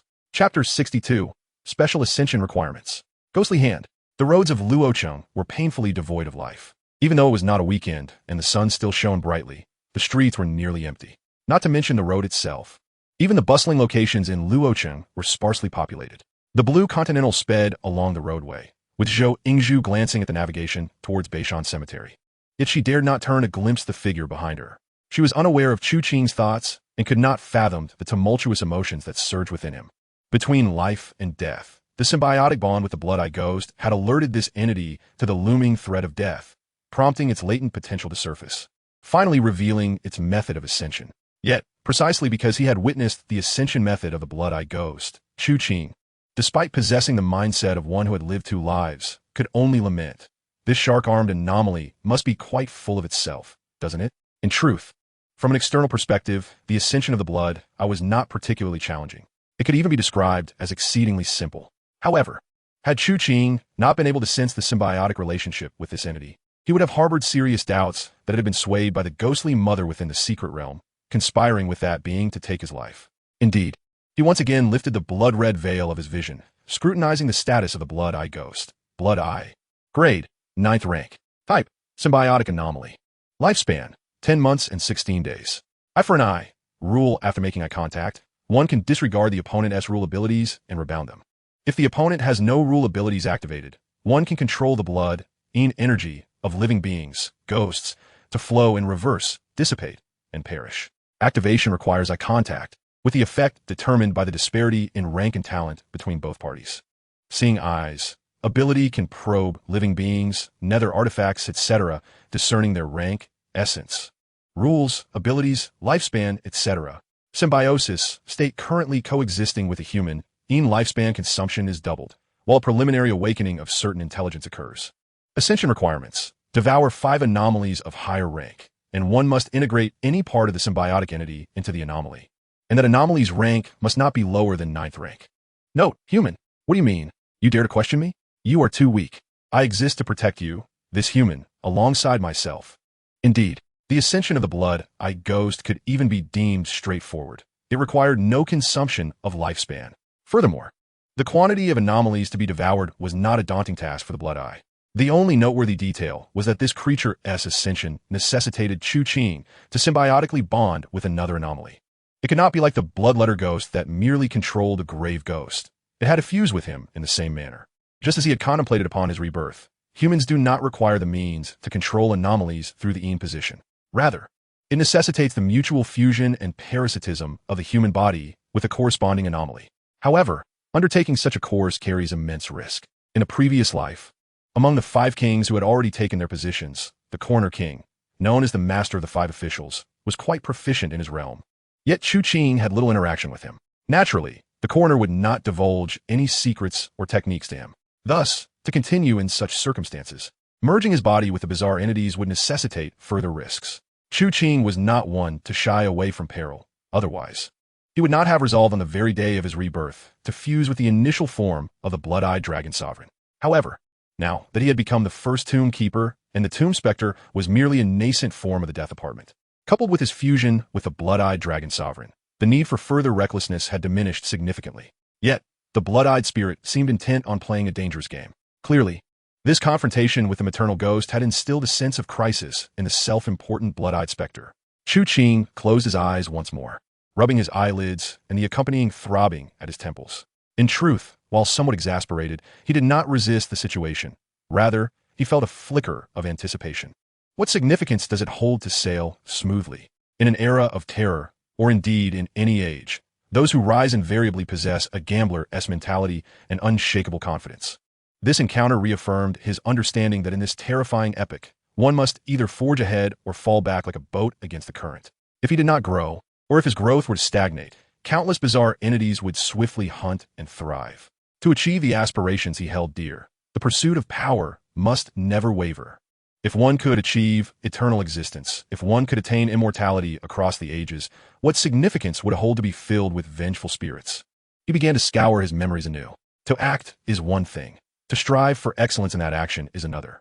Moreover, in this world, it is not the weak or low-potential bizarre entities that yield a lower mortality rate after fusion. If fusion is inevitable, then choosing a more formidable entity is certainly justifiable. Although it may be challenging to find another as fierce as the blood-eyed dragon sovereign, one cannot simply settle for a mediocre alternative, especially when such an entity would be integrated into oneself. Thus, he pondered which powerful bizarre entity from his previous life possessed a base form suitable for merging with a human. Lost in thought, he suddenly recalled something he could access at present. Luocheng had been the city most ravaged by the ghostly plague in his previous life, with such a multitude of bizarre entities that it had swiftly transformed into the ghost city of Sanluo within a mere 3 years. Yet, precisely because of this, during the early days of Luocheng, some ghost tamers had indeed begun to shine in the public eye. Although Chu Qing had fled Luocheng quite early, he had still kept an eye on certain developments. Among them was one who particularly fit his criteria. In his previous life, during the initial outbreak of the bizarre entities, there had been a fortunate few who managed to fuse with and control them. After all, if Chu Qing could accomplish such feats, others could as well. While some perished, many also survived. In his previous life, he had heard of a notable figure in the Luocheng ghost tamer circle, the Ghost Hand Dubai Fan. It was said that this individual rose to prominence by fusing with a bizarre entity embedded in his palm. Upon the announcement of his affiliation with the official ranks, he transitioned to a position as a ghostly night watchman, becoming one of the most elite ghost tamers in Luocheng, enjoying a brief period of unparalleled fame. Even in Xingqing, some had flocked to him, drawn by the bizarre entity within his hand. Rumor had it that any entity grasped by that ghostly hand was rendered incapable of resistance. Although Chu Qing was not well versed in the specifics of its rules and abilities, he later learned that this individual had escaped Luocheng and even ascended to the 4th rank of the night watchman in that lineage. yet ultimately met his demise in a certain secret realm. Nevertheless, the presence of that ghostly hand had left a significant impression during the tumultuous early days of the terrifying epic. However, Chu Qing was uncertain whether that individual had since located the ghostly hand or succeeded in merging with and controlling it. As for what he had done before the onset of the bizarre entities, Chu Qing had little knowledge. With this in mind, he suddenly turned to Zhou Yingzhu and inquired, "Do you know someone named Du Baifan from Luocheng?" Zhou Yingzhu paused slightly, then thought for a moment before responding, "That name sounds somewhat familiar. If you aren't in a hurry, could I take some time to investigate?" Chu Qing nodded. "Very well. Since you recognize the name, he must not be an ordinary person. Furthermore, it is not a particularly common name." After approximately 10 minutes by the roadside, Zhou Yingzhu's voice finally reached his ears once more. "I found something, Mr. Chu. I'm not certain if this is the Du Baifan you're referring to, but it's the only one I know of. Du Baifan is from Luocheng and was the founder of Wanhai Construction Materials, a company that had gained some renown both in Luocheng and throughout the Central Plains. However, the company later went bankrupt, and he left Luocheng for Xingqing. He is currently the general manager at Gaojian Group in the provincial capital." Suddenly, Chu Qing's eyes widened in realization. Did his company's bankruptcy have any connection with Senma Group in Luocheng? "Oh, Mr. Chu, you are aware?" Zhou Yingzhu replied. Du Baifan's Wanhai Construction Materials went under due to some business maneuvers by Senmu Group, leading to its decline and eventual bankruptcy. Listening to Zhou Yingzhu's words, a knowing smile graced Chu Qing's lips. So it was like this. Chapter 63. The Simple Business War, leaving no stone unturned. In the heart of Luocheng, a rather illustrious high-rise tower soared into the sky. Once a subject of envy for many, at this moment, everyone within, including the upper management, found it challenging to maintain their composure at work. Any news from the death ledger sent shivers down many spines. Although merely a day had passed, numerous photographs had already circulated online. Previously, many had dismissed these supernatural reports with scorn. Yet now, with the potential for such occurrences to manifest around them, who could focus on work? Of course, this world has never lacked individuals who continue to work. After all, today marked only the second day of the bizarre outbreak. For many, the situation remained unclear. While anxiety swirled within, the number of deaths from traffic accidents each year remained high. Could they really afford to stop working out of fear? Indeed, the majority were still oblivious to the true threat posed by the bizarre entities. Yet this was to be expected. At present, most bizarre entities likely remained at the 9th rank, capable of easily claiming a life, but not yet posing an immediate threat to the masses. A transitional period was necessary. For instance, if Chu Qing's Lantern of Heads were to ascend to the 7th rank, the activation of darkness under the light could potentially spiral hundreds or even thousands into the air simultaneously. Thus, despite the current circumstances, many employees still occupied the building bearing the Senmu construction label. Yet, among them, few were diligently working, until the sharp sound of clicking heels echoed through the hall. All eyes turned toward the source of the sound. A figure clad in a tailored suit and perched atop glossy high heels gracefully emerged from the elevator. As the figure emerged, an unspoken tension filled the air, with several individuals exchanging glances that betrayed a flicker of malice.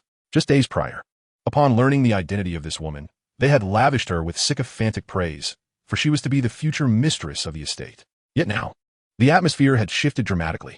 In this bizarre era, where life hung by a thread, the whispers of impending doom echoed through the corridors. The formidable Senmu Construction, a dominant force in the construction industry of Luocheng, was poised to be subsumed by the Gaoyan Group from Xingqing. The chairman of Gaoyan Group, Director Gao Hong, who also held the position of the second largest shareholder in Senmu Construction, had already conferred with the other shareholders. They had resolved to reject any acquisition of Senmu's shares from this woman, thereby cornering her into a position where she would be compelled to sell her shares to Director Gao at a pittance. In that moment, Ruoshua had transformed from the prospective lady of the house into a pitiable figure, akin to a vessel gathering water only to find it empty. Yet, she seemed oblivious to the shifting dynamics. After a cursory glance, her eyes revealed a glacial disdain. Ignoring the insignificant onlookers, she strode directly into the innermost office, rapped on the door, and entered with an air of authority, stating coolly, "Secretary Zhang, inform the board that in 1 hour, I will convene a shareholders meeting as the heir to the Lin family's shares, and I trust the shareholders will attend as promised. Those who fail to show will bear the consequences." Without waiting for the board secretary's response, Ruoshua ascended the elevator to the executive meeting room. There, she awaited the board members with an unruffled demeanor, clutching not only a Hermes handbag, but also an unusual plastic tote that seemed to cling to her like a shadow. An hour swiftly passed. Figures trickled in sporadically, engaging in hushed conversations that completely disregarded the presence of Enrashu, seated regally at the head of the table. They evidently felt no need to acknowledge her, dismissing her as just a fortunate gold digger trying to ascend the social ladder. The Lin family had barely been laid to rest, yet here she was, eager to reclaim her place in the company, indicative of a desperate situation. It was expected that she would soon be begging them to buy her shares at an inflated price. However, such a scenario was utterly implausible. Of course, Director Gao had previously remarked that the young woman was quite attractive, and given her lineage, there might be room for negotiation should she be amenable. And Ruo Xue regarded the board members with a calm, yet mocking expression. Perhaps they had already concluded that she was but a pawn on their chessboard. As the last of the members settled in, she finally spoke. I am the inheritor of the Lin family's shares, and I now hold 42 of Senmu Construction. Therefore, it is only fitting that I assume the role of chairman. Her declaration momentarily stunned the room, followed by expressions of disdain, as one voice interjected. Little girl, while the shares may be in your name, your entry into the board requires a vote from the other directors. Uncle Li, is this not a form of bullying? And Ruo Xue replied with a smile, having never heard of a shareholder with nearly 50 ownership being subjected to a vote for board admission. This old man was truly overstepping his bounds. Fortunately, she had allies, and the very man who had spoken was an ideal target. Bullying? How is this bullying? And if it is, what of it? The elderly man chuckled, and Ruo Xue fixed her gaze on him, slowly retrieving the plastic bag that had gone unnoticed. Her eyes locked onto the face of the man who had spoken, her smile transforming from radiant to chillingly frigid. A face that does not know its place, old man. Uncle Li paused, about to rise, but froze as Ruo Xue revealed the contents of the bag. Gasps filled the room as the object emerged, a perfectly coiffed woman's head, complete with subtle makeup. It was no illusion, it was real. As their eyes met it, the head seemed to gaze back at them, and Ruo Xue turned to the elderly man and smiled lightly. Sent him on his way. Clearly, after last night's gruesome act, her new companion was obediently prepared to execute her command. Its gaze locked onto Uncle Li, and a haunting voice echoed, a lamentation that tugged at the heartstrings, a whisper that beckoned from the underworld. As the attendees were lost in the haunting sound, the next moment revealed Uncle Li, his fingers probing his throat, crimson splattering everywhere, setting off a cacophony of screams that erupted within the conference room. Yet, the figure seated at the head remained unperturbed, and Ruo Xue showed no sign of concern for the corpse before her. Perhaps, as Chu Qing had suggested, after transitioning to a role of darkness, such shocking scenes had become mundane to her kind. Thus, upon hearing the cacophony of screams from the men around her, she frowned in annoyance and murmured, "Silence." Her voice pierced through the din, penetrating the eardrums of all present and settling deep within their hearts, effectively silencing them. And Ruo Xue then feigned sorrow, declaring, "In light of the bizarre events unfolding in Luocheng, we mourn the untimely demise of our director Li, and as the chairwoman of Senmu Group, I call for a 3-minute moment of silence in his honor." What? The bewildered attendees stared at her, and Ruo Xue feigned surprise before addressing them. Do any of you have objections? Instantly, they closed their eyes, pretending to mourn, observing their farce, and Ruo Xue, once they were all with their eyes shut, lost interest in the charade and began to caress the severed head on the table. The head glanced back at her, and as if on cue, it opened its lips slightly and let out a burp. At that moment, mimicking Chu Qing, the watch on her wrist illuminated with a message. What is the ultimate realm of business warfare? When the bizarre looms over them, draining their blood and souls, they will inevitably understand, will they not? Though dealing with these lowly humans, transactions are devoid of hierarchy. You have come to grasp the essence of business warfare more profoundly, and your understanding of the underworld transactions has deepened. Even such seemingly trivial exchanges could yield unexpected assistance for the buyer of life. For instance, your control over these matters, as well as the forthcoming phone call, holds significant value. As the final word illuminated, her phone rang almost instantaneously from within her bag, and the contact name flashed, "Dearest." And Ruo Xue paid no heed to the terrified onlookers, retreating to a secluded area to answer the call, without any superfluous pleasantries. Chu Qing's voice resonated calmly from the other end. Make arrangements for Gao Hong of Gaoyan Group and their general manager, Du Baifan, to come to Luocheng at once. Understood. And Ruo Xue had never made any additional remarks regarding Chu Qing's commands. However, she was filled with curiosity and excitement. Qing, what do you intend to do? To consume it all. Chapter 64. The Skull and the Executioner. Caw! The piercing cry of a raven echoed from the heavens above. Chu Qing descended from the European vehicle and glanced upwards at the blackbird. Since its evolution, he had often kept this creature by his side, yet it had failed to prove its worth. He had consistently allowed this raven to exert its ominous power of the death knell upon him. And yet, despite using himself as bait, he had not managed to lure even the most rudimentary of outdoor anomalies. After a rather harrowing encounter with the previously stirred maternal ghost, he had nearly lost his life. The results were rather lackluster. Chu Qing felt a tinge of disappointment, but understood the situation. After all, the rules governing ghouls were peculiar, and he was already a gravekeeper.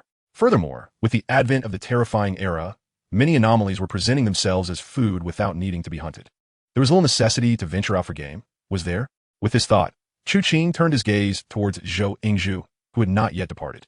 This woman held considerable influence in Luocheng, and her capabilities were commendable. Meeting Chu Qing's scrutinizing gaze, Zhou Yingzhu inquired, "Mr. Chu, do you have any further instructions?" She did not allude to Chu Qing's prior promise, appearing instead as a dutiful and subservient glove. Of course, her rise to prominence likely depended heavily upon this very demeanor. Now, she had merely returned to her most familiar domain. After a moment of contemplation, Chu Qing asked, "Do you know where I might acquire a substantial quantity of skulls?" Regardless, the construction of the Black Raven's advanced tomb must commence. Not only would it augment his lifespan daily, but it would also enhance his understanding of his role as a gravekeeper. Thus, he could gather skulls while awaiting the arrival of Du Baifan and Gao Hong. Upon hearing this, Zhou Yingzhu furrowed her brow slightly, pondering. "Well, I'm unsure if Mr. Chu requires new or old ones." "New," he replied. "If you seek new ones, the hospitals across various locales would likely suffice. I could arrange to retrieve bodies from the morgue each day." Chu Qing regarded Zhou Yingzhu with keen interest. "How many can you procure in a day?" "Previously, perhaps no more than 10 individuals could be managed daily, but now I estimate it could be 30 to 50. 30 to 50, Chu Qing mused, his brow knitting in discontent. Gathering 500 would undoubtedly require a considerable span of time. Moreover, he was uncertain how the realm of the dead would judge these 500 skulls. What if they lingered in his possession for several days, only to pass their expiration? Furthermore, the more skulls, the better. After all, even if the skull tree were constructed, placing a skull upon it would yield a day's worth of lifespan in return. This was precisely why Chu Qing valued the construction of the skull tree. Noticing Chu Qing's dissatisfaction, Zhou Yingzhu contemplated for a moment, a glint of determination flashing in her eyes. "Mr. Chu, there's another method by which we could swiftly acquire them in great numbers." Chu Qing raised an eyebrow, intrigued. Zhou Yingzhu, undeterred, stated plainly, in this world, while many things are scarce, people are not. Chu Qing narrowed his eyes, nodding in reluctant agreement. "Indeed, there is no shortage of people." Zhou Yingzhu's spirits lifted. "If Mr. Chu requires it, I can take care of it. What do you propose?"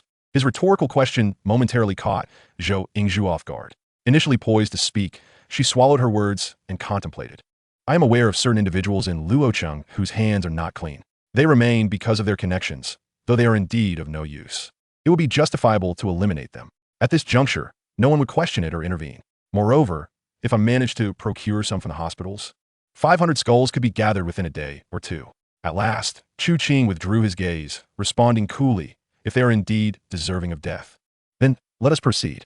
He observed the encroaching dusk, realizing that nightfall was fast approaching. Suddenly, he recalled certain individuals from his past life. Particularly amusing were two. One was Lu Lian's brother, the head of the Anomaly Bureau, the esteemed King Qingguang, who had implored many high-ranking demon tamers at meetings in the Dragon Kingdom to refrain from indiscriminately slaughtering innocent people. It was largely due to his influence that the Dragon Kingdom had retained the highest population in the entire Blue Star. Yet there was another notable individual whose impression upon him was indelible, a close acquaintance, the Wheel King. He had asserted that if a demon tamer killed for the purpose of enhancing their power, it could not be deemed as malevolent. For only by strengthening the upper echelon of demon tamers could they contend with those malevolent spirits. Thus, every life taken was a hope and aspiration entrusted to them, and the more lives extinguished, the greater the burden of responsibility. Chu Qing vividly recalled the Wheel King's words, delivered with a countenance of compassion, as though he considered the salvation of the world his solemn duty. Indeed, he was a madman, no doubt. However, who among them was not a madman? Having survived to that time and emerged as a formidable demon tamer, even Lu Ci had once committed acts akin to a massacre when it involved his sister. With a heavy sigh, Chu Qing reflected on his reluctance to indulge in excessive slaughter merely for the sake of power, particularly against innocents or low-ranking demon tamers.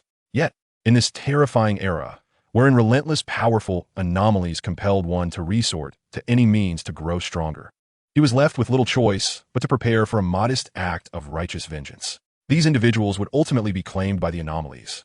Better to offer them their lives and heads now, contributing to the salvation of Luocheng. With this thought, Chu Qing found himself understanding the Wheel King's perspective. Nevertheless, he abruptly recalled a particular role within the realm of the dead. He regarded Zhou Yingzhu before him. This woman was commendable, her methods ruthless, and her heart steely.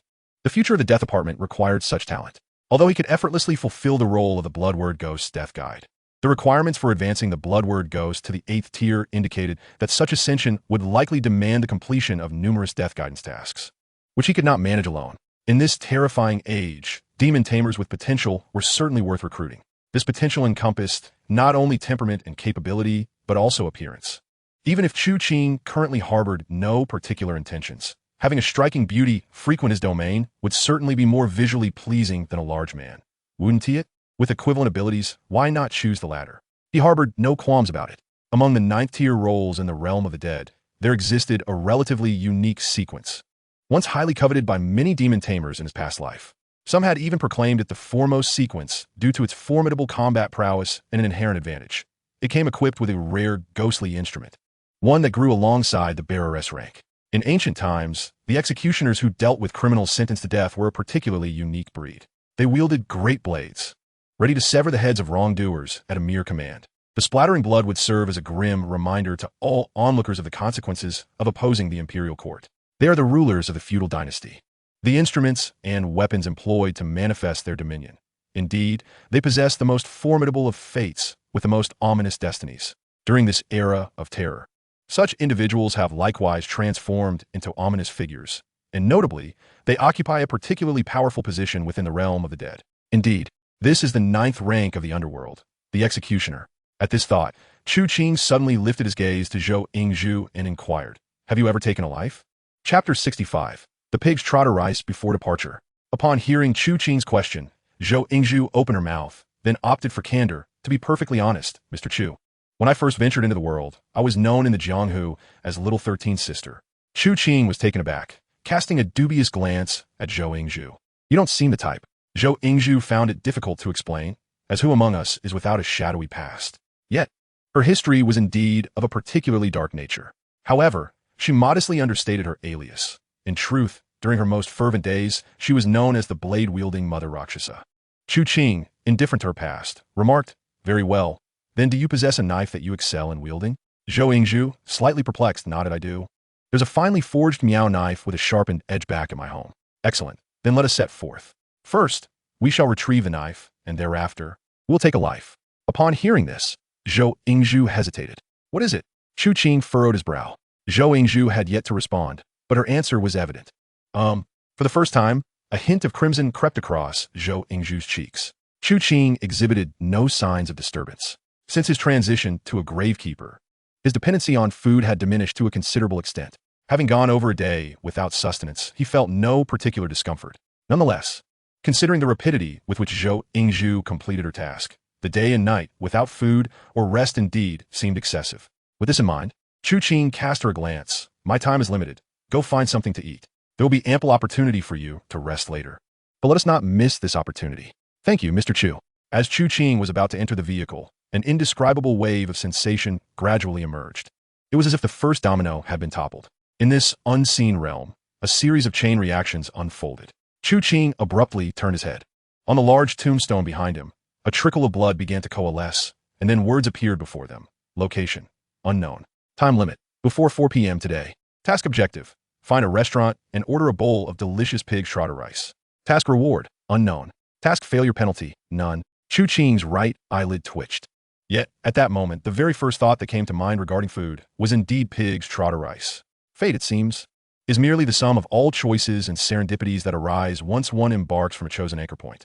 To master one's destiny is to transform favorable choices and serendipities into inevitable outcomes.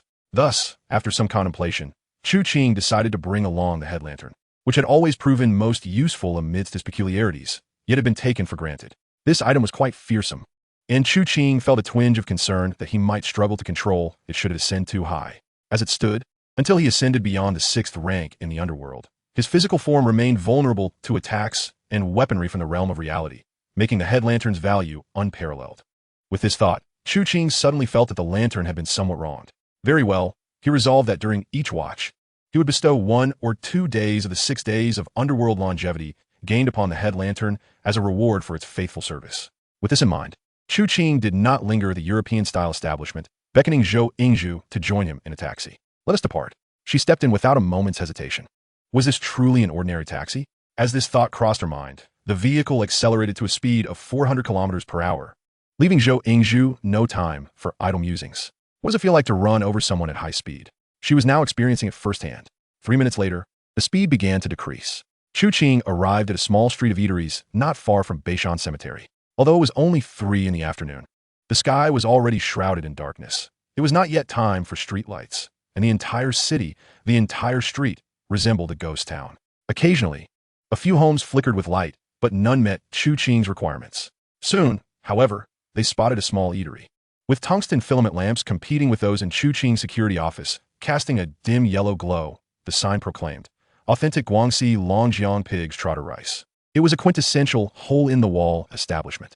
The two disembarked and entered the establishment. The small venue was tidy and clean, and it seemed to acknowledge their arrival with a dull voice emanating from the kitchen. "You can order by scanning the code." Chu Qing glanced around and ordered 2 bowls of pig's trotter rice. "Mr. Chu, do you also enjoy pig's trotter rice? It's tolerable. I used to work part-time while studying, and I liked it." Observing Chu Qing's demeanor, Zhou Yingzhu appeared to recall something nostalgically. "Back in my junior college days, I dropped out and went to work in Guam province. The first time I had pig's trotter rice, I couldn't understand the local dialect, and looking at the sign, I initially thought it was made from pig's feet, but upon tasting it, I discovered it was actually pig's hock. It was quite delicious. Back then, it was my favorite dish. Regrettably, with a monthly salary of less than 1,000 yuan, I could only afford to indulge in a bowl when payday arrived." Noting Zhou Yingzhu's reminiscence, Chu Qing pursed his lips, disinterested in her tale of struggle. Zhou Yingzhu, however, did not notice Chu Qing's expression and inquired, "Have you been here before?" Chu Qing pondered briefly and nodded. "I should have been." "What do you mean by should have been?" Zhou Yingzhu mused in confusion. "How is the flavor here?" "Heh, I haven't had pig's trotter rice in many years. This place is an old establishment. If it has managed to sustain itself in the Central Plains, it must possess considerable culinary skill." Chu Qing zeplet tao gu fun. Wow, to earn Mr. Chu's endorsement. I must savor it thoroughly. Just as the two engaged in idle conversation, a figure appeared, carrying 2 bowls of pig's trotter rice. Chu Qing's gaze fell upon the server. Clad in a voluminous apron with a chef's hat and mask obscuring their features, revealing only a pair of dull eyes, indicative of a portly individual. Chu Qing understood. Meanwhile, Zhou Yingzhu's attention was captured by the pig's trotter rice set before them. Glistening with a golden hue, the rich red broth soaked each grain of rice, and the robust aroma of meat elicited an involuntary salivation. Despite having feasted on countless delicacies, Zhou Yingzhu, upon seeing this dish, appeared as if she had become a ravenous ghost. "How can it be so fragrant? It surpasses even abalone." Zhou Yingzhu exclaimed. "There exists such a skilled establishment in Luo City. This chef is truly underappreciated here. What a pity," Chu Qing mused, "were it not for the current circumstances. Such an impressive restaurant would undoubtedly be bustling with patrons." After a moment's contemplation, he concurred, "Indeed, they must be quite busy. If the family of 3 does not hire wait staff, it is likely that this small eatery often struggles during mealtimes." Watching Zhou Yingzhu, who could no longer contain her hunger, Chu Qing took a bite before stating, "Chew a few more bites. Do not rush to swallow." Zhou Yingzhu paused, nodding in agreement. "Indeed, this is beneficial for the digestive system. By the way, Mr. Chu, do you know the owner of this establishment? Having frequented here a long while ago, I have naturally encountered him many times." Chu Qing did not pick up his chopsticks. Instead, reflecting on his memories and replied, "The owner appears to be a middle-aged man in his 30s, a native of Luo City. He once worked in Guam province, where he acquired some culinary skills, and later returned to his hometown to open this restaurant. His wife is from Sichuan, a kind-hearted woman, albeit somewhat headstrong. They have a son whose academic performance is commendable. He should have completed his college entrance examination this year, and, under normal circumstances, will likely commence university in September. Their family is quite benevolent, often providing free meals to sanitation workers and beggars. The owner is very fond of his wife, though he enjoys indulging in a bit of alcohol. However, he is somewhat henpecked and quite fearful of his wife. I recall numerous occasions when they quarreled over his habit of drinking alone in the restaurant at night. Truth be told, his drinking is rather poor. I remember one time when I returned late from a part-time job and he, inebriated, insisted on singing Sister, You Sit at the Bow of the Boat for 10 minutes.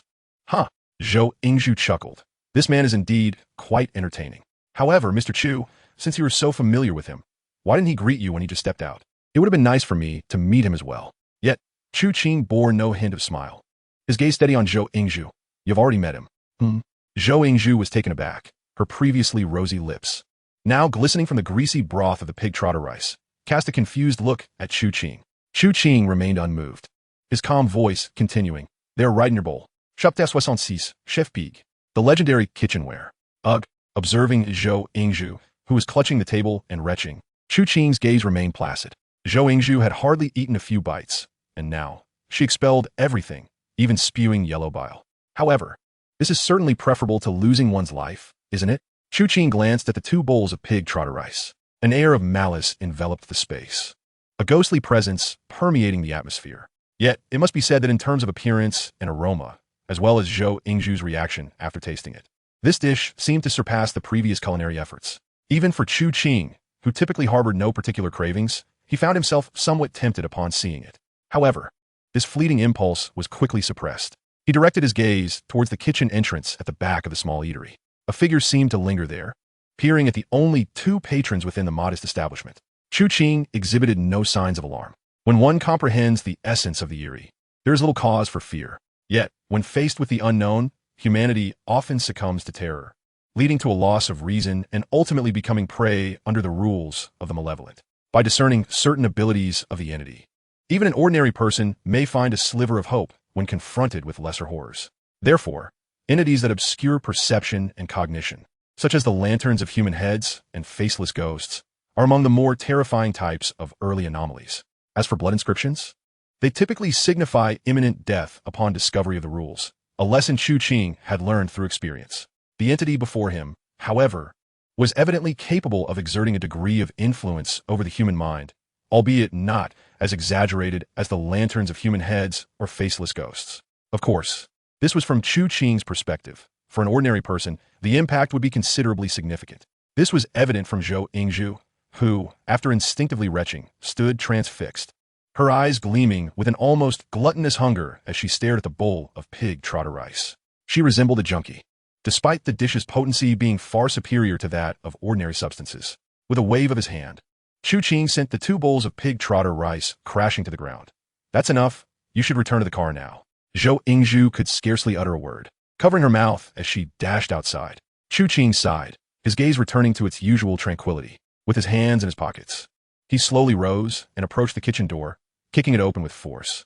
Inside the pitch-black kitchen, the full appearance of the figure remained obscured. A stout body heaved, accompanied by labored breaths. Upon noticing Chu Qing's arrival, the figure abruptly turned, its eyes, visible behind a mask, fixating intensely on Chu Qing. This unnerving scene, which would make most shiver, elicited no concern from Chu Qing, as those eyes had long since turned crimson. The threat posed by this entity was minimal. He had sensed at the moment it first appeared, otherwise he would not have engaged in casual conversation with Zhou Yingzhu. Chef Pig. Rank 9. Type. Humanoid anomaly. Lifespan. 2 months and 7 days. Feast. Rule the food it prepares possesses an unimaginable allure for all living beings. Once consumed beyond a certain threshold, it triggers a lethal rule. Recipe. Ability. Exceptional culinary skills, capable of researching recipes based on available ingredients, with dishes created possessing unique effects. Current recipe mastered. Pig trotter rice. Pig trotter rice requires rice and pork. After consuming a certain quantity, any living being will transform into a pig-like form, with further effects unknown. Humanoid. Status daily lifespan consumption doubles, possesses negligible intelligence, and aside from the lethal rule capability, can employ ordinary means to attack. Promotion requirements. Unknown. Note, it smells so good. Humanoid anomalies, akin to mother and child ghosts, are exceedingly rare in the early phases of anomalies. As observed through the blood-red eyes, this entity, apart from its lethal rule, can also attack through conventional means. However, during the initial emergence of anomalies in the Dragon Kingdom, such entities were scarce, in contrast to other nations, particularly those in the West, where they were more prevalent. In truth, while these humanoid anomalies appear formidable, their ability to attack via various methods renders them far more terrifying than others. Yet, this also grants them certain vulnerabilities. Generally, the rule capabilities of such anomalies tend to be relatively weak and one-dimensional. Simultaneously, while they cannot be eradicated through physical means, they can be obstructed by such methods. Thus, even when hunting, these anomalies primarily resort to lethal rules, only resorting to physical attacks when they find themselves at an impasse. For instance, at this moment, the corpulent figure brandished a crimson kitchen knife, clutching it tightly, its exposed pig-like eyes betraying an unspoken bloodthirsty ferocity. It is a pity. Such tactics, when compared to the anomalies' rule capabilities, are as disparate as a wooden sword to a Barrett rifle. Chu Qing's blood-red gaze locked onto the figure. The once menacing chef pig suddenly froze in place. At that moment, the malice and bloodlust were completely subdued by his crimson sight. Chu Qing remained rooted, contemplating how to deal with this entity. Initially, he intended to eliminate it outright. However, this was not out of a desire for vengeance on behalf of the original family. He had no such inclination, nor had he formed that kind of relationship with them. Furthermore, the phenomenon of bizarre murders is as inescapable as the consumption of pigs and sheep by humans. It is an immutable aspect of nature, a manifestation of the survival of the fittest. To allow such considerations to influence one's decisions is sheer folly. The initial intention to kill stemmed purely from the desire of the blood-eyed ghost to ascend in power, requiring not only the fusion with the bizarre, but also the consumption of 5 additional peculiarities. Presently, the blood-eyed ghost has only devoured 2, leaving 3 still to be consumed. However, upon witnessing the capabilities of this culinary pig, Chu Qing found himself wavering. The creature's abilities were quite impressive, despite the seemingly stringent activation of its rules. What captivated Chu Qing most was the potential of its recipes. The prospects of such abilities are indeed vast. A dish of pig trotter rice, once consumed, can transform living beings into swine. What if more culinary creations are developed in the future? Most importantly, Chu Qing recalled a treasure puzzle from his past life, a series of highly esteemed underworld artifacts. Although it paled in comparison to the complete version of the black copper coin, it remained a coveted item for many spirit tamers. In the previous life, for over 2 decades, no one had managed to assemble a complete underworld artifact. Yet the individual pieces exhibited remarkable effects. These pieces, without a doubt, were kitchenware. That set of underworld kitchen tools is revered as legendary. Coincidentally, Chu Qing knew precisely where to acquire one. Chapter 67. The Divine Assembly and the Wandering Shadows. Outside the dimly lit shop, Chu Qing stepped out slowly, a faint smile gracing his lips. He reflected once more that seeking out the blood-eyed dragon monarch and merging with it immediately upon his rebirth was undoubtedly one of his most astute decisions. He hopped into the car, and Zhou Yingzhu, pale-faced, glanced at him, opening her mouth to speak, yet Chu Qing's voice interrupted. "Are you still hungry? If so, we can find something to eat at another place." Ugh! At that moment, Zhou Yingzhu felt the urge to vomit rise again, but there was clearly nothing left to expel. "No, it's fine," she replied. "Perhaps we should eat something. I suspect I might need to vomit again soon." "No need, really. I can't eat anymore." Chu Qing observed her feeble gestures. He could empathize to a degree, not solely due to the pig trotter rice. Once the oppressive aura dissipated, the lingering aroma could induce dizziness and an involuntary gag reflex. Nevertheless, understanding or not, Chu Qing's actions would not be hindered. He pressed the accelerator, and the vehicle surged forth at 400 miles per hour. Before long, they arrived at the familiar entrance of Villa Number 2 in the splendid manner. Zhou Yingzhu, trembling, exited the taxi, yet she did not forget the matter at hand. All the calamities they faced existed for this singular purpose. Although she was unaware of their exact intentions, she trusted that Mr. Chu would not act without purpose. Once inside, she allowed Chu Qing to sit for a moment while her complexion improved. She then approached a safe, opened it, and retrieved a long sheathed blade. The Miao knife, slender and elongated, did not precisely align with Chu Qing's intentions. Yet, he recognized its worth. As the blade emerged from its sheath, glimmering like autumn water with patterns akin to swirling gales, he understood that this was no ordinary trinket. The sharpened blade was a testament to its immense value. Had it been in ancient times, it would surely be a treasured sword worth a fortune. "Excellent blade," he exclaimed sincerely, tossing it to Zhou Yingzhu, who beamed with pride, her color visibly restored. Chu Qing, pressed for time, inquired, "Where are the individuals you mentioned?" Zhou Yingzhu's complexion regained some color before she replied, "Please hold on. I'll make a call." 3 minutes later, she returned. "Mr. Chu, they are currently in their lair, the Divine Assembly. Their leader is Wei Xiongguang, a significant figure in the entertainment and gray industries of Luoqing." Chu Qing searched his memory for the name, but found nothing. Simply nodding in acknowledgement. "All right, let us proceed." Zhou Yingzhu, watching Chu Qing rise, expressed her concern. Mr. Chu, should we bring some backup? They might be armed." "No need. Just bring an umbrella," Chu Qing replied nonchalantly, slowly rising. He added as an afterthought, "However, I still recommend you eat something before we go." As those words left his lips, Zhou Yingzhu opened her mouth, and after a dry heave, quickly stated, "Wait also, Mr. Chu. There seems to be a situation on their end." In Luocheng, the Divine Assembly was the largest leisure and entertainment establishment. Yet, What should have been a brightly lit venue now stood with its doors firmly shut. In the office on the top floor of the four-story building, a man puffed on a cigar, gazing out at the pitch-black city. He glanced at the time. It was only 6 o'clock. At this hour, even the street lights should not yet be lit. Yet it was darker than ever. What the hell is this? Where did all this nonsense come from? The man, Wei Xiongwang, once a prominent figure in Luocheng, now found himself and his subordinates cowering like turtles, too afraid to leave the divine assembly. The reason was simple. He looked toward the street, where a figure loomed. Even in the inky darkness of night, the surrounding lights illuminated the silhouette. The entity appeared more profound than the darkness itself, absorbing everything, including gazes.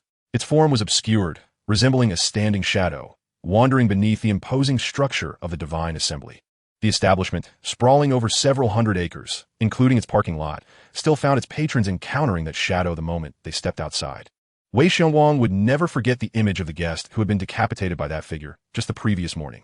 Not only that guest, but even those who ventured out simultaneously were met with the same fate, their necks twisted and broken. As he contemplated this, fury surged within Wei Xiongwang.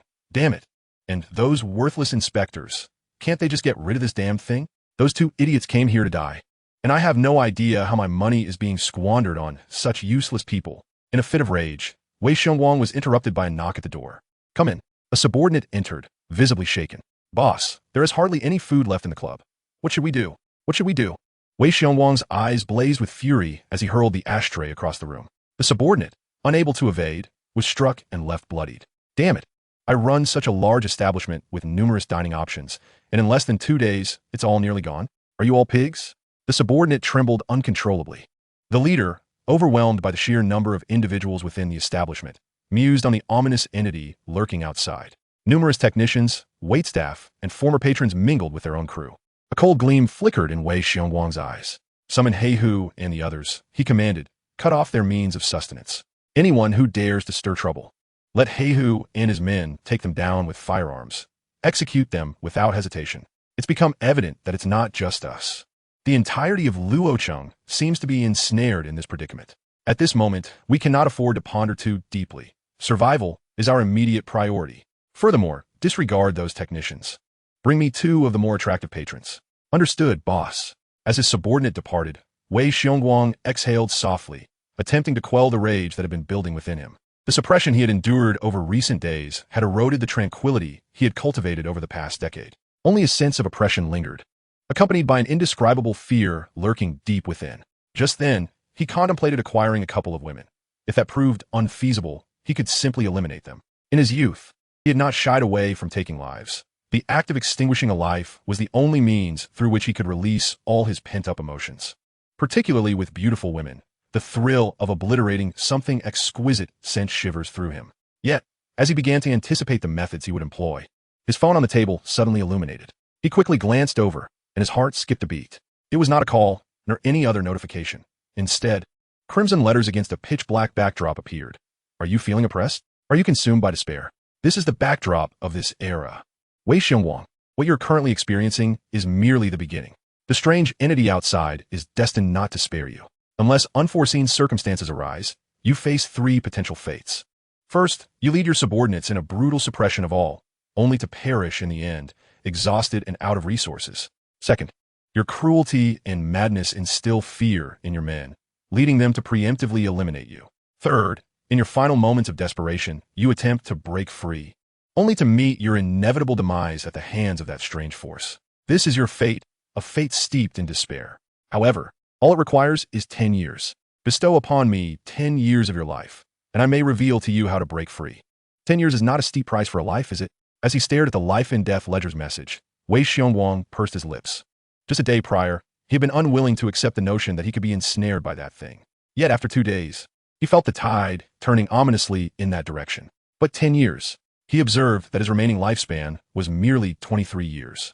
Gritting his teeth, Wei Xiongwang made the decision to pay, tapping on the life and death ledger while muttering curses. If I can't escape this wretched place, I'll smash this damned thing to pieces. Oh, Wei Xiongwang, you possess such insight. 10 years of life turned to shadows. Ah, the experience is utterly intoxicating. In that case, my foolish friend, allow me to guide you on how to escape this cursed place. It's quite simple. You need only to transition into a position of shadow, harness the power of the shadows, and become a ghost master. Then, you can wield the powers of the shadows to control that entity. Not only will you escape peril, but you will also gain mastery over the shadows and that strange force. Shadow, strange power. Wei Xiongwang's eyes widened in astonishment, a spark igniting within him. This sacrifice of life was worth it. However, just as his excitement peaked, he noticed the life and death ledger on his phone. Say it. Why the silence? How does one transition into a position of shadow? Oh, my foolish friend, this 10 years of life is merely for me to provide you with a means to escape danger, and I have done so, have I not? As for how to transition into a position of shadow, I regret to inform you that. Damn it. Wei Xiongwang could no longer contain his frustration and hurled the phone against the wall, where it shattered into pieces. At that moment, the television in the corner of the office flickered to life, displaying the same blood-red text. My foolish master, why the rage? Whether your luck is good or ill, your situation has taken a turn. Look out the window. After you do, you'll know I speak the truth. Moreover, it's an excellent opportunity to witness that formidable power. Hesitant, Wei Xiongwang turned his gaze toward the window facing the entrance. At the end of the dark street, two figures had appeared, seemingly out of nowhere. As the clock struck 6:30, the cursed streetlights in Luoqing finally flickered to life. Illuminated by the glow of the establishment, he discerned that the figures were wielding umbrellas, one black, the other red, one behind the other. His heart raced as he focused on the shadowy figure beneath the black umbrella. Just as anticipated, the moment the two figures entered the street, the shadow advanced. However, the anticipated scene of a neck being snapped did not unfold. For some unknown reason, the figure beneath the black umbrella halted in place, motionless. The two figures with umbrellas continued to stroll forward. A jolt of electricity coursed through Wei Xiongwang. This was the shadow power. This was the ghost master. This was a strange force. He swallowed hard. He must seize this power. The entity that had ensnared everyone here seemed as insignificant as a stray dog, discarded and no longer capable of capturing the shadow's attention. As the shadow approached the very threshold of his office, he found himself at a loss, uncertain of what this so-called ghost master entailed. When the figure seemed to sense something, the black umbrella was raised, and under the dim light of the street lamp, he could not discern the figure's face. Only the crimson glow of its eyes and a faint voice echoing in his ears opened the door. Chapter 68. The Art of Slaughter. With a resounding bang, the door swung open, striking one of his one-eyed subordinates who had just reached the entrance. However, at that moment, Wei Xiongwang was clearly too preoccupied to concern himself with his loyal underling. His footsteps were swifter than when he had been pursued with a blade. Confused, the subordinate, seeing his boss's frantic dash, hurriedly followed suit. They raced from the 4th floor to the 1st without even taking the elevator, leaving onlookers, some staff, and departing guests bewildered. What was going on with Boss Wei? Was the entity guarding the door no longer present?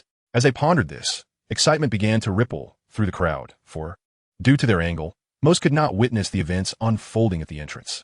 Yet, as Wei Xiongwang led a throng toward the exit, the crowd exchanged glances and instinctively followed him toward the lobby on the 1st floor. Fortunately, the lobby on this floor is indeed vast.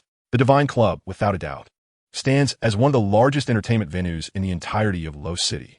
Standing before the tightly shut doors, even Wei Xiongwang, with his extensive experience, could not help but draw in a deep breath. He was reminded of 13 years ago when, with an inexperienced visage, he approached a small-time boss responsible for renovations in Lo City, accepting a task to evict a family that had refused to budge. That night, he used an excavator to bury the 6 members of that family beneath the rubble. That was his inception. Now, however, Wei Xiongwang felt even more anxious than he did back then. He sensed that he had arrived at yet another crossroads in life, one far more significant and exhilarating than the last. Brother, have you found a way out? The flattery from a subordinate behind him prompted him to turn around and glare at everyone. No idle chatter. He then adjusted his slightly disheveled attire from running and opened the grand door from within. Under the ghastly white glare of the floodlights, Wei Xiongwang finally beheld the scene he had previously glimpsed from above. 2 black and red umbrellas were raised, accompanied by large red lanterns in hand. The leading figure, even with only half of his face obscured, exuded an air of calm indifference. Please, enter, esteemed guests. The once ferocious and brutal Wei Xiongwang now exuded the utmost obsequiousness. Those watching from the side exchanged glances, perplexed by the identities of the 2 newcomers, and even more curious about how they had managed to enter from outside. They had all witnessed the eerie shadow outside that had brutally snapped the necks of the 2 inspectors. Now, 2 more had emerged from the outside. Were they reinforcements summoned by their own boss? Chu Qing cast a glance at the man before him, lacking any knowledge of face-reading techniques. He simply needed to observe the aura of malevolence surrounding his counterpart to sense that During this past half-month of strange occurrences, this individual had blood on his hands. Indeed, as Zhou Yingzhu had surmised, this man was no saint. However, whether good or evil, the Raven Ghost did not discriminate. Thus, in response to Wei Xiongwang's ingratiating smile, Chu Qing stepped forward with deliberate slowness. Just as he approached, Wei Xiongwang's voice faltered, his gaze shifting to Chu Qing's rear, landing on Zhou Yingzhu. The woman, clad in a stark white dress, exuded an aura of icy elegance. She said nothing, merely offering Wei Xiongwang a faint smile. Of course, Wei Xiongwang recognized Zhou Yingzhu. In a city as small as Los, a figure like her, having reached such heights, was someone he had acknowledged and interacted with in the past. Yet, after years of avoiding conflict, they had maintained an uneasy truce. What brought her here? He could not fathom, but upon seeing Zhou Yingzhu, the fervor in his heart was suddenly doused with cold water. Chu Qing paid little mind to this development, his brow slightly furrowing as he surveyed the bustling lobby of the Divine Club. There were simply too many people, perhaps over 1,000. He turned to Wei Xiongwang and inquired, "You are Wei Xiongwang?" "Indeed. May I ask who you are, sir?" Ignoring the question, Chu Qing tapped the blood-red lantern in his hand and asked, "Are all these people yours?" Wei Xiongwang glanced around, unable to decipher Chu Qing's intentions, but one thing was clear. The man before him was human, not a ghost. As long as he was dealing with a human, negotiations would be manageable. Moreover, his trusted subordinates, Black Tiger and a few others, were armed with shotguns. He answered candidly, "These security personnel and waitstaff belong to me. As for the rest, they are technicians and patrons who could not leave in time. Do you have any instructions?" Chu Qing nodded, contemplating briefly before stating, "Very well, let the irrelevant individuals leave first." Wei Xiongwang, unable to glean anything from Chu Qing's indifferent tone, reassured himself of his ignorance regarding the man's identity, and thus felt no trepidation in offending him. He harbored immense self-confidence. Wei Xiongwang operated by a principle. He would never provoke someone he could not afford to antagonize, and if he did engage, he would meticulously probe their entire network, ensuring no threat remained. As for Zhou Yingzhu, he had no conflicts of interest with her over the years, coexisting peacefully in Los City without reason for discord.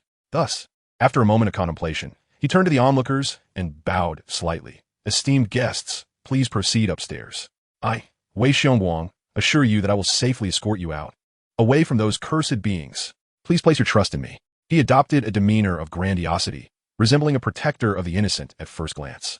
This was precisely the effect he sought. The arrivals were enigmatic and mysterious, and a little theatrics would pose no issue. Unfortunately, his actions at that moment merely elicited a hint of derision in Chu Qing's gaze. Then, turning back to him, Wei Xiongwang inquired, "Sir, do you have any further instructions?" Chu Qing observed the number of those remaining, which was indeed considerable, men and women alike, numbering around 400 to 500. He nodded. It was no small task. However, for the sake of the tomb's construction and the advancement of the underworld, as its guardian, he was bound to exert effort. Thus, disregarding Wei Xiongwang's inquiry, he suddenly hurled the lantern he held, the blood-red glow now illuminating the space without reserve. Then he spoke, commenced the slaughter. His voice was flat, as if he were discussing a trivial matter. Perhaps in truth it was. He derived no pleasure from carnage, for it was a tedious affair. Yet if possible, Chu Qing sought to unearth a semblance of enjoyment amid the monotony. The black and red umbrellas unfurled once more. Viewed from above, under the illumination of the blood-red lantern, they resembled two ballet dancers intersecting beneath the stage's flashing lights. Art, after all, transcends mere canvas.